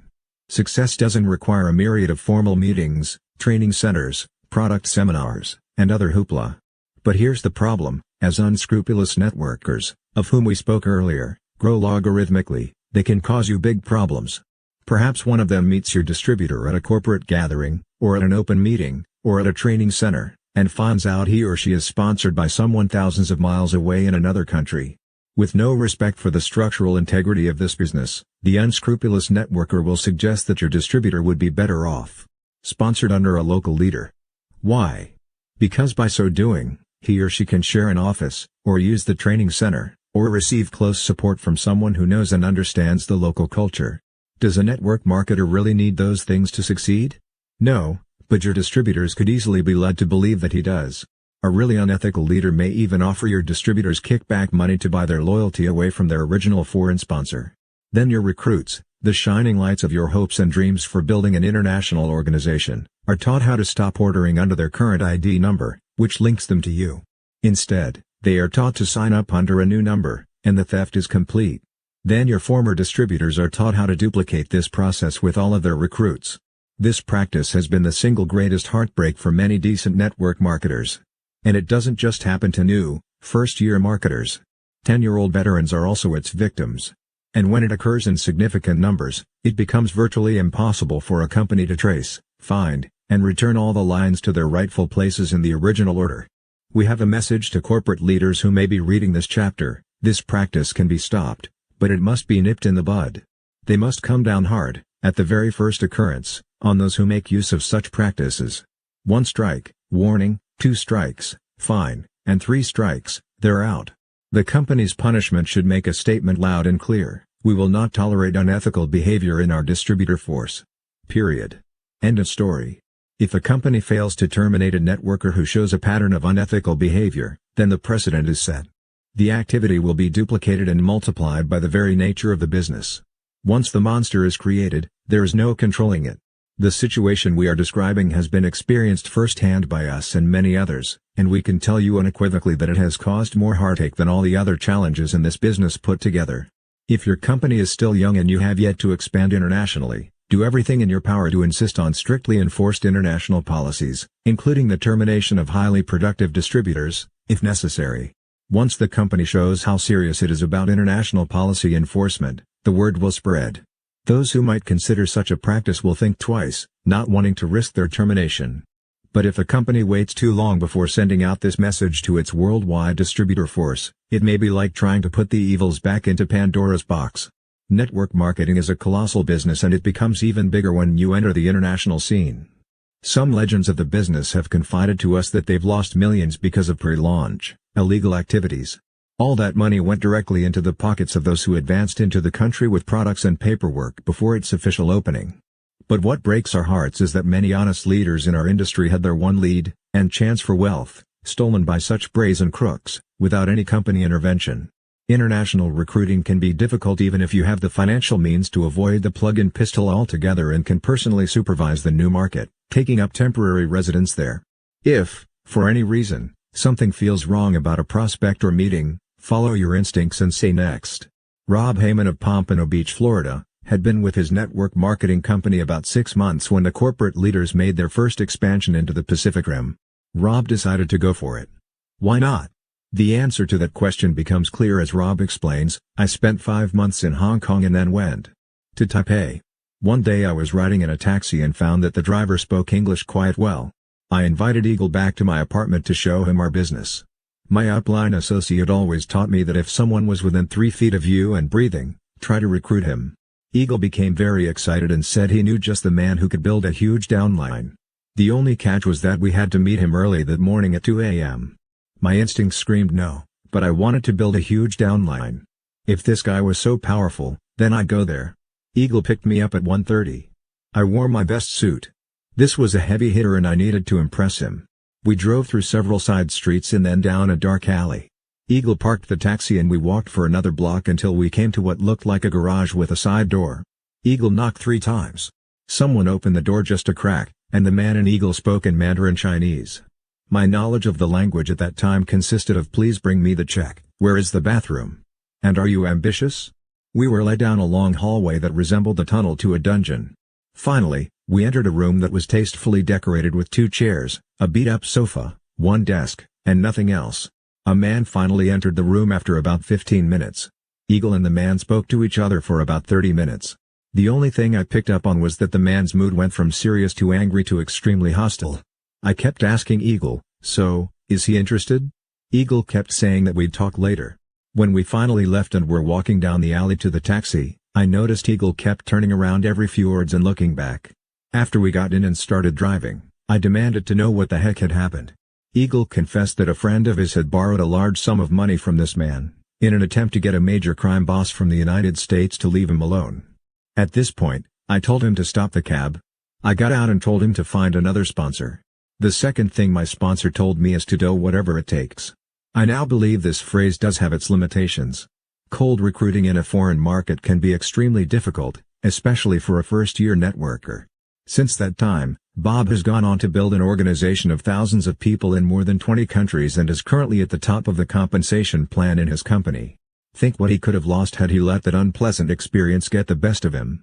He should have followed his instincts that told him a 2 a.m. meeting is bizarre.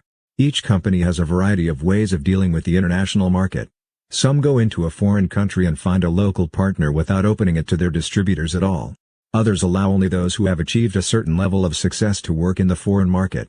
Still others require their marketers to meet qualifications all over again in each individual country in which they choose to build. Others have one seamless global plan, which is open to every level of networker within the company. Familiarize yourself with the international expansion policies within your company. Seek the advice of your upline associates about your entrance into the foreign market in your first year. Depending on your situation and the company you've chosen, it could be the best or worst option of your networking career. As a general rule, we discourage newcomers to the industry from dabbling in the foreign market unless the country is their birthplace, or they have close family there, or their best friend in the whole world lives there. The foreign market is extremely difficult even for an old-timer. It takes a self-starter with absolute loyalty and a proactive approach. And it takes money to keep the lines of communication open. However, if you are new and are determined to enter the international market, then immediately consult with your sponsor, or a successful mentor in your upline, and begin to brainstorm exactly how you are going to capture your share of this special market. One thing is certain, if you are able to create a solid leg of your organization in a foreign market, it can be one of the most lucrative undertakings in your networking career. But your success will depend on your personal contact and leadership, not on plugging in your key distributors to some local training center. If you thought long-distance recruiting and training was difficult and expensive, international recruiting is more so. Just as you should do with your out-of-state recruits, you must be willing to take charge of your own group. If you can't make a trip to the foreign market to personally supervise your distributors, then show them everything you can about the business utilizing phone, fax, email, and mail. If English is understood, then the process is simplified somewhat. There are many industry recruiting tools that you can borrow. Our webpage, for example, has some basic information about our industry and how to select the right company. It is accessible to anyone in the industry who wants to use it at 2 addresses. Or HTTP. Most major companies, and many MLM leaders, have their own company website, fax on demand, and other similar technology set up for recruiting and training purposes. Turn to those technologies used in your own company to pull together the best support materials at hand. While building a foreign market is not easy, with the help of modern technology it is more possible to succeed than ever before. Through the various mediums at your disposal, make as full and complete a presentation to your foreign prospects as if they were sitting in your living room. It's important to recruit proactive distributors in another country. Make sure your foreign prospects understand the importance of assuming a strong leadership position. The right person will be invigorated by this challenge. The wrong person will feel a desperate need to plug into someone. As always, present all the information available, especially your story, as well as details on the company and product line, timing and trends of the MLM industry in their country. How money is made through leveraged income in your compensation plan. Once you have answered any questions, have a strong player from your upline team follow up with that prospect on your behalf. Unless you have a trusted upline associate or mentor visiting that market, never, ever, send your prospects to another leader's business briefing. Under these circumstances, with the hour being thousands of miles away and not part of the same culture, the risk of losing your recruit is simply too great. Let's assume that a prospect in a foreign market has decided to sign up under you and really go for it. Now the hard work begins. You must train this prospect based on the system you know works and teach him or her to do the same. We suggest that you begin by first sending a simple, one-page training outline. Your new associate can easily adapt and translate it for that particular market. If a leader in the industry or in your company has a book, manual, or videotape training package available and already translated for that market, and it fits with your system, then by all means direct your new group to purchase and utilize that material. But if you have nothing more than the one-page outline, you can still train very effectively. We have also found teleconference calls to be a solid way to build a foreign market.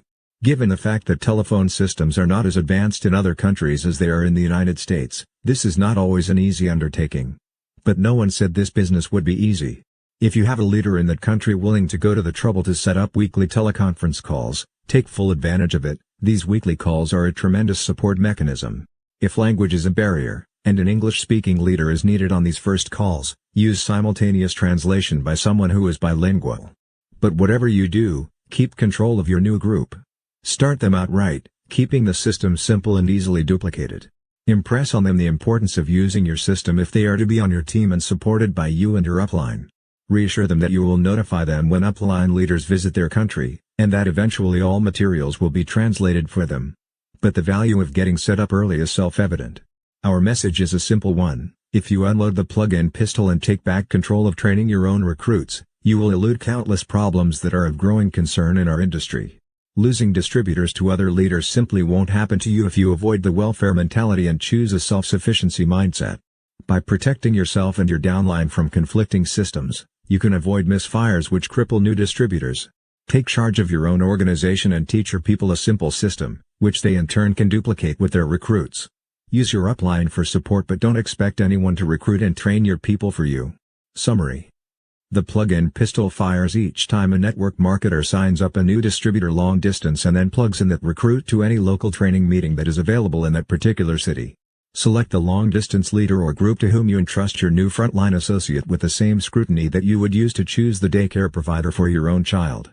Just as the best of all possible solutions is to raise your own child, so, too, is it best to train your valued frontline yourself.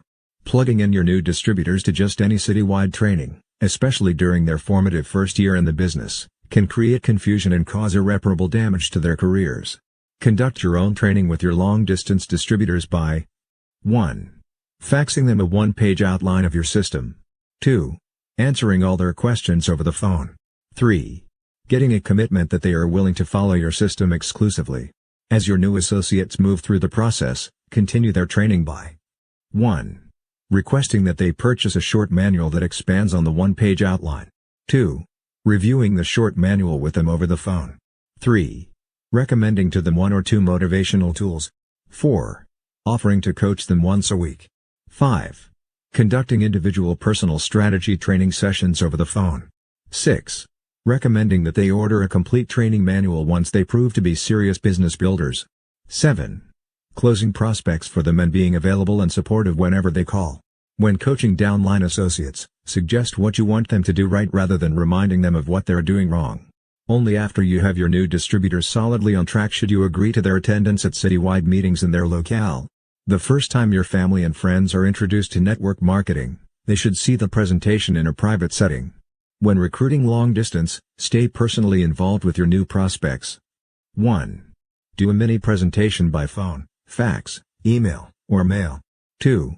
Send your prospects multimedia information and follow it up with a phone conversation. 3. Use the support of your upline associates for closing.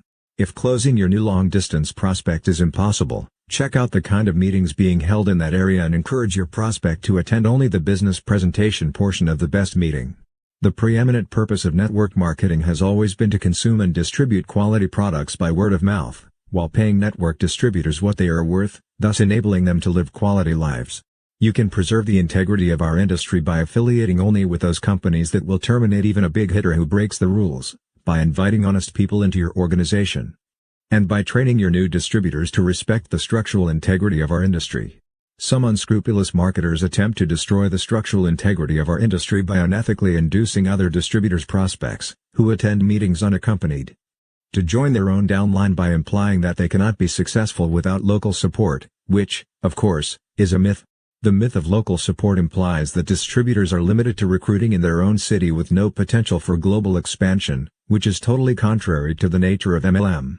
The exponential growth of a network marketing organization lies in the distributor's ability to teach others how to become leaders who in turn can teach others an easily duplicated system for recruiting anywhere in the world. Success in a foreign market is dependent on 1. The loyalty and communication between sponsors and new distributors. 2. Well-translated training materials that offer a simple, proven system that is easily duplicated. 3. The self-reliance of the new startup group in that country. Success does not result from merely finding one good person and then plugging in that recruit to whatever training happens to be offered locally. New recruits in foreign markets are often tempted to switch their allegiance from their original sponsors to local downlines who erroneously claim that training centers, signing bonuses, cultural ties, and other hoopla are critical for success. It is vital that corporate leaders crack down on policy violations before they get out of hand. As a new networker, don't dabble in foreign markets unless the country is your birthplace, you have close family there, or your best friends in the whole world live in that country, or you have a downline who meets these requirements. With the advancement of technology, building an organization in a foreign market is more possible than ever before. The plug-in pistol won't backfire and hurt you if you take charge of your own organization and teach your recruits a simple system that they in turn can teach to their recruits. Chapter 9 Deflecting the Executive Explosion. Recognize the upside and downside of corporate executives joining MLM. While conducting a recent MLM college class in South Korea, we were asked a loaded question. In a most sincere manner, a gentleman inquired, "What have all those corporate managers in America, who are being laid off by the thousands, been doing for all those years when they were on the job? If the American corporate strategy for increasing profits is to simply get rid of executives and managers, how could those people have been productive in the first place?" Before either of us could give an answer, another South Korean gentleman offered this explanation. "American corporations," he said, "are just like a handful of our Asian businesses. Executives go to meetings all day to plan future meetings, and write memos promising to send another one soon." Of course, everyone laughed enthusiastically. On the surface it would seem that a large gathering of MLM professionals would just naturally be biased against corporations. Yet there was profound truth set forth in that response. In this group were several former corporate executives who had turned to network marketing, and they knew firsthand that men and women in traditional corporate management positions are not being productive.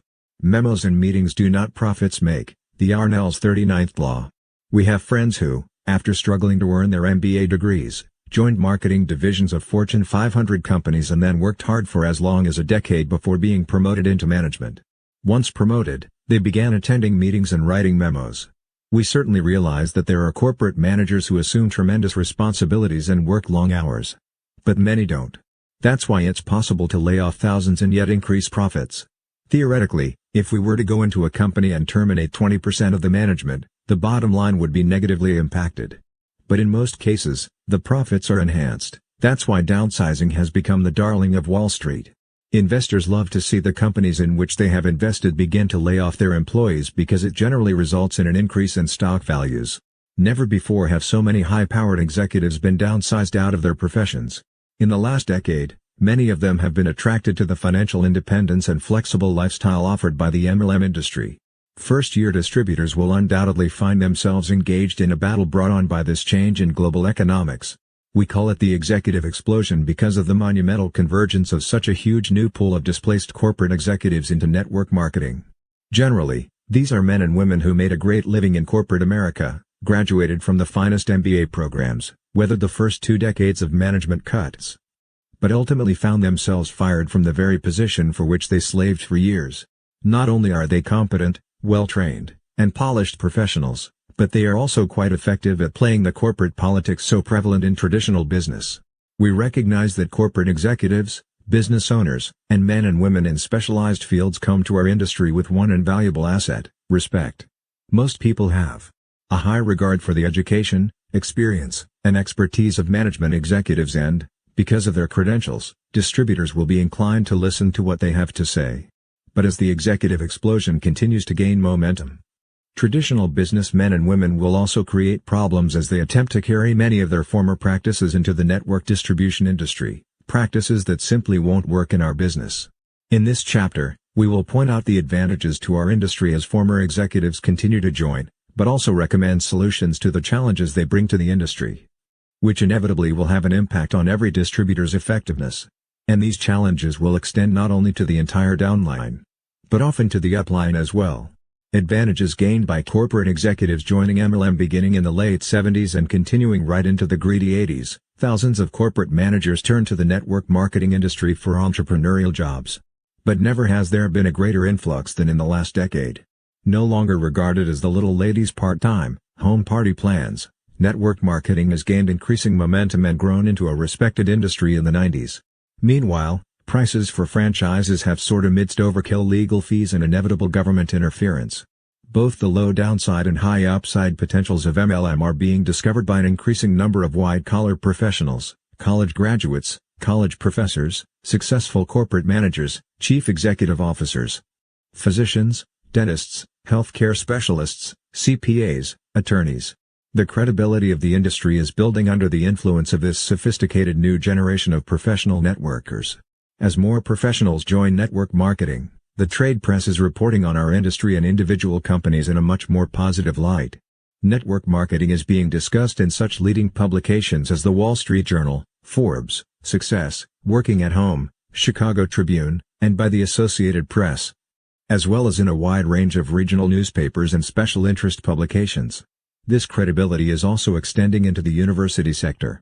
Over the past decade, there has been an ongoing debate as to whether or not Harvard University teaches network marketing. We think it's an issue of semantic gymnastics. Maybe Harvard doesn't teach network marketing, but, in April of 1997, Harvard Ph.D. Dr. Charles King gave a lecture about network marketing at Harvard to the Harvard Law School Office of Student Life Counseling, the Harvard Association of Law and Business, and the Harvard Business School Marketing Club. Challenges posed by corporate executives joining faced with no substantial savings or transitional income. Many downsized corporate executives turn to MLM in a desperate attempt to recapture their former lifestyles. These are good men and women who frankly don't know the first thing about our profession and don't understand that they don't. When they see a group of former blue-collar workers and non-corporate types whom they feel have somehow blundered into $30,000 to $50,000 a month without a degree or any sophisticated knowledge of business, it captures their attention.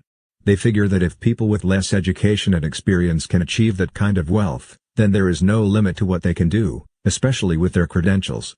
These men and women are faced with two challenges as they enter into the field of network distribution. First, an unmistakable desperation stemming from their loss of prestige and sudden withdrawal of benefits, company cars, and income. Second, a misguided conviction that they can transfer their corporate management style into network marketing. Because so many corporate managers have recently entered our profession, it's only natural that corporate practices would begin to infiltrate network marketing. But they've brought into our industry the very practices that led to low productivity and unjustifiably high incomes in their former traditional corporate management positions. On the other side of the coin, there are two obvious challenges that displaced corporate executives pose to our industry. First, because they are typically very high achievers with great egos and impressive credentials, former executives can often intimidate new distributors who sponsor them. Second, these former executives are inclined to employ many of the tools they used in traditional business, systems which are simply not effective in network marketing. Once intimidated, sponsors no longer command the respect necessary to coach such executives. So the executives take immediate control and begin implementing their own high-tech systems and attempt to manage everyone. Don't make the mistake of assuming that someone you sponsor who has special credentials and comes from a strong corporate background knows more about our business than you do. As Aaron Lynch points out in his wonderful book Thought Contagion, less credentialed people can recognize the restrictive effects of credential systems well enough that they don't even try to impart beliefs to someone with impressive credentials. If you have been in the business longer and have been trained properly, it is critical that you exert your power and train your corporate executives as you would instruct anyone else you sponsor. If you take control from the very start, you will earn respect. Robert Holloway of Dallas, Texas, represents the corporate dissident as well as anyone we know, but one who did it right by duplicating exactly what his mentors taught. His career progressed from his early days as a scientific programmer and engineer, through the real estate development stage with his business partner Roger Staubach, to his current network marketing empire. Almost no corporate executives join network marketing because they're at the height of their success. Most join this business hoping against hope to put the pieces of their lives back together. Robert was no different. He describes his own situation: "The beginning of my career in MLM was not one of the highlights in my life. My real estate business had slacked off considerably, with very little potential for positive change in the near future. I had watched an exciting and profitable real estate career go sour. The markets have completely evaporated." 1 year prior to my introduction to network marketing, a former real estate developer had come to me with this great idea about water filters and said if I would just get in his business, I could make him a lot of money. I asked, "What about me?" And his reply was, "Oh, well, you can make a lot of money, too." That did not sit well with me, although I was impressed with the proposed earnings potential. About 1 year later, I was invited to a business presentation on a new growth opportunity. It sounded like a real estate deal. Little did I know until I arrived that I was being invited to an MLM presentation. I had a lot of overhead and the last thing I was interested in was network marketing, especially selling skincare products and shampoo. My background was in engineering and development and my pride said this was the last thing on earth I wanted to do. I had just lost millions of dollars in real estate downturns and now I was going to call friends to tell them of my new MLM career and ask them to join me? At first glance, I could not see why any of my friends would want to do that. Now, after building a multi-million-dollar business and developing a quality lifestyle, I can't think of one reason why everyone wouldn't want to join me. But I had learned from working at IBM, and especially after struggling in the commercial real estate market, that if success was going to happen, it was up to me. The mindset of a corporate executive. Robert Holloway shares some of his insights into understanding the mindset of corporate executives and business people. I began to contact my closest friends and found that most wanted to improve the quality of their lives and make money. But I wasn't prepared for the second part. Most were unwilling to do anything about it.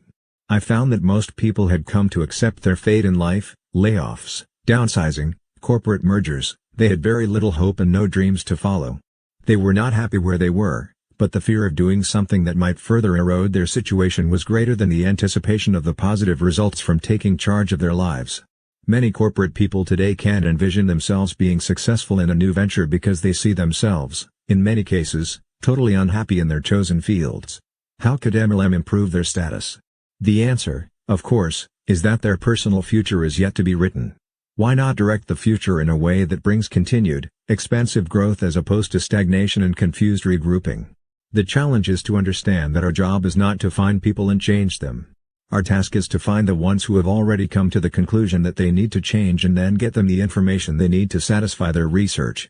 Those who develop positive outlooks and apply our concepts with commitment and consistency are able to build dynamic, successful businesses. This is one of the most rewarding opportunities available today. In the next few years, thousands of lives will be dynamically changed for the better through network marketing. This business is all about timing, catching people at the right time in their lives when they are open to new areas of opportunity. If you can give corporate executives good information relative to their specific concerns, then you have reasonably good odds that they will move to the next level of investigation. Once they use the products, see the potential of expanding multi-billion-dollar markets, and sense the rewards of the marketing plan, they will be ready to be involved in the training system and the business building process. I have discovered 2 essential facts about dealing with the corporate person or business professional. They want information that documents that the business is legitimate. They respond better if you are yourself committed in building a business, because they understand that you can show them how to duplicate your success. If you are a new distributor, you may need to use your upline to close corporate people. Mark Yarnell had to go a full 6 levels upline until he found someone with experience, Richard Colley. None of the distributors between Richard and Mark were seasoned leaders. The process is still the same. Prospects need proof and direction. The faster you provide these resources, the faster they can do their research, make a decision, and move to the next stage. Either they are ready to get started, the time is not right, or this business is not for them. The first two are positive decisions, but many inexperienced networkers will not recognize the second stage as positive. And if you will use the follow-up card filing system, which we recommended in an earlier chapter, with those for whom the time isn't right, you will eventually sponsor some of those people, too. If the business is not for them, ask for referrals. As Robert explains, most people completely misunderstand when a corporate person says no. It's not that they don't want to make more money and have free time, it's just not the right time for them to pursue it. 6 months can change everything. Most people don't understand this and see it as personal rejection. A person new to MLM often doesn't realize that being turned down just means that the timing simply wasn't right. Don't take it any more personally than that. I am convinced, more than ever before, that the timing today could not be better to launch a career track in network marketing, one that can change a person's life for the better. Robert's forthcoming book, entitled From IBM to MLM, explains in detail the steps necessary to take control of your life, develop a vision, become energized, and put your plan into action. He and his wife, Karen, live in Dallas, Texas, and work the business together. With all of their success, they now have the time to pursue their real passion, sailing and exploring faraway islands, stopping in each little port along the way. Last summer, we had the joy of being introduced to the sport with them while yachting our way around the Sir Francis Drake Channel in the Caribbean. Greece is next. Corporate executives can become among the greatest distributors in your organization, or they can blow everything and ruin your entire downline. We have seen both happen. The way to prevent the latter from happening is to exert your strength from the very beginning and let them know how very different MLM is from traditional business. We have been very fortunate to learn a great deal from Terry and Tom Hill. They are the only truly high-powered sales professionals we've ever sponsored. Terry was the #1 Xerox sales rep, and her husband, Tom, was a Merrill Lynch stockbroker. They have been invaluable teachers to us with respect to the executive explosion. They taught us about the executive mindset and the necessity for structure. More importantly, Terry shared with us many of the sales strategies employed in corporate business and, specifically, why they don't work in our field. We want to begin by examining a few of those strategies to see why they are ineffective. Networking strategies, the antithesis to traditional business. Networking strategies are often the very antithesis to traditional business and conventional marketing systems. Corporate executives often erroneously believe that strategies that brought them success in traditional business will work in MLM. Sadly, most don't. But because of their egos and previous leadership habits, they instinctively seek to reinvent the wheel. As these respected executives bring in new systems and create new sales tools based on traditional business, they unwittingly lead other distributors astray. Because of their credibility, they can sway their upline as well as their downline. Of course, many new distributors just naturally assume that these formerly successful executives know what they are doing and adopt their traditional strategies as a means of succeeding in MLM. We're going to say it once more: take control, be decisive, and lead yourself. Give up meetings and memos. It isn't easy for a corporate person to give up meetings and memos. They are ingrained in executives. So first and foremost, teach your new frontline distributors coming from the business world that MLM is a work program and that success comes to no one during the time that they are attending meetings and typing memos. One of our frontline leaders sponsored a former manager of a large division of Phillips Petroleum.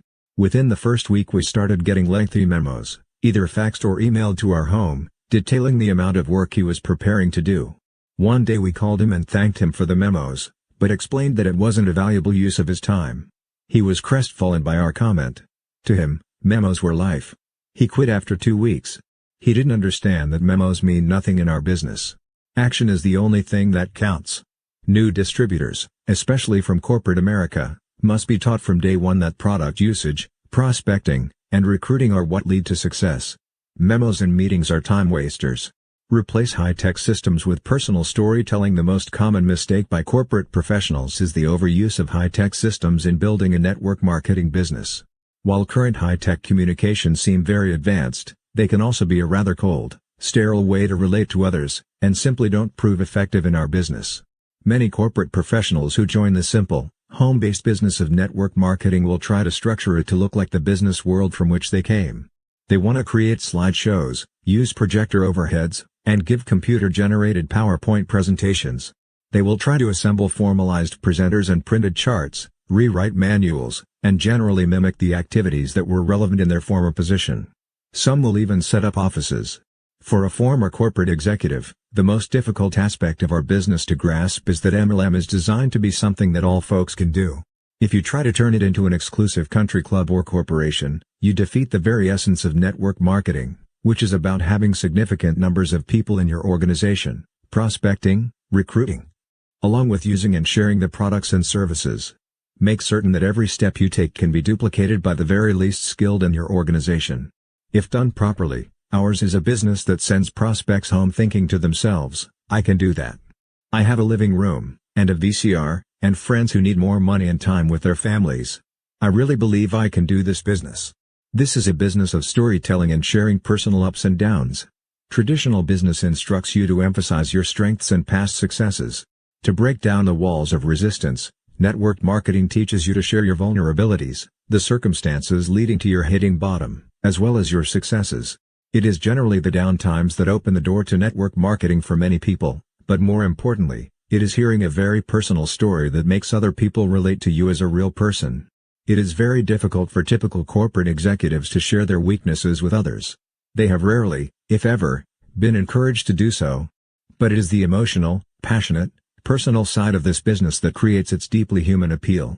Systems such as slideshows, email recruiting, high-tech computer websites, hotel meetings, mass mailings, and a host of other traditional, impersonal marketing strategies do not work nearly as effectively in the simplified, easily duplicated field of good old-fashioned, work-at-home network marketing. Lead by example instead of by delegating. Once in network marketing, traditional business executives must leave behind their habit of delegating responsibilities and begin to lead by example. Executives are forced into the trenches in MLM. For many, letting go of their former image is unbearable. Most managers, administrators, and supervisors have spent their lives telling others what to do and overseeing their activities. That same behavior in network marketing can lead to the rapid death of your entire organization. Do you know why? Because ours is a business of duplication. Whatever you do, your people will duplicate. If each one is managing his group and no one is prospecting, recruiting, and presenting the business opportunity, then that organization will stagnate. The healthy organization begins with action at the top. The leader should be in the trenches, prospecting, setting appointments, frontline recruiting, and using and sharing products and services with the small ones. Tomer base. The leader should not be supervising anyone, but rather showing them what to do by example. If you duplicate that throughout your organization, then you will certainly have a living, breathing, thriving business. Never qualify your prospects because of the executive explosion. New distributors will recruit people who were formerly quite successful marketing reps with major corporations. One of the very first rules of thumb followed by professional salespeople, and brought with them into MLM, is the importance of qualifying a prospect. For example, a typical marketing rep selling $3 million laser printers usually tries to make certain that a company both needs and can afford that specific printer. That is, qualifies the prospect, before making an approach. But when executives and marketing reps use that principle in MLM, it doesn't work. Here's why. Those who succeed in building huge organizations in our industry are frequently people who have no business background, no former sales experience, no college education, and for all practical purposes appear to be those who would not succeed. Our best description of the type of person you are trying to recruit is one whose back is against the wall financially, who is driven by a cause, who is coachable and willing to follow your system without changing it, who comes across enthusiastically, and, finally, who enjoys working with people and seeing them become successful. But when executive types come on board, they unfortunately tend to qualify their prospects and exclude many who would ultimately make them a fortune, all because they don't appear qualified. The best advice we can give to corporate executives who have just entered our industry is this: wake up each morning and resign as general manager of the universe. Don't play God. Anyone can do this business. Whether they will put forth the effort is entirely up to them, not you. It is also important to keep in mind that a far-sighted networker will make room for all kinds of people in his or her organization: wholesale buyers, retailing distributors, part-time organization builders, as well as people who pull out all the stops and take this opportunity to the moon. You don't want anyone to feel out of place in your network. As long as your people are taking steps to achieve the goals they have set for themselves, they should feel a sense of belonging in your group. A typical and successful organization will consist of a balance of all types of people with all kinds of objectives. It will be made up largely of wholesale buyers who are faithfully ordering and reordering products and/or services month after month. A good organization will also have a share of retailing distributors intent on selling products or services as their primary means of earning an income. Next, there will be part-time networkers who are working toward building an organization of distributors for the purpose of replacing their income. And, finally, the smallest group will be those who are full-time maniacs going crazy with this business, setting records in MLM history. Always look for the serious business builders with whom you can partner, but make a place for everyone in your organization. Truly, the more diverse the merrier. There is no value in qualifying your prospects. Organization building versus retailing products. With this influx of executives into the network distribution industry, there is a far greater understanding of the value of building an organization of people who do three things. Use the products or services, share them with others, and find others who will do the same. It takes a lot of people, each doing a little bit, to make it all work. But for many today, as in the early days of the industry, there is confusion over whether to place your emphasis on product, sales, or on building an organization. The answer lies in deciding what you want out of your business. Home parties, clinics, and retail sales create immediate, short-term cash in hand. Building an organization of distributors who use and share the products and duplicate this process produces long-term residual income. With some exceptions, such as medical doctors, most professionals entering the networking scene today prefer the passive residual income from organization building over the immediate gratification of product movement. Even those who come into our industry unaware of anything but the ability to sell products, like scholar athletes Steve and Jeanette Bach, will often inadvertently discover the longer-range value of building an organization. But they aren't alone. It was November of 1979 when Jan Rua first learned about multi-level marketing. I had a 4-year-old daughter, Sarah, and a 2-year-old son, Clayton, and was invited to a product demonstration. I wanted to join the day I attended. But the company rep told me that she wasn't going to be associated with the company anymore and that I would have to call her upline. I called that next person and left her message after message. She finally called me back and told me to stop annoying her. She then informed me that our company was very new and they had stopped letting people become sales reps until the following March. On the first day of that month I called the local sales rep in Dallas, Texas, who told me I could stop by the church where she was working to pick up a form. She didn't want to mess with getting it to me. I joined while I was pregnant with my soon-to-be daughter, Ashley. We had no money. I was sick of being broke and sick of always asking my husband for a little money. I never really thought in terms of wanting financial independence. I just wanted to have some extra money. I was 30 years young and not willing to live like a pauper for the rest of my life. My husband had no desire to be financially successful, and I felt captive with 3 children, not being able to earn any money without leaving them. I called my mother and asked her for the startup kit deposit, but she discouraged me, certain that these kinds of home parties were not for me. She said I should stay home, be a mother, and let my husband's income provide for us. I was disgusted with her attitude and called her mother, my grandmother, who said, "Honey, I will be happy to invest in you. I am going to stake a claim in your future." That day I knew I had found the perfect vehicle. It seemed perfect, a real business that allowed me to be with my children and sell a product out of my home. I just didn't know yet that it was network marketing. The day I joined, my local upline associate quit, and my next upline associate was located in California. I was the only sales rep for my company in the entire south of the United States. No training, no meetings, no support. Oh well, I was determined to be the best salesperson I could be. At my first home party, 20 people were there and I sold $75 in product. Wow! Someone actually bought from me. I was thrilled. I booked a few parties and my business took off. As I showed the products in private home parties, people lined the hallways to buy from me and some even asked how they could sell and become involved. Well, I had no idea, so I told them that they couldn't join me, that I was the only one who could represent this product to the public in Dallas. Can you believe that? I didn't understand about recruiting, but I had booked more parties than I could handle. About 6 months into the business, I decided to take a look at the small company manual in the bottom of a box in my garage. It said that my company was an MLM business and that I was to recruit others to sell the product. Well, blow me away. I had no idea and had never kept the names of the many who had asked to join me. I am still looking for those people today. This moment of discovery created such a wonderful visual for us. Just thinking about her rummaging around in her garage and being blown away when she read her manual made us laugh until we cried. The next 6 weeks, she continues, I focused on recruiting and found 13 people who also wanted to sell. At that point, my California upline associate called me. In fact, everyone called me.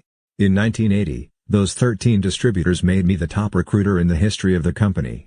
One of the recruits told me that she only wanted to do parties and that she would not recruit. I had booked the coming fall with home parties almost every other night, which represented more than half my business. I remember that I had baby Ashley in my arms when that newest frontline called to inform me that she was quitting because she had called all of her friends to book parties and they had already committed to come to mine. I made one of the hardest and, as it turned out, most significant decisions of my career. I told her she could have the home parties that I had booked. Through those parties, she became the top seller that year in our company. And though I was pretty bitter at first, it gave me more time to be with my 3 babies, all under 4 years old. In spite of herself, she ended up recruiting 6 people, whom I trained and supported. As my organization grew, I set up a tiny office in a corner of the playroom so that I could work and supervise my children at the same time. I got on the phone prospecting and following up for hours each day. Even with the care of the children, I made at least 20 calls a day. I was driven by the money. Everyone else in my entire company was mission-oriented, Sabbath world-type people. Not me. I wanted to make money. I figured out that if I made my mission helping enough others make money, then I, too, would eventually make money. And it worked. I also took my 3 babies to the zoo and to parks every other day. They had a great time while one prospected. I was determined and driven. I would do whatever it took to get some extra money. I was propelled to success because I wanted the money to put Sarah and Clayton into a private school in Dallas. The day I gave away my parties to my new recruit and focused on finding others who wanted to recruit or do parties, that's when my business took off. I focused on getting a lot of people doing a little bit. By the end of that year, I had 24 people in my group and had earned about $5,000.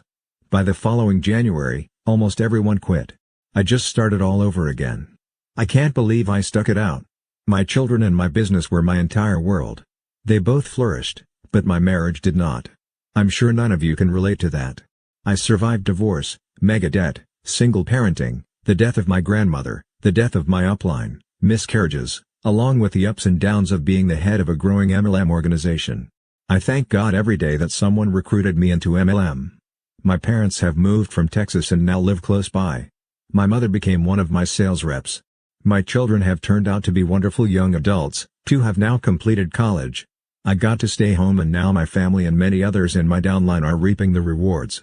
Today, 18 years later, Jen is happily married, living with her second husband in a mansion on the top of a mountain in Aspen, Colorado.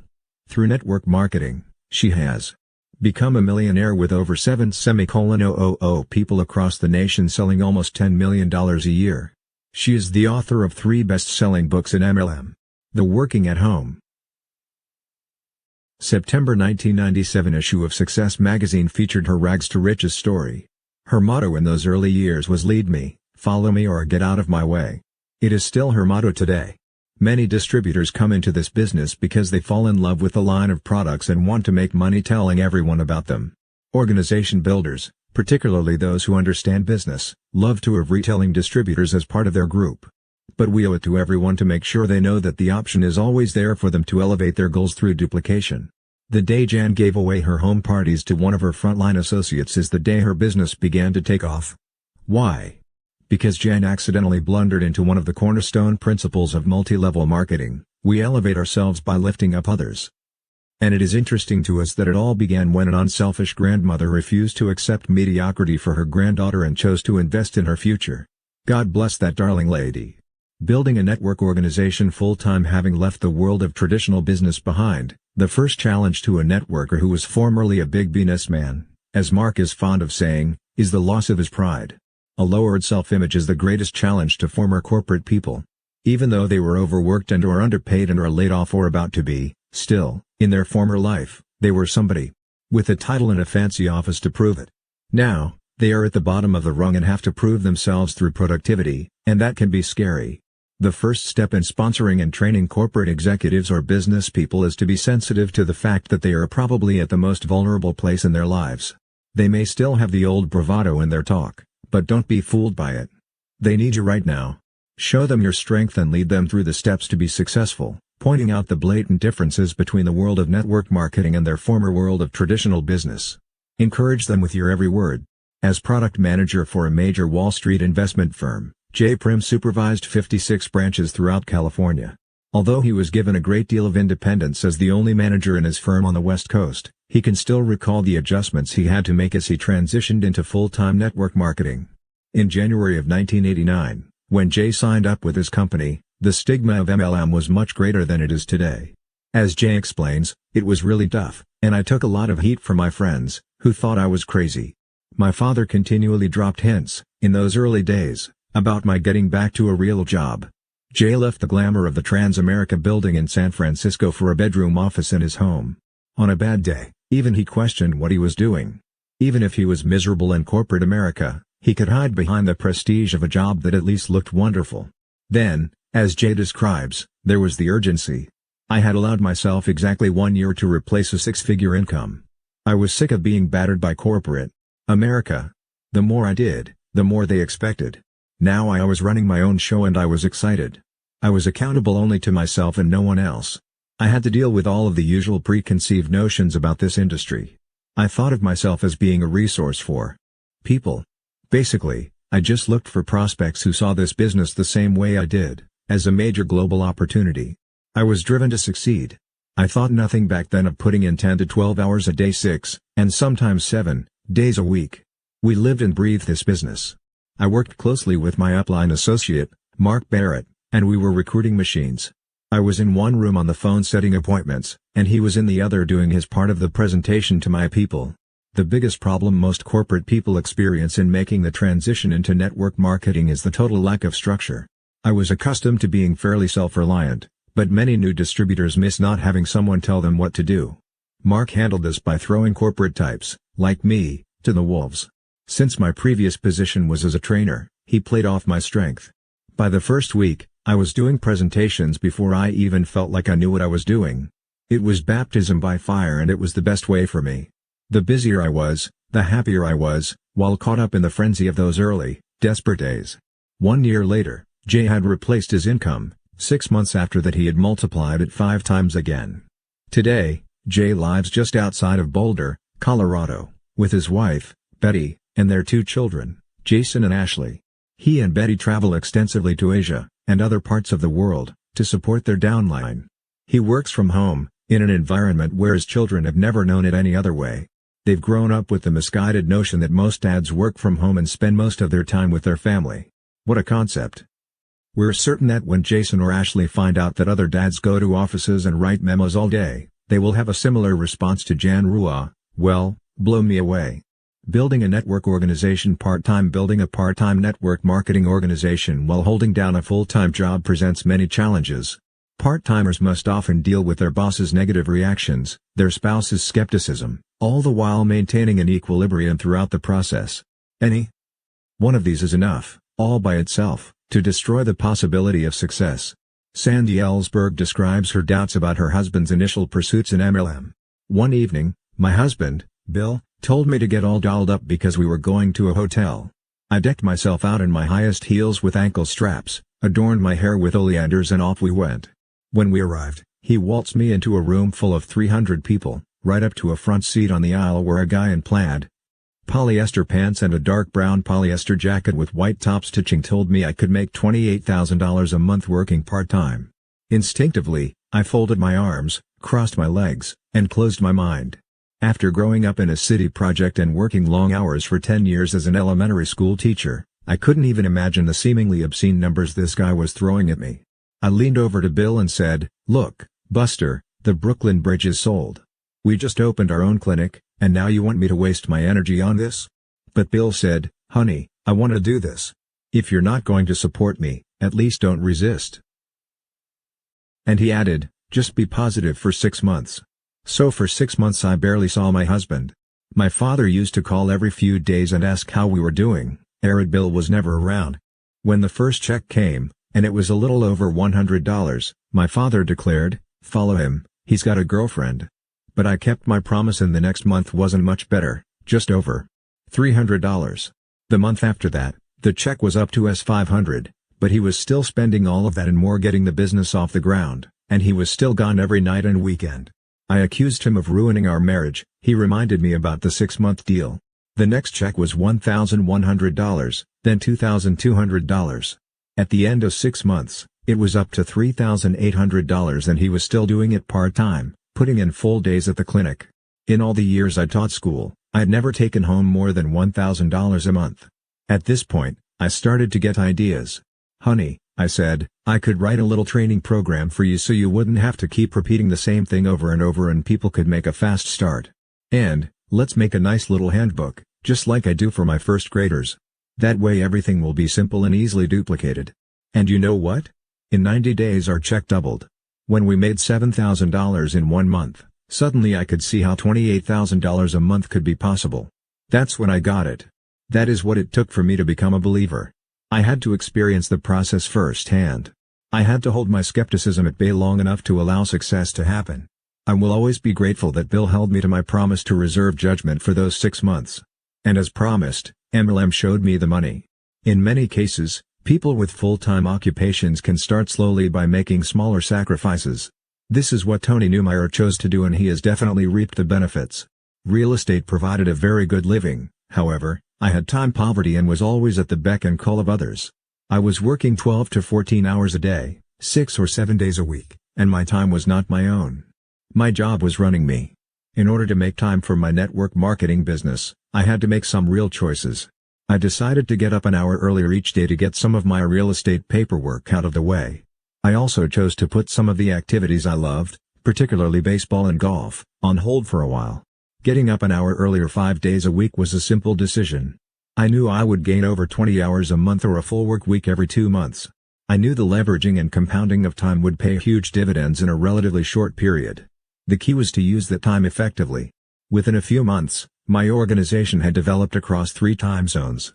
Since I was already awake at 5 a.m., my time, I was able to phone people on the East Coast where it was 8 a.m. This proved very effective in spurring growth. Choosing to put my social activities on the back burner for a couple of years proved the most difficult of my choices. Sports were my outlet to maintain sanity. Fortunately, my wife was extremely supportive. We had a toddler of 21 months and a 2-month-old infant when I started with my network marketing company. Kate kept the house running and our personal family matters in order so that I could devote my time to getting ahead. She was and is amazing. I truly felt that by working hard for a few years we would be set for life, and now that has proven to be absolutely true. Just 1 hour a day and a few sacrifices have changed our lives forever. By using this steady, methodical approach, Tony Neumeyer has achieved the honor of being the top Canadian distributor in a large network marketing company.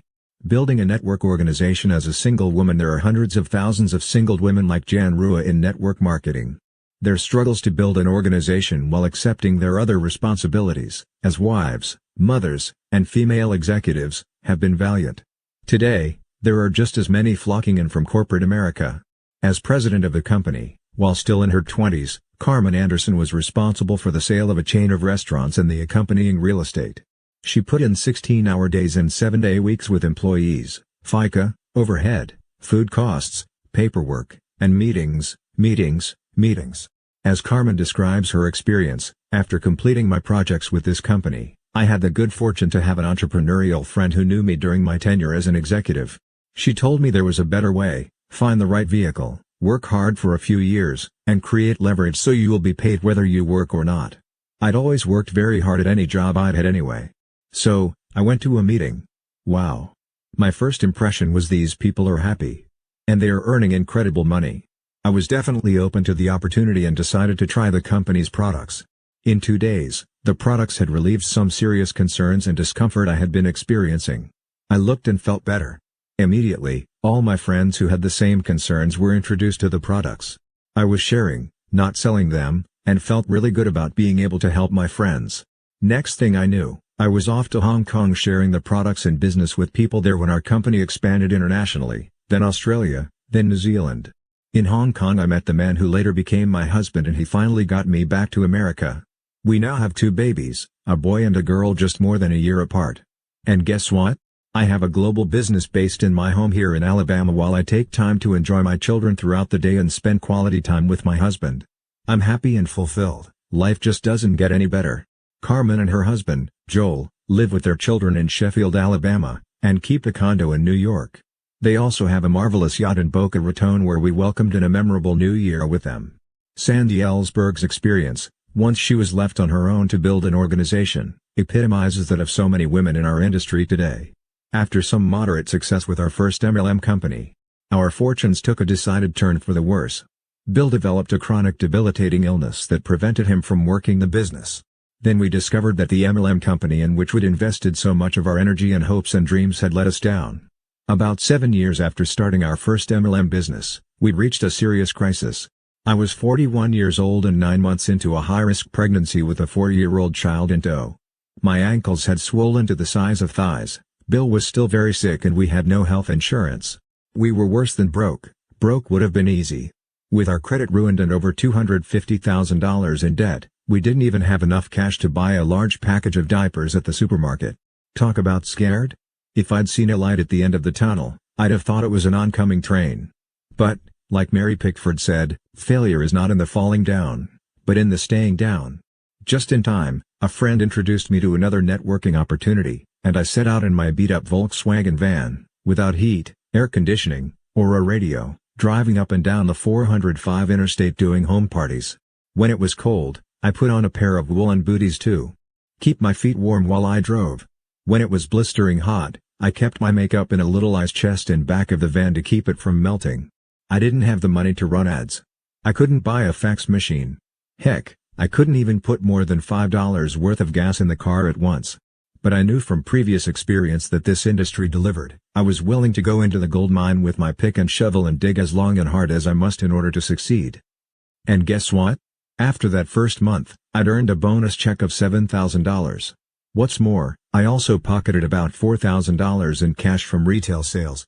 Having lived this story allows me to understand, at a gut level, what it feels like to be a discouraged welfare mother, or a laid-off, middle-aged corporate manager, or a retiree eating oatmeal 3 times a day at the end of the monthly Social Security check. I know what desperation feels like. But I also know that, with the eye of the tiger and the willingness to do whatever is necessary, we each have the ability to create our own success. It's not luck. It's not magic. It's what's inside us. We have known Sandy for several years now, and this is the message she delivers so sensitively to women audiences. There is not a single woman with reasonable skills and serious drive who cannot pull herself out of her plight and achieve greatness. Sandy and Bill Ellsberg live in Dove Canyon, California. Sandy has gone on to become a major advocate for the industry and a much sought-after speaker among network marketing companies nationwide. As an upline associate to Sandy Ellsberg, Jerry Rubin had these kind words to say about her. Sandy is a veteran of network marketing, but every day she approaches the business like it's the first day of the rest of her life. She is emotionally and intellectually involved in the business and comes to it from the depths of her soul. She's a product of her mentors, and her life's experience, and she works harder than anyone I know. She's one of the best teachers in the business because she understands how she got where she is. If you understand how you got where you are, then you will be able to teach others how to get there too. You may remember Jerry Rubin for his Chicago 7 anti-capitalism protests in the 60s. By the 90s, he had dramatically changed his thinking. He and Mark were working on a book together called The Capitalist Manifesto when Jerry met with an untimely death. Most of the world remembers Jerry Rubin as a radical who dared to smoke pot during an interview on national television.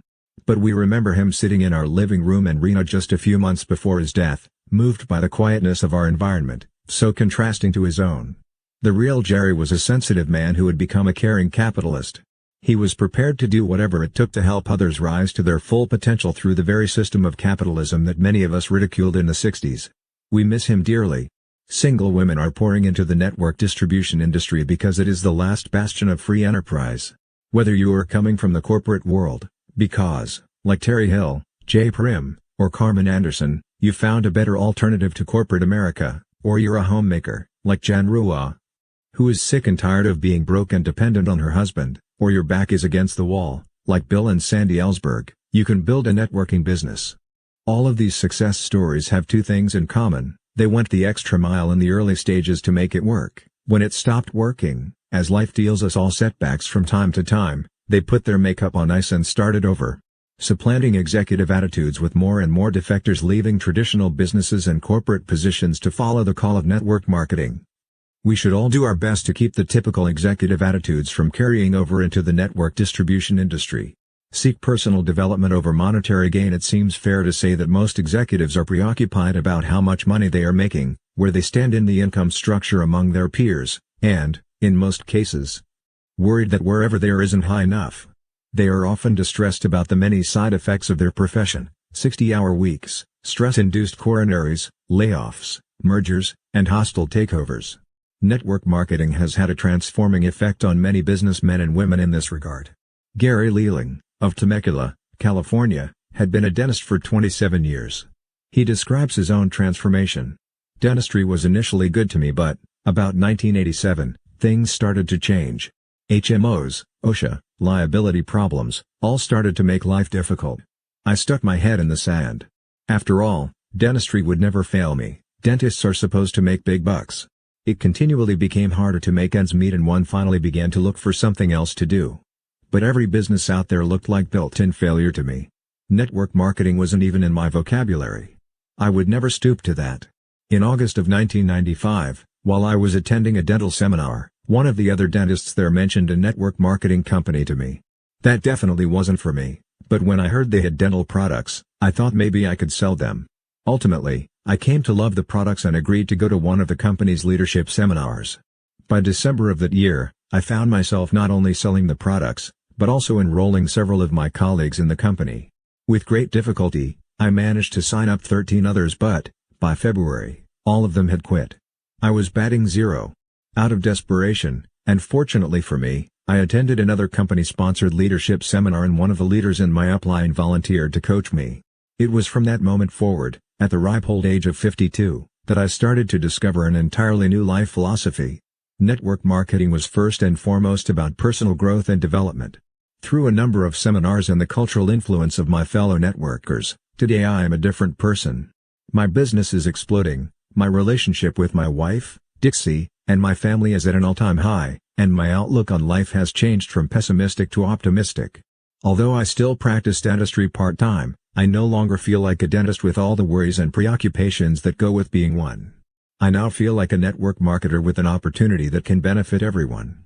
I have a great outlook on life and am doing what I enjoy with an enthusiasm that I never knew was possible. Exalt others instead of ourselves without passing judgment on all executives. There is a tendency among them to demonstrate an egotistical disposition. We are great. Those who work for us are inferior to us. All of this success is due to our brilliance. But in network marketing, it is just the opposite demeanor that makes this business work. Pat Hinsey and Steve Schultz, partners in their network marketing business, discovered the real secret to MLM success. This is a story you may find yourself repeating over and over as you build your business. It accurately describes the real nature of our industry as well as any we've read. We hope you enjoy sharing it as much as we have. As Pat and Steve tell it, our story is definitely not one of overnight success. The truth is we have simply outlasted most of the others in this industry. For 3.5 years, we worked this business with so little results it's almost embarrassing to discuss. We went through every possible negative human emotion. We asked ourselves repeatedly, why won't this work? What are we doing wrong? Why is everyone growing faster and bigger than we are? Will this ever really work for us? We went to every rally, every function possible.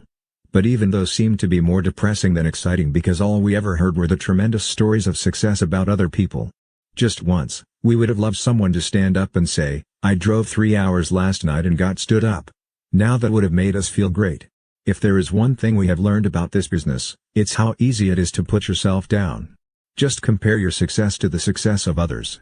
There will always be others who are experiencing more success than you are at any given time, but we kept going because we thought we might find the secret to the business.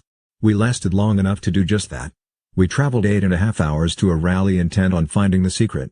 We knew that the top money earner in the company was going to be there.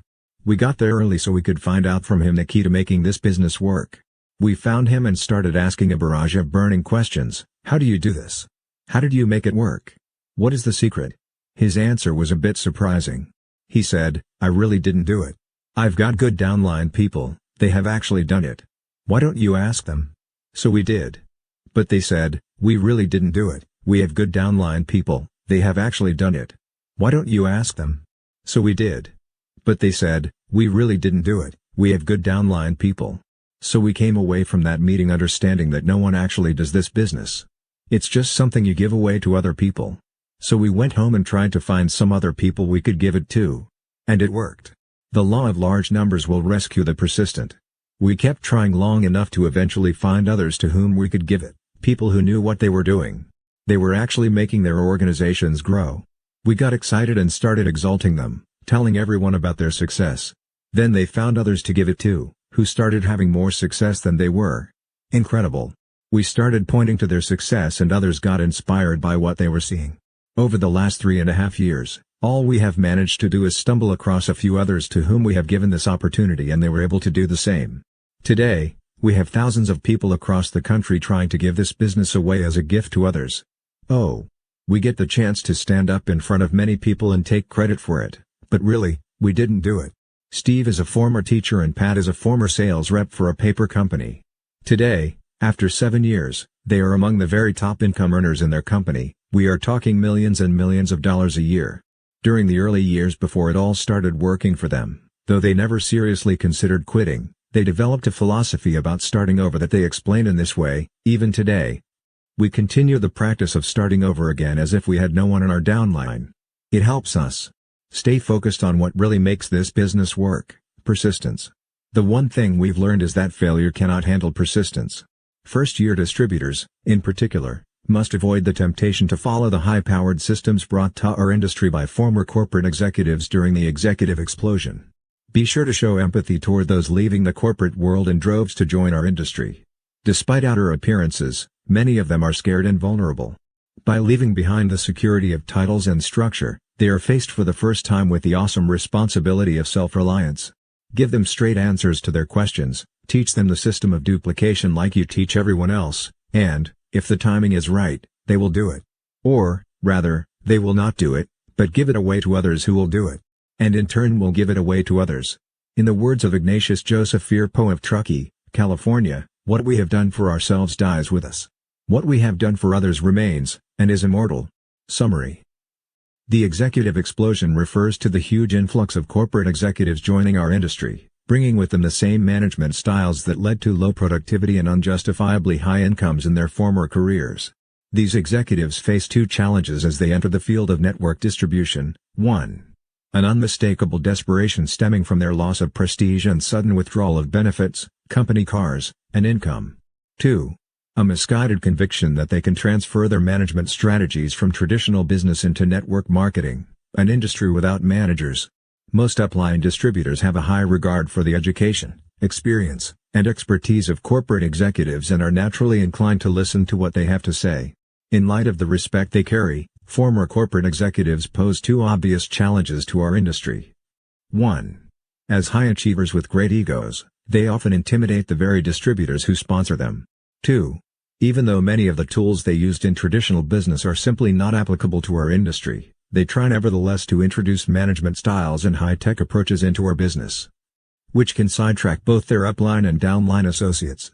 Even if you have a blue-collar work background, don't make the mistake of assuming that some corporate big hitter knows more about our business than you.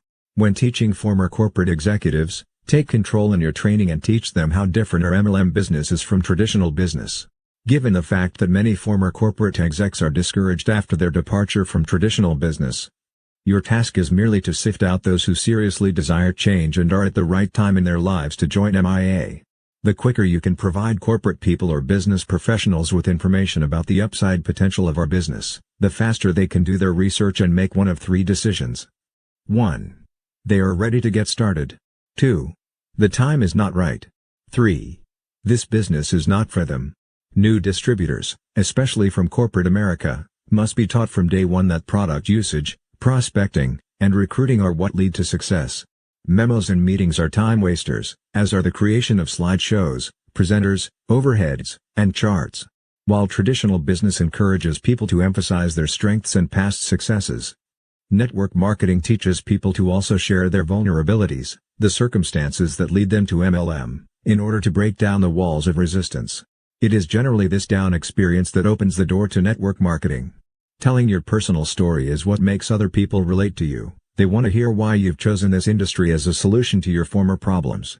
Unlike passing the buck in traditional business, Executives who want to build a large organization in network marketing must leave behind their habits of delegating responsibilities and begin leading by example. Do not qualify your prospects, but rather make room for the widest possible cross-section of people. Home parties, clinics, and retail sales create immediate, short-term income. However, building an organization of people who use and share the products, and then teaching others how to duplicate this process, produces long-term residual income. A lowered self-image is the greatest emotional challenge for those who leave the corporate world and enter full-time into network marketing. Many part-time networkers worry about their boss's negative reaction and their spouse's skepticism, while maintaining a positive outlook throughout the early stages of the process.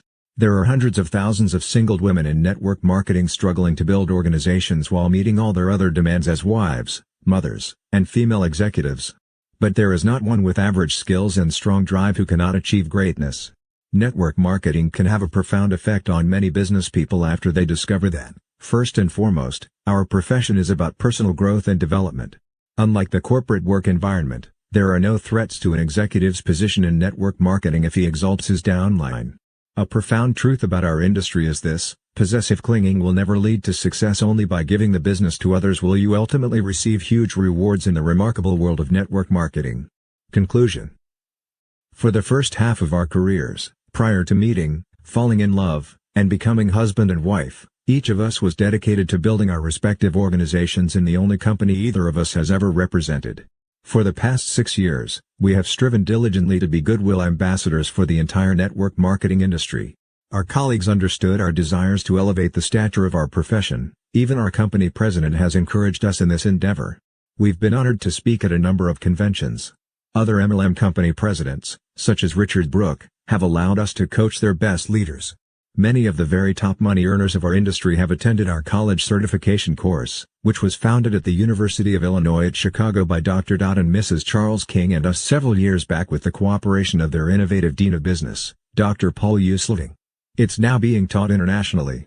As industry-wide consultants and advocates, we've learned much from those with whom we work. Recruiters in traditional business are called headhunters, but we learned early on that network marketers must be hard hunters. Attempting to build this business by stealing distributors from other companies is patently wrong, given the structural integrity of the network distribution industry. Our philosophy has always been to find a good company and stick with it. Don't become an MLM junkie. Not once have we solicited any single distributor away from another company, although many unknowing distributors have asked if they could join us. If a networker has joined a solid company with a proven track record, then we strongly encourage him or her to remain with that company. We feel blessed to have stumbled into this profession many years ago. Not only did it give us the time and financial freedom to do exactly what we want, but it also enabled us to meet each other and build a life together. Our professional goals for the coming decade include writing books beyond our industry. Mark has several book projects underway, including one on achieving self-wealth, updating one of his father's previously published works with modifications for today's audiences, and his most prized project, a love story. Renee has been working for over a year on a self-help book based on various aspects of her own life experiences. However, it is within the MLM industry that we intend to continue to place our greatest energy. We hope to further elevate the stature of our profession through public appearances, major convention speeches, consultations, and education through books, tapes, and the media. In light of this, we would like to ask you to join us in converting our remarkable industry from a job into a profession. There are a few things you can do to help us make this happen. First, let's all resolve to stop bad-mouthing each other's companies. We aerial in this together, and yet we seem to be the only profession in which, whenever there's a danger or a challenge, we circle our wagons and fire inward. Networkers often cooperate with regulators and journalists in an investigation of one of their competitors, and rejoice in their demise. In some cases, MLM corporate leaders actually testify as government witnesses against their competitors, and, sadly, some are not guilty of being pyramid scams. It's merely a way of hurting the competition. Distributors sometimes act as if by denigrating others they somehow elevate themselves. But that isn't the result. So first and foremost, we ask you to please join us in adopting a simple philosophy. We refuse to badmouth our colleagues, other distributors, and other companies in the field of multi-level marketing. If you won't write it down and sign your name to it, then don't say it. The other side of the coin, and there always is one, is to quickly report any pyramid scam, as soon as you have legitimate proof that people are being ripped off. To the Direct Selling Association and the Federal Trade Commission. And if the concern you have is with your own company, don't just sit back. Take action. Contact the top leader in your upline. If you can, call the president of your company. Do everything in your power to stop unethical activity wherever you find it. Try to replace the problem with a solution that will make you proud to represent your company. And if all else fails, walk away. Once we understand that success stems from uplifting our own companies and products rather than destroying the reputations of our MLM competitors, that is when our industry will become the most lucrative in all of free enterprise. One of the outcomes of our university course, in which representatives from many companies spend a long weekend together, is that our students realize that those companies they may have been denigrating are made up of real people, special people, with whom they have just shared a very meaningful experience. In that environment we've seen hundreds of networkers resolve to stop reputation-slamming practices. Second, create your own short presentation specifically designed to educate audiences about the obvious differences between illegal pyramid scams and legitimate network marketing corporations. Then, go to your local chamber of commerce and obtain a list of all clubs and organizations. Make an appointment each month to speak to at least one local club or association as an ambassador for our profession. Not only will you help the industry change its image through education but, in the process, you will obtain numerous prospects for your own downline. The general public simply doesn't understand our industry, and most journalists and media broadcasters do not cover stories about the positive truth of network marketing. Because only sensationalism and negativism sell newspapers and increase ratings. In their own words, good news is no news. Third, purchase everything you can through MLM companies whenever possible. If your own company does not yet sell a product you need and want, find out which network distribution company distributes it and contact them. If you don't know a distributor personally, be sure to call their corporate headquarters or you'll have to endure a recruiting pitch. However, we've found that once you make your intentions clear, once they realize you are only interested in representing your own company, they will respect your decision. Let's all stop buying inferior products and services at stores and through catalogs, and start utilizing our own distribution channels. As one of our contributions to the industry, we have also begun a closing and motivation line that you or your prospects can reach by calling 1-900-PROSPER. Instead of spending $3.99 a minute for recorded astrology, psychic messages, and dubious sexual conversations, why not invest $1.49 a minute in your future success? Any prospect who calls this line and doesn't sign up immediately on your front line is brain dead. And any despondent distributor who's on the verge of quitting and calls this line will probably give it another good year. Some of the folks who called our previous 900 line once a week were so upset when we canceled it that we opened this new one permanently. We may update it periodically, but it will basically remain the same and will simply be there for you whenever you need it for yourself or your prospects. It's the only MLM motivation line that is generic and actually turns around the negatives for the most ardent cynics. Proceeds fund our prisoner reform program. Finally, just go out there and make us all proud to be in network marketing. We have the opportunity to make a difference in our world. And the beauty of network marketing is that it doesn't have to happen in grandiose ways, it occurs one by one as we touch the lives of other people. Because of the exponential growth of our industry, before we know it, we will have transformed the spirits of hundreds of millions of people. If you have enjoyed this book, please give it away to a few people you know and maybe they will pass it along to a few more people. And before you know it, we may find ourselves in an industry that is capturing the largest global share of the personal care, household, nutrition, health, telecommunications, environmental, educational, and personal development markets of our world, just to mention a few. Network marketing is here to stay, and we predict that over the next decade, and well into the 21st century, our industry will be noticed for two things. For its sound marketing strategies and for the sensitivity and integrity that people within the field show toward one another. D. Hock, the founder of Visa, had a vision that led to his success in the trillion-dollar credit card industry. Similarly, network marketing is on the brink of explosive growth in the next century. To quote D. Hock, whom we so admire, we are at that very point in time when a 400-year-old age is dying and another is struggling to be born, a shifting of culture, science, society, and institutions enormously greater than the world has ever experienced. Ahead is the possibility of the regeneration of individuality, liberty, community, and ethics such as the world has never known, and a harmony with nature, with one another, and with the divine intelligence such as the world has never dreamed. We believe that network marketers will help to make this dream a reality, and we consider this book merely a first step in that direction.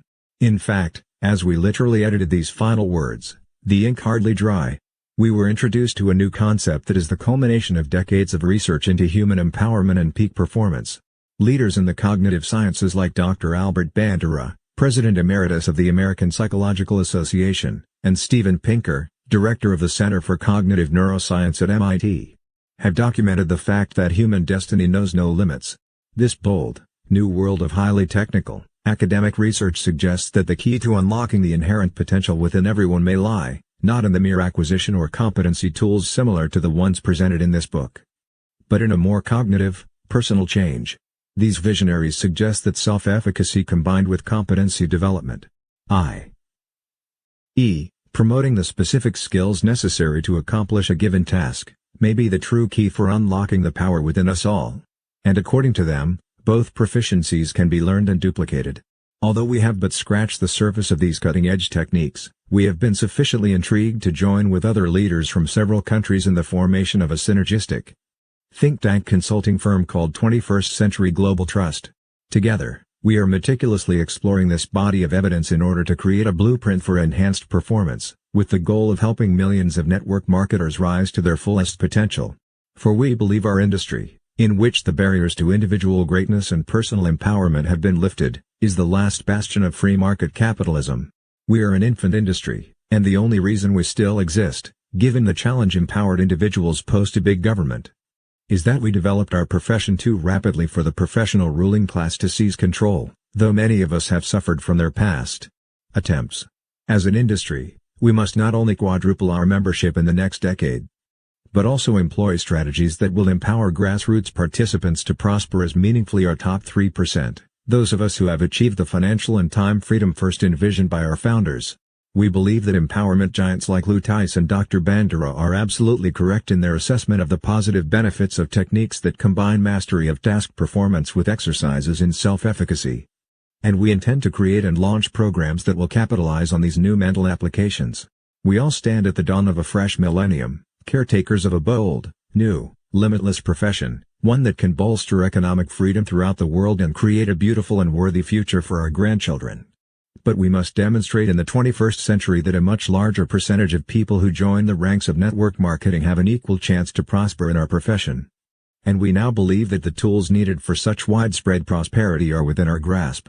Currently, 3% of the MLM population earn over $93,000 per year, and 56% earn less than $6,000 per year. It is the middle 40% that we believe we can and must reach. Our commitment to you as industry advocates and leaders is to continue to research, analyze, and simplify the newest scientific and academic advances in human potential enhancements. Then implement easily duplicated strategies designed to unleash the peak performance of those who would entrust their futures to network marketing. For too many years the human outcome has been mediocrity, but we believe that network marketing, given its lack of boundaries and limitations, affords each of us an exhilarating future of unprecedented opportunities. We are incurable optimists, and you can rest assured that you haven't heard the last from us. Because, as we all know, your first year of network marketing is only the beginning.